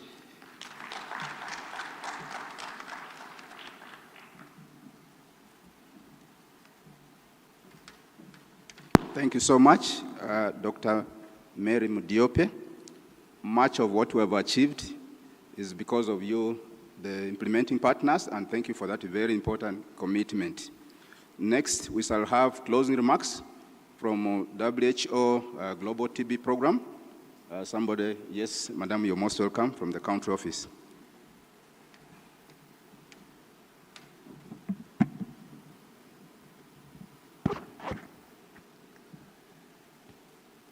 Thank you so much, Chair. The Honorable Minister of State for Primary Health Care, the Commissioner, the Acting Commissioner, UN agencies present here, WHO, development and implementing partners, civil society organizations, young people, people affected by TB and leprosy, all protocol observed. Ladies and gentlemen, good evening. I am Dr. Evelyn from WHO Uganda, a technical officer for TB and leprosy, and I'm here to give remarks on behalf of WHO. As we come to the end of this event, I want to congratulate everyone present today that we have successfully finished the event, and congratulations. The chairperson organizing committee looked at me. I congratulate you also. And allow me to speak in Lusoganti. Ochikuye baba. Now, as we go back home, we live with a call to action. That resonates beyond just this room. The fight against TB and leprosy is not merely a health agenda. It is a battle for a bright future of Uganda and Ugandans, and even beyond. This two-day conference have been inspired by our theme, which I will re-echo, advancing multisectoral and multi-stakeholders engagement and accountability to end TB and achieve zero leprosy in Uganda. We were honored by the presence of the high-level government officials, like the Right Honorable Prime Minister, the ministers, MPs, and the global leadership, by the presence of Dr. Teresa Kashayeva, the Director Global TB Program. This reminds us of the collective efforts and the togetherness we have in this agenda to end TB in Uganda. The milestone we have achieved together are very significant, but the road ahead of us is very long. TB still persists. Every day it claims our precious lives, time and resources, and we cannot afford to keep losing lives and resources from a preventable and a treatable disease. Our energy must match the urgency of this challenge. Innovations like CAST have demonstrated that the solutions are with us. However, to truly eliminate TB, we must scale up our efforts beyond the health sector. We must strengthen our collaboration with multi-sectors than ever before. We need to empower the district leadership to tackle the root causes of this TB. Things like poverty, hunger. We really must tackle them from the grassroots. And the focus should not only be on the TB-affected individuals, we should go beyond. We need to reach the communities at a risk of developing this TB. And central to this mission, we must integrate social protection within TB services, ensuring that no one is left behind. To our dear district teams, you are our backbone. Development partners, we still need you in this fight. And allow me, as I conclude, congratulate the Commissioner for the promotion, but also to thank you for really energizing the team for the quick uptake for WHO recommendations always. And I'm sure with you up there, we are going to see social protection coming up very soon like never before. And I have 0 minutes, but allow me to thank the organizing committee and accept the apologies, especially for engaging you beyond the working hours. It wasn't intended, and I hope I did not cause domestic violence. I thank you. Thank you so much, WHO, our key partner, for all the technical and financial support that you do give us in this fight against TB and leprosy in this country. Next, we shall have closing remarks by representative of Minister of Local Government. That's the cow, Palisa. You're most welcome.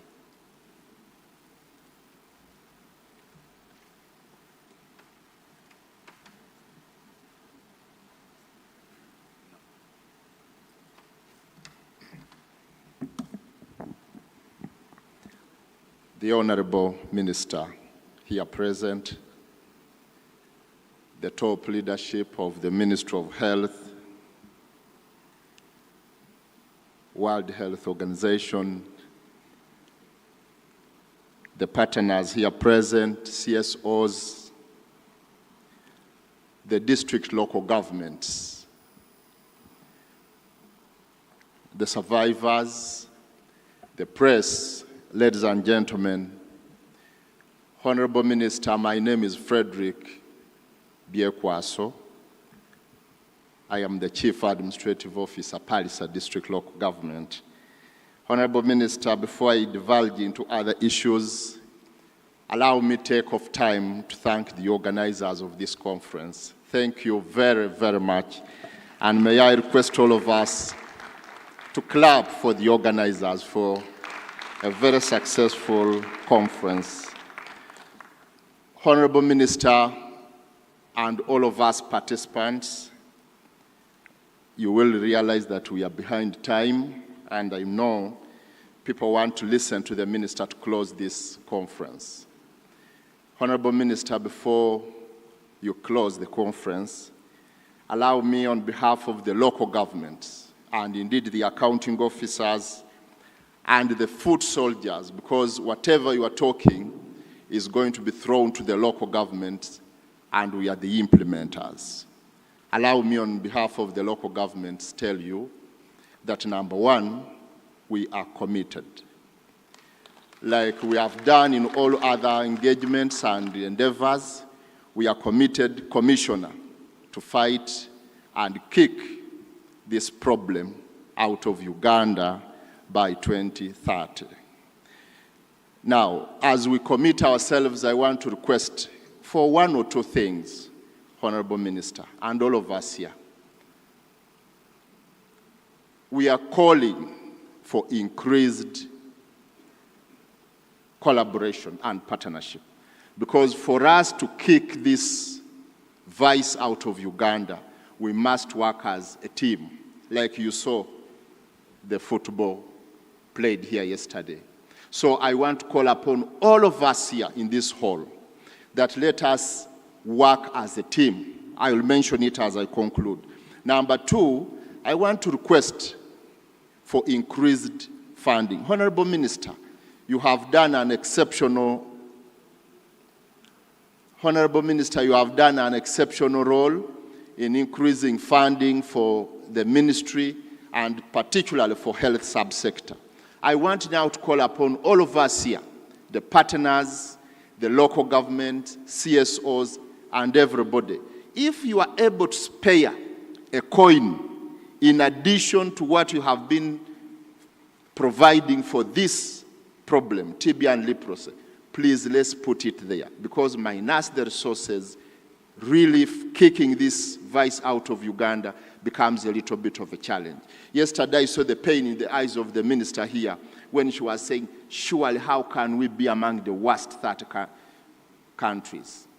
It was a shame.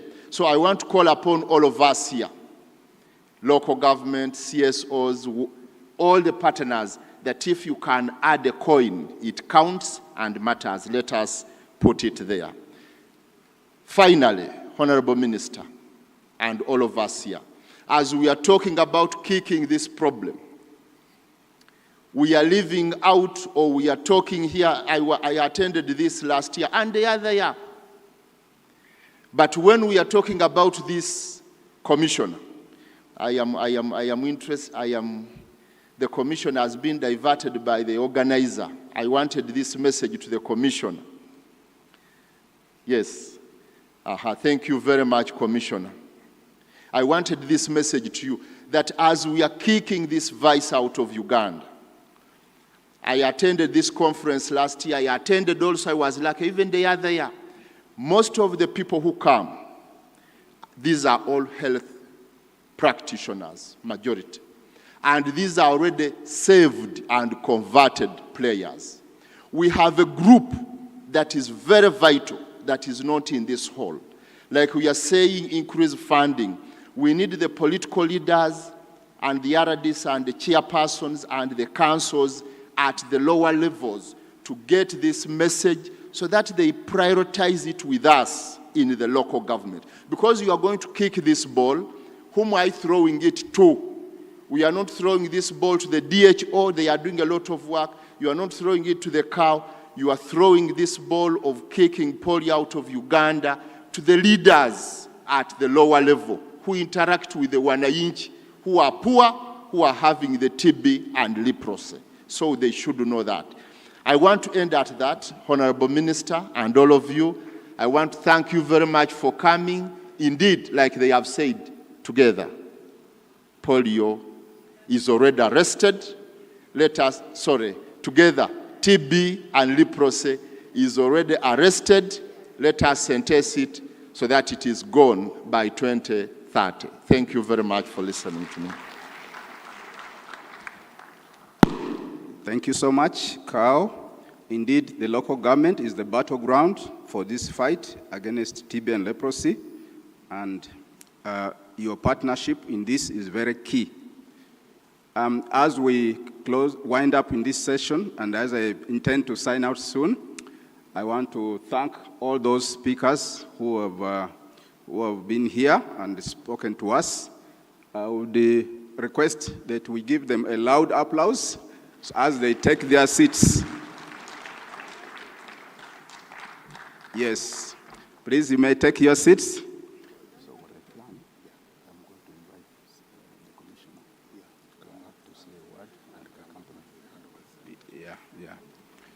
So as you gently take your seats, I want to, you need a photo moment. All right, I want to invite the Commissioner, Communicable Disease Control, Dr. Stevia. Please, can you accompany the Honorable Minister as she comes to the podium? And the team here would also like to take a photo. Sorry? The team wants to take a photo before they sit. All right, you're done. All right. So the Commissioner is going to come with the Minister. Can we clap for them as they take?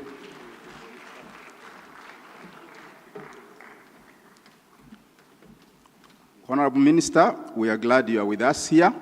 And as chair of this session, I want to thank the Minister of Health for bringing us together once again for this 7th time when we are able to meet here stakeholders to discuss how to end TB and leprosy. And in a special way, I want to invite the Commissioner, Communicable Disease Control, Dr. Stevia. You have done a lot in this area. I just want to give you the honor of finally saying a word and inviting the Minister to close this session and also to award certificates to different groups. Thank you so much, audience, for bearing with me and for bearing with us the time. And thank you, Central Organizing Committee. Can we appreciate them once again? Over to you, Madam Commissioner, to say a word and invite the Minister to close. Thank you.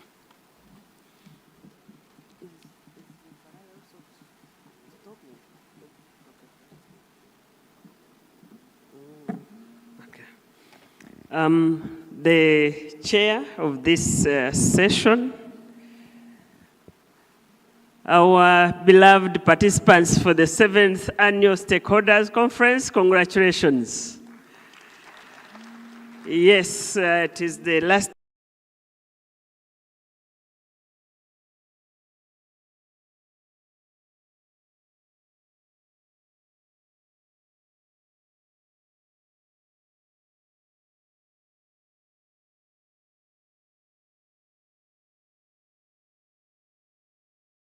Commissioner.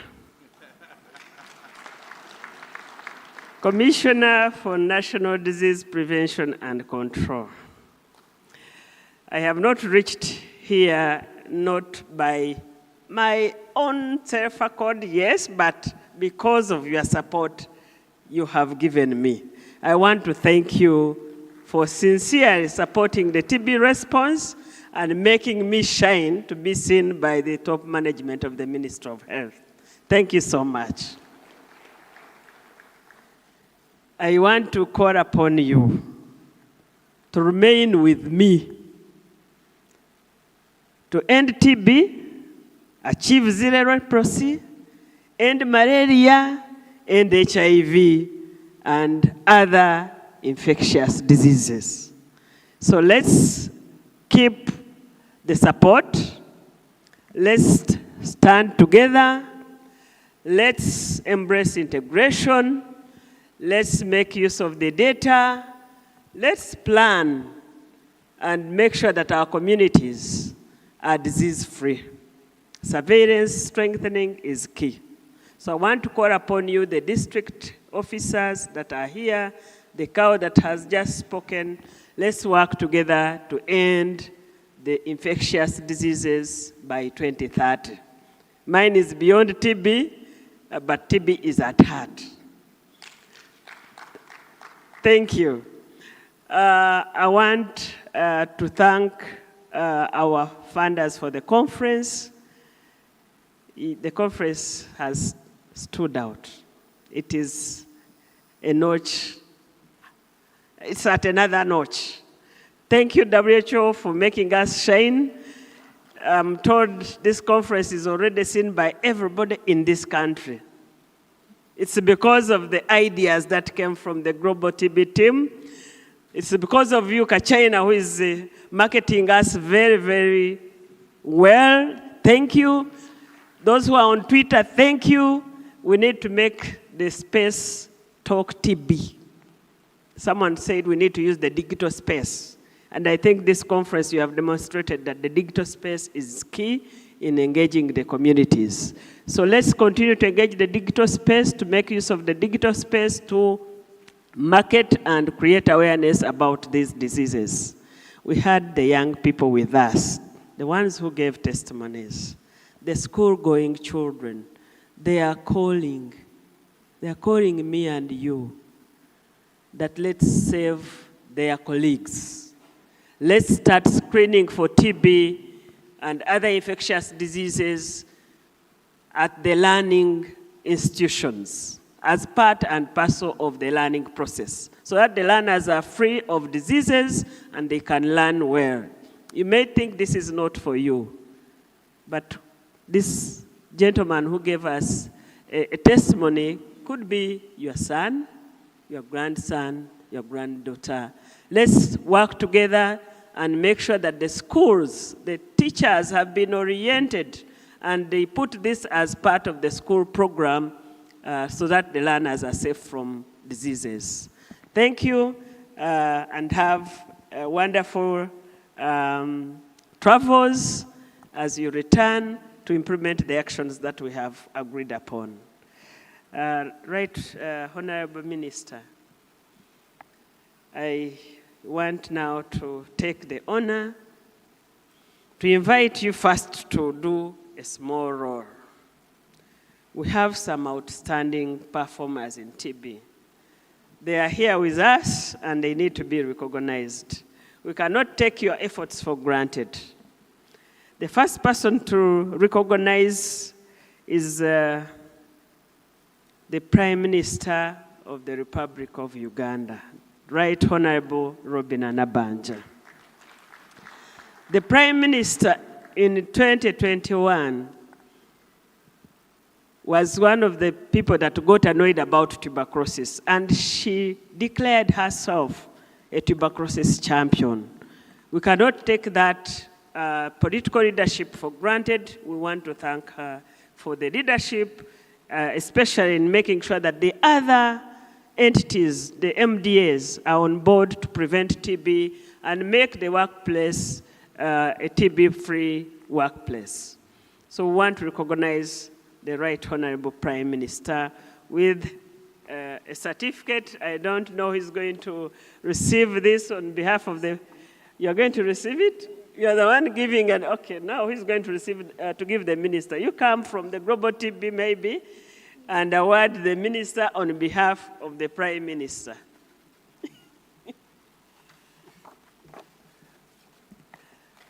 Thank you, Honorable Robin Anabanja, for championing the TB response in the country. We want to also award, Honorable Minister, you need to stay. It's a standing, it's a standing moment. Now you're going to recognize the Global TB team by giving them a certificate. We are happy that they worked with us, and that goes to the Global TB Director. Thank you so much, Dr. Kaseva Teresa, for giving us a moving keynote, and also your team for helping us in this 7th conference. We want to award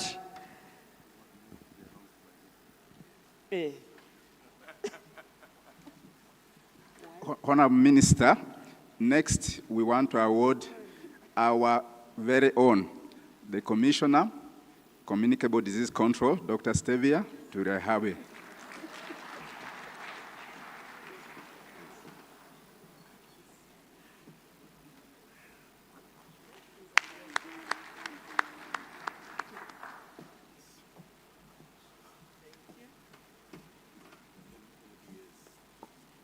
Okay, we have the Office of the President. They are supporting us a lot in the multi-sector response. If you are here, you have a certificate. Office of the Prime Minister, India is here. They have a certificate. Minister of Labor Gender. You are here in big numbers. You come and receive your certificate.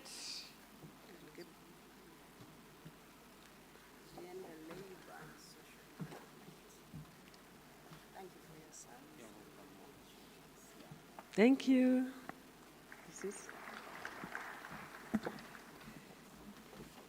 Okay, we have outstanding regional coordinators, Alex Odama, Damari Waiswa, Fontiano Korobe. Please come over for recognition and take a picture with the minister.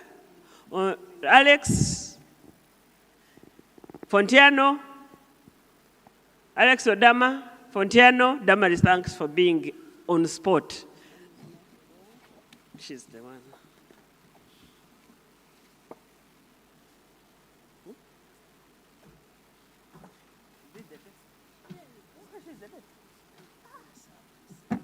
Okay. Now, the districts, you'll come with your teams and your partners. I'm starting with Buhweshu District, local government. I'm told you are the best district in Uganda as far as TB prevention and control is concerned. Alex Odama, okay. Okay. Hey, we moved. No? Okay, Buhweshu District team. Hey.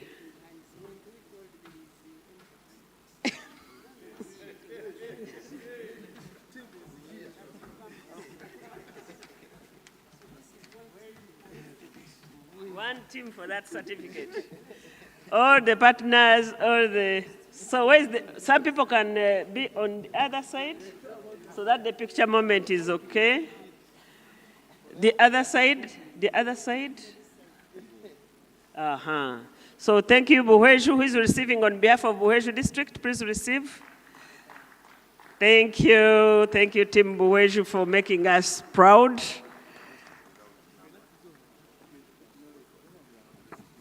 Okay. Let me have in line Bulambuli, Iganga, Butebo. Butebo, do you know what Butebo did? They used the PHC to do cast. Where did they get the money? You all have the money in your districts. Uh-huh. So, Bulambuli, where are you? Butebo, Iganga. Okay, so who is coming? Bulambuli? Yes, with your partner. Quickly, quickly, quickly, quickly. Uh-huh. Yes, that's Bulambuli group.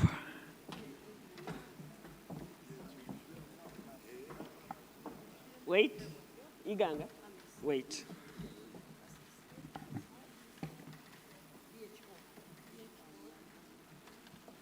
Okay, Bulambuli District is now on stage. Thank you for the service. We go next, Iganga is here. You can go this side. But no, there's no stair. There's no stair that side. Can you jump? Okay. There's no stair. This is Uganda? Okay, Uganda team.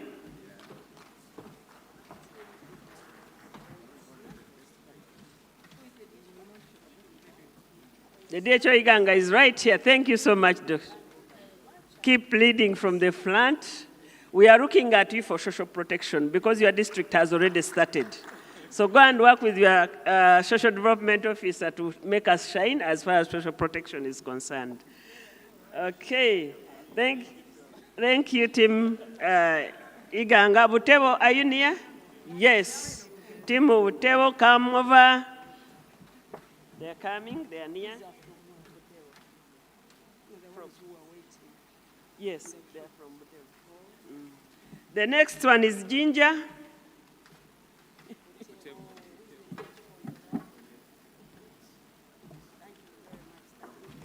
Ginger? Butebo. Ginger, come and be on the... Hey, doctor, you are here. I thought you had left us. He's the head of the DHOs. So thank you for being exemplary and leading the teams at the Ginger local government. Yes?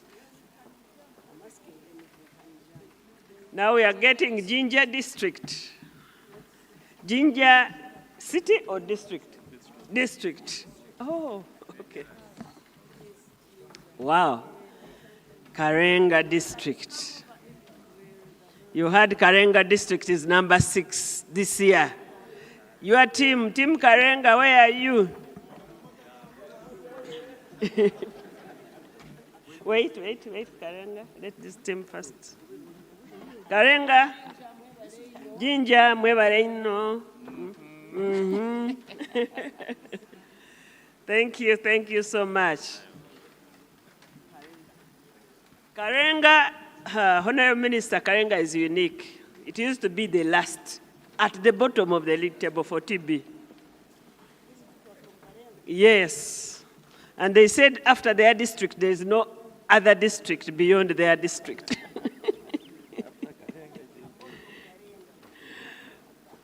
Yes, that is Team Karenga. Thank you so much for the great improvement.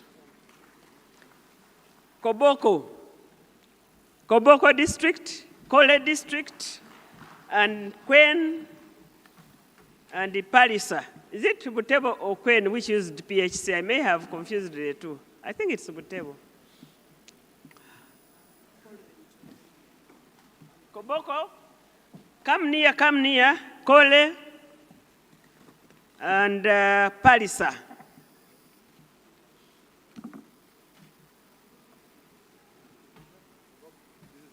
Koboko, please.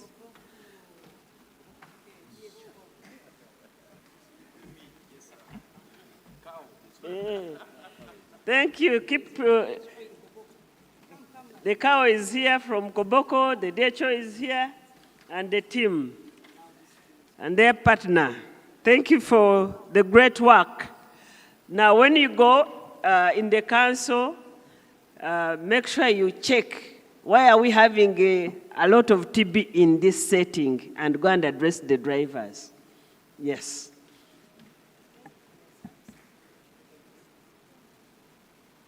Colin, are you near? Yes. The cow Colin is here. Quen, you are near? Quen? After Kore, Quen.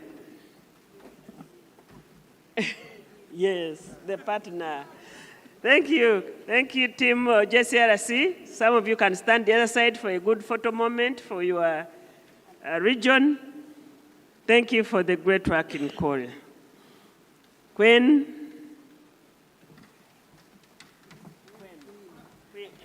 I call it Quen. I don't know whether it is Queen or Quen. Palisa is the next one. Yes. Now, Palisa, let Quen first go, and then I tell you a story about Palisa.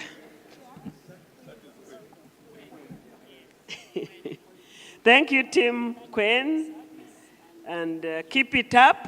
Don't. next time we want to be awarding those who are ending TB. So keep working hard. Now, Parisa District, Honorable Minister, is coming. Hey, yes, the partners, these are their partners. It means that the implementing partner is doing well because they have many districts in the table. The cow should go that side. Now, Parisa District, we reached a point when we were wondering whether they had TB or not, because they were not performing at all until they embraced caste. Now they have numbers are coming through. We thought there was no TB in Parisa. Thank you, Kao, for leading the people to implement the interventions to find the people with TB and save lives. Thank you. Wow. We have some health facilities, Honorable Minister, we want to recognize, because they are the ones who actually do the work. So we have a Health Center 3, Apalabalo Health Center 3, from Mukole District, Apala.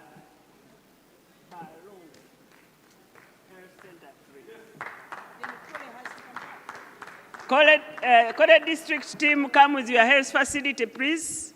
Kole District team. Kole District team. This health facility is what made you do what you have, get a certificate. You need to stand with them and appreciate them. Thank you once again. Is this?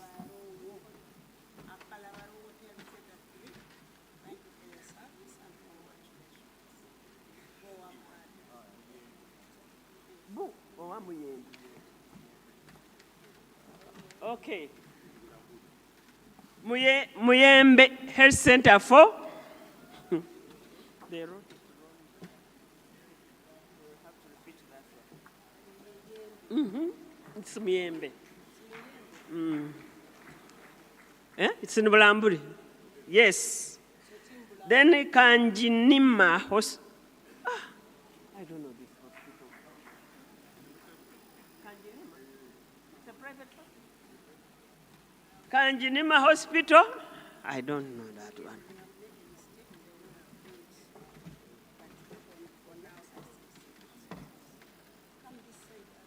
Kanjinima Hospital.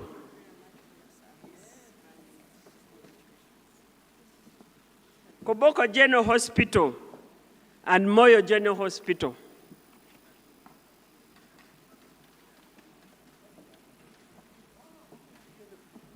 It's a private hospital, Kanjinima Hospital. In Utebo.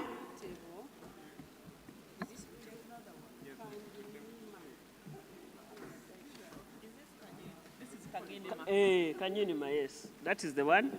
Please stand with them. Thank you, Team Kanjinima Hospital. Koboko is here? Oh, Moyo. Koboko, okay. Koboko. Koboko Hospital.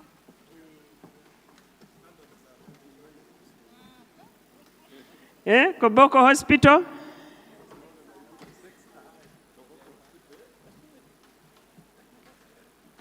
Then Moyo Hospital.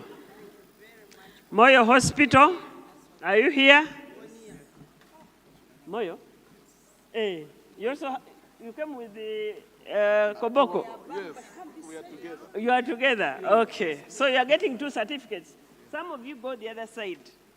The picture will not see, the camera will not see you. Okay. Okay, so give them that one and then add them this. And another one. This is Koboko. This is Moyo. But Moyo is a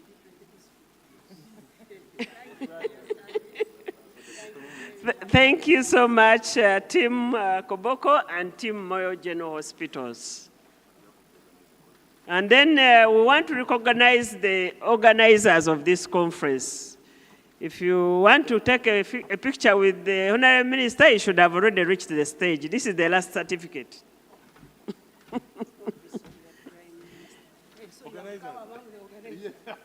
This is the chairman organizing committee. Yes. And the program manager definitely was very behind close. The permanent secretary and the chief mobilizer is Matthias.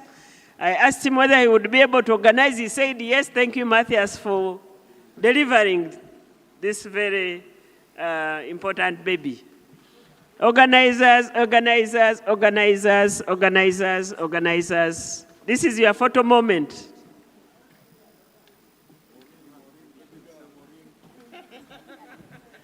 Yes, Padre, you helped us with the civil society organizations. Thank you for bringing them on board. Some of you can squat in front. You all need to be seen. Organizers.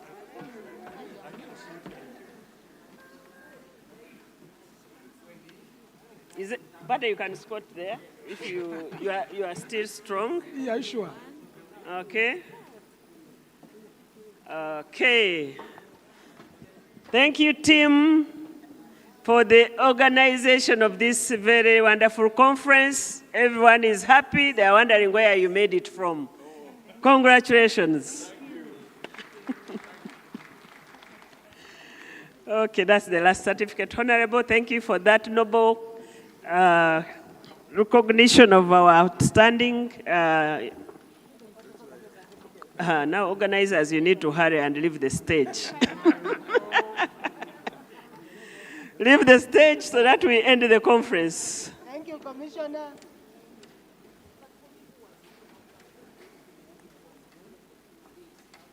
Now we need the frame. Okay. That what?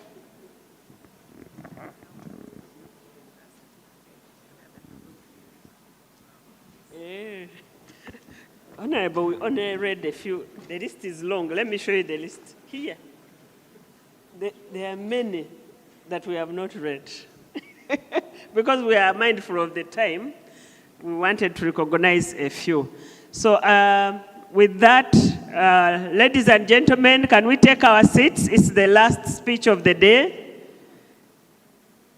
It's the last speech of the day. We need to give the Honorable Minister audience. Please take your seats. Yes. Honorable Minister, it is now my singular honor and pleasure to invite you to close the 7th National Tuberculosis and Leprosy Stakeholders Conference. Thank you.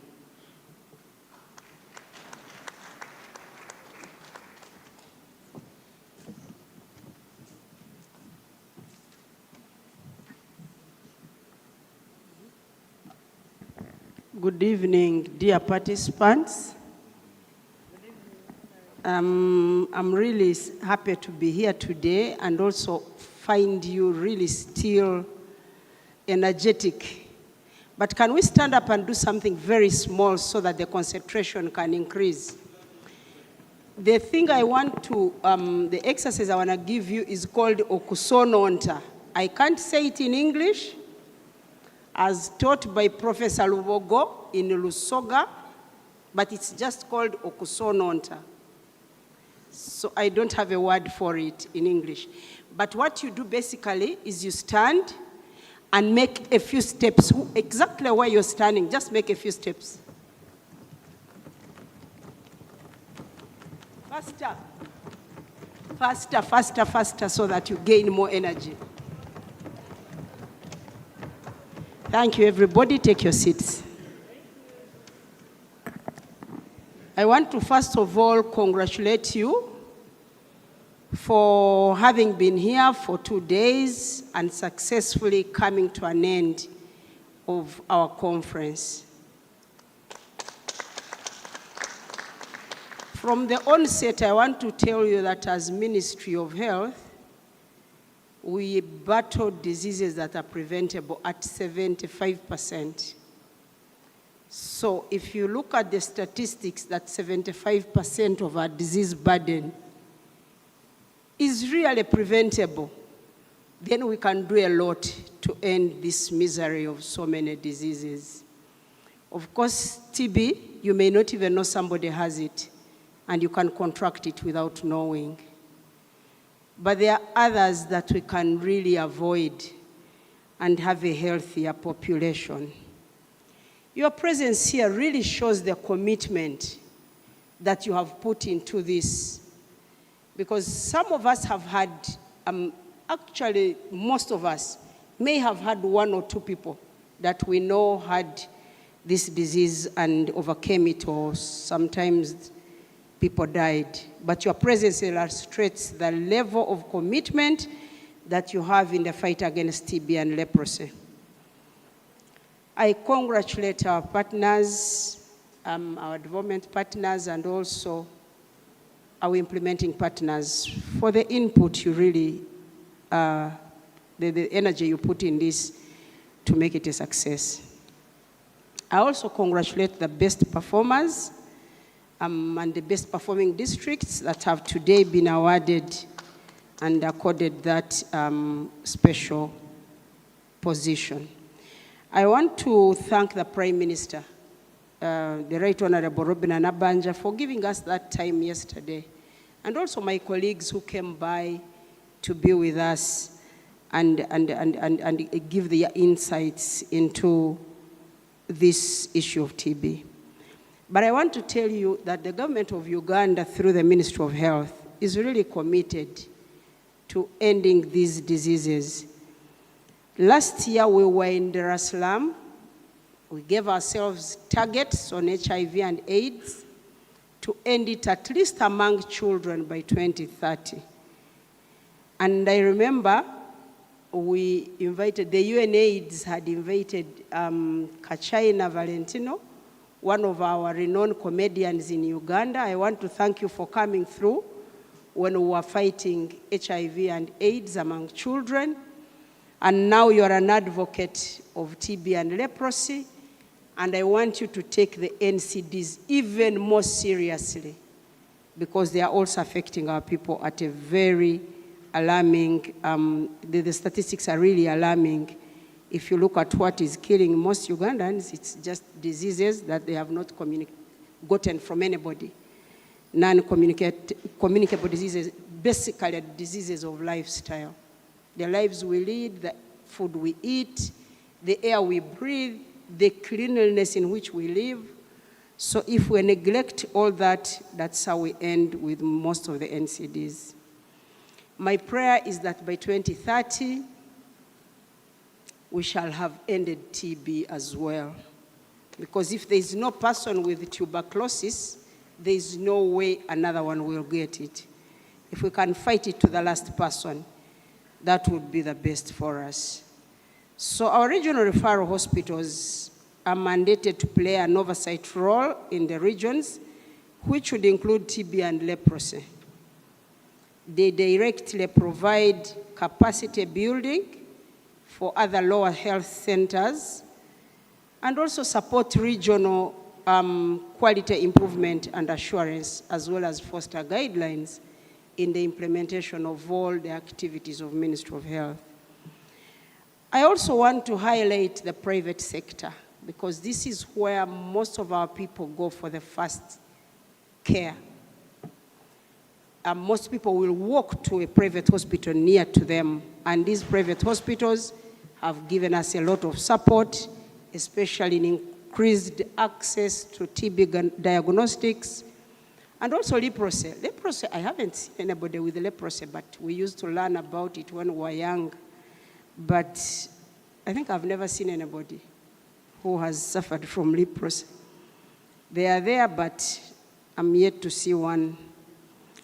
So the theme of this year was advancing multisectoral and multi-stakeholder engagement and accountability to end TB and achieve zero leprosy in Uganda. So what does this bring to you? That it's you and me to fight leprosy and the TB. If we can all put our hands together, the ministries, the departments, agencies of government, and I would like to quote what the Prime Minister said, that if we put it also in our government programs like PDM, because I've got to know from this conference that TB actually attacks the most vulnerable people. Let me not call them poor, because there is no poor person, is there? Poverty is also relative. So the most vulnerable people who are socially disempowered, economically disempowered, and disenfranchised. Those are the ones that have been suffering from these strange diseases. So the government commits itself to support this effort in resource mobilization and also address the financial gaps in the health service delivery. I also would like to thank everybody from the districts, the government, the development partners, the implementing partners. I am really grateful for all the assistance and the time you put in these things. We really don't take it for granted. We are grateful to especially the American government because that's where we get most of our funding from. We are grateful to you and also grateful to the American people. With these few words, I want to declare this 7th annual TB and Leprosy Stakeholders Conference closed. Thank you for your kind attention and may God bless you.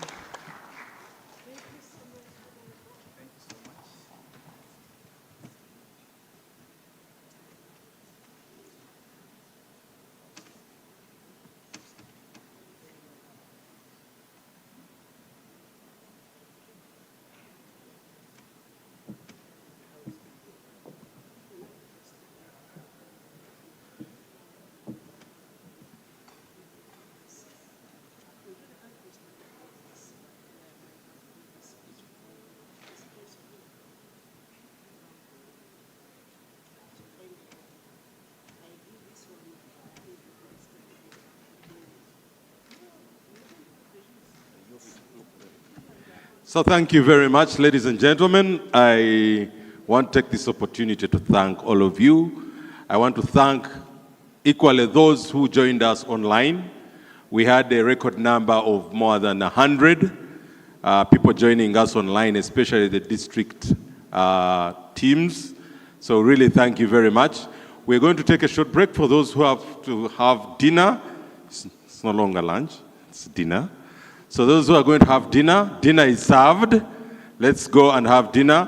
We still have one more engagement. We have the youth adolescent engagement. It's a town hall.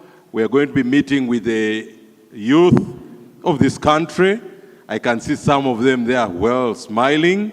Please, we want to thank you for taking off time and joining us this afternoon to look at how do we respond.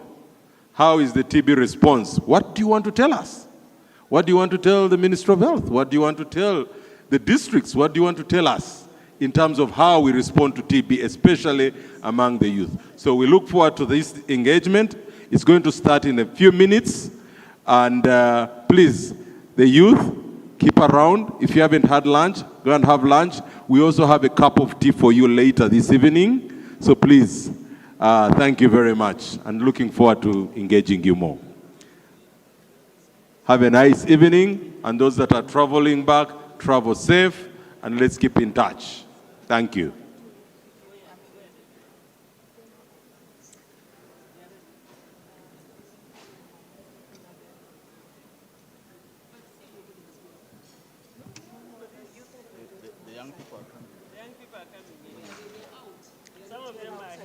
The young people, please, we still have our minister with us, and this is the time you really need to be talking to this young lady, the minister, one of our young ladies in the ministry, a listening ear, Mama Margaret. We're looking forward to listening to you and also telling us with the young people what we need to do to end TB in this country. Thank you very much. Some music as we organize the youth to get together. Thank you.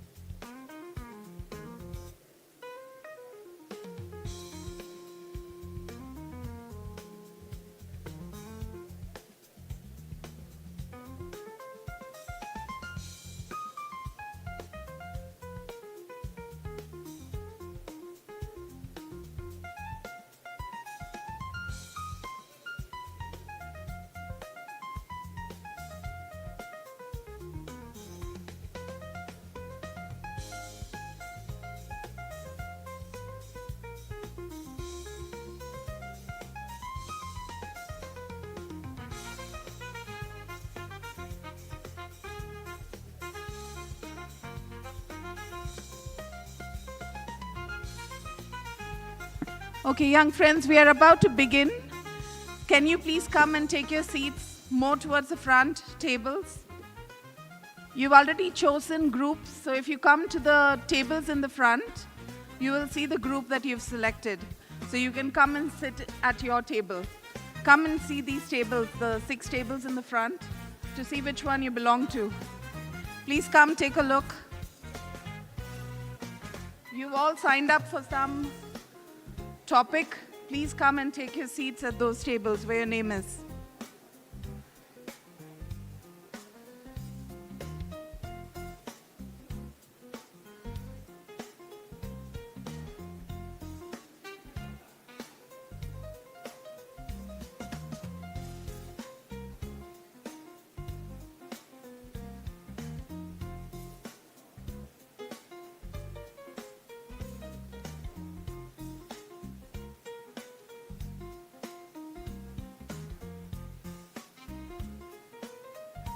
Okay, so can I ask you all, do you know which group you are in? Could you come and sit at your group? This is group 2, group 1, 2, 3, 4, 5, 6. Come join your group, which one you've selected. Which topic have you selected? Based on that, you can come sit in your group.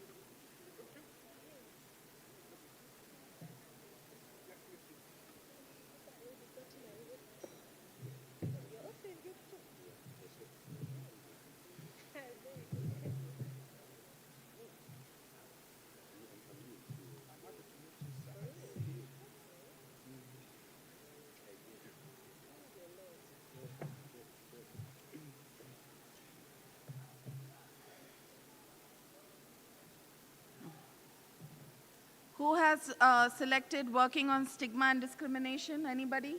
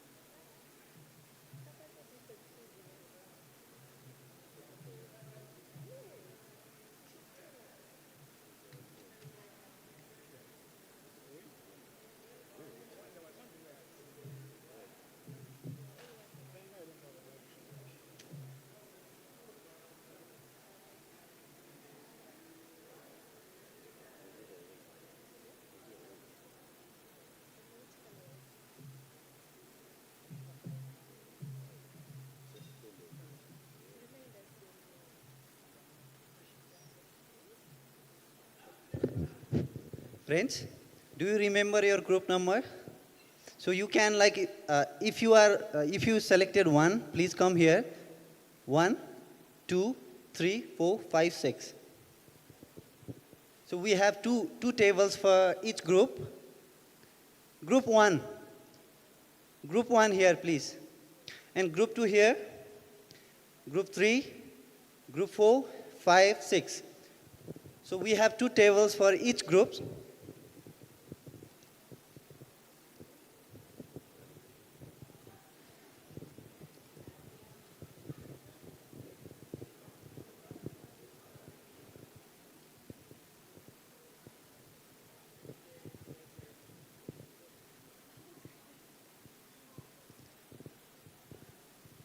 So please, group 1, please come this side.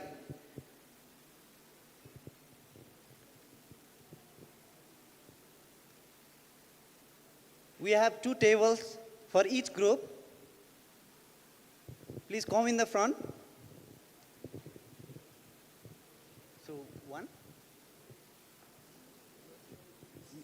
remember your group? Oh, so you still need to like decide the group? So, yeah.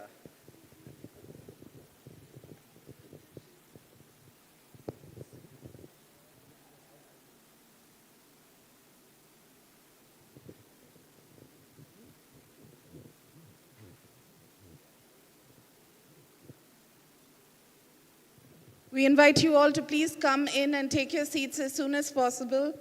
We have the Honorable Minister who is kindly waiting for us. It's a great honor to have her here waiting so late. We request everybody in the back to please come ahead and take your seats.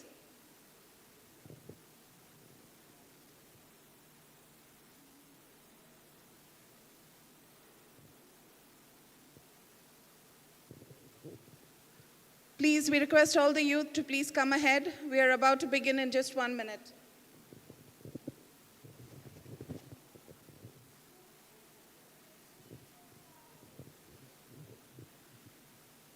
We read out the topics for each group so that. Okay. So give it to Ahab.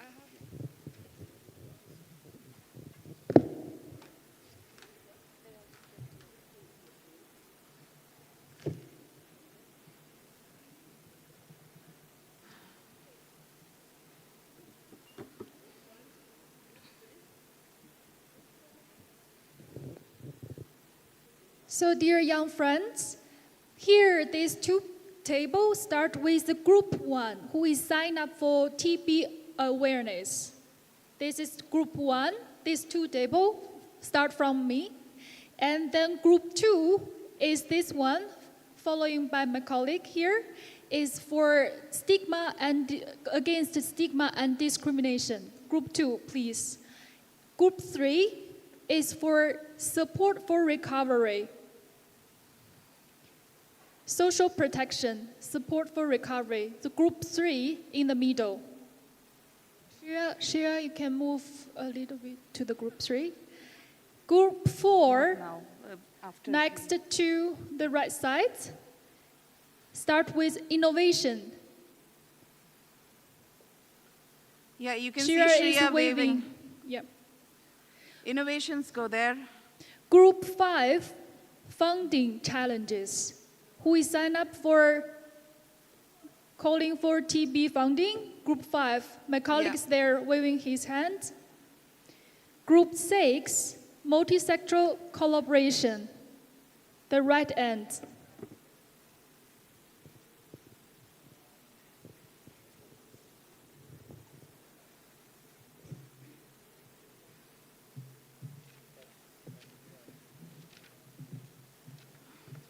We're going to begin. Okay, the last few young people, we invite you to please come ahead. Please come ahead and take your seats. We're about to begin. Uganda's first Youth to End TB Town Hall. We are very pleased that you are all here with us today.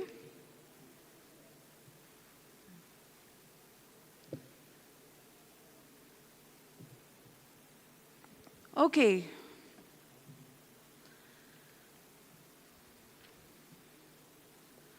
So to start with, everyone, warm greetings to you all. I'm glad to be with you all today. I'm Monica Diaz, cross-cutting lead at the World Health Organization Global Tuberculosis Program. It's a pleasure to be here. I would like to start by expressing my appreciation to the Ministry of Health. The leadership exhibited by the government has been truly exceptional, and we are very honored to have with us here Honorable Dr. Margaret Muhanga. She's Minister of State for Health in charge of primary health care. She has been waiting patiently to greet you all.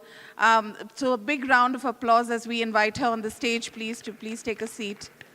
Honorable Minister, we invite you to please come on the stage. I'd also like to invite on the stage Dr. Stavia, Commissioner of Health Services, to also please come and take your seat. And I'm also looking for our young TB survivor, Mulumba Joan.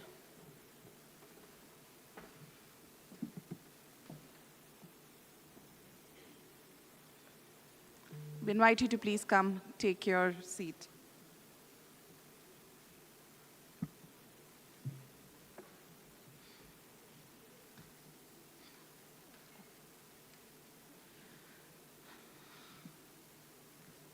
My young friends, this is such a pleasure to be here with you, to address you. The world is young, and we need to work with and for young people. WHO's Global Tuberculosis Program has been leading efforts to proactively engage young people in efforts to end TB through our 1+1 initiative that you're going to hear about.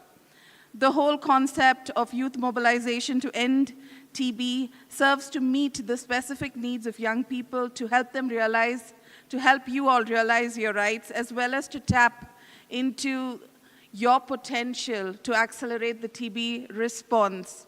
Some of you have been here and you're seeing all the signage about the 7th annual TB and Leprosy conference that was held here over the past 2 days. We had nearly 500 or 600 people gathered here deliberating on how Uganda can really accelerate and go to the next step.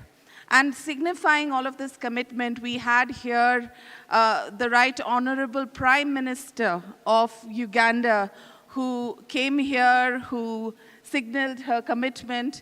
We also had the Honorable Health Minister. We also had the Minister of State, who is here with us today, and other leaders and partners who signaled their commitment.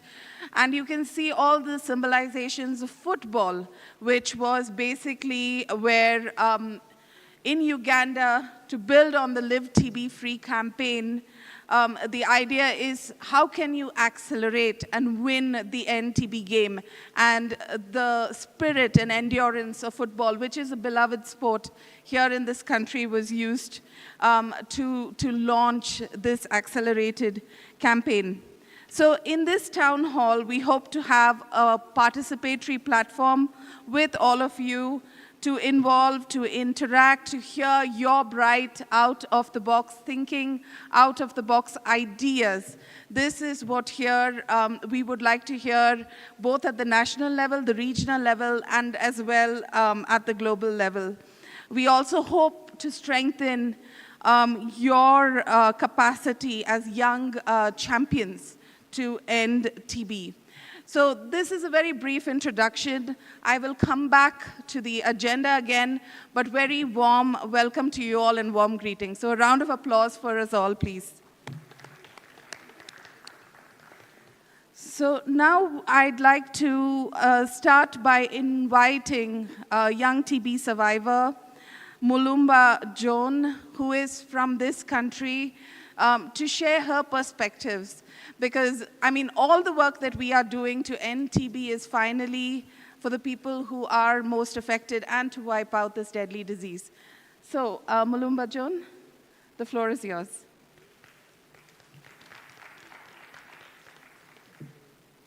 Good evening, everyone.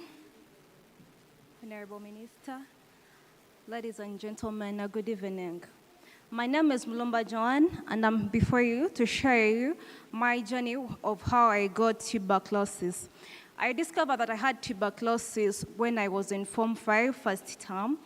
Me discovering that I had tuberculosis, it was after me coughing blood, and then my mom was like, do you know what, you should be testing for tuberculosis. Then, after, she told me, first go to a healthy center, any healthy center. I went for a certain clinic. I was diagnosed, but it was for HIV, ulcers, and malaria. So they discovered I had none of the three. So then when I came back, I told Mom, I don't have any of them. Then she directed me that it should be better, you get time and go to Kisanyi Healthy Center. When I went to Kisanyi Healthy Center, I was diagnosed and they discovered that I had tuberculosis. But before all the signs of the tuberculosis, I had them. Because in the evening, I could experience those night sweats. And by the time I could be moving, limited be when I'm traveling, I could have difficulties in sleeping just because my chest was really hurting. I didn't know that I had problems with my lungs, because I personally thought it could be because of carrying heavy things, because I could do catering as a part-time job. So when I was admitted to Kisanyi Healthy Center, doctor, I was advised, and they told me, you know what, you're having tuberculosis, your lungs were typically hurt, you had damages, but after you starting this treatment very well, and you follow all the adherence, you will cure with time. So I had to start my treatment. When I started my treatment, things were not that very easy because I could feel dizzy. I ended up missing classes because I could be having appointments with different doctors in Molago, Chisenyi. I ended up meeting different doctors because I went in different departments. My blood I could end up giving more blood. My hair was taken for samples to know how the medicine is affecting my kidney and my liver. So I ended up facing different challenges when I started this medication, called it be the joint pain, loss of appetite. I had lost my weight. My friends at school could be like, "Your girl, you aborted," because I didn't tell anyone just because of the stigma I had by the moment. But inside me, I had this heart that I never wanted to affect other friends of mine. Even though I never told them what was really taking place in my life, all I told them that I was having malaria and typhoid, that was it. Because I was really afraid of telling them what I was going through. So at the time, I asked a doctor that, how can I help my friends not to get tuberculosis? Despite of the fact that I had it, but I wanted to protect my friends still without telling them because I was really afraid. I was so afraid of losing them. So by the end, when I started my medication, the doctor told me, you take about 2 weeks when you're taking your medication, you will no longer be in position to spread this bacteria. I did it. I covered myself with my mask. Then after some time, with about 4 months, I was able to heal. I might gain some weight. Yes, my skin color is not that bright, but that time was totally different. It was totally black. Yeah, I had lost weight. Actually, even till now, it's a week ago, I had one of the village members telling me that you had aborted. But I had to explain to them what had happened that time. So that was a challenge, as we youths happened to face. Because you remember, at this generation, we're looking at different things, and we have that stigma in us. We're really scared. How would Joan see me? How would John react when they happen to know that I have tuberculosis? Because other people thought when you're having tuberculosis, it's backed up with HIV. Me personally, I didn't know, and actually, I knew I didn't have HIV, but other people outside there, once it happens so that I have tuberculosis, automatically, then they will say you have HIV. So I had to explain to them how it happened, the challenges, and I tried guiding them, and I saw that I cured, because other people thought it's the end of the world. But let me tell you what, even if you are a survivor now, you need to encourage your friends that if you happen to get tuberculosis, it's not the end of the world. You can cure. Me, at the moment when I was having HIV, I was like, where are these people get the smile from? I was really like, I also wanted to smile back, but I couldn't for the moment because I had my effects.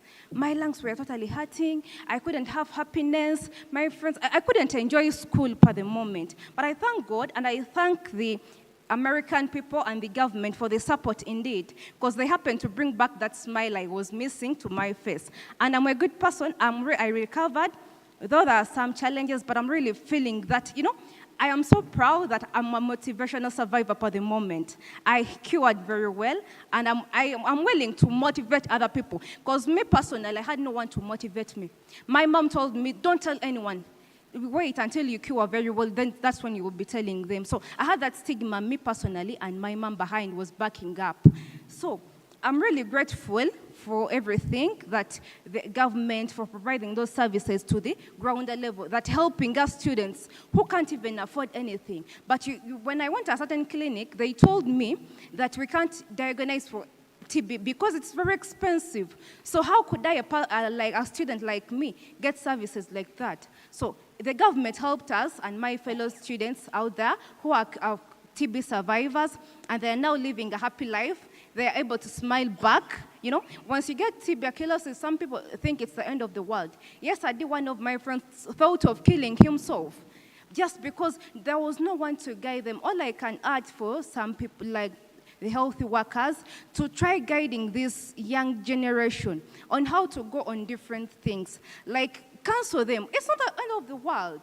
You can get better things, progress with your education. I progressed with my education. I'm a vacancy in Form 6 now. So I'm looking forward to joining your university because I expect a lot. So you're the young generation. We don't need to be shy. We need to speak out to the public that you can heal. Like those people of HIV, you look at them very confident, saying, I'm HIV positive. Now what of me who is going to heal after? So I should be proud and encourage other people that tuberculosis is curable. And you can cure very well and get back to normal.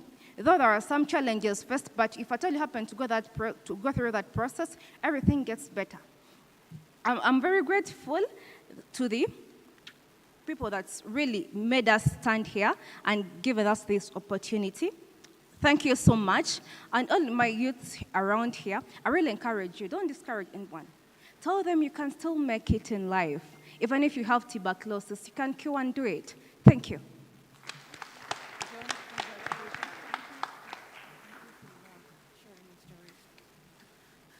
Thank you, Joan. Very powerful story and very powerful call to action.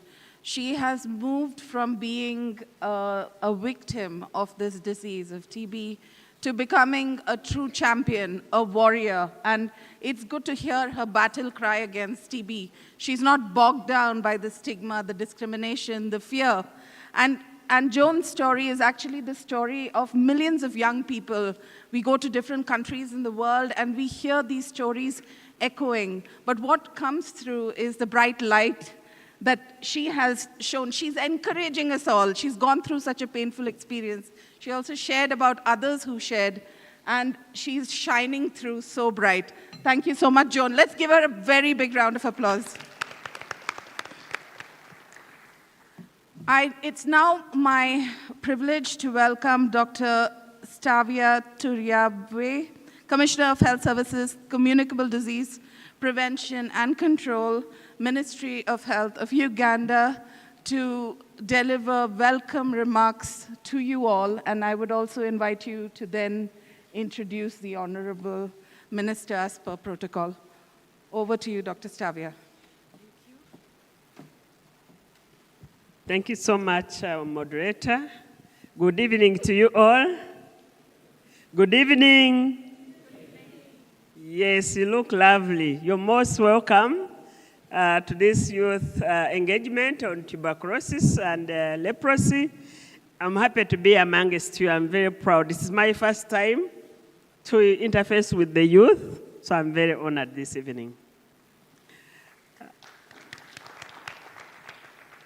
I want to thank Honorable Margaret Muhanga, our State Minister for Health, Primary Health Care, for taking off the evening moment to be with us. Thank you so much, Honorable. We are very delighted.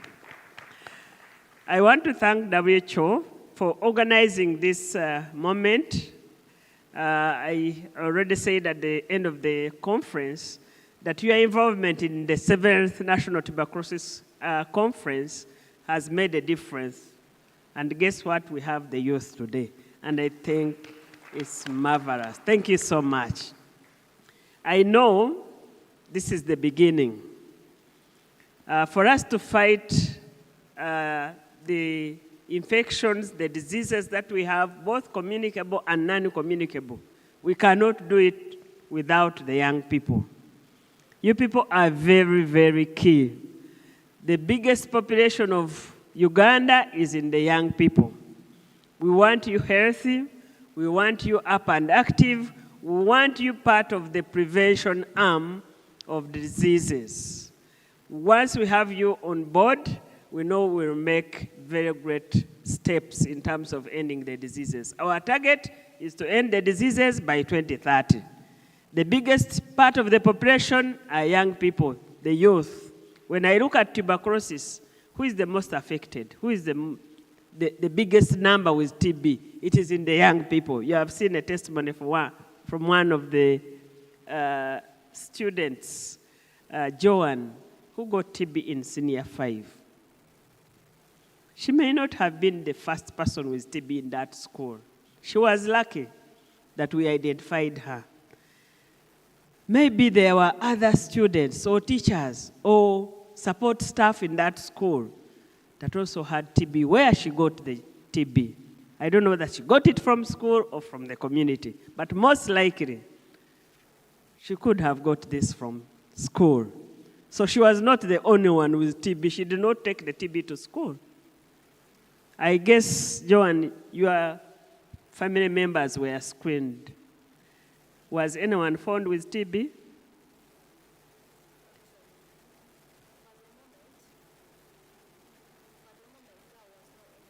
But after with time, they discovered that my mom had TB still. But when she was diagnosed, they didn't find it out. Come again? When they took my family members, none of them had tuberculosis for the moment. But with time after, my mom was not feeling better still. So you took it to your mother. So they first assessed the family. They didn't have TB.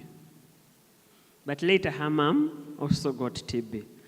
Most likely when she got TB from school, she also shared because she goes home for the holidays and they stay in the same home with the mom. So the mom had to get what? The disease as well. So I was saying that the biggest number of people we have with TB in the country is in the young people. Age 14 to age, I think 44, that's where the biggest chunk of people with disease are. And where do you fall, those of you who are here this evening? Are you above 14? Anyone below 14? I saw a young person before who is below 14. Who is below 14? Yes, there's no one below 14. So most of us who are here are in that bracket that is most affected by tuberculosis. So you have a role to play as you, as me. Me, I'm above that age bracket, but I can also get TB definitely. But each one of us has a role. But you young people, you have all the opportunities. You have people you interact with. You use a lot of social media. You use a lot of games where you can pass on information. You are good at technology, using the available technology. And the technology is where the young people are. So how do we use your potential to deliver our population out of the diseases that we are in? When we are telling people don't take alcohol, do not smoke, take less of the chapatis and the chips and what, the young people like those things the most. But you know what they are driving us to? Before you clock 40, you already have hypertension. We are seeing young people of 30 in the Cancer Institute. So without you, the young generation, we cannot make Uganda a healthy country. So the reason we are here today is about tuberculosis. We need you to send the message to save your colleagues, to save yourselves, your parents, your relatives, give them the message how TB is transmitted, make your contribution. You're welcome. Let's share, let's discuss, and be free as we promote health in Uganda. Thank you. Now, allow me, with all humility, to invite Honorable Margaret Muhanga, the Minister for Health, the Minister of State for Health, Primary Health Care, to come and address you. And then after that, invite you to take a picture moment with her. Thank you.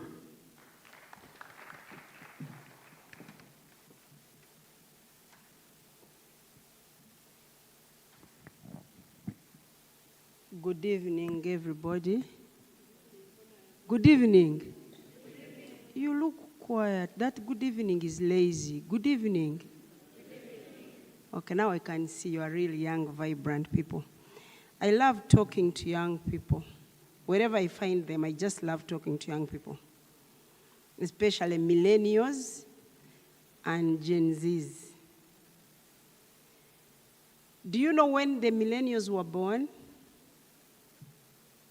Does anybody know who the millennials are? Can somebody raise up their hand and say millennials are between this year and just Google. Ask Uncle Google, he knows all the answers. But anyway, millennials are people who were born between 1989 to 96. From there on, you are all Gen Zs. So I really love talking to young people because I know that the future is in your hands, the future of this country. I'm really happy to be here this evening or tonight at this transformative youth town hall, a platform that recognizes the power and potential of young people in shaping our nation's health and future. Uganda is a country blessed with you youthful and energetic young people.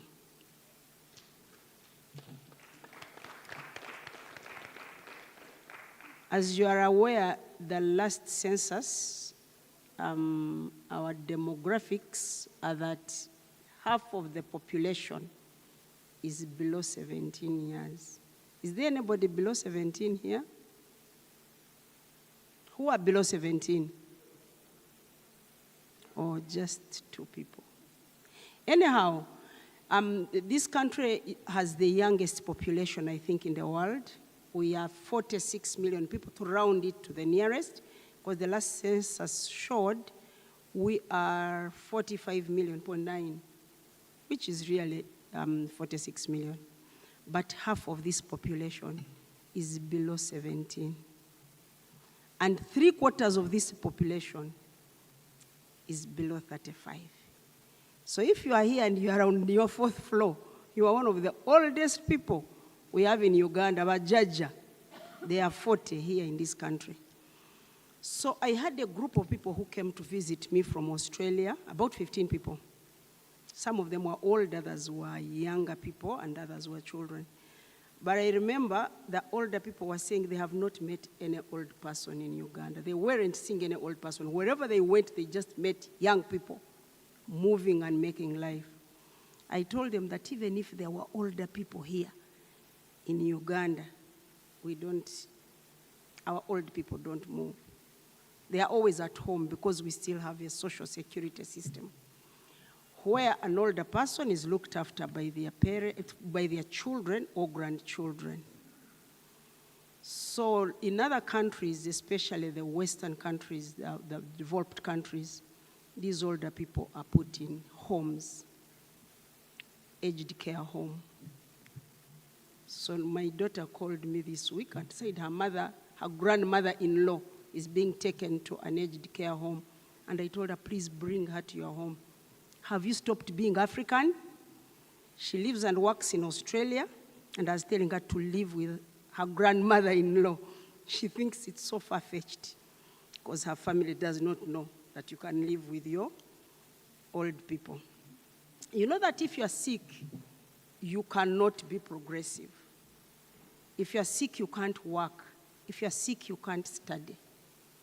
So you need to be healthy. And the healthier you are, the better you will perform. Productivity means there are many people with many hands who are working. I want to thank you, the young people who are here, because me, I deal with many young people in so many ways. But I'm also supported by very many young people because I talk to them in the language they understand. Now, when you young people are here, there are many other young people out there, they can't come here. Do you know that? They are either on drugs or something else. Then others are just not interested in such discourse, and yet it's very important. So when I see young people who can come here and sit to listen to their future, I am so happy, and I want you to clap for yourselves. The other thing I note about young people is that they are always on social media abusing elders, insulting, or sending vulgar stuff for them to get likes and that kind of thing. But to see young people here who say for us we shall use our platforms to promote health, it's very important. Because I tell young people that you build your life or break it between the age of 16 and 25. That age is extremely turbulent. We all went through it. Some of us nearly fell off the cliff because you don't know what you're up to. Me, I drank everything except paraffin. Anything that somebody would pass, I would drink it. But that is youth. You feel like your body can take in anything, ride a bicycle, move on a pickup behind it. You know, all those things, I did them. But when you turn 25, you start now realizing that, yes, I need now to follow my dreams and become somebody. While I did all that, as I think a bright kid in school, so I could still do school, but do all sorts of crazy things, dancing till morning. And you really feel like the energy is there. Sometimes we would even go and sit at Angenois and wait for them to open in order for us to enter, because we do not have money to pay. So we would sit outside, we would walk, by the way, from campus to go and dance in Angenois, but you have no money to enter. So at 4 a.m., they allow everybody to enter for free. That is how I was dancing. If I had met a person with TB, I would have fallen sick or maybe died. But I'm lucky I am still here. So talking to you young people for me is very, very important. As you are aware, I hope some of you have already known that TB is one of the deadliest infectious disease worldwide. And in Uganda, young people between the age of 15 and 34 are the most affected. And I'm sure most of you are in that age group, millennials and Gen Zs. But I firmly believe that you are not just part of the solution. You are actually the driving force to end this.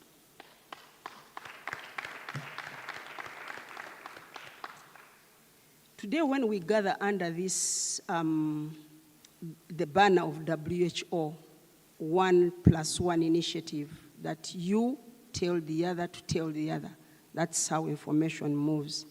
This is a global initiative and a youth movement that has already engaged over 30,000 young people worldwide in the fight against TB. And thank you, WHO, for that great work. If you want more young people, we shall deliver the young people. They are all here in Uganda. This initiative amplifies actually your voices and recognizes the critical role you play in accelerating progress towards the end of TB targets. It is time to turn promises into action, and this begins with you young people who are here. I'm really grateful to have found you here, young people.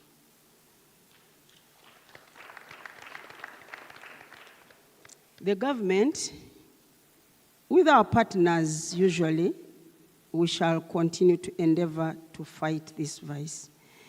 We will invest in better care for those affected by TB, increase our awareness campaigns. Through you guys, we shall increase the campaign and ensure that your contributions are integrated into national policies and strategies.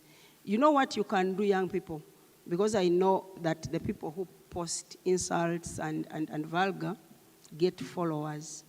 Now for you, you can post a joke or a dance, but put in a message of TB. You'll also get followers if you're a good dancer, right? You'll get the following you require.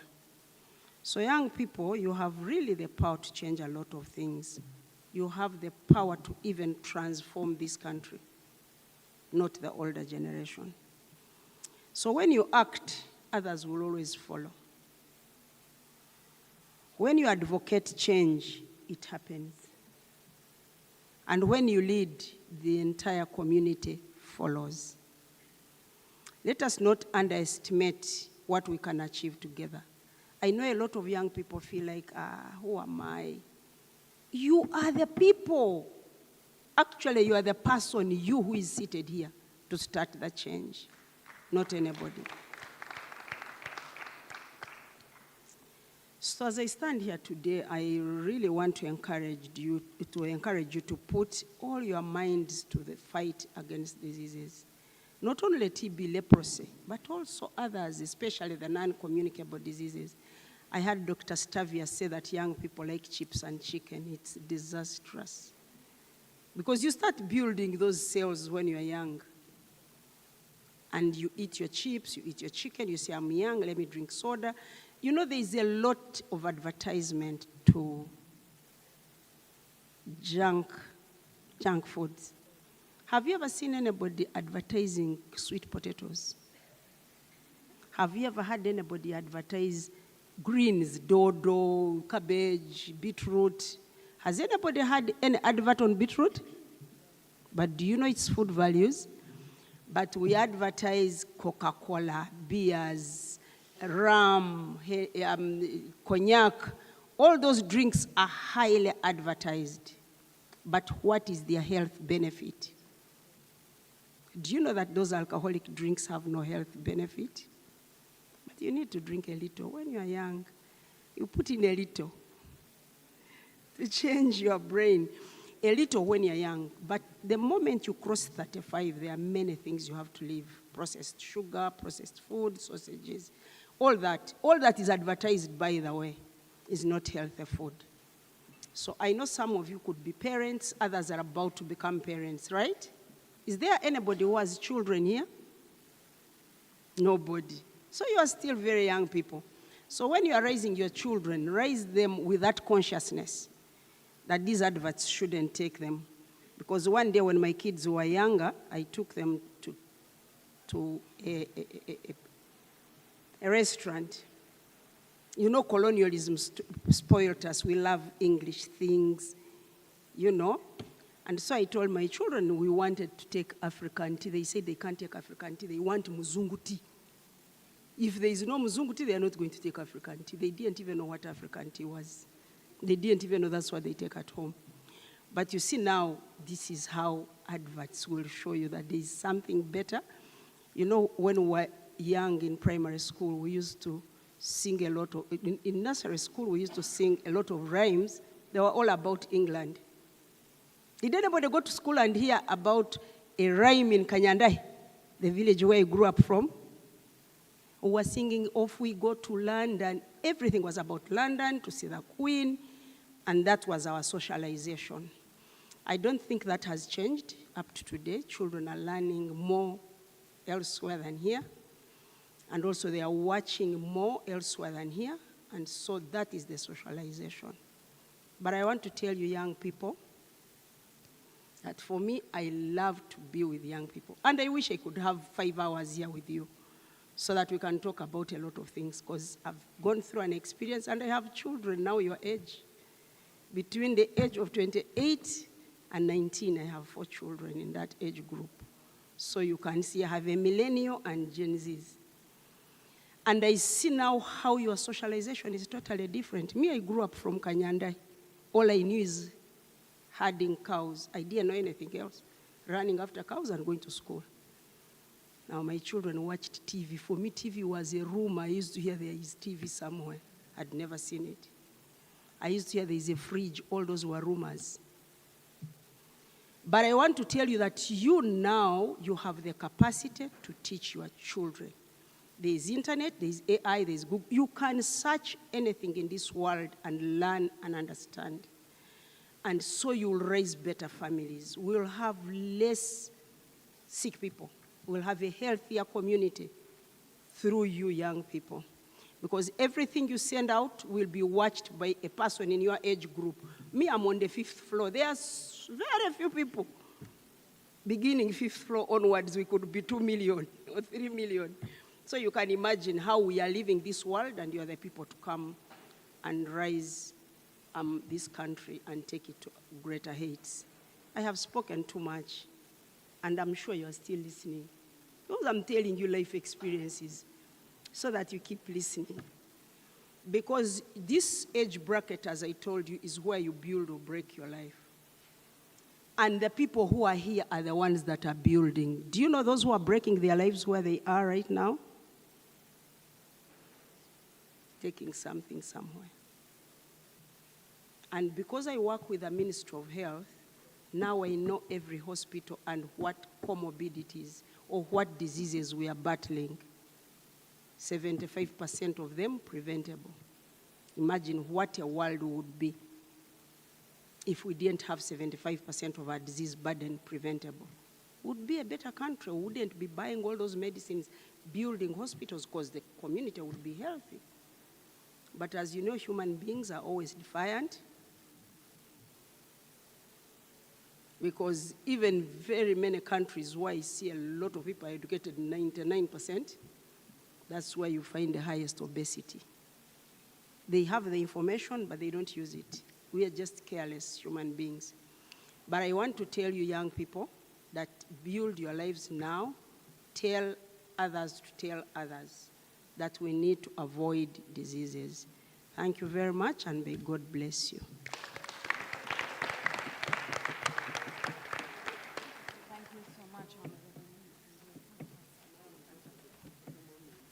Honorable Minister, you were absolutely fantastic, so inspiring from the heart.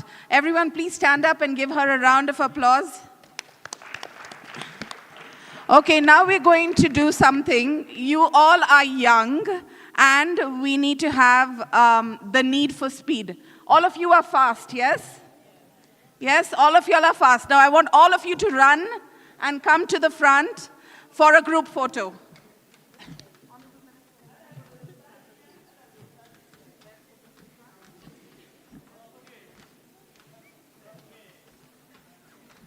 Everybody, some of you in front, some can sit down, kneel down. Come on, everyone fast.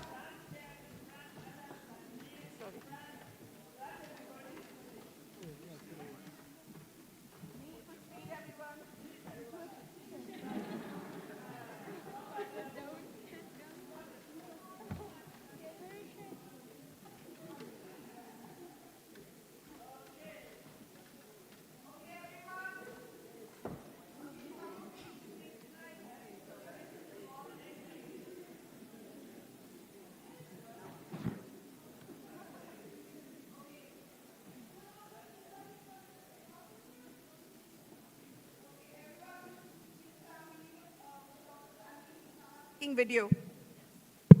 Okay, we have the microphone. Now, this is what we're going to do. We're going to take one photo, and then after that, we want to do an NTB wave.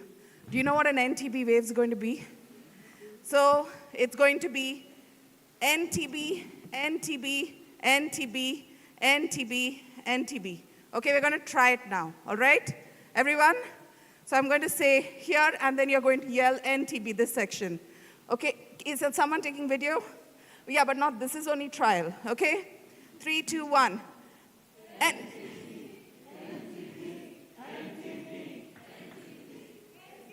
but it's not a wave now. This is only a vocal wave.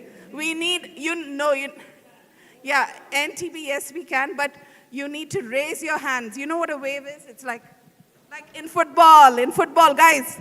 One more time now with the actions, okay, from here. NTB, yes, we can.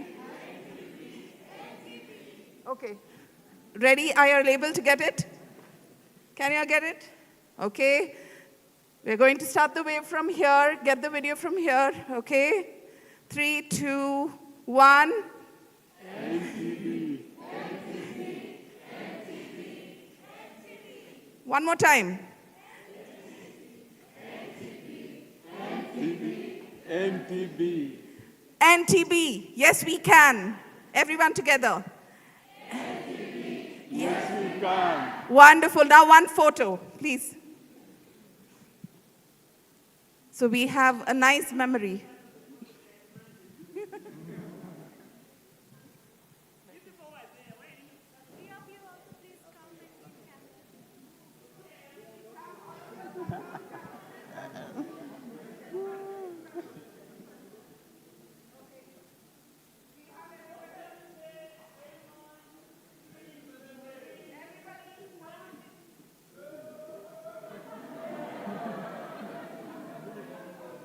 It's for the young, yeah. It's for the young and the young at heart. The young and young at heart. Everybody, come on.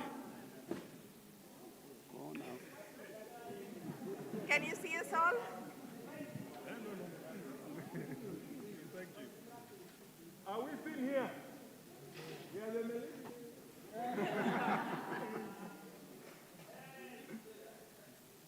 hey, sorry.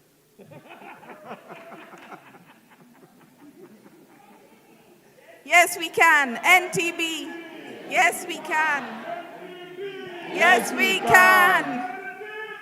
Yes, we can. Woo!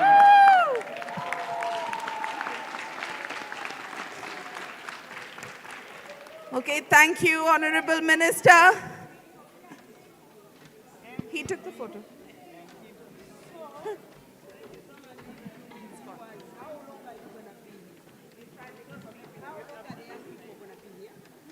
Okay, everybody, please take your seats.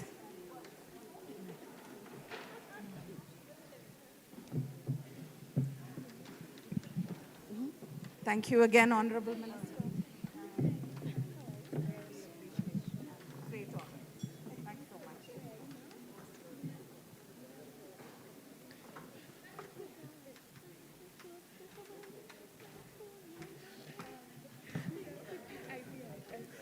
Okay, we invite you all to please take your seats.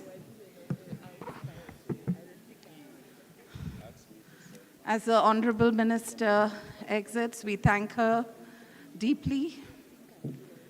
And we round of applause as she leaves. Thank you.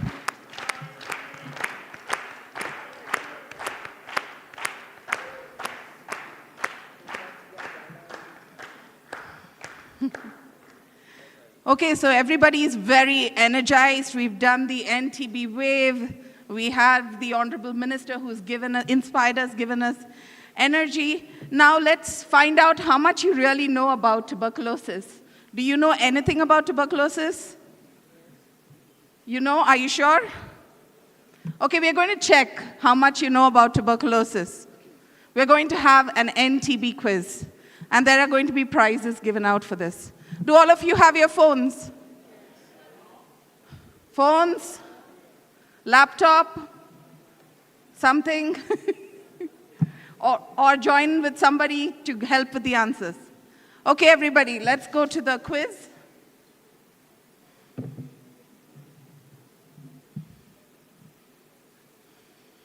Hold on, it's coming.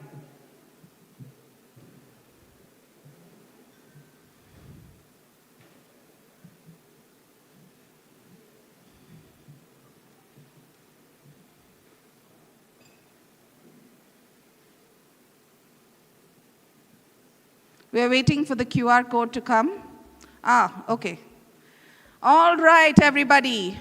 Now, what you need to do is either scan this code or go to www.kahoot.it. The PIN code is 9286980. Everybody, please scan or go to www.kahoot.it. And that's the PIN code. Okay, we are seeing people join. Wonderful. Let's see. Okay. Come on. We're seeing our international youth. Now we're seeing the Ugandan youth. Keep going. We have at least 100 people here. Come on. Everybody, please sign in.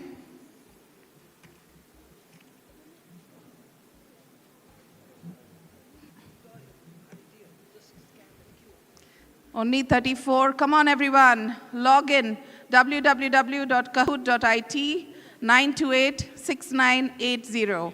If you need help, ask one of our colleagues here or youth leaders. Okay, we are at 43. Come on, a few more. Let's cross 50. Come on. 46. We're going up. Come on, everyone.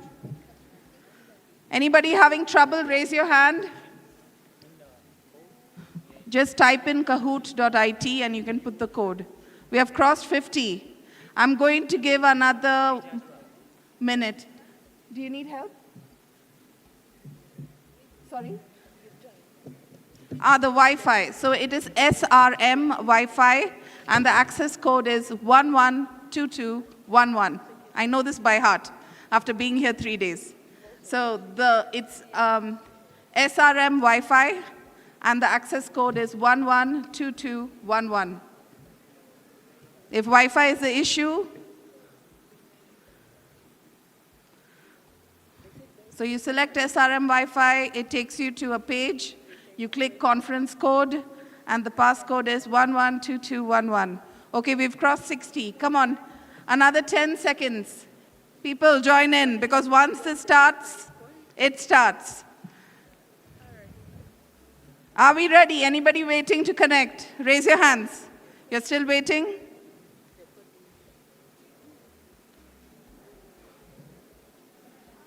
Come on, Shreya, can you help that gentleman there?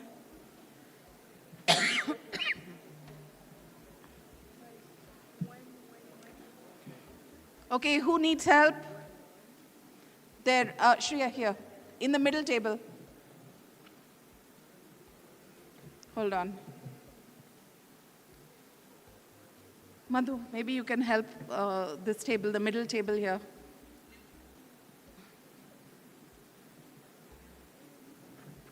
Yeah, there, Shreya, yeah, they're raising their hands, yeah. What?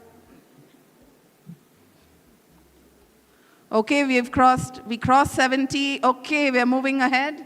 Come on, come on. At least 75 I want to cross before beginning. All good? All right, we're at 75. Shall we start the quiz, everyone? Sadi? Okay, we're ready to begin.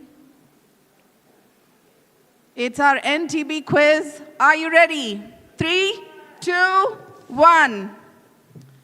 Let's start. Tuberculosis affects which parts of the body? Do you know? Please click the triangle or red for bones, the diamond or blue for lungs, yellow or the circle for kidneys, the square or green for lymph nodes.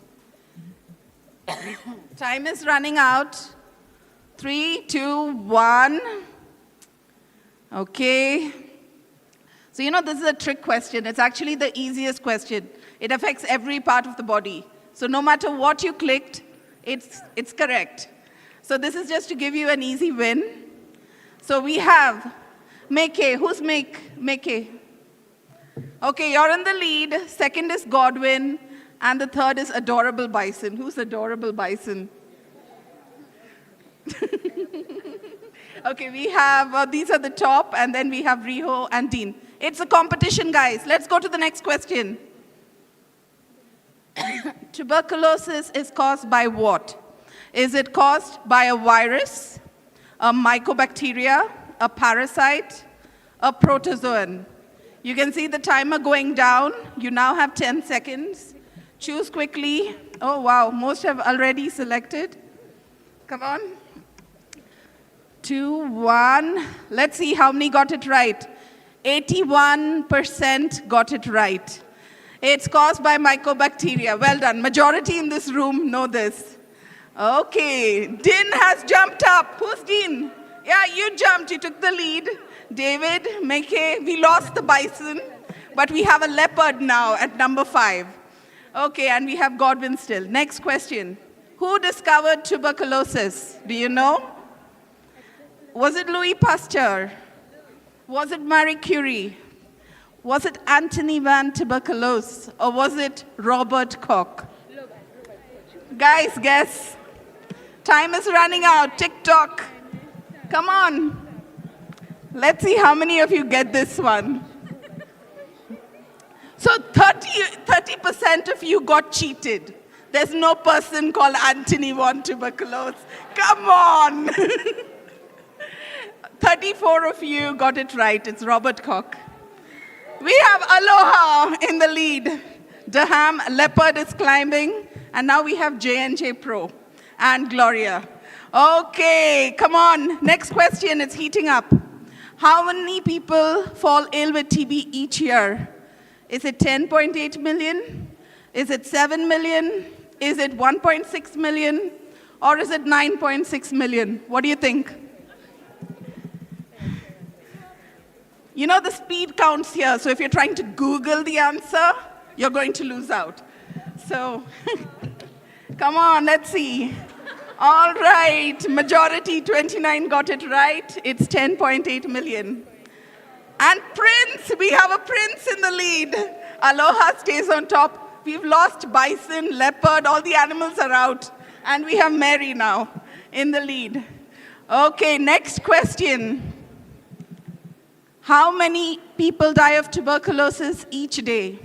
Is it 1.25 million? Is it 6,500? Is it 3,400? Or is it 5,400? What's the answer? Some of you are thinking. Time's running out. 5, 4, 3, 2, 1.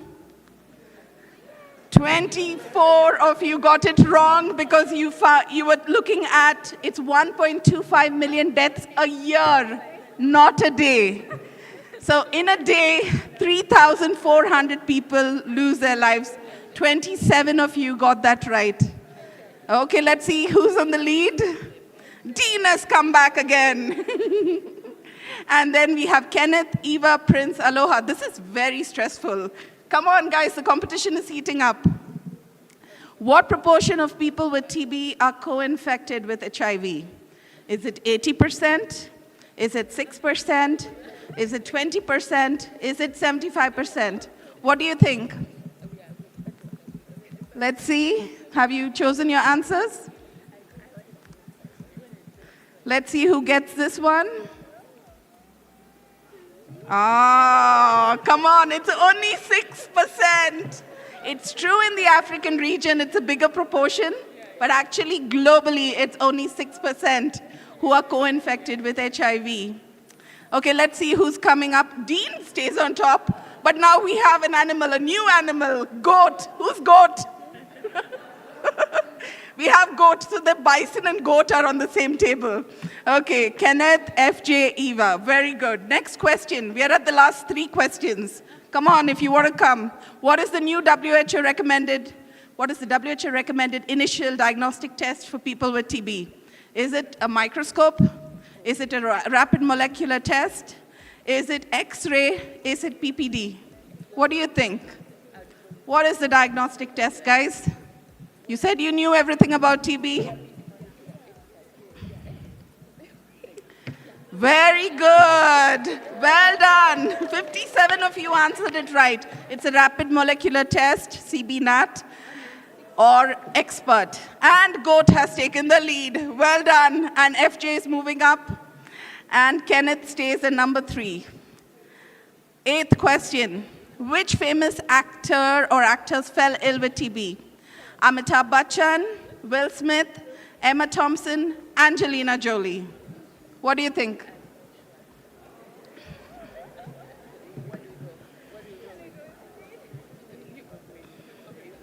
Time's running out, guys. It's an Indian. Maybe you don't know him that well. It's Amitabh Bachchan, not Angelina Jolie. If she had it, TB would be somewhere else. Dean has come on the lead again. Where's Dean? And we have GOAT. The second last question. Which famous musician fell ill with tuberculosis? Was it Ringo Starr? Was it Tom Jones? Was it Tina Turner? Or is it Katy Perry? Don't write what you wish, who you wish got TB, but choose who had TB. Which celebrity from this group? 31 got Tom Jones, Ringo Starr, Tina Turner, all 3 are correct. Only Katy Perry didn't get it. So there were 10 hopefuls who hoped for that. But no, she didn't fall ill with TB. Okay, let's go ahead and we have Din still maintaining a strong lead, FJ moving up, and GOAT staying in the middle of the board. Let's move ahead to the last question. Which 2 world leaders recently committed to ending TB? Is it Prime Minister Robina Nabanja and Luiz Inácio Lula da Silva of Brazil? I don't need to tell you the first one, it's your country. Then Sheikh Hasina and Narendra Modi, Joko Widodo, Emmanuel Macron from France, Narendra Modi, India, Joe Biden, US. What do you think? Come on, guys. Yes. Yes, we had her here just yesterday, your Prime Minister, kicking the football into the goal. We should show you the video. Very inspiring. Okay, let's see who's winning, who's won, rather. The podium on number 3 is Push. Where's Push? Stand up. Second place is Mary G. It's Mary, okay. And first place, Eric David. Round of applause. Okay, you get NTB West and you're going to, yes, please. Let's go. Our youth leaders will hand it out. Congratulations to our 3 leaders, to our 3 winners. Well done.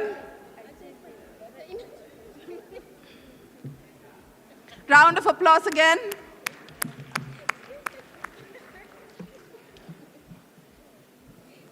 Okay, so with this, if you didn't know about TB, well done. So with this, if you didn't know about TB, you at least learned something, right? And we also got an idea of how much you really knew about TB. Now, after all this fun, let's get down to some business. And for this, let me quickly start by providing you a quick overview of the situation on TB. Can I have my slides up, please?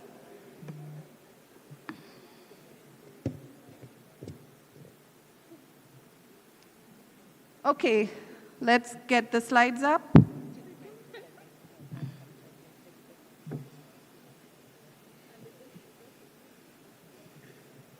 So what I'm going to do is share with you some of the numbers. You've heard of some of these numbers already, but I want to reiterate so that you have some basic knowledge on TB.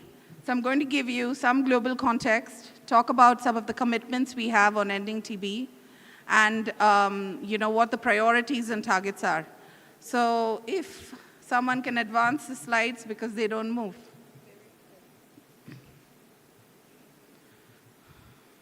No. Doesn't work. No. Yeah, no. So TB affects every part of the world. No part of the world is spared. There's no place which is free of TB. More than 85% of people with TB are in 30 high-burden countries, okay? And Uganda is one of the high TB burden countries. So just so you know, TB affects all age groups, all genders, but it majorly affects men. 55% men, 33% women, and 12% children. It's the top infectious killer in the world. 1.25 million deaths a year, 10.8 million falling ill a year. Over 400,000 people develop drug-resistant TB, which is a tougher form of the disease, longer to treat, more toxic drugs. And about a quarter of the world's population has infection, which means that it's the TB that's sleeping in your body. And when you are immunocompromised or, when the situation changes, it gets reactivated. So a quarter of the world's population, so you can imagine how much that is. It's over billions, right, infected with TB. But the good news, it's a preventable and curable disease. This just shows the statistics with drug-resistant TB. Not everybody accesses care. And then, importantly, to say that TB is not just a health issue. We cannot cure TB just by giving medicines, drugs, doing quick diagnosis. All that is important, but it's a social issue as well. And you heard Joan share her experience. If you've been around longer, you've heard others talk about things. Undernutrition is one of the major drivers of TB, which means food is really important. Alcohol use, tobacco, HIV, diabetes, all of these are major drivers. And TB drives people into poverty. Half of the people with TB and their households face catastrophic costs because, getting the diagnosis, having to leave work, having to stop school, all of these things have impact on the lives of people and drives them to face catastrophic costs. Now, very quickly, the good news is we have a lot of commitments to end TB, right? So if you look at this, you will see we've been pushing. But I would say in 2018, that was a turning point for us. For the first time, world leaders started talking about TB. Heads of state, government, they made commitments to end TB. Driven by that, a lot of action happened. And then last year, again, world leaders met for the second time, and there were more commitments made to really accelerate the response. And if you look at this is just to give you a snapshot of targets, right? So for instance, out of the 10.8 million people who fall ill, only 8.2 million access care. That means 2.7 million people worldwide don't have access to treatment for various reasons. It could be because they access care in the private sector, they're not notified. It could be that they're being missed, they're going to different places. So the target is that we reach them, that we close that gap, and at least 90% of those who fall ill are able to access care. 90% are able to access preventive treatment, because again, this is a big gap. Same with the rapid diagnostic tests that all of you got right. The problem is still not everybody has access to it. Often the microscope is used as the first point of diagnosis. We miss out on this. So, we want 100% of people to have access to rapid tests. Funding is a super serious issue. Major funding gaps, both for TB programs as well as for research. And then we don't have a good vaccine. You all know the BCG vaccine you get as a baby. That's the only vaccine that exists. It's over 100 years old, and it only protects in the first year of life. You may think that it protects you, and it protects first year of life from very severe disease. Now, we've seen with other diseases, vaccines come faster. Unfortunately, for TB, this is not the case. So we really need research to push this forward. There are a whole range of commitments, including making sure those that are most vulnerable are not left behind, addressing the needs of refugees, migrants, emergencies, making sure civil society communities are engaged, strengthening multisectoral engagement and accountability, which was the theme of this conference that we've had for 2 days, and the need for accountability to report and review progress.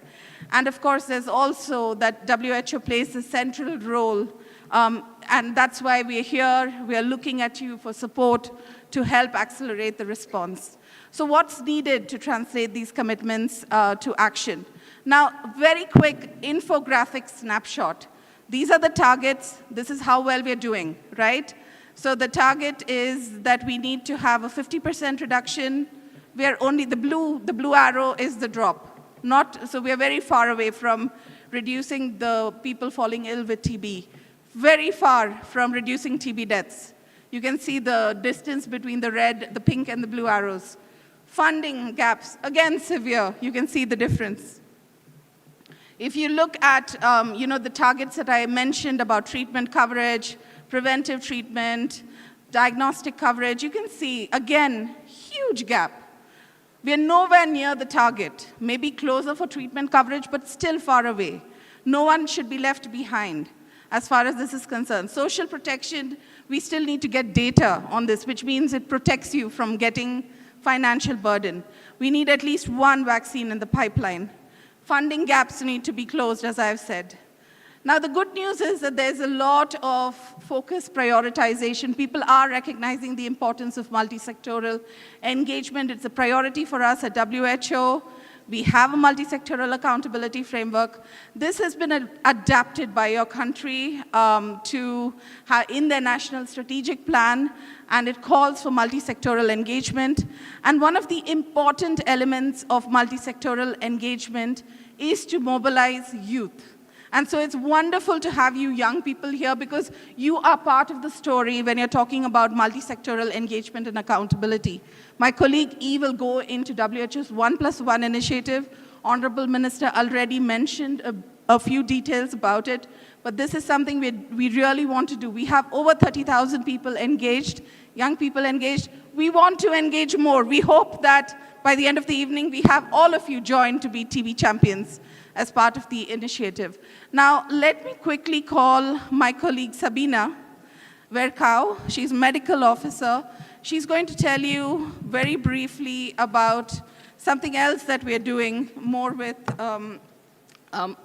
have a roadmap on ending TB in children and adolescents. Sabina, maybe you'd like to quickly share. Thank you, Monica. Hi, everyone. So my name is Sabine. You already heard from Monica that 10.8 million people fell ill with TB last year. About 1.25 million of those were children and young adolescents under 15 years. So we have developed at WHO a roadmap towards ending TB in children and adolescents. And of course, that's also highly relevant to this youth initiative because adolescents are in the age group between 10 and 19 years. So the aim of the roadmap is really to define the actions that need to happen over the next 5 years, and it was launched last year in 2023, to reduce the number of kids that fall ill with TB and that die of TB. And it's fully aligned with those high-level meeting targets that Monica just went through. And there are 10 key actions in this roadmap that cover different areas, including funding, accountability, social protection, advocacy, capacity building, prevention, optimal care, integrated strategies, and recording and reporting, and research and development. How do I move the slides, Monica? Okay, great. Oh, yeah. So I just wanted to highlight some aspects around youth engagement in this roadmap. Of course, there's reference to the 1+1 initiative in the document, and then examples cover community engagement and also adolescent-friendly services, because adolescents really need services that talk to them, that make them feel comfortable, and that address their needs. And then in the key actions, we have collaboration with the Ministry of Education to really look at integrating TB information and education sessions to improve dissemination of correct information, to reduce stigma and discrimination. And we've heard from the young TB survivors here that there is still a lot of stigma, there is still a lot of discrimination associated with TB and HIV. And then really also look at minimizing the impact on schooling. If you're in school and you have TB, if you experience stigma, you're not allowed to go back into school. But people don't know that if you're on treatment and you've taken the treatment for about 2 weeks, you're usually no longer infectious, so you can go back to school. But many kids are losing a whole year of school sometimes, all right? So we also need integrated people and family-centered services. So we need to create awareness, invest in education and sensitization of communities, and then focus on those young generations to really build that awareness and generate knowledge and understanding around TB, to destigmatize. Then also for the programs, we are asking them to report in 5-year age groups. Currently, many countries are reporting just the young kids, and then they group all the older kids together with the young adolescents. But if they can report by 5-year age groups, we get a better understanding of the burden and the issues related to the adolescent age group between 10 and 19 years. So that's what I wanted to share about the roadmap. Thank you very much. Thanks for that, Sabine. So this is just so that you have awareness that there is a roadmap that exists on engaging you people, because it's not just about having the mobilization of all of you young people. It does affect children and adolescents, and we've heard this story throughout. So now I'd like to turn to my colleague Wongi. She is the lead on youth engagement at WHO's Global Tuberculosis Program and leading the work on this important issue. She's going to present on WHO's 1+1 Youth Initiative to end TB. Over to you, E.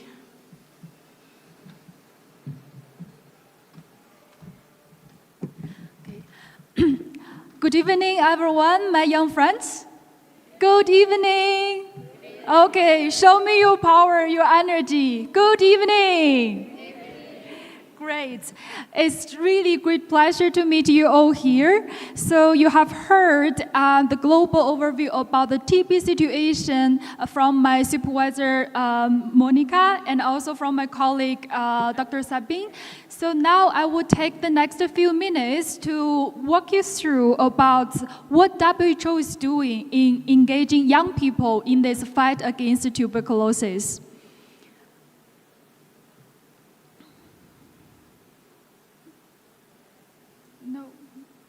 Yes, thank you. Okay, so WHO's Global Tuberculosis Program has been leading efforts to proactively engage young people in the efforts through TB, ending TB through the 1+1 initiative. The whole concept of the youth mobilization to end TB serves to meet the specific needs of young people and realize your rights, as well as tap into your potential as agents of change. In 2022, you can see this picture from the right side, WHO launched its Youth Council on Health. As the secretary member, 1+1 initiative proactively engaged in this dynamic network to promote meaningful youth engagement in addressing key global health priorities, especially on ending TB. We have been focusing on building capacity of young people on ending TB through the close collaboration with youth-led organizations, young TB survivors, civil society, especially on advancing the engagement of young medical students and amplifying your critical role in ending TB as future health workers. In the summer of 2019, over 200 young people from all over the world pledged their commitment to end tuberculosis at the first youth town hall on ending TB in Jakarta, Indonesia. You can see the very colorful image from this site. That's from the event. Through a bold youth declaration on ending tuberculosis, youth representatives outlined 6 key commitments and actions that young people can accelerate efforts to end TB.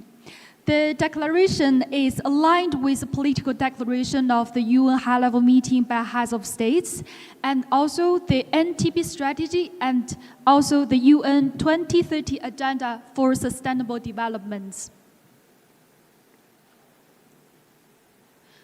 So 1+1 initiative relies on small actions that young people can contribute. We believe that if each one reaches one, we can reach millions. Each one reach one, the first concept, stands for spread awareness and knowledge about TB prevention and care through the information campaigns, including through community or social media care. We advocate to end TB.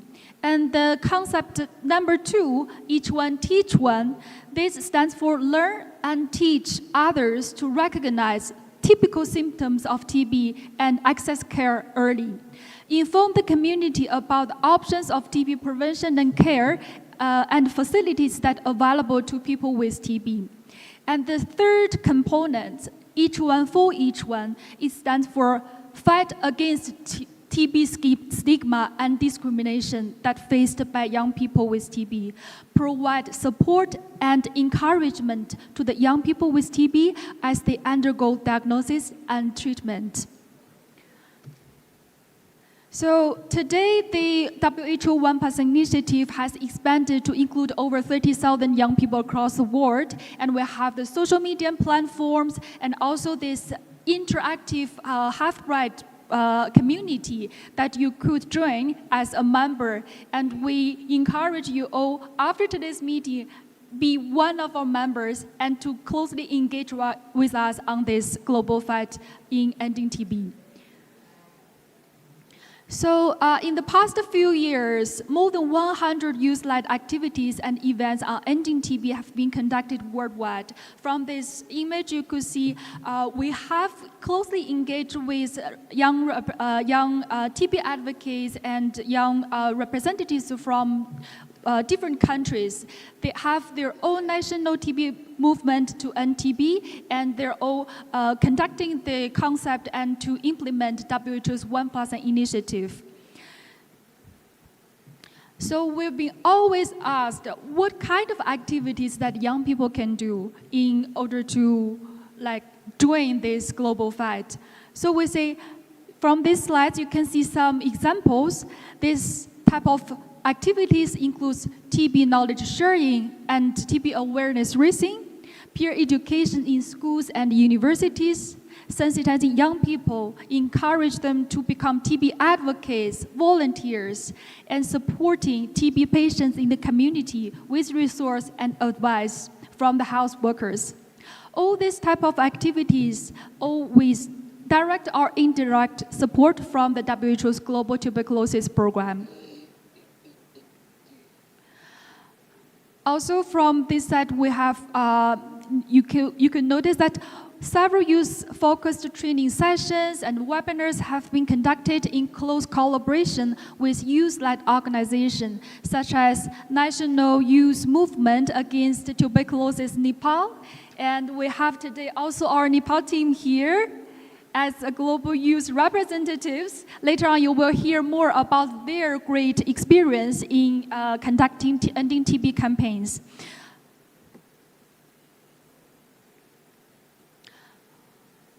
Sorry.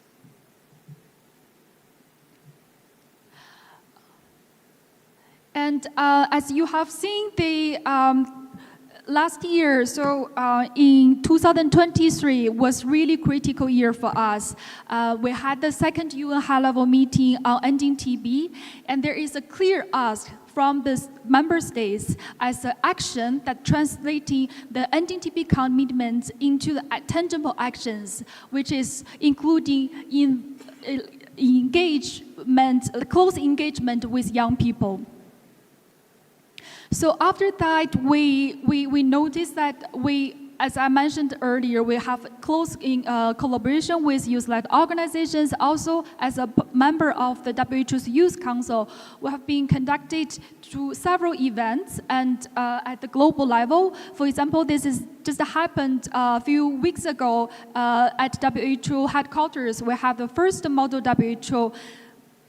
There are more than 60 young students across, from all over the world, and they are joining the event, learning about TB and brainstorming about the resolutions from their perspective on ending TB. Also, from these slides, you can see we have the Youth Council, Youth Town Hall, June in Bangladesh and July in China. So now we're happening here in Uganda, and we're really looking forward to have this fruitful discussion after that, and we can have this close collaboration with you all. So we've always been asking also what kind of support that Global Tuberculosis Program could provide. We have the technical support. We encourage the medical students to have disseminate and been updated with WHO recommended guidelines. Also, we have trainings, webinars, and interactive cyber community to engage young people. And then also we constantly promote social media campaigns and encourage young people to be a part of us, even through the virtually on social media. Yes, so we understand that the digitalized solution for undertaking youth-led activities is very important. So next step is which we will be focusing on the capacity building. Also, as we understand against the TB stigma and discrimination, ensuring everyone feels safe to access TB care, and advocacy and awareness building based on the new high-level meeting targets. We advocate through media, social media, encourage all of you become ending TB champions.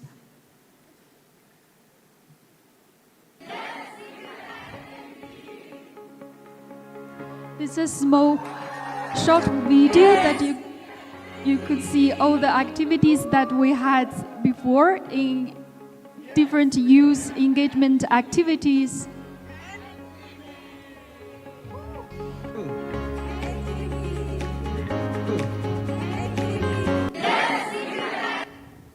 And last but not least, we really encourage all of you to be a member of us and get close in collaboration with us in ending TB. Thank you. Thanks so much, E. I hope that was a very comprehensive session. Now I'm going to ask, do you have any questions for us on these basics on TB? Any burning questions, guys? No burning questions. I know that we're running out of time. We have a special panel prepared for you, but more than that, so one is the panel, of course, but we've also put you into groups, so we want to also take time to hear your ideas on the topics that you've selected. So what I'm going to do is I'm going to do something unorthodoxy. She's going to moderate the session, but we're not going to sit, okay? I want to invite the youth leaders who are going to be on the panel, and it's going to be conversation style standing.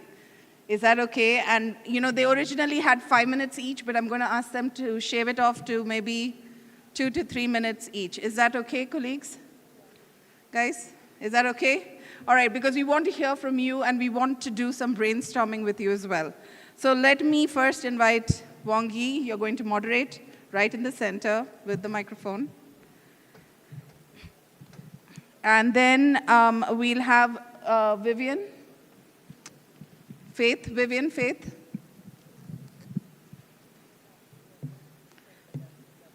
From Kenya. She's a TB advocate from Kenya. Aaron Sunday, he's a TB survivor and advocate from Uganda. Then we have Madhusudan Kafle from the Nepal Youth Movement Against TB. And we have Ankunda Dorek, Youth Representative, Uganda. And we have Naka Yenga Pauline Diana, President of the National Medical Students Association in Uganda. Guys, can you come and stand here up front? So let's have a conversation standing. Is that okay with y'all? It's to keep everybody alive. It's like the last watch, but we want you to stand here, TED Talk style, and share your experience, your ask. Do we have all the panelists here? Yes, wonderful. Please, E, it's now over to you. Thank you, Monica. So really grateful to have our great youth champion from different countries, and they're all here together, and they will share their stories, how they became youth ending TB champion. First, I would like to give the floor to Ankunda Dorek from Uganda. She is a disability inclusion advocate who lost her hearing ability at a young age due to illness, and she dedicated in promoting inclusiveness in tuberculosis and lung health care services in Uganda. She also starred in a movie named When You Become Me, which highlights the challenge faced by individuals with disability and aims to change social perspectives about them. So I give the floor to dear Ankunda to share her story.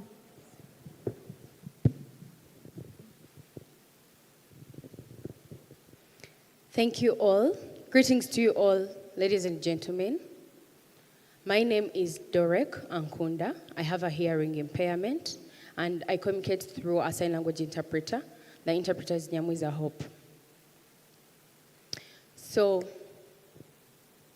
talking about TB, today I'm going to be talking about a study that we conducted with a colleague exploring the challenges faced by deaf volunteers in accessing tuberculosis diagnosis. So I didn't do this alone. As I informed you, we carried out this study with my colleague, Dennis Mujuni. He is also here.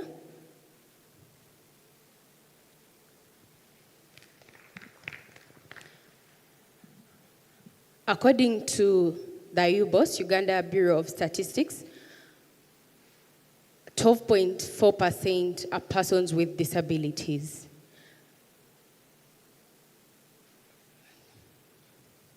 And over 1 million of these are persons with a hearing impairment. But persons with a hearing impairment usually lack access to education and mostly depend on sign language as their mode of communication. So it means it is really hard for them to read and write since they lack these literacy skills. And since they lack these literacy skills, that is why we felt like it was really important for us to have this gap solved for persons with hearing impairment in access to healthcare services for tuberculosis diagnosis, because very many deaf people, and if you can bear witness with me, in our health centers, the hospitals in Uganda, we have no healthcare service providers that know sign language, and also we do not have sign language interpreters in these hospitals. So even these sign language interpretation services are really expensive, and for the deaf people who are barely employed or who barely have jobs. So we came up with sign language enabled tool as a solution for these deaf people to access TB diagnosis, and this can be a mode that will ease communication between the deaf and the healthcare provider, so they can easily provide this pre-diagnosis for them. And so we would love to call to action. We would love to call upon Ministry of Health to join us on this journey, because we would love to see this come to action. It is work underway, and we have not yet completed it. So you can support us on this journey and all potential partners in the room, so that we can make sure that we put an end to TB, and also ensure that we leave no one behind. Thank you.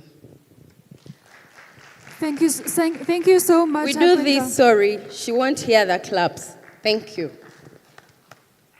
Thank you so much for your sharing.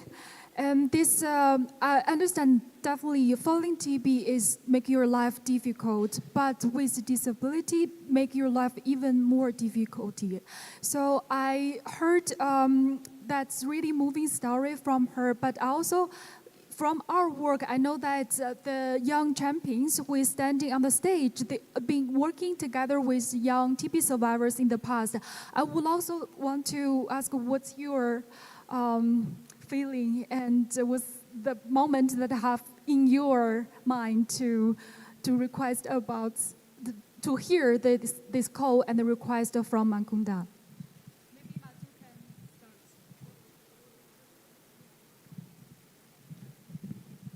So thank you so much, A. Thank you so much, Dorek. Actually, I met her during the union conference recently, which was held in Bali, and we have been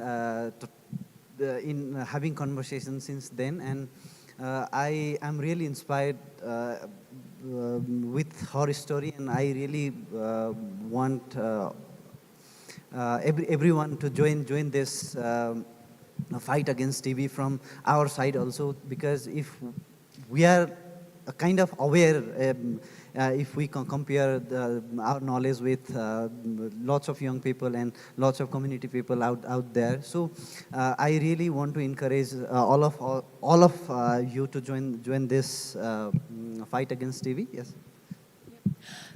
Thank you, Madhu. So I also realized that today is not only Ankunda is here. During this 2 days meeting, there are a group of young people from her community also joined us to learn about TB and to learn all this work that's being conducted worldwide against TB.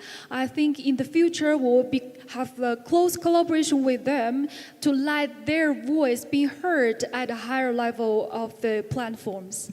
Thank you so much, Ankunda, for sharing your story.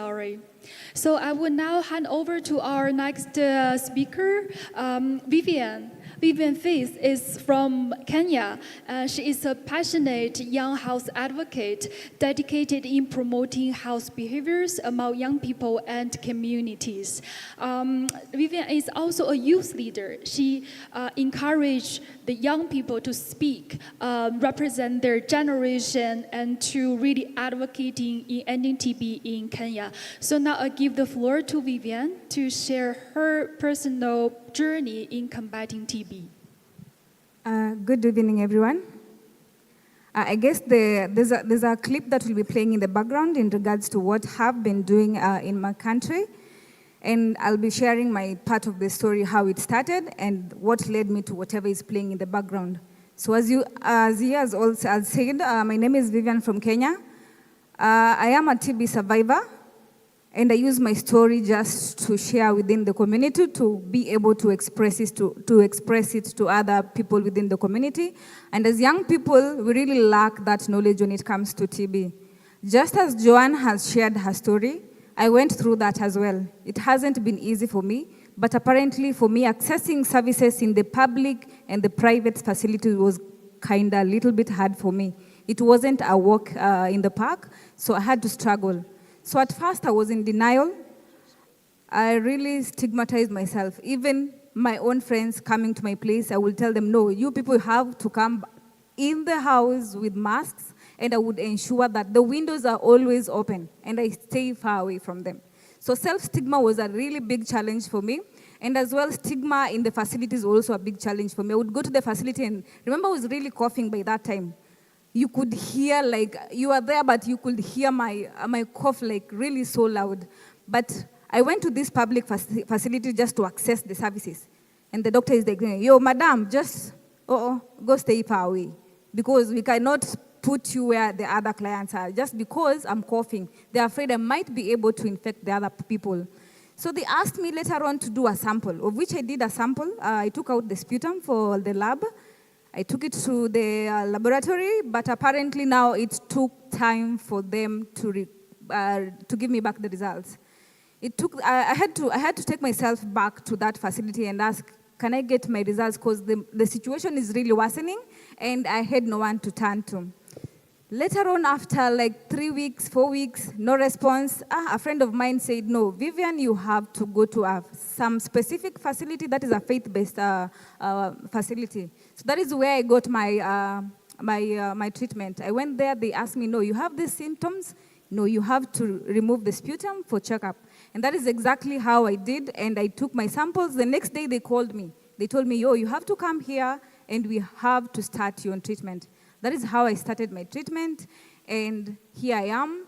It wasn't a walk in the park, and due to time, I'll just cut it there, but we can bond after this, and we have a chat.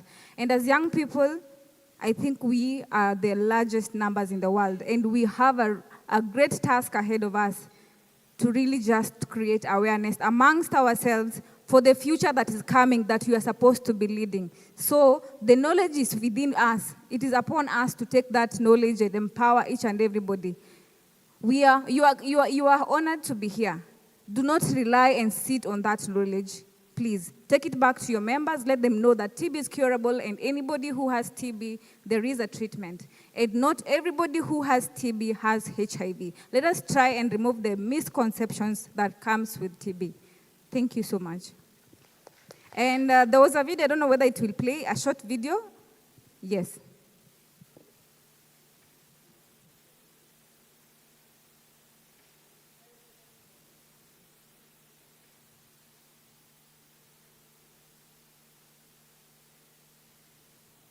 everyone. Hello, how are you?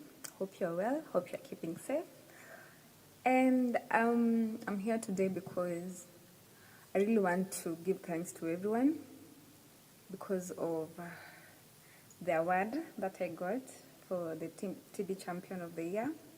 As you all know, I've been doing advocacy a lot on issues of TB. I'm really trying to create awareness on issues of TB within the society, nationally, you know. And today, I know it's been long since. Thank you so much. I think for the interest of time, we will share Vivian's great video later with all of you. There is a published video on YouTube, and TikTok as well, so we can share the link with you all, and we will hear more story from Vivian. I now turn over to our next speaker, Aaron Sandy. So I think we met him 2 years ago in a very interesting occasion, because Aaron was really famous for the advocate for HIV use as an HIV survivor. Then after his story, I've learned that he wasn't only contracted with HIV, but also TB.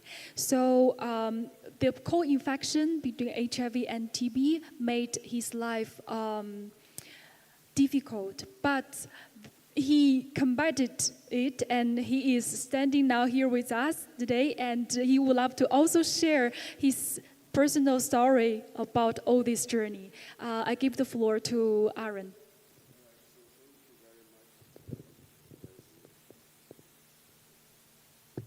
All right, thank you very much. You have already shared my story. So Aaron Sunday is my name. My story is not far-fetched from what we heard from our colleague earlier. I was 12 when I was diagnosed of HIV. I didn't know, and nobody told me. It was through blood transfusion. Of course, my father wanted to save my life. I was sick. They didn't know what was wrong, and he needed to donate blood.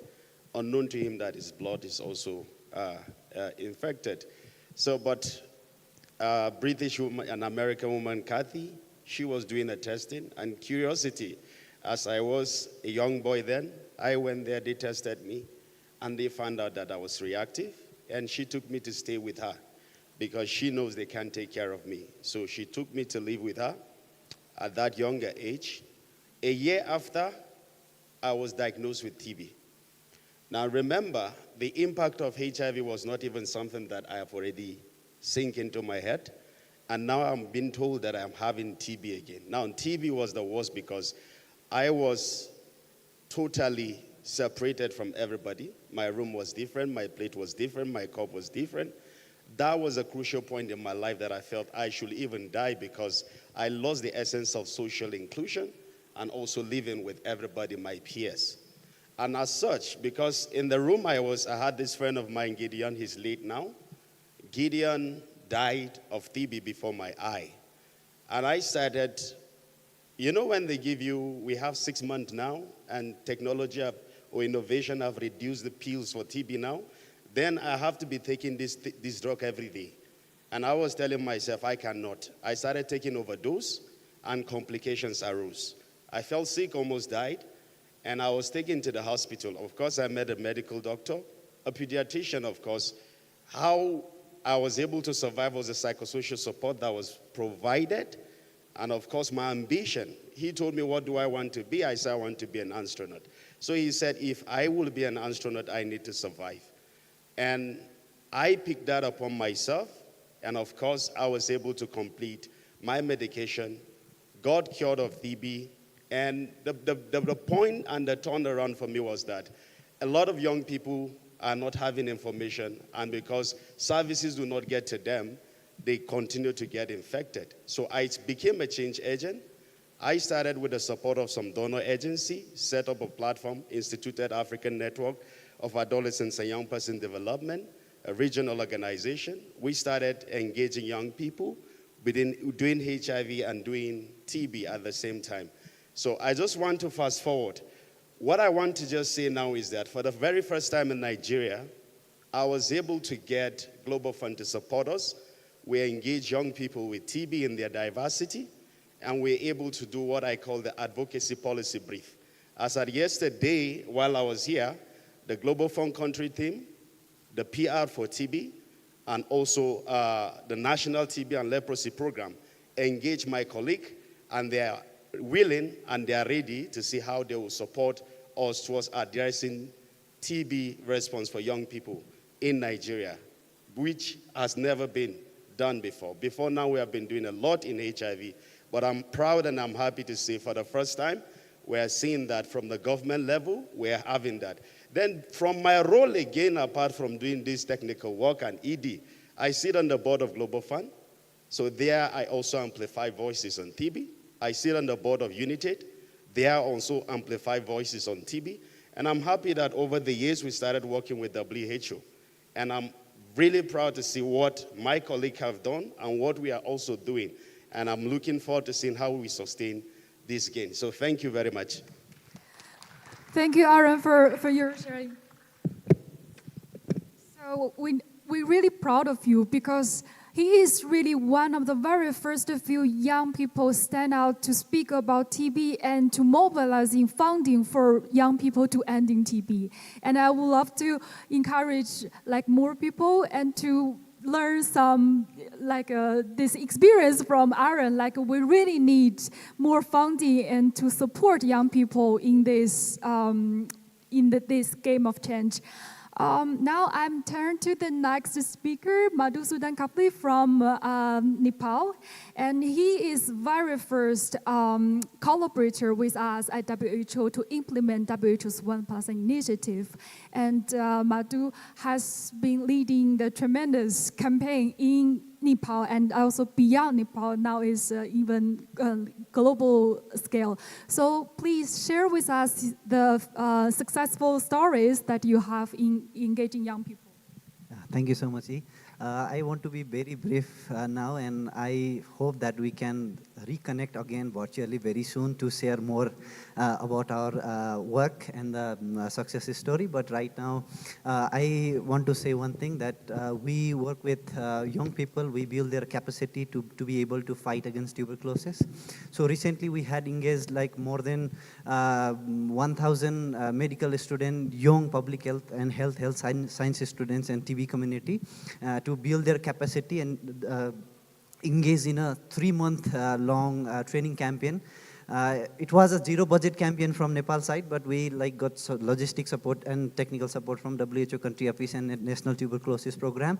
And in that particular campaign, we were able to educate more than 55,000 school children in Nepal across all provinces, reaching more than 40 districts, reaching more than 1,000 key stakeholders from the parliamentarian ministers to the mayors of the municipalities. And then we completed this whole campaign in 3 months. And right now we are replicating this campaign in other countries as well. And if you say yes, we will definitely bring this campaign to Uganda, but you have to say yes. And in Bangladesh also we are doing this, and we are doing this in other countries as well.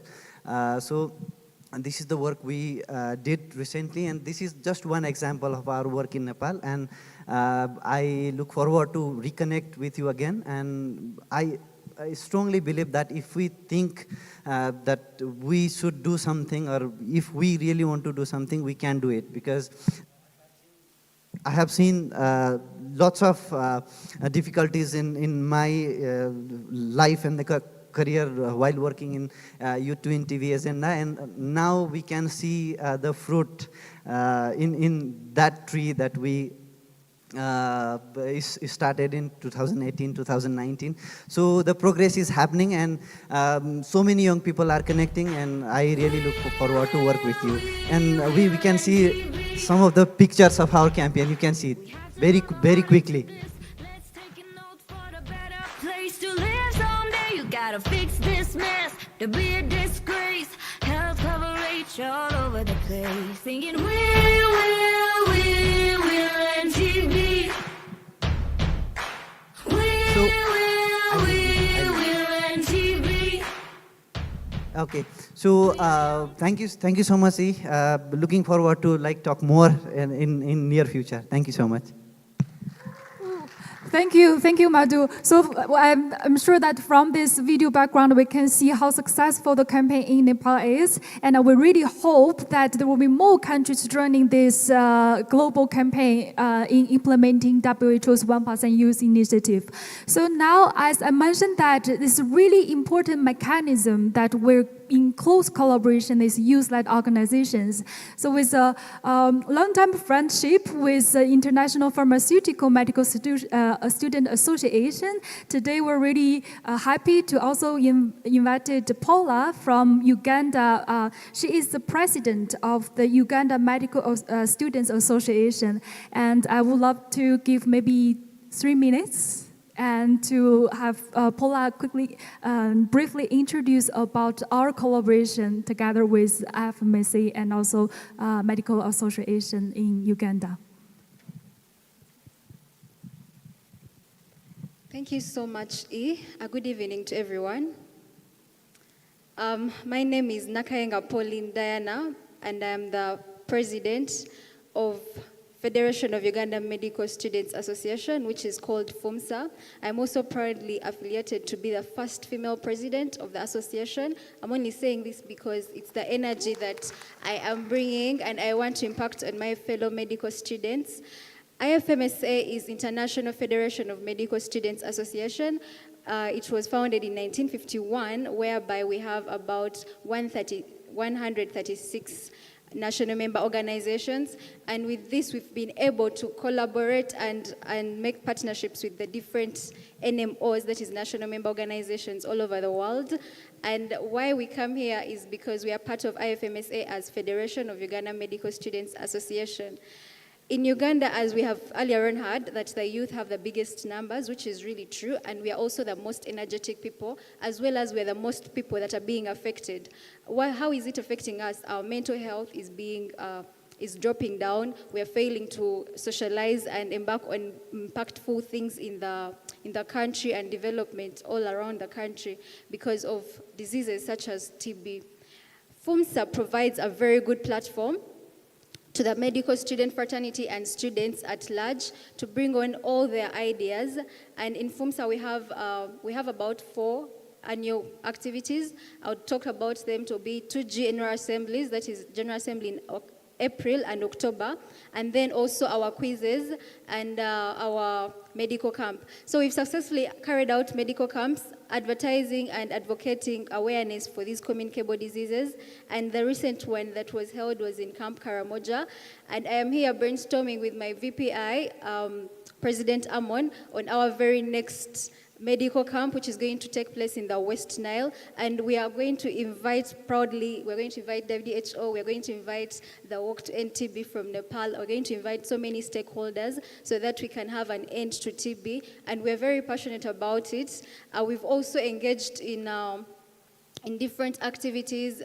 We have about 12 universities all over the country, well spaced, and we're having 2 more universities joining us very soon, and we are very happy. I call upon every medical student here. We're going to try and put out calls for advocacy. If you're having a research, if you're having anything you think that as a project to bring into the Uganda Medical Students Association to help the entire students fraternity and the youth in Uganda, we are going to welcome it. Thank you so much, WHO, for the opportunity. Also, thank you so much, IFMSA, for this great opportunity, and Ministry of Health. We will be very glad to partnership with you.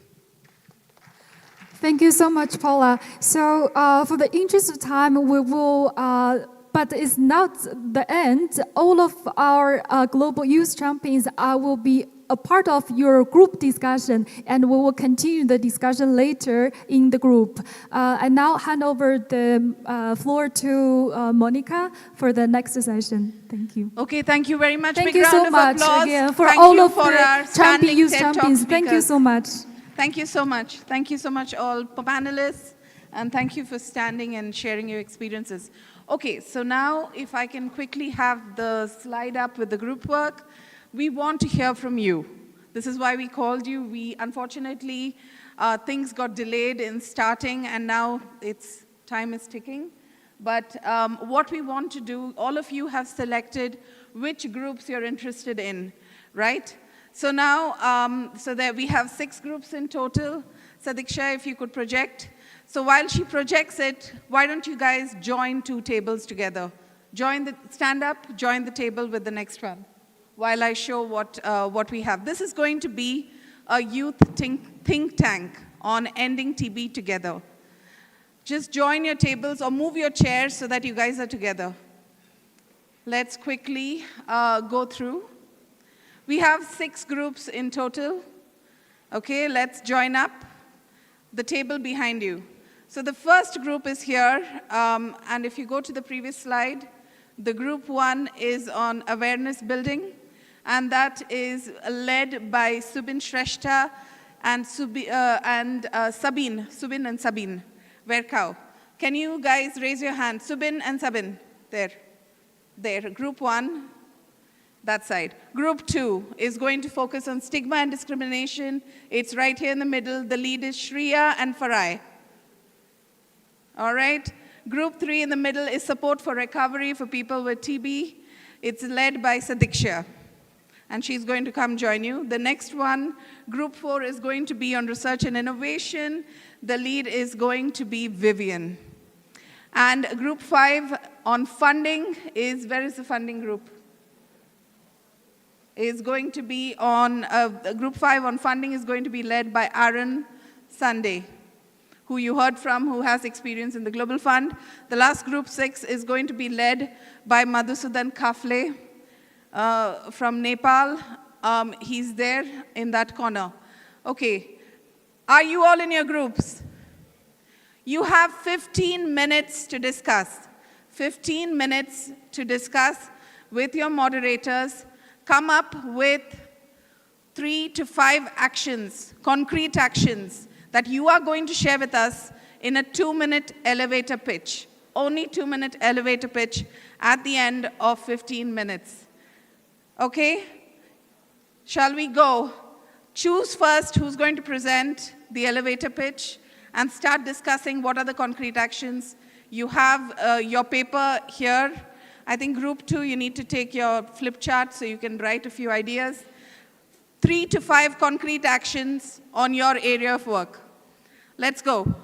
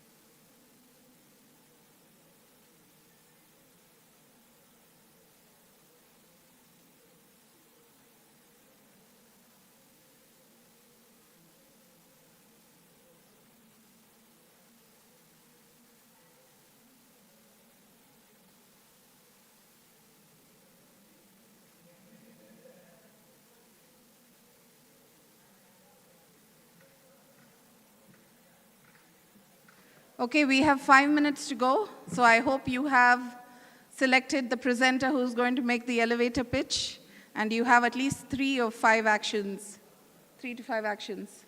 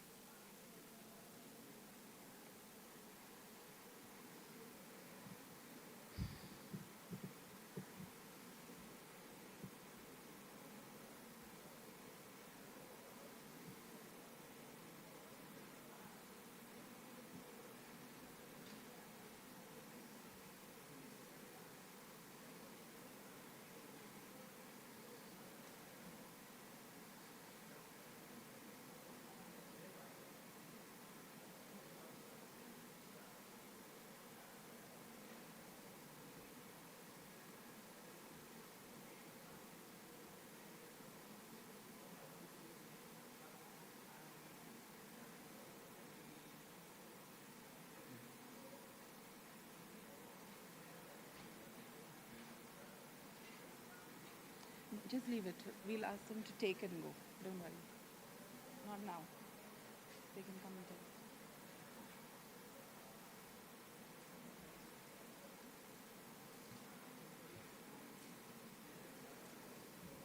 Okay, this is like Master Chef. So you have 3 minutes to go. Time to start preparing your plates and your answers.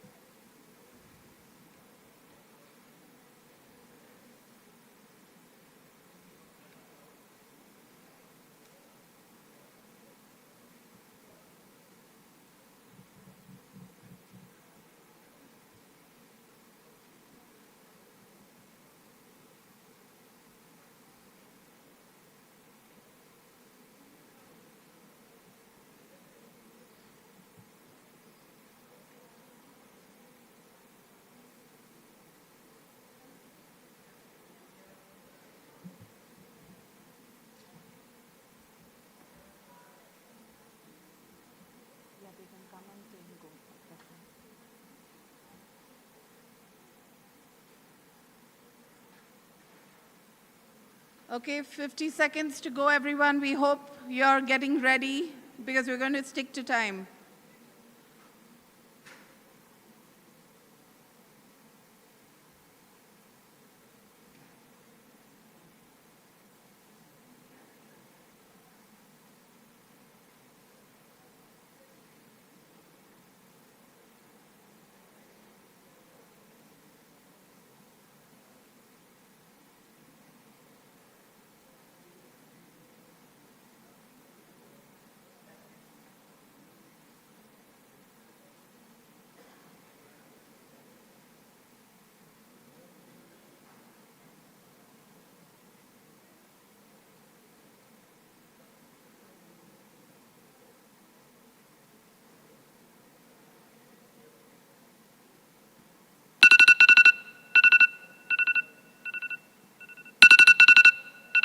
The time is up.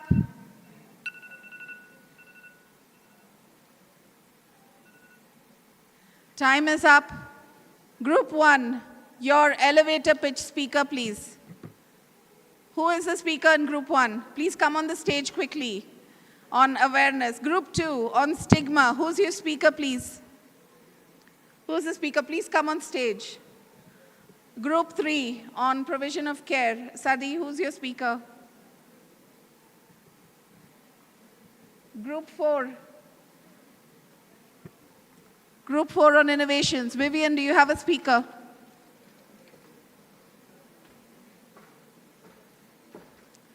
All right. Aaron, do you have a speaker on financing?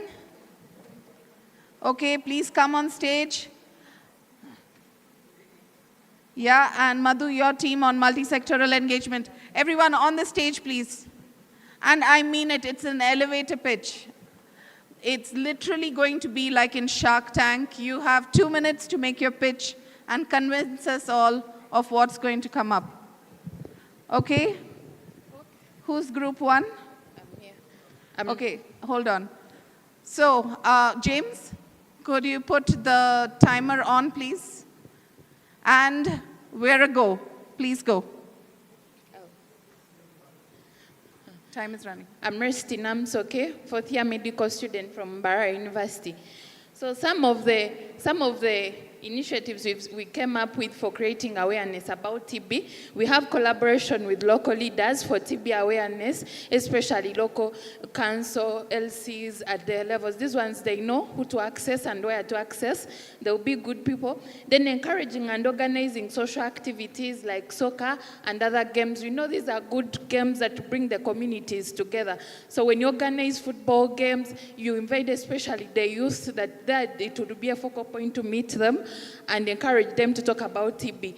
There is also peer-to-peer education, especially us who have gotten a chance to come here and be educated about TB. If you go away from here and go to influence our fellow peers, it will create a big impact. Then social media campaigns, we make posts on Instagram, TikTok with the hashtag NTB. It will send a strong message that would influence other peers. Then we have through organization of skills and edutainment in schools and also the village level. It would create a lot of awareness. So good evening, everyone. My name is Neighbor Rapofia, a pharmacy student of Victoria University. So the other things to do, we can make information accessible in local languages, in sign languages, where many people will be involved and they will understand what you're talking about. Then you can be good volunteers, you can participate in such, and with this we gain more knowledge and go create awareness out there about TB, and we shall be able to end TB. Then you can also engage the entertainment industry. For example, engage those good artists to give out songs about ending TB. Yes, thank you, that was Group 1. And you've kept time. Well done. Thank you, Group 1. Great ideas. It shows the speed that we have here and the power of youth. Let's go to Group 2. Thank you very much. Great presentation. Group 2 is on stigma and discrimination. James, countdown, please. Thank you so much. Good evening to you all. This is Kaira Jamira, Group 2 representative. And our topic was basically about stigmatization among TB patients. Well, among the causes, because solutions come from the causes. So among the causes that we found out is that people out there do not have the correct information about the disease. They have myths and misconceptions. So the first solution that we went for is to increase and creating awareness.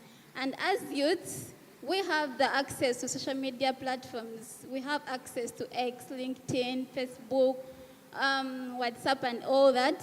So we can use these social media platforms to raise awareness about TB by giving the correct information, definition, symptoms, and the drugs, and the duration and everything. People can get to know that, yeah, this is the correct information.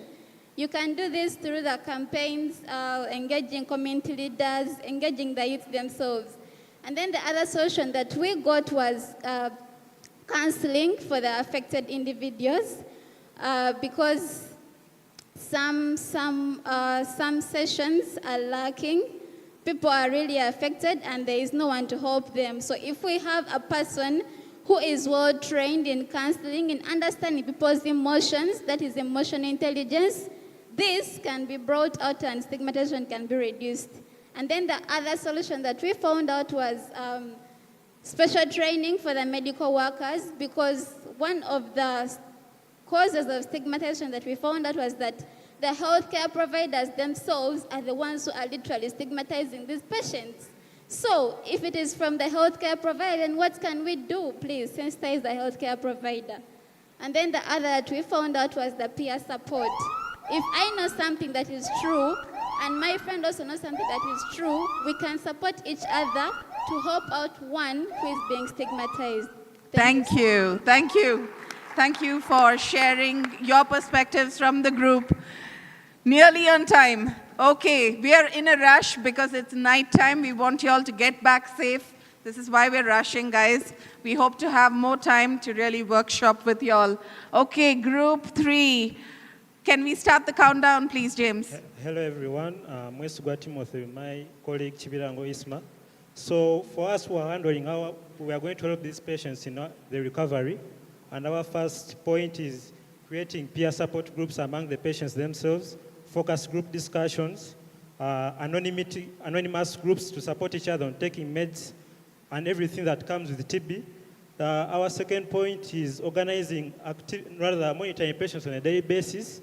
This, since TB has a high resistance rate, so we are encouraging patients to take drugs every day, maybe through family members or health workers themselves. Then the third is organizing activities to support the TB patients get treatment. Now in this, we are organizing runs, fundraising activities. Because TB, the treatment runs for 6 months, so these patients are not working anymore, so we need to support them through fundraising, getting them financial support and economic empowerment.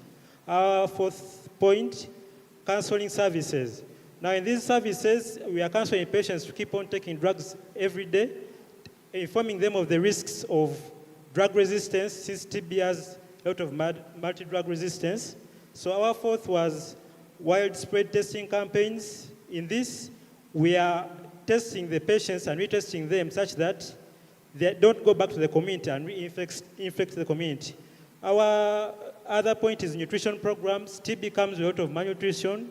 So if we give them a balanced diet and so on, they can improve on their nutrition.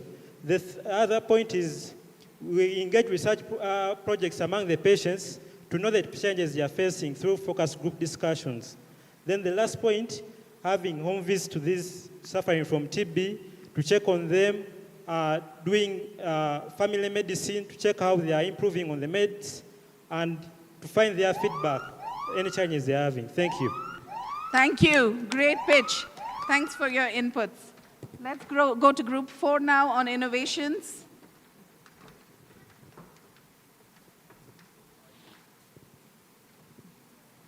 One of you can hold it up. Yeah.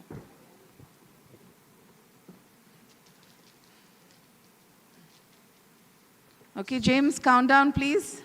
So as group 4, we are looking at why, despite TB being an unknown disease, there's still a very big gap in innovation. So we think we are being asked how we can use research to ensure that we can bring a reduction in TB. So we are thinking that as the youth, we have no platforms to really participate in research. For example, there are many people in medical school who are really interested in research, but there are no available avenues to really engage in research. If you have a research proposal, you have a lot of protocol to go through to have your research verified. So we think that there should be a platform that deliberately empowers the youth to really be interested in doing research. In this way, we are going to, by introducing innovation hubs, where people can come up with innovation and take them there, where you can have TB hackathons, putting prize monies for people who come up with innovation so that they are motivated to keep to keep going. Also, we have no involvement of policymakers. We believe that if we really bring policymakers on board, like the government, since they have the power to influence policies, we can actually give them our ideas on TB and actually put the cautious effort to have them realized. So we believe that if we fully engage the policymakers like the government, the Ministry of Health, they can be available to really implement our ideas. But also, we want to bring cheap, cost-effective, and easiest ways to diagnose TB. Like the way you see we can diagnose HIV at home, there should be somewhere where you can just do a single prick and you can diagnose what? TB. Right now, you have to go to Mulago and get a gene sputum for you to be diagnosed. So we need to create simple and cost-effective ways to diagnose TB. Thank you so much. Okay, thank you very much. Great ideas. Indeed, we need a point of care test. Let's go to the fifth group, please.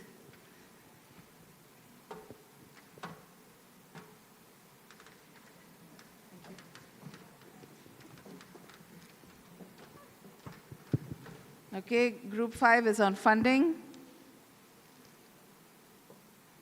Okay, James, please hit the countdown, please.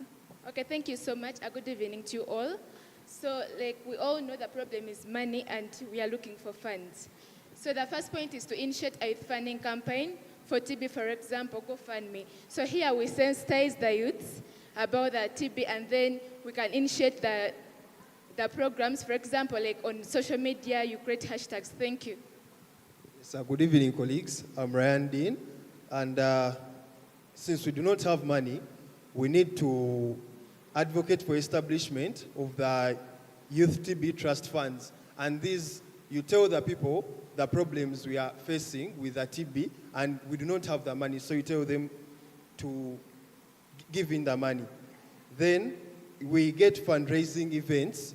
For instance, TB runs. We saw our colleagues in Nepal were running, and that was bringing in money for them to end TB. Then advocate for budget line establishment in the National TB Program annual budget. Here we are having a budget, but we are trying to increase the amount of money for TB.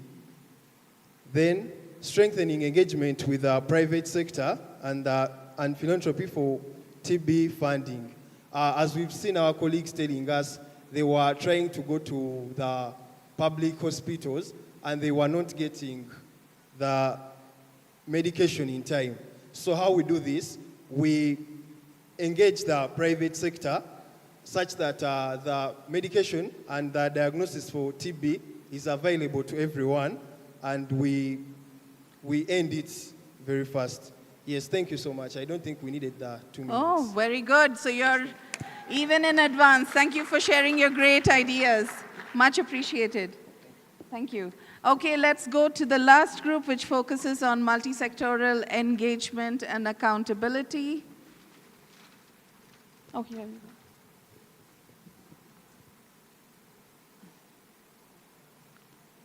Okay, thank you. Let's have the timer, please, James. Thank you very much. So we are talking about multi-sectoral collaboration. All your ideas were great, but we have to agree that we cannot achieve them if we are working in silos, and so we need to work together because it's the teamwork that makes the dream work. So our first area is academic institutions, and we want to have NTB clubs. And we want to have these clubs beginning from primary school level, secondary school level, and then tertiary institutions. It's amazing that all of you are able to get here, but not everyone is able to come here. And so if we're able to take this to schools, primary schools, secondary schools, tertiary institutions, and then we can create champions who can go to their homes and spread the message, that would be wonderful. Then the other thing that we need to all take note of is that, well, we have NGOs and we have community-based organizations in the different communities that we come from. Now, we're looking at having the NGOs come in to do resource, they come in to fund our activities, and then also to do capacity building of the different youth that are there in the schools, just like we have talked about the NTB clubs. And then also these community-based organizations, since they know already the different communities where they are, they can get this funding, go to the different communities, and then foster a change and champion ending TB. And Finally, we've all said something about social media, right? So we want to work with creatives and edutainment and social media, of course. Because the game we just played here, imagine if we did that away from Speak Resort, and we did it in schools, and we did it. So we want to engage IT and creative people to come up with games, to create content, and then put it out there on social media, just to improve awareness and advocacy and drive change. Thank you very much. And you're on time. Thank you very much. Teamwork makes the dream work. Indeed, very true. Big round of applause to you all. Thank you so much. We're sorry that we've had to do it in a very rushed way, but security is a priority for you all. Thank you all to our audience, to all of you who've made time to be here, who've brainstormed these ideas. We'd like to thank the Ministry of Health of Uganda and all the different partners who've brought you all together. Now, a couple of things. We're going to take these ideas that you have. It's kind of a declaration on these topics from all of you. We're going to summarize your points. We will share it with the Ministry of Health. We have the Health Commissioner. We have the Honorable Minister of State. We will share your points, and we hope that we can then continue to have more iterations of meetings with you. We hope that you will join WHO's 1+1 initiative, and that we can have a Uganda Youth Declaration to end TB. So this will be very much a very concrete next step, bringing together all of your ideas. So your ideas have all this value, even though you were able to summarize it in 2 minutes. So thank you, everyone. Wish you all the best and very safe travels as you go back home. I won't take up much more of your time. Thanks to you all. Thanks to the Ministry of Health, the partners who've all facilitated. Let's give each other a big round of applause. And we have some goodie bags for you. Please come to the front. We have E and we have Madhu here. Come grab your goodie bags before you leave. Thank you, everyone.